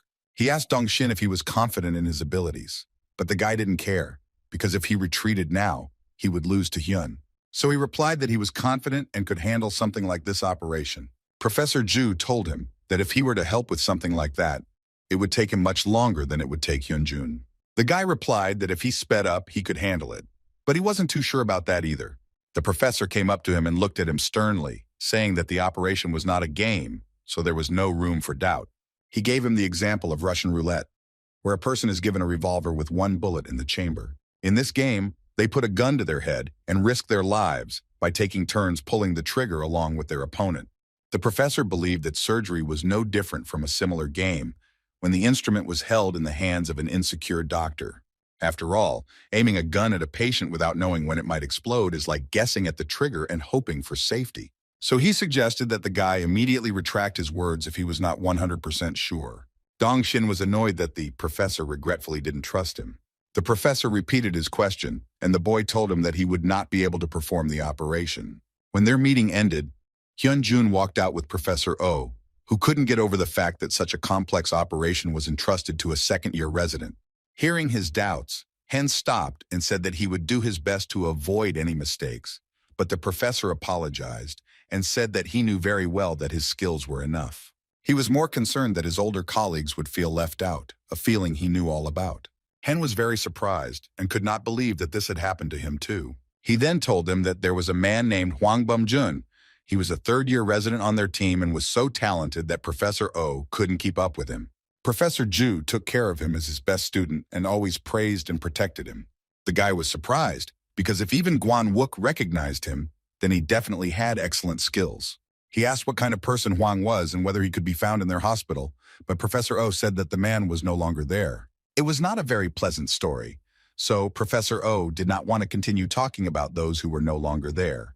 The guy wondered what could have happened to him, when suddenly he heard his voice.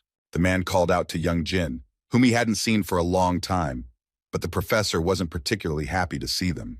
He called him shameless, because his behavior had not changed at all since then. In front of them stood the very man Professor Oh had spoken of, Mr. Hwang Bum-jun, who was Gwang-wook's first favorite. Young Jin greeted him and asked if he could call him by his first name, or if he should address him as the vice director. Hwang noticed that young Jin was not friendly, and said that his character was similar to Professor Ju, to whom he still obeyed. Professor Oh agreed with him, and unable to restrain himself began to shout that at least he did not steal all the merits from him like Hwang Bum-jun. Hyun Jun began to calm the professor down, so that their conflict would not escalate. Then Hwang turned his attention to the guy and said that he knew that the guy was a second-year student and a new member of the professor's team. He asked if the boy was participating in the conference, And Hen replied that he had been entrusted with the liver circumcision. Hearing this, Huang was shocked that he was actually saying this. He started laughing and saying that it couldn't be true unless they wanted to ruin everything. Professor O told him to stop getting on his nerves because now he had nothing to do with their team. But Huang said that Hyun Jun was wrong because he was participating in this conference as a member of the committee that would decide their fate. Hyun Jun came into the office and opened the window to get some fresh air. It was raining heavily outside, which made the guy feel very tired.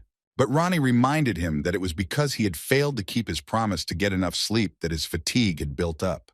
But the guy apologized to Ronnie and said that he didn't have time to sleep now. He remembered Huang's words and doubts about his professionalism, so now he couldn't sit still. Hyun Jun began to look for extra time and practice connecting the liver vessels together. According to Professor O, except for Gwang Wook, Huang was the only member of the team who was able to connect the liver vessel. But Professor Huang took advantage of Professor Ju's reputation and suddenly moved to the United States. Since then, it is said that Professor Ju not only performed other surgeons, but also took on similar operations himself. Han understood that there was nothing worse than the betrayal of a student to whom you trusted everything. Therefore, he decided to master this procedure of connecting the liver vessels in order to make Professor Ju's work easier. Just then, a courier arrived to tell the guy that he had an urgent delivery from Chan Meal, which he had been waiting for. These were the same improved glasses that he was eager to test and see how much they would help shorten the operation time. Meanwhile, he was being watched by one of the team members, Dong Shin, who was definitely up to something. At the same time, all of the vice president's henchmen had gathered for dinner at the restaurant, and Gyun Suk was also with them. Professor Wu asked Huang if he would look after the upcoming conference well. He told him that he would do his best, but asked them not to have too high expectations, although they had high hopes for him. Huang turned to the deputy and asked why Professor Ju's team was still working in the hospital when he knew it would soon fall apart, seeing how other professors were being poached. Gyun Suk was shocked by what he heard. Now he understood the reason for the current state of Professor Ju's team. Deputy Pio told him that he didn't expect them to be able to hold out for so long. Gyun Suk was amazed that this was all planned by the deputy from the beginning. But then he decided that there was nothing surprising about this, because the vice president was a very scary person, ready to do anything for his goal. The deputy also said that he knew that Professor Ju's team had developed another new method and approached Gyun Suk, saying that they needed to take action on this matter. The guy became very tense. He remembered the envelope with money that he had been given. Most likely, he would have to break surgical equipment again. Gyun Suk replied to the deputy that he was not sure that there was a need to take any measures, since their team's technology was much better. He started to say that there was no point in holding back Professor Ju's team, but the deputy disagreed with him. The guy noticed that the atmosphere in their company had changed, and he guessed that everything had already been agreed upon between them in advance.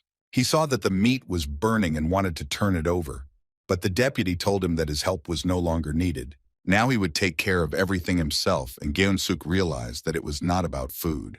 When they finished dinner, the deputy went to the meeting, and while he was waiting for the man, he thought about Gyun Suk, because it seemed to him that he would be useful to him. He felt sorry that his father was a deputy, but there was nothing he could do.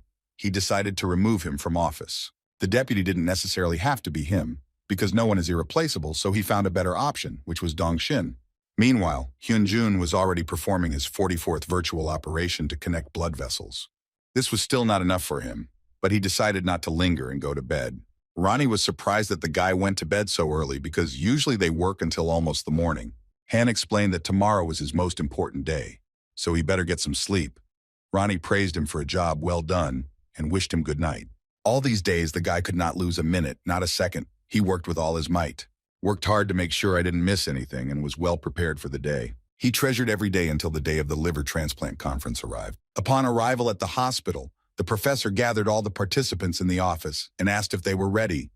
And they answered in unison that they were ready. Then he asked them to change clothes and they would begin. When everyone left, Professor O asked Hen to prepare all the devices they needed. The guy was happy that finally everything would be for real.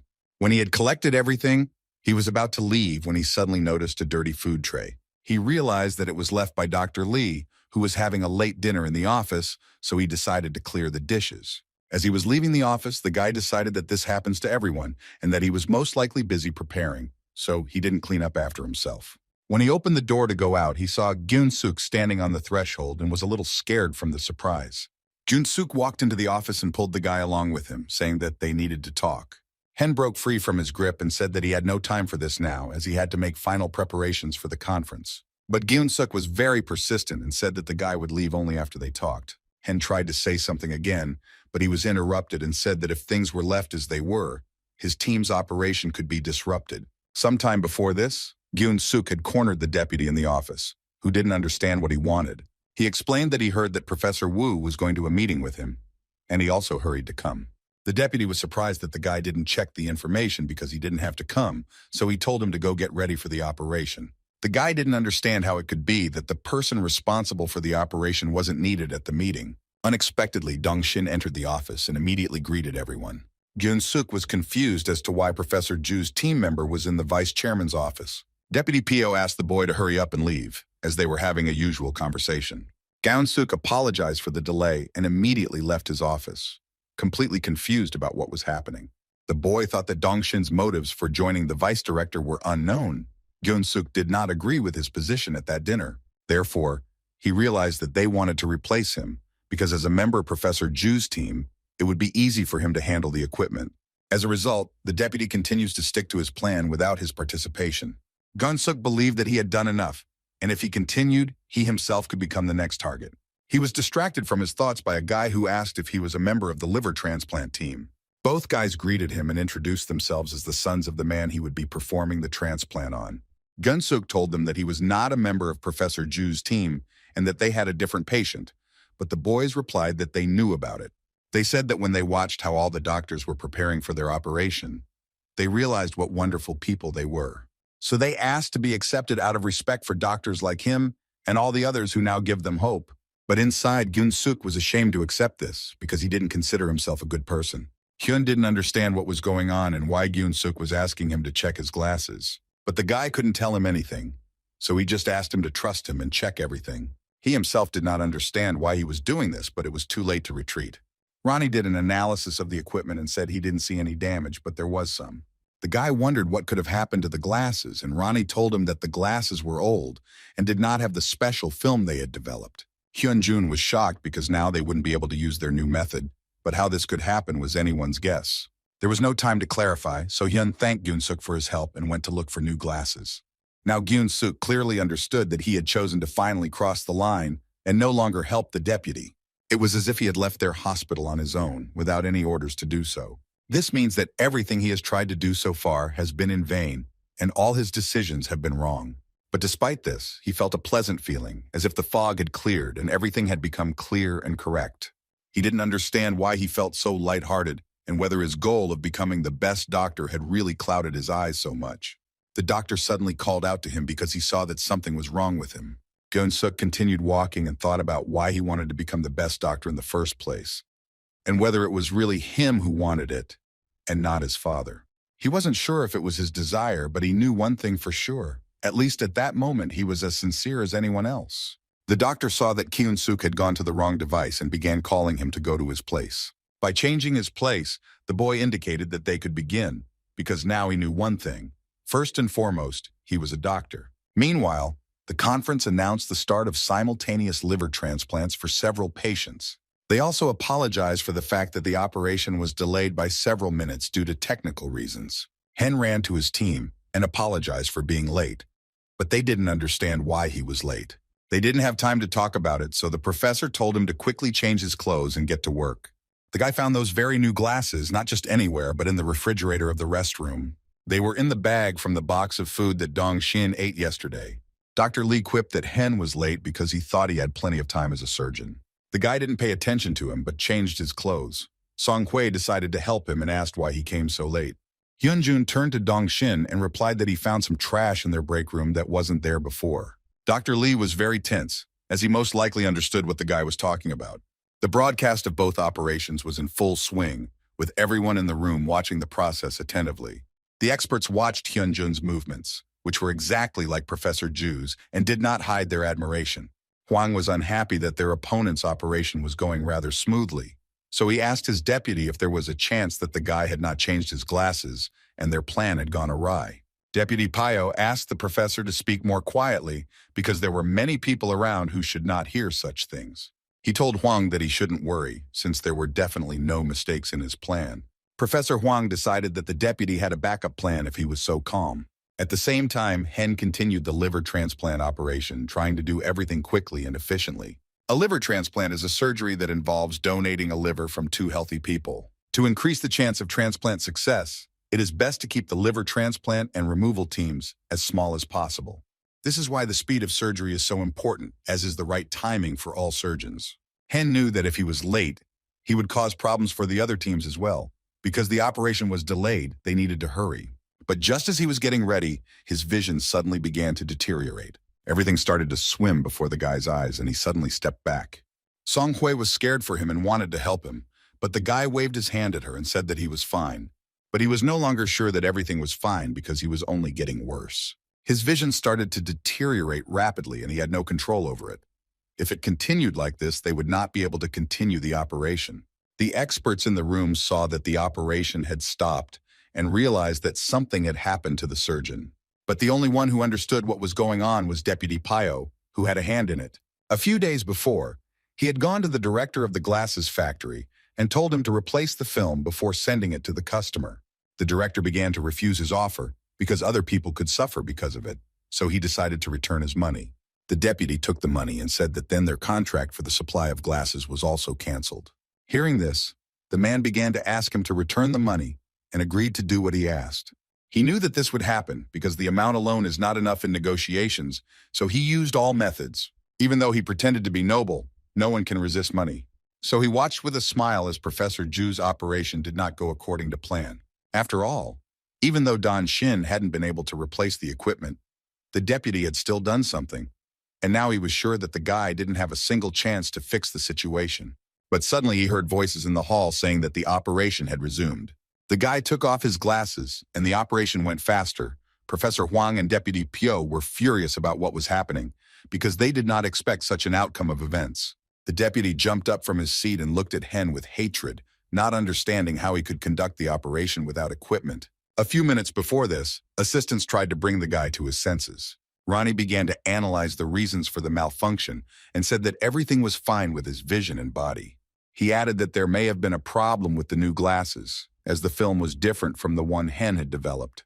The guy didn't understand how this was possible, because he definitely checked everything before sending it to the factory. But he accepted that it was still his mistake, and he needed to check everything again.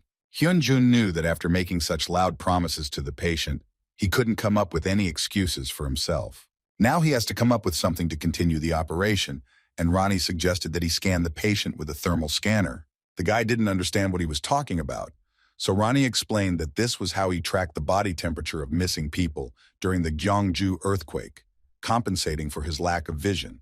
Hen remembered this incident and realized that this was a great opportunity to use this ability. This meant that he would be able to see colored substances without using film. The boy asked Ronnie to activate this ability and notify the doctors that they were continuing the operation. A few minutes later, he successfully carried out and completed the operation.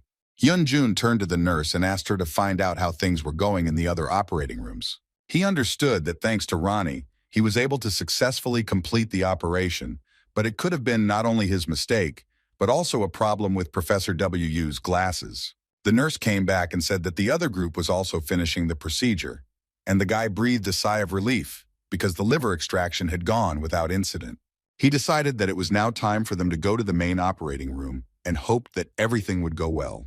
But his fears were unfounded, as Professor Zhu's operation went as usual. He watched his hand, which moved precisely and without a single mistake. At that moment, you could forget that they were in the operating room.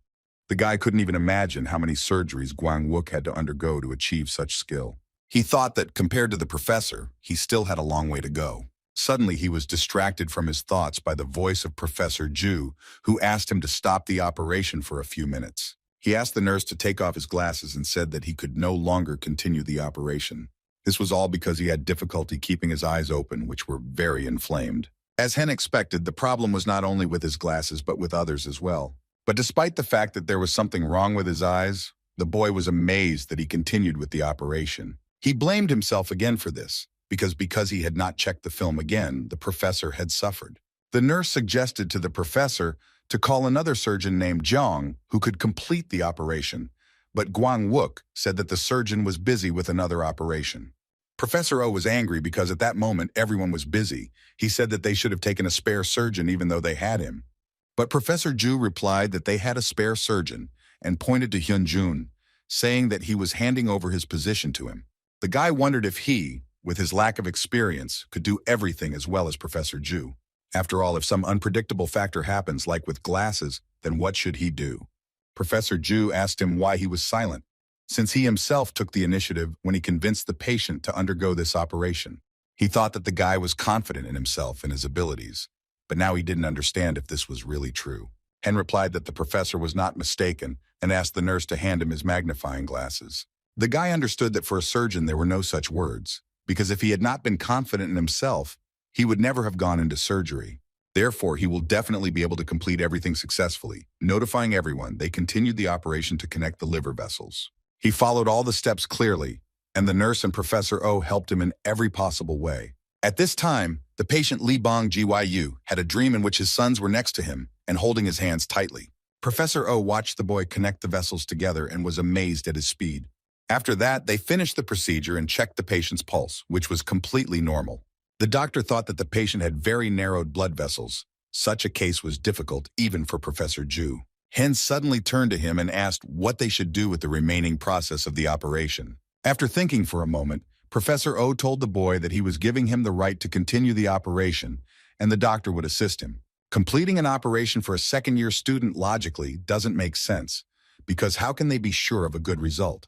But people who had just seen Hyun Jun's vessel connection surgery would understand this instruction, because Professor O knew that the best gift given to their team was Dr. Hyun Jun. They prepared for the final stage of the operation and began to carry it out without wasting a minute. At the same time, experts watched the continuation of the operation on the screens. Looking at all this, Professor Huang was very unhappy because everything was not going according to plan. He wanted to ask his deputy for this, but when he turned around, he was no longer there. Instead, he was approached by the director of the organ transplant center, Stanton, who was also Huang's boss. He was glad that the team he once worked for was still at its best. He thought about what would happen if Professor Ju's team was invited to the technology exchange, but Huang didn't like his proposal. Professor Huang reminded him that they had decided to invite Professor W's team, but Stanton replied that he had thought at the time that he was keeping up with the times. But after seeing the operation by Dr. Ju's team, he changed his mind, because in his opinion, Guang Wook was still the most advanced liver transplant surgeon. The director grabbed Huang's hand and said that Hyun Jun was Professor Ju's best student and hoped that they could lure him over to their side. After all, once they hired Dr. Ju, they could appoint a professor as the director of the center, which delighted him. When the director left, Professor Huang was completely devastated because everything was not like that at all. If everything had gone as planned, Professor Wu's team would have crushed Professor Ju's team. I would also highlight Professor Huang's contribution to inviting Professor Wu to work with them, and he would simply become the deputy director of the center. But the director decided to invite Professor Ju's team, and now he didn't know what to do, because his actions would not lead him to good consequences. Meanwhile, the screen announced that Dr. Ju's team had completed the liver transplant operation. In the operating room, the doctor thanked everyone for a job well done and asked them to clean up a lot. Now that the long operation was over, Hyun heard the applause that had been drowned out by his focus on work. Not everyone was happy with the outcome. The guy noticed that Dong Shin was torn apart with anger because he hadn't managed to ruin everything. Hen was glad that their team's operation was a success, but there is another main character in this story. As he passed by Gyun Suk, Hyun told him that their operation went well. When he heard this, he was overcome with relief because he had done everything right. On the last day of the World Liver Transplant meeting, Professor Ju's team, which presented their new technology, won the Best Presentation Award. Kyun Suk watched everything from the audience and was glad that everything was happening this way. Although Hyun Jun's surgical method of dyeing damaged liver tissue was not presented at the presentation, it still became a hot topic among the participants and experts. After the event ended, Dong Shin ran after the deputy, wondering when he could join their team. But those who did not meet Vice President Po's expectations were no longer of use to him, so he ignored Dr. Lee in every possible way. The same situation happened with Professor Wu. There was talk that he would step down as director of the Liver Transplant Center at the end of the year. In fact, he was fired because he did not live up to the expectations of his associates. Gyun Suk understood that he could also be included in this blacklist, but at the same time, he didn't feel anything. He looked at his badge and wondered if he would be okay after everything that had happened. Professor Zhu sat in his office and talked to his wife while putting eye drops in her eyes. She was worried if he was okay, but Gwang-wook assured her that he had no problems. He believed that it was more difficult for her because she was in a foreign country and raising 2 children, and unfortunately, he could not join her in this. As they parted, Gwang-wook asked them to convey his greetings to the children and that he also missed them. Suddenly, he heard a student enter his office, and after saying goodbye to his wife, he hung up. When he turned around, he saw Hyun Jun coming to him. Gwang-wook asked him what he came for. The guy felt awkward but pulled himself together and said that he was worried about whether everything was okay with his eyes. Professor Ju replied that they were still a little troubling, but he had no problems with his work. But Hen still felt guilty about it, so he apologized to him. Gwang-wook didn't understand what the guy was apologizing for, because it wasn't his fault that the factory had entered the wrong number for the glasses film. But Hyun Jun stood his ground because it was his fault for not checking everything again. The professor poked the boy in the back and said that his modesty was completely inappropriate now. After all, it was he who saved the patient Lee Bong-gyun. And no matter what anyone said, Hyun was the hero of this conference. Professor Ju ordered the boy to straighten up, and he immediately followed his order. He offered him a walk if he had time for it, and the guy readily agreed. When they got outside, Hen noticed that the professor froze for a few minutes and just looked at the hospital, thinking about something. Suddenly, Gwang-wook asked Hyun if he was going to leave their team, or if he had perhaps already changed his mind. The guy replied that his goal was surgical procedures, so he would like to gain experience with other people. The professor replied that he was sure that the boy could really do it, but he was more interested in why he was so obsessed with surgery. Hyun Jun told the professor that his father passed away because there was no hospital that was willing to treat him. Gwang-wook was shocked by his words. He also saw how hard it was for him to talk about it. Hen went on to say that when his father passed away and he sat down at the table without him for the first time, he realized something. Ordinary days when they ate together as a family, moments he took for granted, were actually special.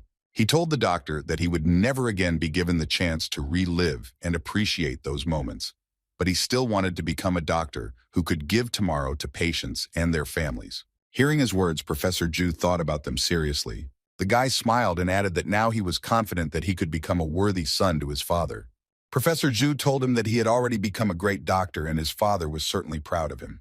With his service history, Gwang-wook decided that he should no longer delay the decision he had made. Suddenly, their conversation was interrupted by one of the doctors, who ran up to them in a hurry. He explained that they were being looked for by a deputy who needed them immediately, which seemed very strange to them. When they arrived at the deputy's office, he immediately turned to Professor Ju and asked why the transplant operation was given to Hyun Jun.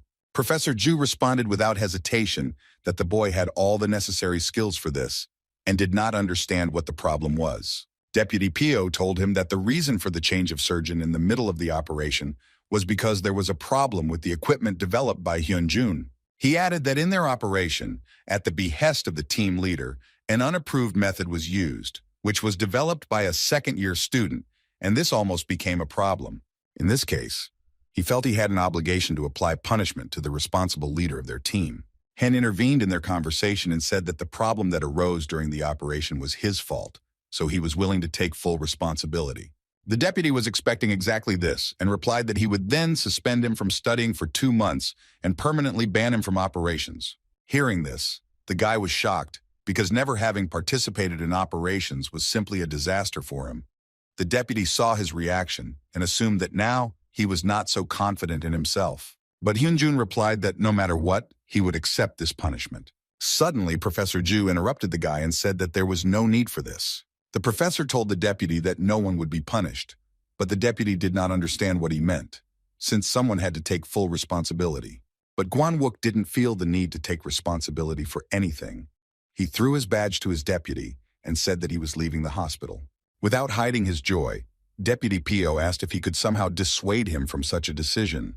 Professor Ju replied that he could try to dissuade her, but he also added that he had received an offer to become director of the center at Yancey Hopkins University Hospital. Deputy Pio was shocked by this news because this was the best hospital in the States. He could not allow this to happen, and especially not to become the director of the center. He understood that Professor Ju Kwang-wook's status was at the peak of popularity due to his presentation and new method.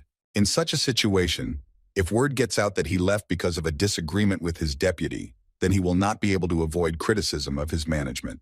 If this happens, Deputy Pio will be at a disadvantage in the upcoming elections. Therefore, first of all, he needed to somehow keep the professor in the hospital, and he asked him to think carefully before leaving. The deputy reminded him that he had been working at their hospital for a long time, but Professor Ju was surprised that Pyo was thinking about such things, since he usually didn't care about such things. Gwang Wook also said that he would like to leave before his team is sent overseas. The deputy was even more angry, because only his close associates knew about this. He began to ask the professor, who told him about this. But Gwang Wook was shocked that the deputy only cared about this, since he framed one of his team members during the conference. Professor Ju told him that it would be better for his reputation not to repeat such a thing in the future. Gwang Wook also warned him that if the deputy continued what he did to his team, then all of his actions would be revealed in such detail that the entire hospital would know about them. He looked at the deputy and waited for his answer, but he, gritting his teeth, replied that he understood his warning well. A few days later, the professor gathered his team for a farewell party, where he began to thank them for the time spent together, and they, in turn, prepared a surprise for him. The professor liked the cake so much that he was far from resolving such beauty. While he was hesitant to cut it, Song Hui shouted at him that he was too slow. She reminded that in surgery, time is of the essence. Song Hui asked the professor if he could have saved the patient if he had acted as artificially as this cake rarely did. Hyun Jun was surprised by her courage, but the girl said that this was the last time they saw each other, so they needed to relax and just rest. Suddenly, Professor Ju came up to her looking quite angry, and Song Hui realized that she'd gone too far with her joke and began to apologize to him. But the professor smiled at her and stroked her head, telling her not to worry so much. He explained that he had been pressuring her all this time only because of his desire to save their team. Since they were short of people, everyone on his team had to be a good specialist. But everyone obeyed, despite such unreasonable demands, so the professor believed that thanks to all of them, the team had been preserved until now. He thanked everyone for their work. Even though their team was now disbanded, they would still remain the best team for him. Everyone was a little upset because they didn't feel like saying goodbye, and the professor's words were very touching. Professor O smiled and said that they shouldn't be upset, but should instead make a toast. He opened the bottle of champagne and it started pouring out, and the whole team watched, and they all made a toast and drank to their new beginning. Hyun Jun also watched this, and he felt as if he had just joined their team yesterday. He looked at his team and couldn't believe that this was really the end of their collaboration. Dr. Kim said he was going to a private hospital as a lecturer on a specific medical topic. Song Hui joined another liver transplant team at the request of Professor Ju. Hyun Jun cleaned up the remains of the cake and felt sad that they were no longer a team. The professor came up to him and asked if there was any cake left. Hen nodded to him and replied that he just wanted to clean up. The guy took the last piece and said that it was impossible to just throw away what was left. Long before this, the professor remembered a conversation with Goon Suk, who told him that it was the deputy who set up his team. But he didn't understand why the guy was telling him all this, because he was on his side. Goon Suk himself didn't understand why he was doing this and what was happening to his thoughts. He knew one thing for sure, and that was that he no longer wanted to be Deputy Pyo's partner. After all, then at least, he will not feel abandoned. These words were strongly remembered by the professor. Gwang Wook came to the office where Dong Shin was sitting and brought him a cake. He asked why he didn't come to them. The guy replied that the professor shouldn't care if someone like him didn't come to his farewell party. He didn't understand since when the professor began to care about this and worry about him. In turn, Professor Ju put his hand on his shoulder and said that due to circumstances they could not give him a chance. He apologized to the guy for not managing the team well, and because of that, he had to go through such difficult trials. Dong Shin got angry at him and said that if he understood everything, then maybe he should thank him for that too. Professor Ju did not want to deal with him and replied that if he wanted to be angry with someone, he could blame him for everything. He added that if there ever came a time when this anger consumed him, he would not want that to happen and would apologize to him again. The next day, the entire team gathered and went to the airport to see off their boss and friend, Professor Ju. When they had all said goodbye to him, he said goodbye by saying that he would definitely write to them when he arrived at his destination. Now Hyun Jun fully realized that the professor was really leaving them, and the team completely disintegrated. Suddenly, Dong Shin ran up to them and shouted to the professor that he was grateful to him for everything. The guy said something that he has no right to blame because he himself is to blame for everything. The professor answered him that every person has the right to make a mistake, and if he realized his own, then everything will definitely work out for him in the future. He said goodbye to them again, and Dong Shin fell to his knees and started crying. Song Hui tried to calm him down, as she felt very sorry for him. Dong Shin turned to Hyun and also asked him for forgiveness, saying that looking at him made him feel like an insignificant and useless doctor. Hen went down to him and replied that he felt the same way when he looked at Professor Ju's skill and constantly wondered if he could reach that level. He helped him up and said that it would be a shame if the guy left now because he had worked hard. So Hen suggested that he work hard this year as well, and they left the airport. A few days later, Hen was reviewing the lists of doctors who had been assigned to the operations. He noticed that his name was not on the list again and told the other doctor about it, who was already surprised, because the guy's name should definitely be on the list now. The doctor apologized to him and said that he could ask the professor about this. But Hen refused and said that he himself would tell the reason. The boy's name was always missing from the lists of operations, after which he was constantly treated unfairly at the university hospital. But still, after that conversation between the professor and the deputy, as long as Gwan-wook was with them, everything was fine. However, as long as Hyun Jun worked in this hospital, there was nothing he could do about it. The deputy director walked into the office with his colleagues who were planning a celebration for his promotion. Who would have known that this man would become the director of Daehan Hospital? His plan still succeeded. He gathered all his colleagues and thanked them for coming to his celebration because it was a great honor for him to become a director. Director Pyo raised his glass and said that it was his responsibility to pay back everyone who supported him.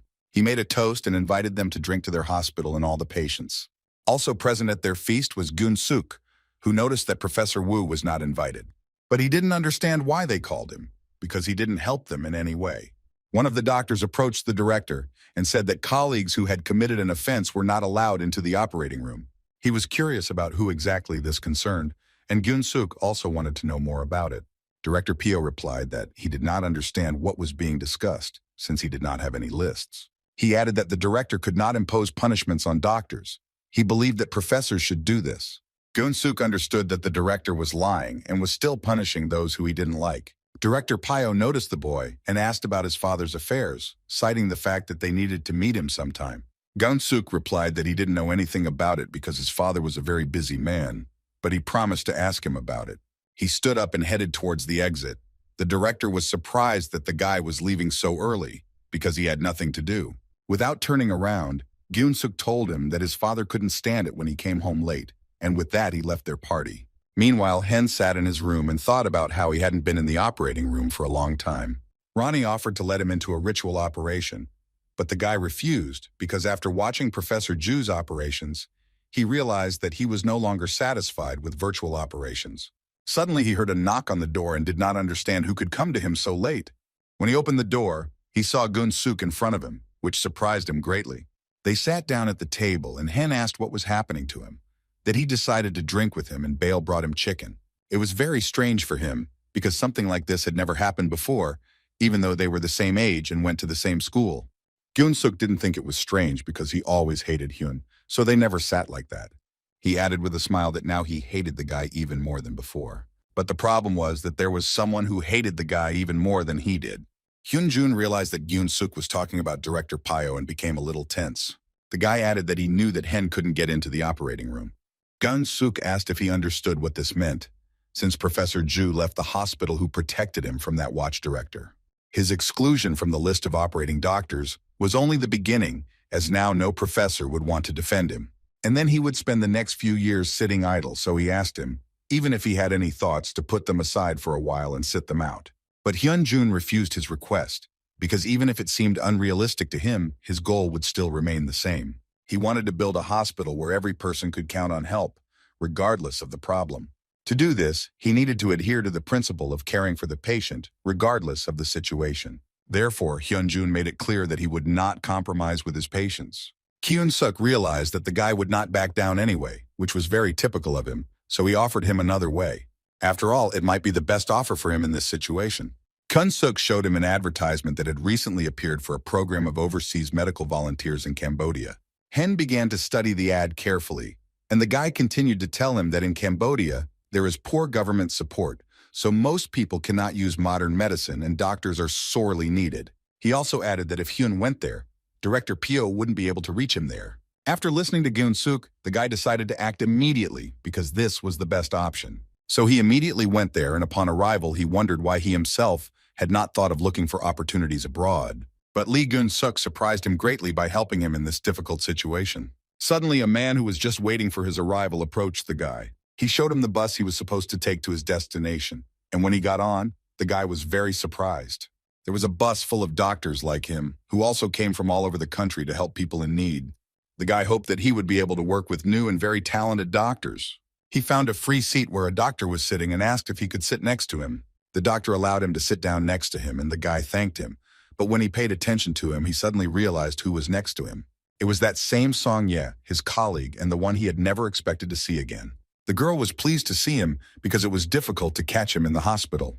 Hyun was surprised that Song-ye, who usually never left the operating table, suddenly went to help people in another country. The girl looked a little downcast. Then the guy thought that he had said too much and asked what had happened to her. Song-ye revealed that she recently almost made a mistake during surgery. Looking at the patient's face on the operating table, she couldn't concentrate because she kept thinking about leaving, about who she had lost. The guy suddenly remembered that day when that tragedy happened. She blamed only herself for everything. He began to calm her down and said that it was absolutely not her fault. But the girl smiled at him and replied that she understood. She needed to live through these painful memories and collect her thoughts, and then perhaps she could become the best pediatric surgeon. The guy was glad that she had such an attitude and supported her because she was a truly worthy doctor. When they arrived at their destination, their senior asked them to first unload all the equipment that had been donated, and everyone willingly started helping.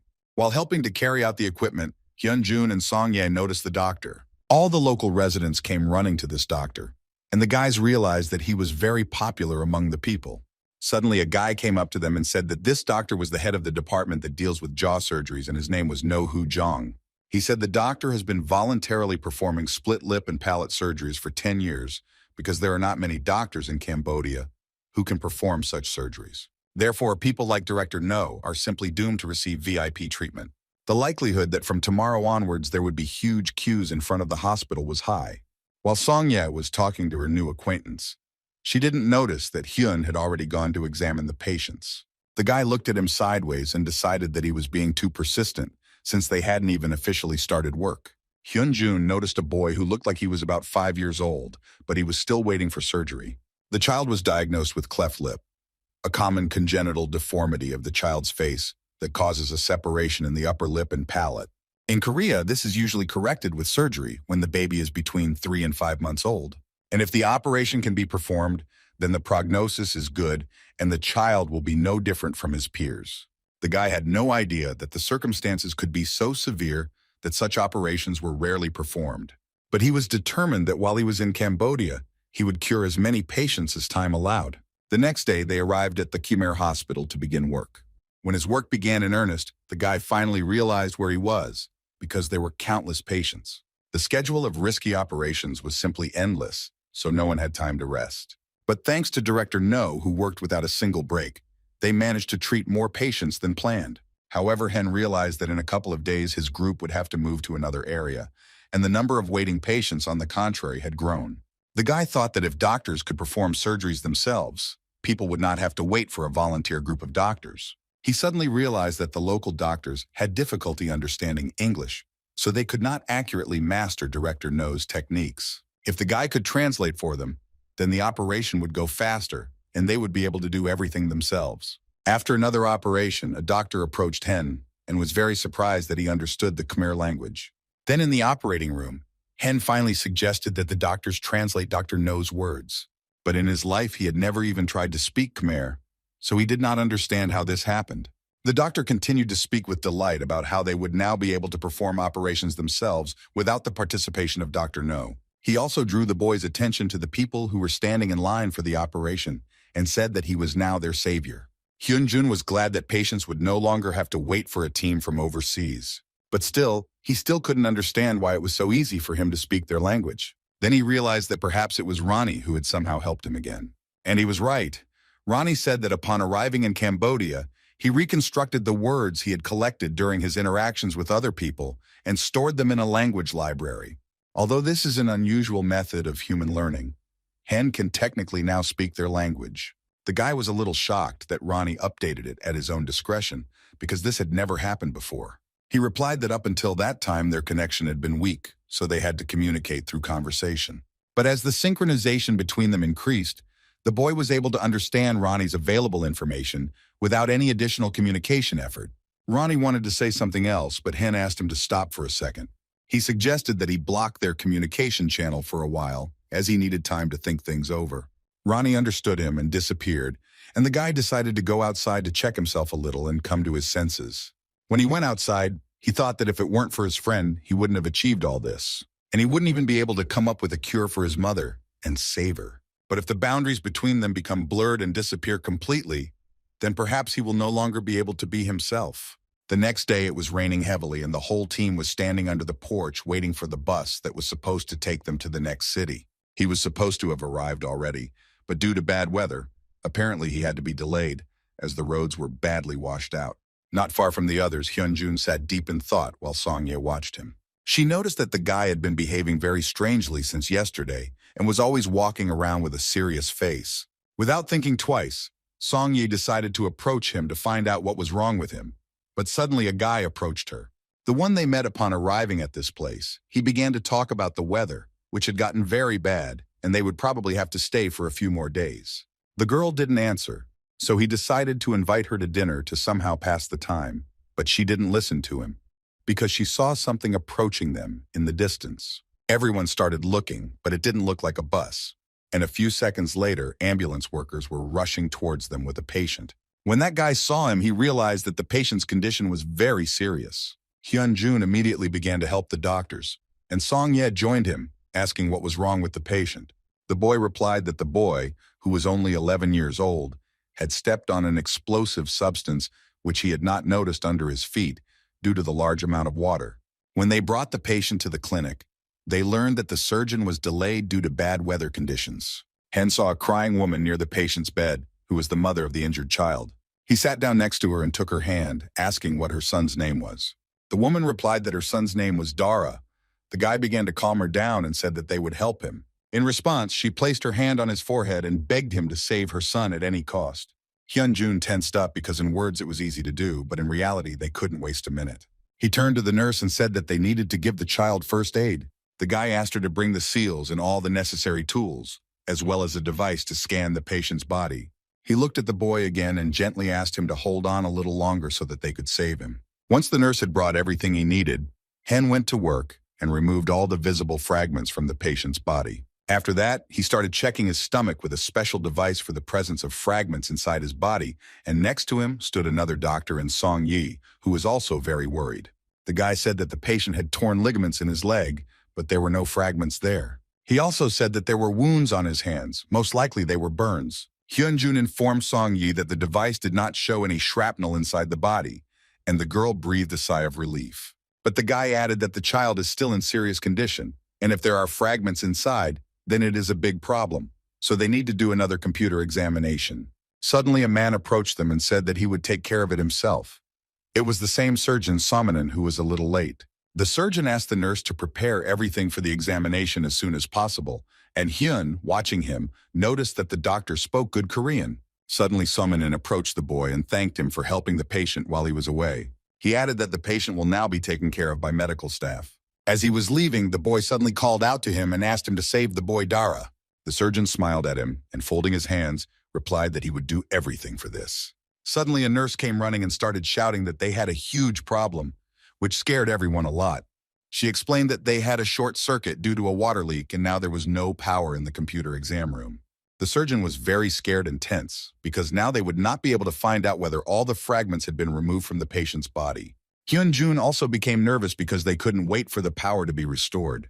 He thought of Ronnie, who would definitely be able to find these fragments, but for now it was impossible. After the guy stopped communicating with him, he never stopped thinking about him for a second. But he still couldn't solve anything with these thoughts, so Hyun decided to test what kind of doctor he would be without his assistant.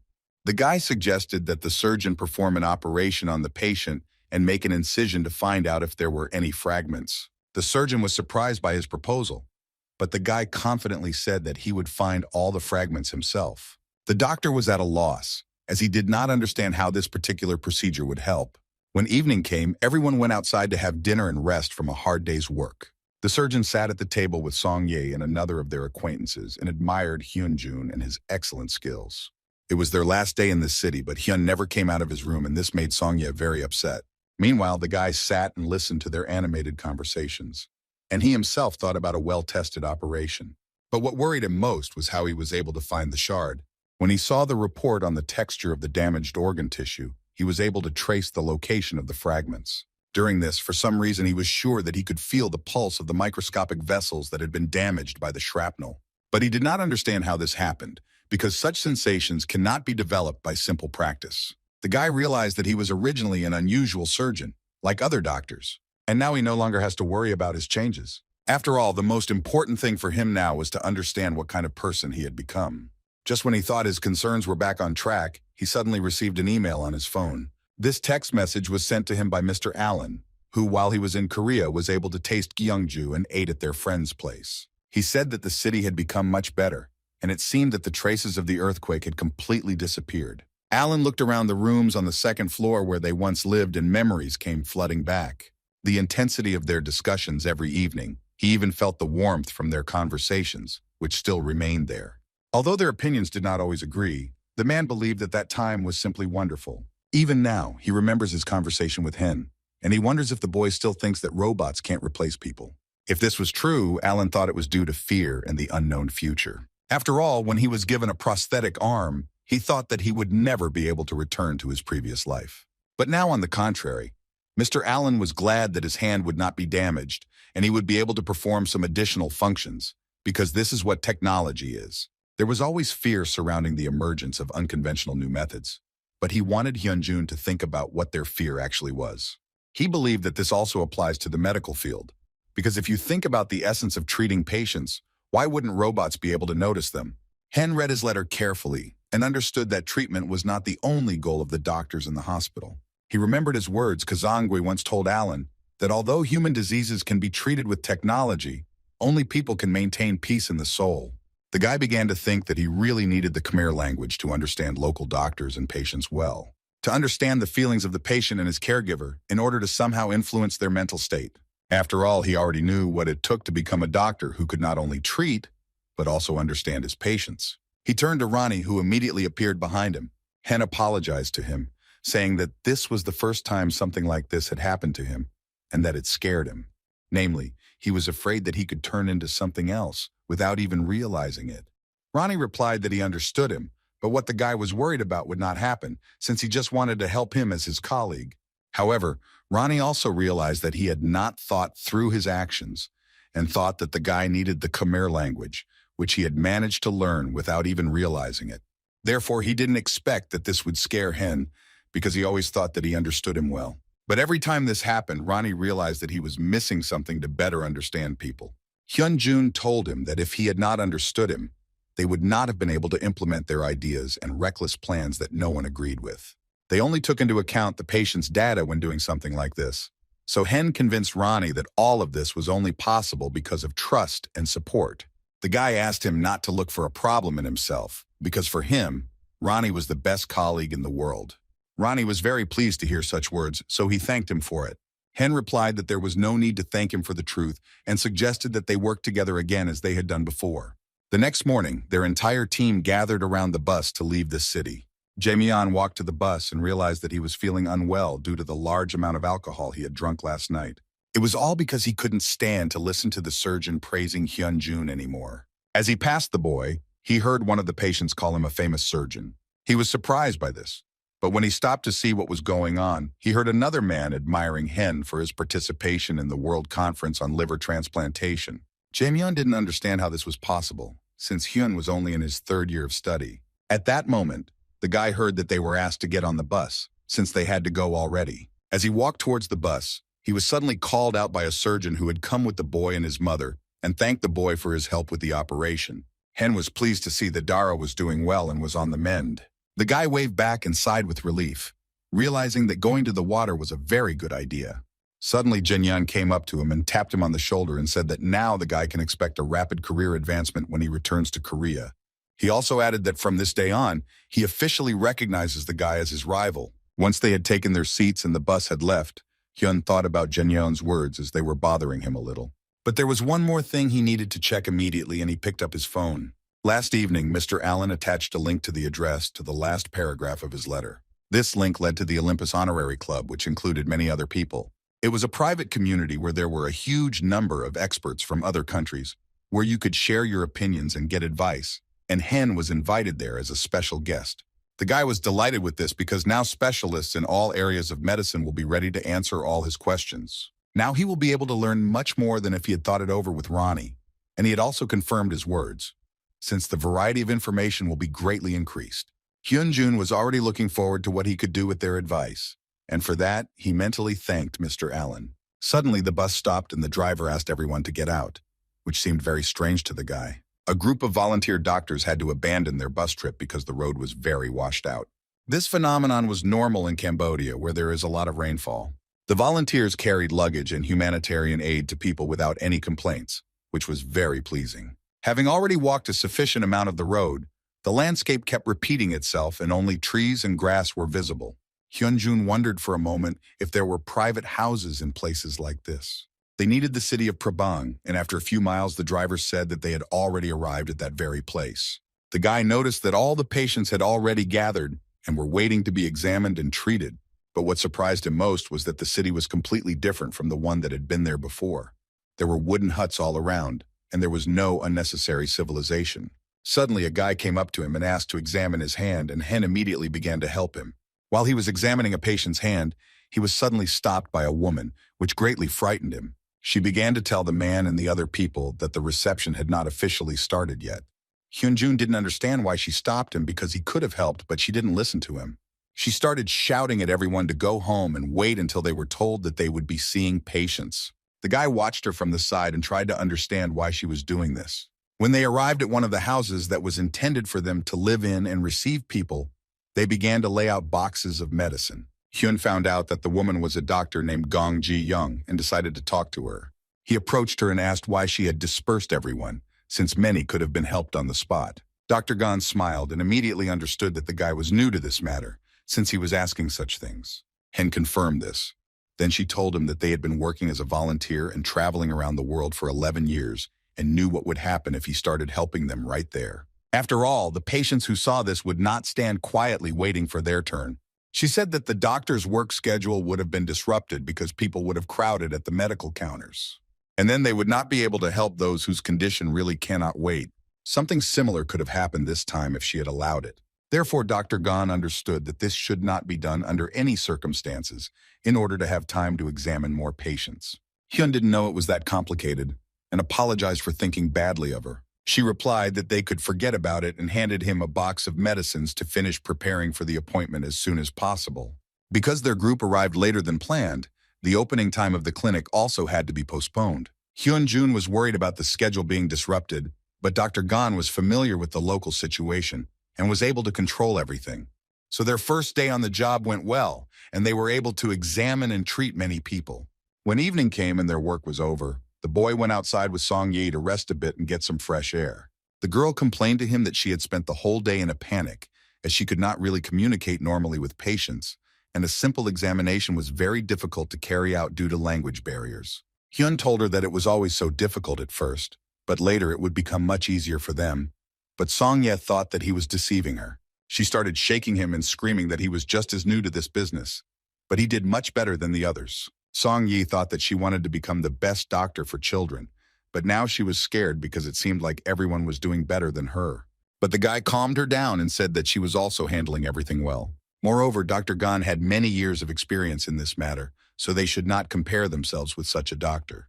Song Yi suddenly remembered and told the guy what Dr. Gong had said about him, which didn't surprise him at all. She said Hen seemed like a rookie volunteer with a big heart. The girl added that Dr. Gon considers him to be truly kind to his patients and that he will definitely become a good doctor. The guy was pleasantly surprised by this, but Song Yi said that Dr. Gong asked her for something else. Namely, when evening comes and there is no rain outside, they must definitely look at the sky. When they looked up, they saw a beautiful night sky in which a huge number of incredibly beautiful stars were visible. Hen was very happy to see so many stars because he had never seen anything like it before. Song Ye confirmed that in Seoul, stars are almost invisible, and if it weren't for this trip, they might not have seen it for the rest of their lives. She also said that just because they don't see it doesn't mean it's not there, and Hen thought about that phrase. After all, there were things that were in the blind spot of modern medicine, where no one sees them, The same as the act of me and people who cannot get even the most basic treatment. And Hyun would not have known about this if it were not for this opportunity. But he didn't just see it, now he just couldn't close his eyes to it. And Ronnie confirmed his words, suggesting that he find effective ways to help those who do not have access to medicine. The guy was so deep in thought that he didn't understand how Song Yi ended up right next to his face and kept repeating his name. He was a little scared and quickly stepped back from her. The girl did not understand what was wrong with him, because she had to call him more than 10 times. Hyun apologized to her and said that he had something to think about. Song Ye stood up and replied that he could consult with her sometimes. She called him to go home, as the lights on the street were about to be turned off. The guy walked behind her and looked after her. He didn't understand why he suddenly blushed when she approached him. At this time, Jae-myun was eavesdropping on their conversation and was thinking about something of his own.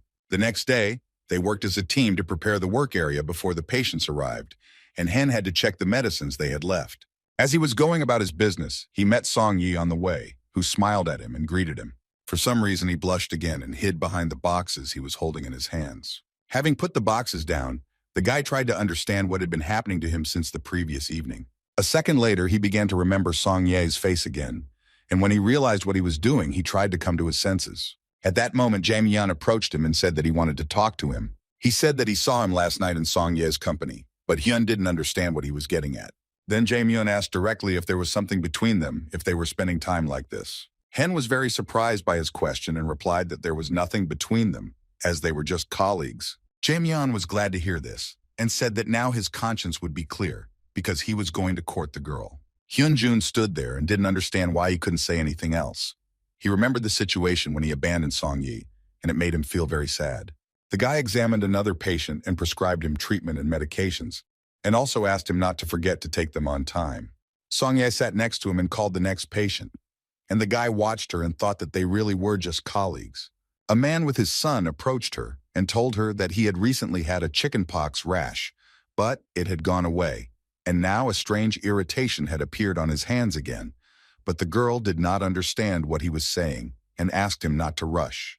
Hyun Jun looked at the boy and realized that he had most likely become infected again because he was scratching the rash. In this case, he needed to do anesthesia and remove pus from the inflammation. He translated to the girl what the man was telling her so that she could apply the treatment. But when the guy saw that Jae-myun was already standing next to her, he decided to help her and translated all the man's words. Hen was surprised that he also knew Khmer, since he had not noticed such skills in him before. Then the guy admitted that perhaps Jae-myun was doing this on purpose to attract Song Ye's attention. But suddenly, Hyun Jun wondered why he even cared, since he had more important things to do. But Ronnie told him that his face was telling a different story. He just doesn't want to admit his sympathy. Suddenly, the guy heard the screams of the boy who took the injection, and Ronnie asked if he was going to help them. The guy decided that now was not the time to think and he needed to save the patient. He walked up to the boy and touched his shoulder, and at that moment, Ronnie began to secrete special calming substances. The boy stopped crying, and Hyun convinced him that Song Ye wouldn't hurt him and that he would be fine. When the girl gave him an injection, the boy did not make a single sound because it really did not hurt him at all. Hyun Jun praised the little patient for his courage, and he, in response, jumped in that Hyun was the coolest doctor. Song Ye approached the guy and whispered in his ear that she was very grateful to him for his help and promised to treat him to dinner upon her return. Hen pulled away from her and began to get a little nervous, and when he tried to answer, his words just got tangled up. The girl told Jae-myung that Hyun was very famous in their Daehan hospital for his ability to handle children. The guy began to scold himself for reacting to Song Ye's words like that, and in front of the patients. Ronnie praised the guy and said that he taught his opponent a great lesson, and so far the victory is his. Although Hyun Jun didn't think about any rivalry, he decided that he would have to tell Jae-myung the truth. Namely, he wanted to say what he thought about Song Ye, and not at all as if he were an ordinary colleague. When evening came, Hyun approached Jae-myun while he was brushing his teeth and decided to tell him everything, but Jae-myun understood everything himself. The guy apologized for not saying everything right away, because at that moment he was not completely sure about it. He didn't want to deceive him or hurt him, but Jae-myun told him that he could forget about it.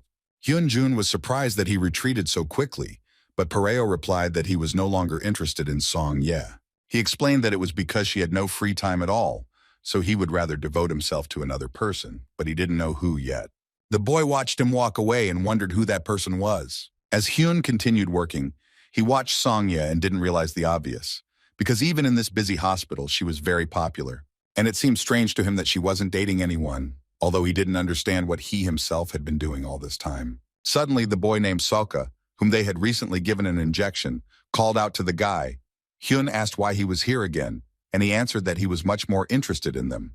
The boy said that his father was busy with his younger brother anyway, and the boy was surprised that he had another brother. Soka explained to Hyun that his brother was still in his mother's belly, but his father promised him that he would meet him after he had slept for another 50 nights. The guy was happy that the boy would soon have a brother. Just at that time, his father came for him. Soka hung on his arm and began to ask if he had bought that very durian fruit. The father apologized to him and told him that he forgot to take it because of work, and the boy was a little upset. Hen approached him to calm him down, but the boy explained that the fruit was for their mother, as Bofa wanted to try it. Hen didn't understand who he was talking about, so his father explained that Bofoy was the name they were calling their future son, and his wife had told him a few days ago that she wanted to eat durian.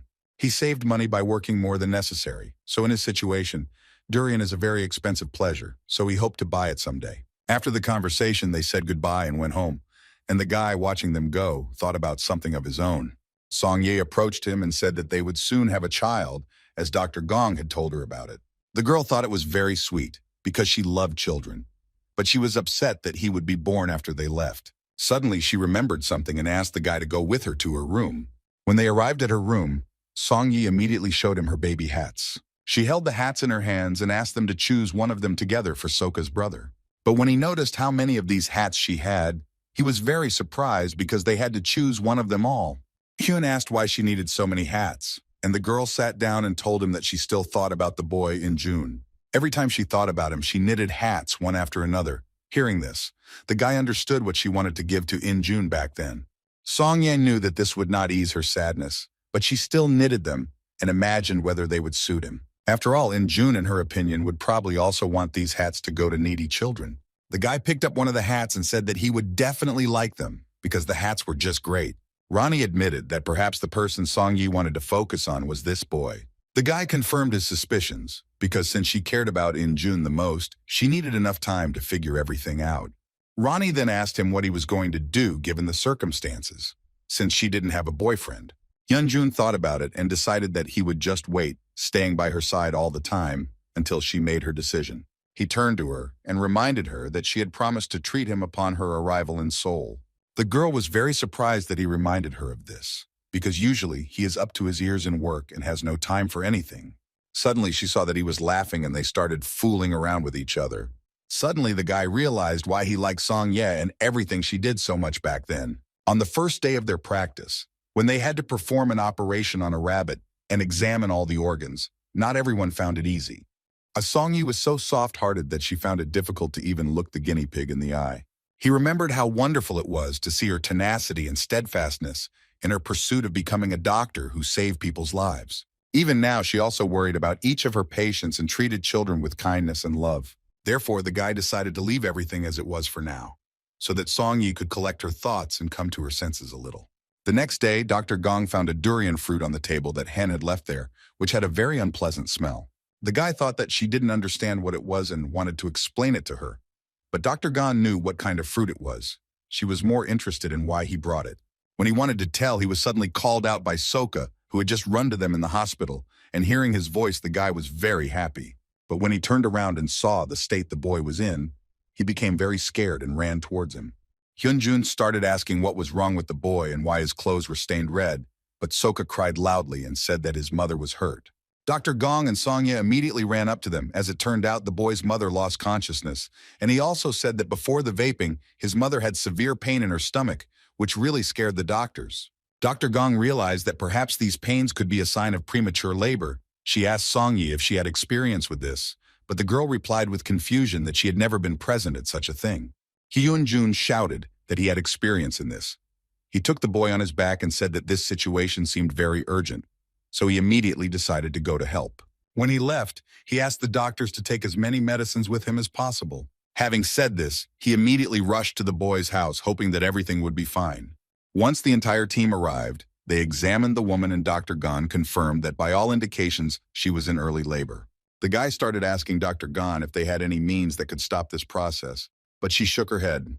The doctor thought about the fact that they had been in this town for quite a long time, so all the medicines were almost finished and there was almost nothing left.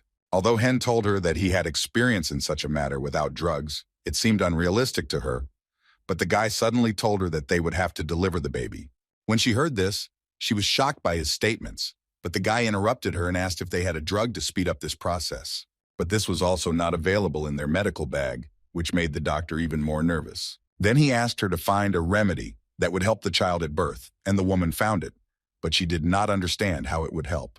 Hyun Jun explained that the drug is administered as a regular injection, which can reduce complications due to the baby's immaturity.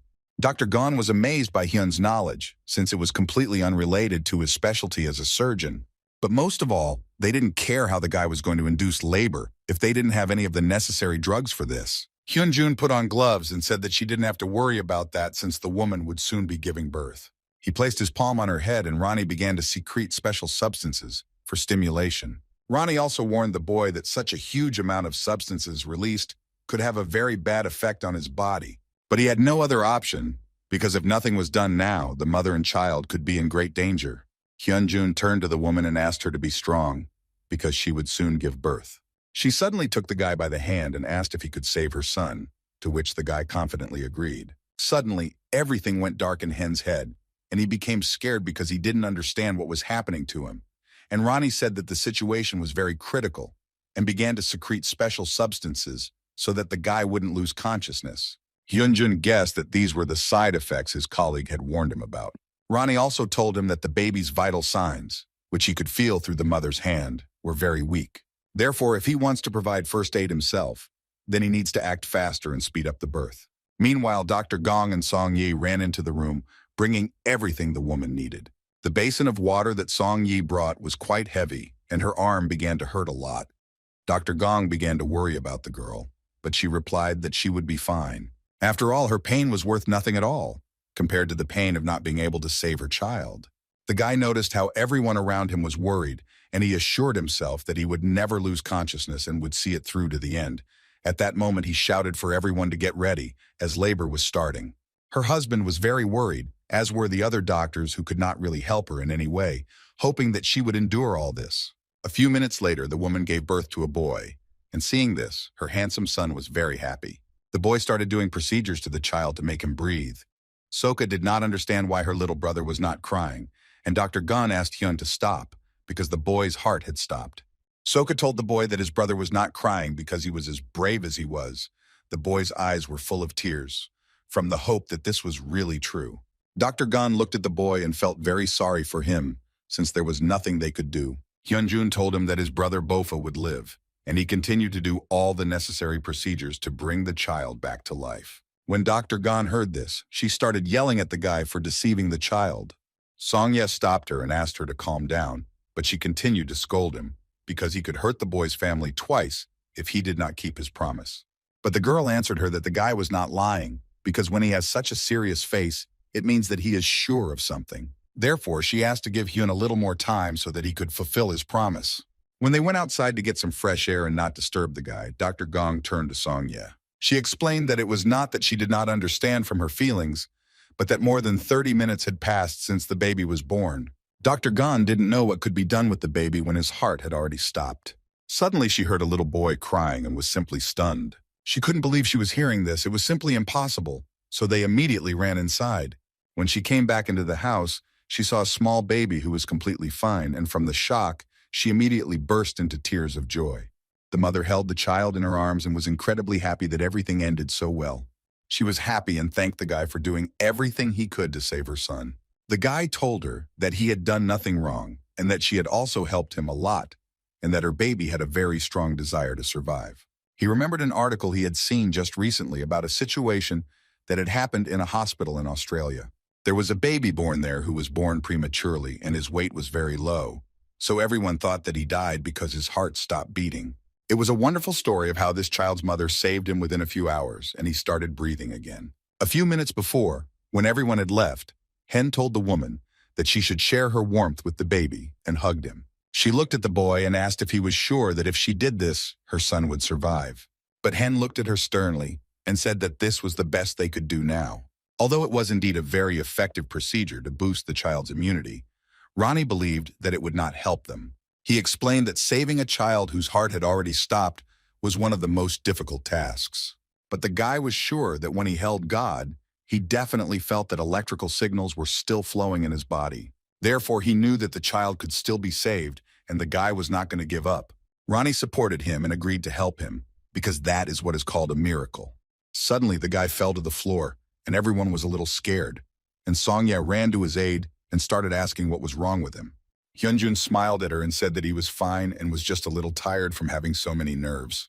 The boy turned to Song-ye and asked her for one request that he had to make with her help. A couple of days later, Hyun and Song-ye came to visit Soka. They brought the very desired fruit that his wife wanted and said that it was a gift for the birth of the child. The father thanked them for such a wonderful surprise, and the boy approached their youngest and asked Soki how his brother was doing. The boy replied that his brother was doing just fine. The baby was surrounded by heating pads on all sides, and his brother was keeping an eye on their temperature, watching this. Hen was very glad that he was able to help them, and that now there would be no problems with their baby. Bofa's heart began to beat again, but because he was born prematurely, it is unknown what problems await him in the future. This problem can be easily corrected by placing the child in a special device that will constantly maintain the desired temperature. But given the harsh conditions of this town, where there is not even free access to electricity, Hen had to come up with another solution. At first, he simply asked for a thermal bag in which he could place the child and warming packs. But then he decided to make his own incubator by sewing Song-ye's honey caps onto a t-shirt. If he had not considered the safety of children his personal business, he would never have come up with such a wonderful idea. The words that Song-ye said that evening became very important to the boy and pushed him to take actions that helped save the child. The boy watched as Dr. Gon and Song-ye praised the boy Seok-ha, because now he would be able to look after his brother without their help. And Hyun Jun himself hoped that he would have enough time to do something else. After a few days, the time for separation came unnoticed, and it was time for them to part. Everyone was sad, the children most of all, but unfortunately nothing can be done about it. The guy understood that in the future, knowing that there would be many more children who would not be able to receive even first aid, it would be even more difficult to leave. As he left, he looked at them and thought that even after returning to Seoul, he would find a way to help them somehow. When they got on the plane, he slept almost the entire way, and Song-ye looked at him and understood that he was really tired. The girl understood that Hyun Jun deserved a rest because he worked without a break, like no one else, and he had not slept so soundly for a long time. She leaned against him and decided to rest too, so that she would be a little more cheerful when she returned. They slept until late at night, and Hen fell asleep without letting go of the phone. A few weeks after his return, the boy sat in the warehouse and ate the healthy food that Ron advised him to eat, although he did not consider such a diet necessary. But in turn, Ronnie reminded him that he had warned him, and while the guy's physical condition was not normal, therefore, he will have to focus on fully restoring his health and follow a strict diet, as well as work hard to support his body. It's been a month since Hen returned home from Cambodia, and the reason he is in the warehouse is also very interesting. He remains restricted in his freedom of action at work and is still unable to attend surgeries. But that doesn't mean he doesn't have things to do. Because what he realized when he visited Cambodia is that even in places he can't see, there are always people who need help. The boy could not express in words how sorry he was that he had to return home and leave that beautiful city behind. The only thing he had left was time, which he decided to spend on these people. But even a month ago, when Hyun Jun had not yet left Cambodia, he did something useful. Namely, he uploaded his first post to the Honorary Olympus Club, which was provided to him by Mr. Allen. He showed them the Sun-ye device, and the question was whether it was possible to turn it into a product. And suddenly, in one moment, Hyun Jung received dozens of reviews and advice on how to save them. There were many suggestions for improvement, as well as advice on the choice of production processes and installation plans. And there were even tips on the material of the heating pad, which is most important for maintaining the baby's body temperature. Brilliant ideas from the best experts in every field of medicine have been brought together imperfectly. These ideas resulted in a beautiful new machine that Hyun Jun named after a little boy, Bofa. The guy asked Ronnie how much this machine would cost if they mass-produced it. Ronnie replied that the price of one was about 50,000 won, which was much cheaper than the existing machine, but it was still too much. The boy recalled a conversation with Bofa's father, who worked very hard and could not afford many things, so this amount could be prohibitive for those in similar difficult circumstances. He was thinking that he would like to reduce the price by another 10,000 if possible. Hyun Jun asked Ronnie if the price of their products would go down if they didn't sell them in bulk, and Ronnie agreed. However, if they increase production of such goods, their costs for the necessary tools will also go up. After some thought, Hyun finally told Ronnie that they would start mass production of their new invention. But Ronnie started to warn that the whole thing was too big and he couldn't handle it alone. But Hyun convinced him that there was no need to worry about it, because the guy had already seen a similar situation, how in Cambodia people united their efforts to help others. Meanwhile, in the States, Rona was about to go to bed, but Michael was in no hurry to join her, saying that a very interesting post had appeared in their poster club. He told her that he would finish soon, but she knew that Michael would sit at work again until the morning. Rona decided not to wait for him to come and called him again in a stricter tone, but the man did not agree. Instead, he brought her a laptop and asked her to also look at the incredible idea he had found. The notice board at their club was dedicated to a device for children for an incredibly small amount, which simply amazed her. Rona didn't understand how this was possible, but Michael told her that if more of these devices were developed, the price could be reduced. But she still didn't understand how, if the price for development would be much higher and it wouldn't be profitable at all. Then Michael suggested that maybe that's why Hyun sent them a letter.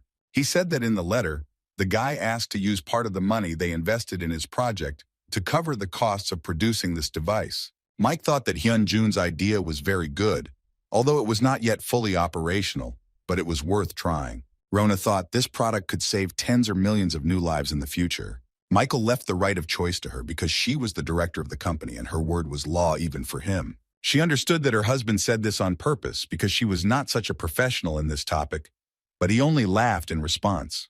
He told Rona that it hurt him a lot that they would never have children, but when he thought about the pain of other parents who had to lose their children due to various circumstances, the idea was definitely worth considering. After thinking it over for a bit, Rona stood up and agreed with Michael because Hyun Jun's idea was simply incredible. After all, she understood that the guy had a real talent for making the impossible possible and achieving his goals in any way. Rona looked at his post and knew that if it weren't for his new device, the child would not have been born. She remembered the conversation with her father and understood what kind of surprise he was talking about, because this gift for them was a man with a big heart and mind. Rona approached her husband and gave her permission to invest in Hyun Jun's idea. She was sure that this investment would be right for the future of the family. The incubator itself was named after the boy and was called Boff's Warm Embrace. This invention made it possible to create the necessary conditions for a baby anywhere on the planet, which was already being talked about on television. Half a year after the launch of production of this device, they achieved amazing results and managed to save more than 50,000 children. The Olympus company, which was engaged in this production and sale, became famous as a charitable organization that helps people in need. Meanwhile, the interview with Olympus director Rona Allen became the most discussed topic all over the world. Naturally, all the public's attention turned to the young resident Dr. Hyun Jun. Gyun-suk watched his interview and was very happy for him, even though he couldn't get permission for the operations. Now he can be a businessman. The interview took place in the office of Director Pio, who was perhaps also shocked by this news. Unexpectedly, after being asked about the workload at Hyunwoo's hospital, he replied that he had not been able to enter the operating room for a year. When Gyun-suk heard this, he was simply shocked by such boldness. The guy began to worry about what would happen to Hyun Jun for making such a statement on the live news. When the interview ended, the director thanked the reporters and led them to the door. When he closed it, he asked Han if he felt better about the trouble he had caused him with his statement. The guy looked at him confidently and replied that he was simply telling the truth about what was happening to him in the hospital. The director told him that he understood well, because of this the guy had to be very nervous and upset. Hyun Jun looked at him and didn't understand what was wrong with him, since he started to act differently. The guy wanted to leave so as not to continue their conversation any longer, but the director suddenly asked him if he wanted to go into the operating room again. Everything was as Han had guessed. He realized that the list for the operating room had been approved by his order. Director Pio confirmed this, as he was the one who could prevent the hospital's most famous man from even setting foot in the operating room. The guy looked at him and understood that, having become a director, he no longer hides his dirty intentions. He approached the guy and said that because of the sense of responsibility that he had become a director, his thinking had changed a little. And so, he set himself the goal of making their hospital the best and decided that being at odds with each other was not the best idea. He extended his hand to Hyun Jun and said that for the sake of improving the hospital, it would be better for them to forget and leave their past quarrels behind. The guy looked at his open palm and couldn't believe his words. He knew for sure that Director Fee was doing everything only for his own success and was not interested in anything else. After all, a man who had spent more than one career as a doctor in this hospital could not think about improving it and talk about it so easily. The director suddenly removed his hand as he realized that they did not have the kind of relationship that could be improved with a few words. He told the guy he was busy at the hospital and gave him a few days until they both got their heads together to talk again. In those days, for a while, Hyun Jun thought that perhaps Director Pyo was speaking sincerely. After those few days of reflection had passed, they saw each other again at the hospital, and the director invited him to a cafe to talk. Such a drastic change only increased his suspicions, so going to dinner with him and talking directly was the only way to find out what his real goal was. Getting ready to go home in the evening, the guy thought about the upcoming meeting, which he had no desire to attend. But he understood that if the conversation went well, he would be able to visit operating rooms without any obstacles, and this was worth a serious conversation. Suddenly he was distracted from his thoughts by the cries of the ambulance doctors who had brought in an urgent patient. The guy heard that the patient was in a very serious condition, as he had a heart attack and a serious injury due to a severe accident. He understood that although the patient's condition was serious, if he was given first aid, problems could be avoided. Another one was taken by doctors who immediately took him to the operating room, but they needed another doctor who was currently busy with another operation. There were 3 victims, so they needed additional help because they cannot help everyone at the same time. The guy watched them and understood that all 3 patients were in critical condition. Meanwhile, Director Pyo was sitting in a restaurant and ordered food, expecting Hyun to come. But when he never showed up, he realized that the guy had not accepted his offer of a truce. Hyun Jun nevertheless offered his help and was taken on as an assistant for the emergency operation. When they finished, the doctor sighed with relief as he left the operating room, because the procedure was quite complicated. Dr. Song didn't think the patient's condition would be so serious, so he thanked the guy for helping them because they could have lost precious time. Hyun Jun replied that he himself was glad to sleep in the operating room and that he had to thank Dr. Seok for that. The doctor suddenly remembered that the guy had not been allowed to perform operations for a long time, although he valued his experience very much. He asked him how he felt while he couldn't do anything. Hen replied that the operation and the experience from it were worth not giving up. Dr. Shing felt that the director's behavior was too absurd and wrong. The guy suddenly remembered that he hadn't gone to dinner with the director, and now he needed to somehow explain this to him. Suddenly their attention was drawn to the cries of other doctors who were standing not far from them. They saw one of the men yelling at Dr. Sok for performing the surgery without anyone's knowledge. Dr. Sok told him that the consent of the guardians was not needed to perform the operation, and that it was the only way to save him. But he continued to scold him, because the amount of money they had to pay for it was far from a small sum. He believed that the doctor did it on purpose to get money from him. Watching this, Hyun was furious because this behavior was too much, since Dr. Seok was simply saving a life. Suddenly, Dr. Sun called the guy and said that they had better leave so as not to disturb the doctor because he could figure it out without their presence. When they came out into the corridor, they sat down, and Hen said that he understood well the feelings of the guardians, who were burdened by such expenses. But such condemnation on their part was not the best reward for the doctor's hard work. He thought that hearing such indignation directed at him was very unpleasant, especially towards such a devoted doctor as Dr. Sok. But Dr. Song told the boy that Dr. Seok himself does this, which surprised Hyun very much. He explained that the heavy costs of treatment can often lead to resentment towards the patient. Therefore, his boss, Sok, accepts it on behalf of the patient, as he believes that Blatt takes responsibility for the patient's well-being, even outside the operating room, which is the doctor's duty. After all, the patient's recovery also depends greatly on his emotional state. Like a real doctor, Dr. Sok thinks only about his patients. Dr. Song added that because the doctor is so dedicated to his work, he's treated very poorly at the hospital. The boy was surprised by this. Then Dr. Song explained that Director Pyo was constantly trying to catch and accuse Dr. Pyo of something. But when he became director, he began to constantly create problems for the doctor that were worse than the previous ones. Their department was avoided by other doctors because of the high workload, but now they have even had their salaries, which were already low, cut. In their situation, when it is difficult to keep the entire existing team, let alone add new doctors, the director threatened them with further layoffs if they do not cope with their work. But the guy didn't understand how this affected their emergency department. Dr. Song told him that human interests were not included in this situation. Listening to this, the guy remembered the director's words that he was doing everything to improve the hospital. But his actions spoke of something completely different. When Hyun's workday was over, on his way home, he looked at a poster advertising Director P.O., who he momentarily believed might be sincere. He was very angry with him, but at the same time as the anger, the guy was overcome by a feeling of helplessness. He felt very sorry for himself in this situation. Hyun Jun suddenly remembered Principal Kang's words that you need to show everyone around you who you really are, and this advice was very practical. The boy's achievements in science at the moment protected him from possible pressure from the director.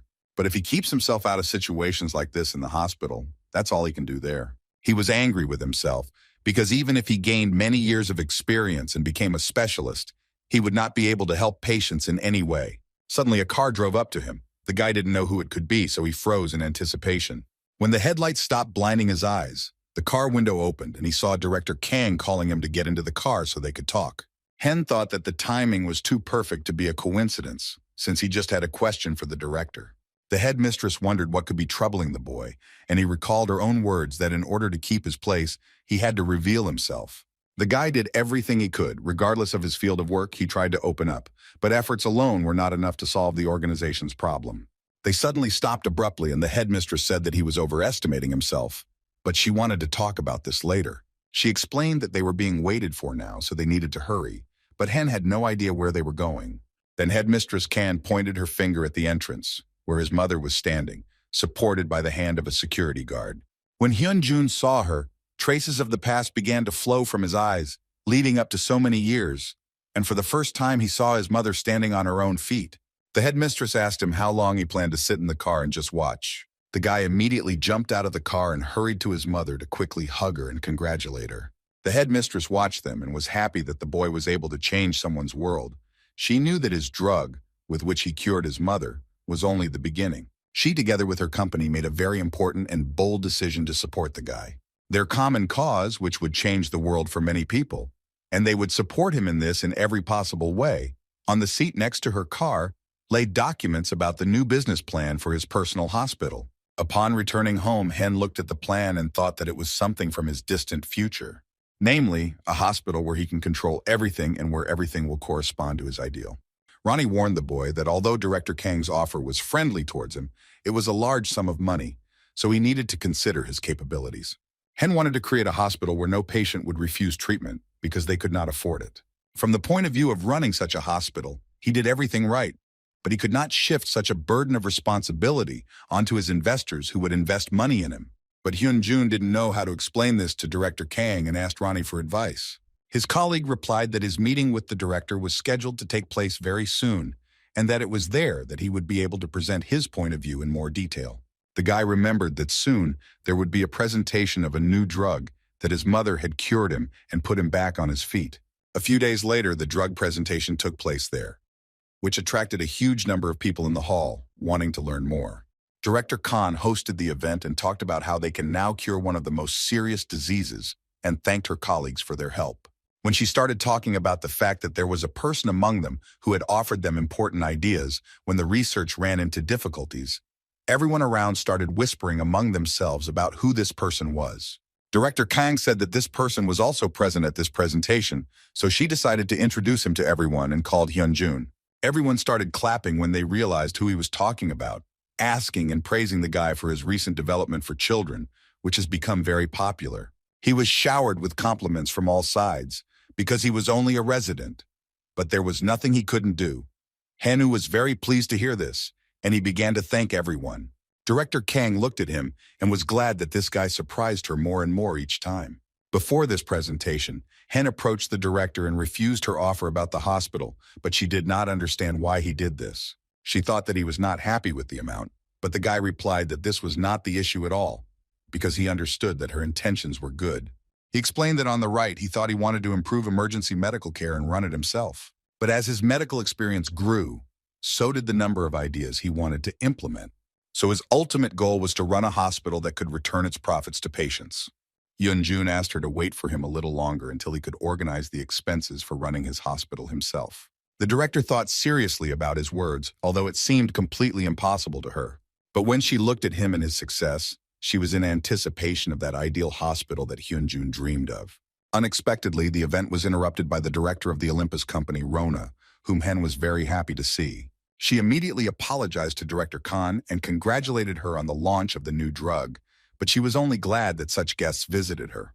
Rona told her that she came for a reason, and Director Kang guessed that the reason was Hyun Jun. Rona also said that this guy is their main partner in the most important projects of the Olympus company. Director Kang smiled because talented people like Hyun were hard to miss. And Rona replied that in her family there was a person who was well-versed in such people. She decided not to interfere with their event for now and told Hen to call her after it was over. Director Kang whispered to the boy that the main event about the presentation was already over, so he could go safely. Hearing her words, he caught up with Rona, and they left together to discuss plans for projects, and Mrs. Khan watched them go, shocked that the guy had become their important partner. She realized that all this time she had underestimated Hyun Jun and his capabilities, because at one time, she was supposed to become this partner of the Olympus company. Meanwhile, the guy, along with Rona and Michael, came to their office to discuss the details of payment for each successful stage in the process of developing new drugs. The guy realized that they would judge the amount by his achievements due to project financing. They confirmed his words with the amount for 2 stages of selection and development of his new drug candidates. Everything turned out to be one and the same $1 billion. Hearing this, the guy was simply speechless. He was so shocked that he started to think about it, and Ronnie calculated and converted the money into Korean so that the guy could understand it better. When he announced how much money it would amount to in their currency, he also added that this amount would be more than enough to work on his idea with the hospital. Hyun Jun reread the entire contract and signed it. It was the first time he had heard such an amount, and it was very difficult for him to imagine so much money. Michael laughed at him because these were the terms of their cooperation that the guy provided them at the very beginning. He said that if everything goes well during the remaining studies and sales are approved, then the payment for this will be at least several times more than now. Moreover, the percentage that Hyun Jun asked for from the use of his ideas, they will pay him separately from the entire amount. Hyun Jun decided not to hide from them anymore what he really needed those 10% for, so he told them that he wasn't using them for himself. The guy said he hoped to use the money to find a way to lower drug prices so that no patient could ignore their treatment due to lack of funds. Michael was surprised that the guy had kept the money to lower prices from the very beginning and had not spent it on himself. Hen also thanked them, as he had made many demands that were not always justified, including their input into his new device for children. Therefore, he asked them to trust him because if they did, he promised to repay them with good results. Michael listened to him and thought how good-natured the guy was because he was not really worried, but about the financial burden on patients.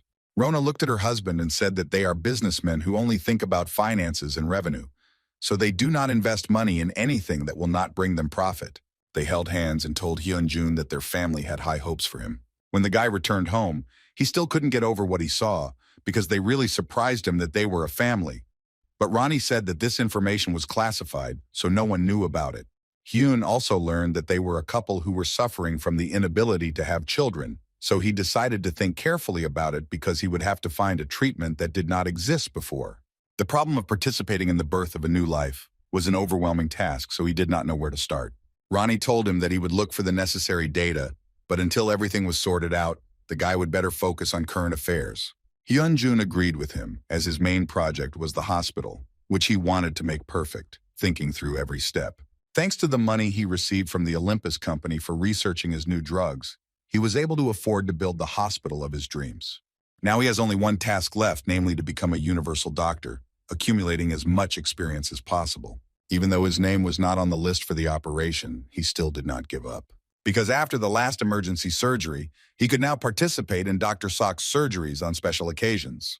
When the next patient had slept, Dr. Sun told the guy that they had no free operating rooms, which seemed very strange to them because the list was empty in the morning.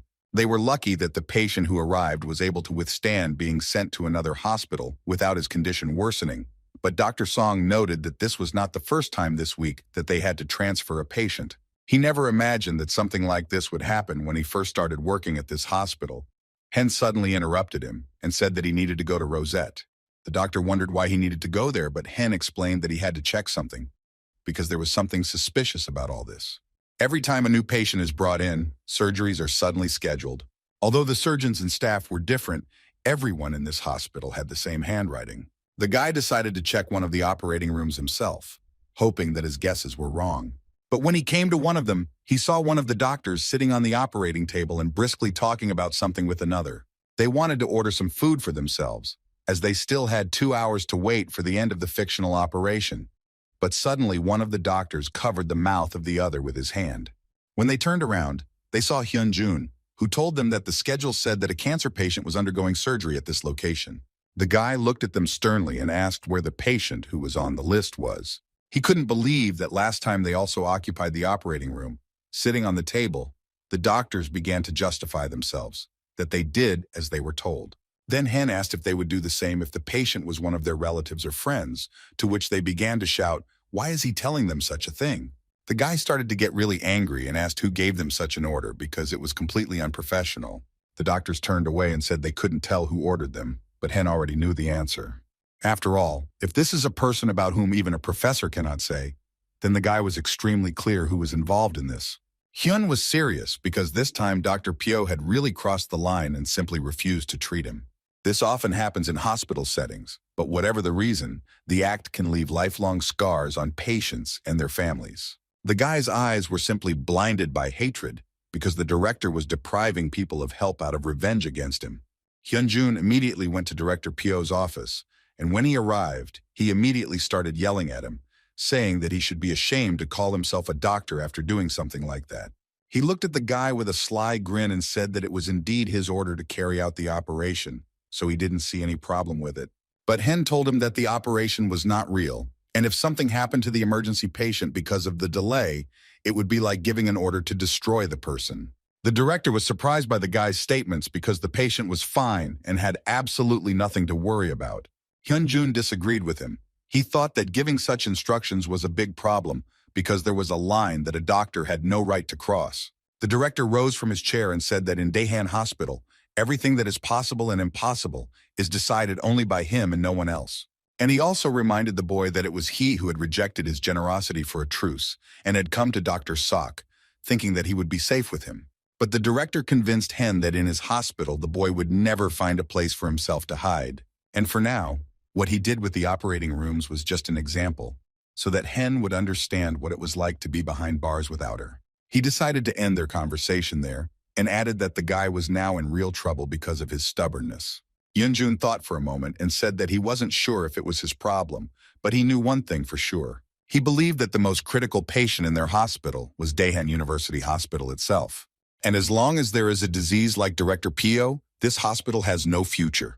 The director grinned and decided that the guy would go and complain about it to reporters, but he had no evidence. Hyun Jun turned around and said in conclusion that no matter how the director tried to maintain his position, the guy would do everything to overthrow him. After all, it was not right to impose unnecessary things and rip off the last money from patients whose lives were already in danger. When he left, the director was increasingly seething with anger and hatred towards the guy, so he was going to take revenge on him again. After declaring that he would overthrow Director Pyo, the boy asked for Dr. Seok's understanding and applied for a long-term leave, because he believed that the emergency room schedule should not suffer because of his misunderstandings with the director. The next step was to find someone who would testify to one of the committees that were auditing the accounts about the atrocities of Director Pyo. More specifically, he needed a person who was a close associate of the director but currently had a bad relationship with him, so Hen found one of those. It was the same Dr. Lee Dong-shin who once tried to set up his own team at the liver transplant conference, but now he simply agreed and came to meet with Hyun. Dong-shin said he had a hunch that the guy would contact him someday. He said that Director Pyo had recently contacted him and asked him to write a letter of recommendation about him to another hospital. But he also asked not to talk about what happened at that liver transplant conference. In particular, he was told not to communicate with Hyun Jun under any circumstances. And upon hearing this, he realized that the director had tried to convince his informers in advance. But Hyun wondered why Dong-shin was talking to him now, but he replied that he was very worried about it. But there was something else. He could no longer betray his conscience because it would be very difficult for him to forgive himself later. Even if he becomes such a specialist, he will never see the faces of his patients. So Dong-shin looked at the guy and confidently said that he would be a witness and tell him everything. Looking at him, Hyun felt sorry for him, because when Professor Ju's team was disbanded, no other team accepted Dong-shin. So he spent the next few years on hiatus and was in a very difficult situation. Even local hospitals repeatedly rejected his resume, and he simply did not know what to do and how to live on. Hyun understood that if Dong-shin acted as a witness to the chaos that was happening, he might feel like he had finally gotten his revenge. But he knew that if he did this, it would be the same as giving up his career as a specialist. So Hyun Jun thanked him for his weakness and said that he had better accept the letter of recommendation from the director. After all, if the surgeon from their team, Professor Ju, is unable to perform operations, then it will be a loss for many. The boy added that he had to work as a doctor for the sake of his patients. Hearing this, Dong-shin was shocked by his words, and his eyes filled with tears. He couldn't believe that someone like him could help a person and that Hen really thought so. But Hyun Jun couldn't put a person's career as a price in the struggle to achieve his goals. Suddenly, Dong-shin turned to the guy and asked him for a favor. He put out his hand clenched into a fist and told Hyun to try and do everything he could to grind Director Pyo into dust. Hen agreed blue and hit his fist against his, saying that a man who only uses a patient as a tool for politics should not set foot in a hospital. In the end, the plan with Dr. Oi's testimony was canceled. They said goodbye, and Hen went on with his business. After all, now he had to look again for someone who could tell something and be a witness against the director. Hyun suddenly remembered that there was only one such guy, free from threats and orders from Director Pyo.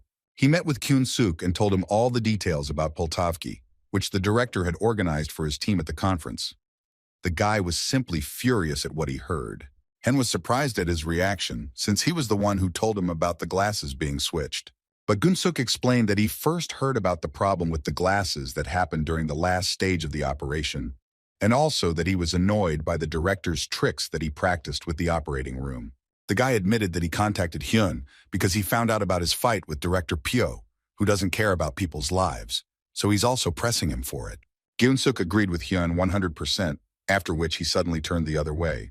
Hen didn't understand why they suddenly turned around, but he heard the guy say that if he needed decisive evidence, he would have it, since there was a person who definitely knew something. After driving a few more kilometers, they found themselves at a factory that made 3D glasses. When they approached the gate, they saw a chain with a lock on it. Geun-suk became nervous because the factory was closed at the most inopportune moment. But Hyun Jun called him over and showed him a sign that said they were closed permanently. Hyun was wondering why they came here. Then Geun-suk told him that he heard from the director that he bribed the owner of this factory. Although he didn't know that something like this had been done to the glasses, if there were any people killings, they were definitely at the factory. Suddenly, a woman who owned a bar next door approached them. She thought the guys had come for money and said they didn't have to wait because the factory wasn't working. Hyun Jun asked her if she knew where the owner was, but she was wary because she thought they would demand money from him. She asked him not to touch her because she already felt very sorry for him, and because of ill-wishers, he even had to move. Suddenly, Geun-suk bowed to the woman. When he saw Hyun, he was a little shocked because he was always too proud to do something like that. In turn, Geun-suk began to beg the woman to help them and give them the owner's number so that they could contact him. The woman began to refuse again, but the guy stood his ground and Hyun Jun didn't like this behavior either. Then Hen decided to show her his medical ID so that she would understand that they did not come for money. He began to convince her that a large number of patients' lives depended on her decision. She thought for a bit and still decided to help them. The guys followed her and were glad that everything worked out for them. When she brought them to the owner's house, they entered the house, and the man immediately knelt before them and began to ask for their forgiveness. He admitted that he acted on the instructions of Director Pyo and changed the properties of the film himself. Listening to him, the guy realized that this was a deliberate decision. The man understood that he shouldn't do anything like that when a person's life depended on him. Hyun Jun reached down to him and took his hands, saying that they didn't need an apology. They just wanted to hear the facts. Therefore, he asked him to tell everything as it was, so that such a thing would never happen again. When they moved into the room, the owner began to tell them that Director Pyo had threatened to stop working with their hospital. Hyun Jun was amazed that the director was willing to do even such vile things. But Geun-suk still couldn't understand, because in his opinion there was something strange about it.